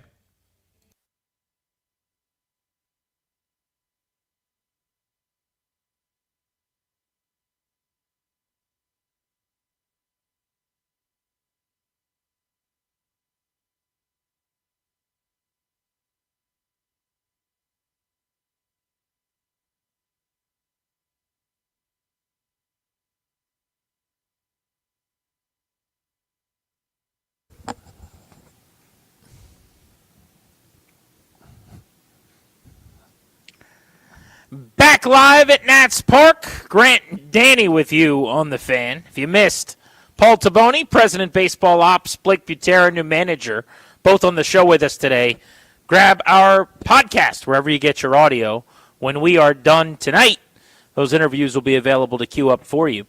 Washington lost a 6th consecutive game and a 7th in its last 8. They are now 2-8 in 10 since their season opening win over the New York Giants by 15 points, which feels like forever ago. Danny, speaking about forever ago, they have not won since October 5th.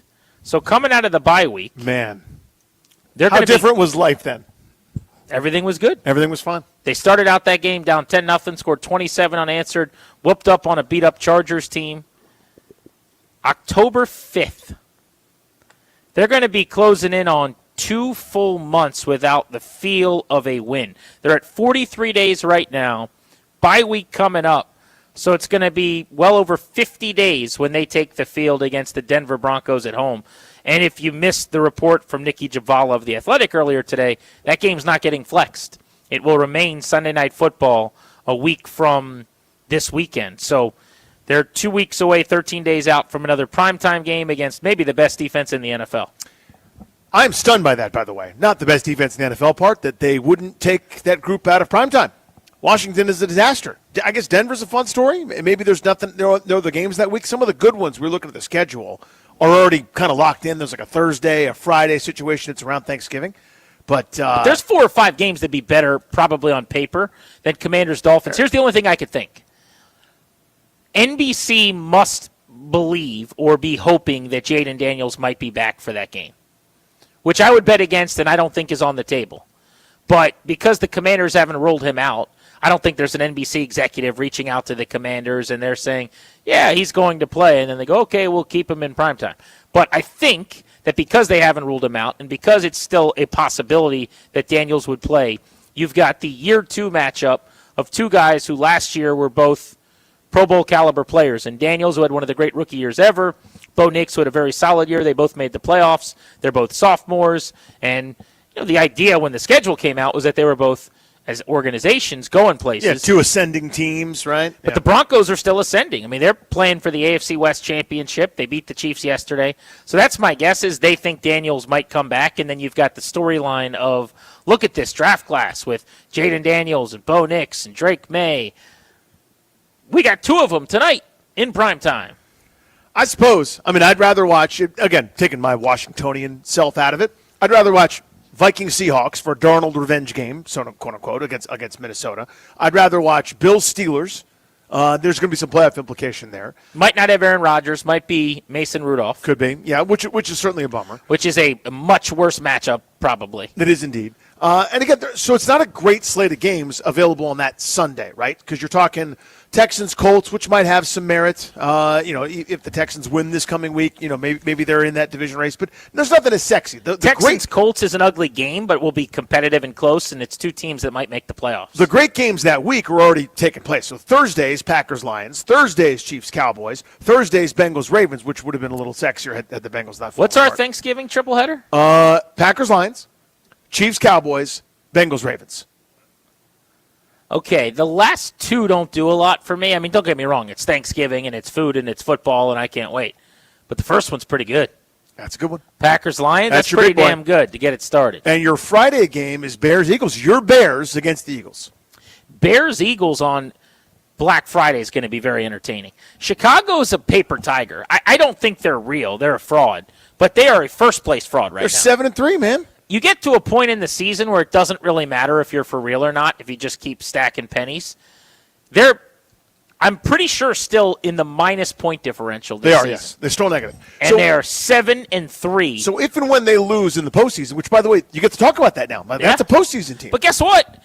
If you get to the playoffs, see Washington last year, you can win playoff games. But that is but for that org, which has been through what it's been through over the last decade plus, and really on and off since the 80s, that's awesome. Yeah. That's a huge deal. Year one of Ben Johnson and everything that comes with that.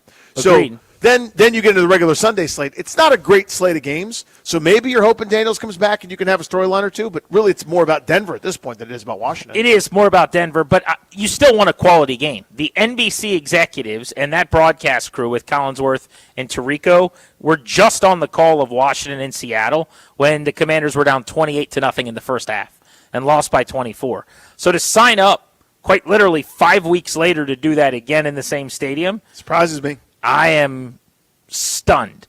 But I just feel like their hope is if Daniels is coming back, and it would be his first game at that point in 5 weeks, they would have – he got hurt on our broadcast. He's been out since. He's been scratching and clawing to get back. And then the storyline of the return, talking through his season, looking ahead to the rest of the year and what it means for him. I mean, it would actually be huge television and good for ratings if he's coming back from injury. That is everybody in the country wants to tune in for that kind of storyline. If that's the case. So, that's not a gamble that I would make. Again, I'm not a network executive. I'm not qualified to do that. I would not make that gamble, just given how out of it Washington is, how cautious I think they're going to be and have been. Maybe they know something. Maybe they've got enough, boots on the ground reporters and sources here, there, and I don't everywhere. know if there's anything to know right now. Well, but we're too far away, and it's too early in his recovery. Because the team hasn't told us squad, but the idea that they would go, we think he's on track to play in a couple of weeks. Right now, he didn't make the trip to Madrid, and he shouldn't have. Totally not criticizing anybody there, but maybe that's kind of their thinking is we think because he didn't need surgery, we think because ligaments and tendons and things aren't torn, it's just a regular gruesome looking elbow dislocation, he actually will be back in this time frame. Again, that's a gamble I would not make. Yeah. But they're making it. So I'm looking at that game, though, as one, because of how good the Broncos' defense is, that we go through this exercise on the show a lot. Scheduled win, scheduled loss, or toss-up. That is squarely in the scheduled loss. Oh, hardcore.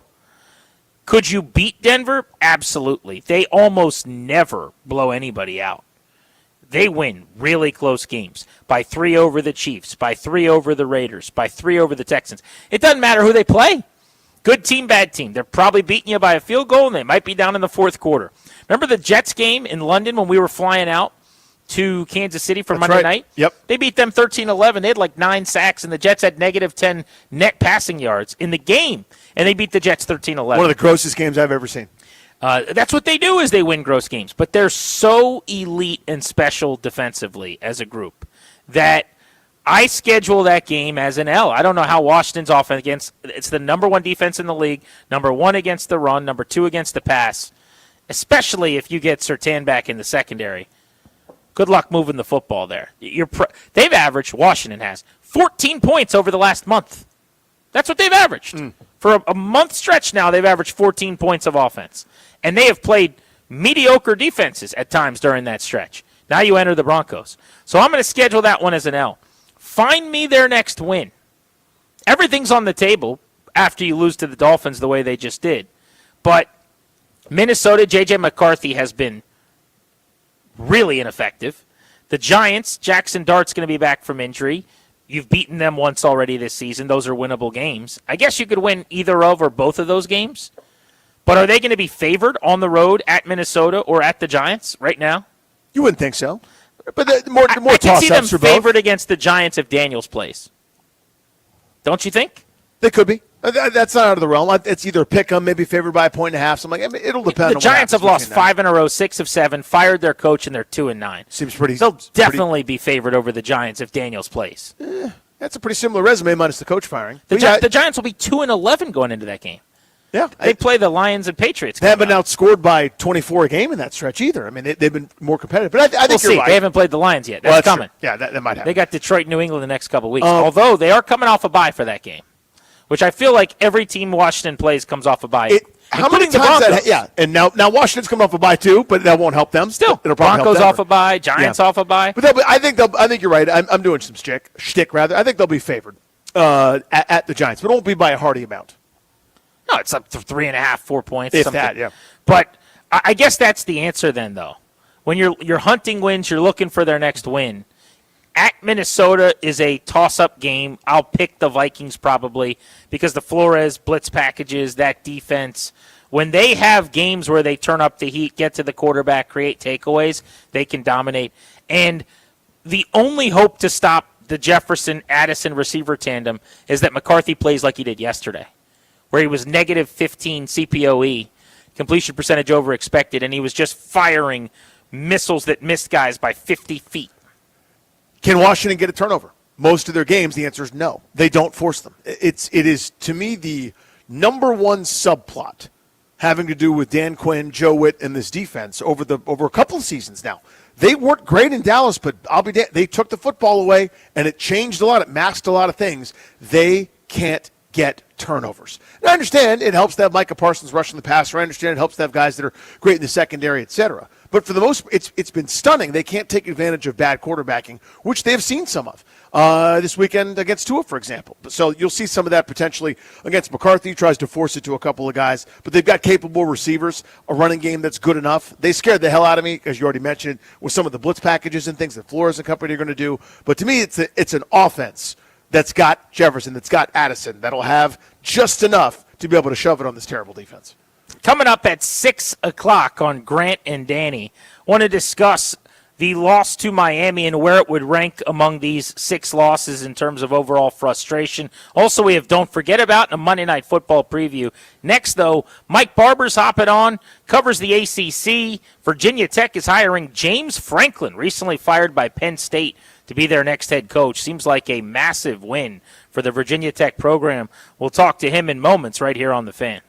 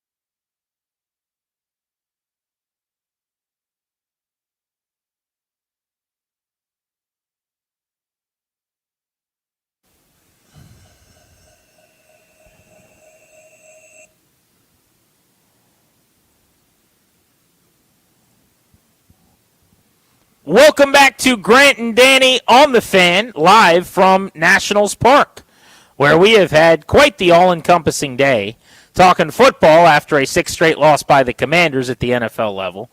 We have spoken with President Baseball Ops Paul Taboni this hour and manager Blake Butera earlier in the show as well.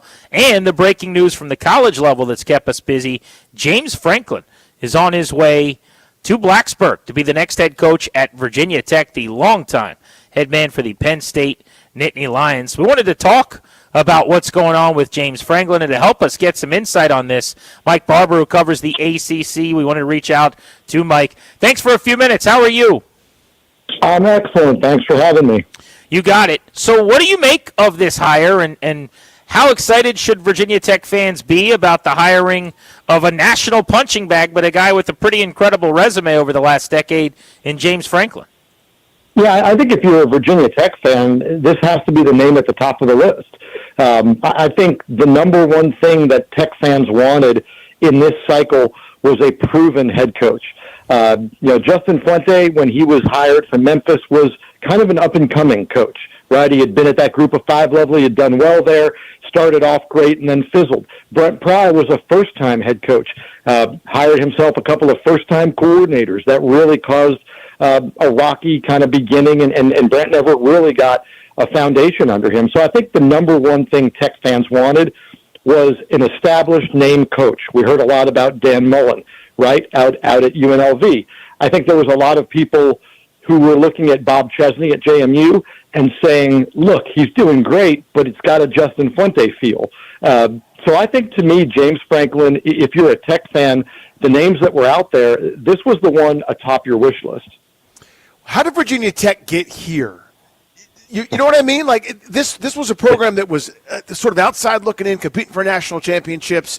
I know they got to that final game with Michael Vick for so many years, but it was just routine. They would win 10, 11 games, and then this kind of slow descent as times have changed. Maybe they didn't change with it. How did they end up in this spot? Yeah, I think you nailed it there on two fronts. Number one, I think they were living off 99 for too long, right? For too long, they were the program that was a win away from a national title with Michael Vick, and that was great in 2000 and in 2001 and in 2002. But as you get further and further from that year, it becomes a little bit of the sad, Al Bundy. I scored 4 touchdowns in the high school state game. I think that's what they ran into. And then on the flip side of that, financially, they were not keeping up. I think they felt like, hey, we have something that sustains itself, and they fell behind. Guys, they fell behind Virginia, which is hard to do on the football front. But Virginia was really a year or two ahead saying, we need to put more money in. We need to put money in for NIL. We need to have a more pro structure with a GM and with personnel people. So they were just really, really slow to adjust. And because they weren't winning, it wasn't feeding itself anymore. You couldn't live off 99 and Michael Vick, and you didn't have the structures in place to compete. Talking about the Virginia Tech Hokies making a splash hire on Grant and Danny, James Franklin from Penn State to Virginia Tech after his dismissal 6 games in and 3 losses in to this season. For all the knocks on him about the big game performance, how he fared amongst the elites in the Big Ten, what's your response to people who say, the ceiling might not be national championship level high? And then also the other knock being that this is a stepping stone to get back to one of those big programs in a top conference. Well, I think the second point there is a bigger concern if you're a Virginia Tech fan. Look, if you're a Virginia Tech fan and your objection to James Franklin is he might not be able to get you to the national championship, well, you haven't been anywhere near there in 2 decades.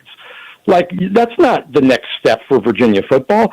I think, conversely, it's going to be a lot easier for James Franklin to navigate the ACC than the Big Ten. I think James Franklin has a proven track record as a recruiter, particularly guys in Virginia.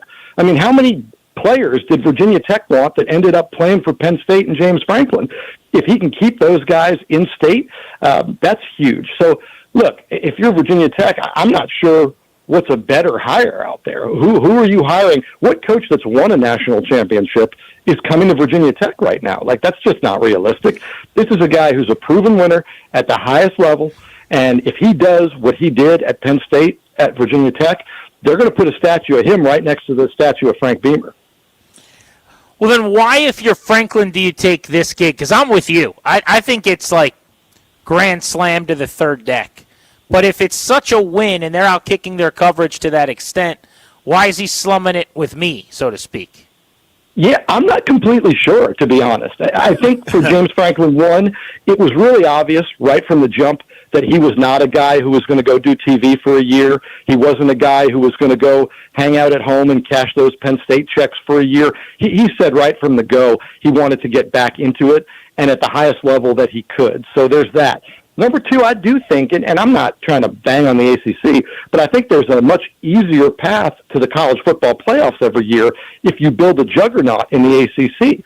And I think James Franklin believes that that's very doable in Blacksburg. Look, I thought he was going to use Virginia Tech for leverage and try to expedite maybe a move.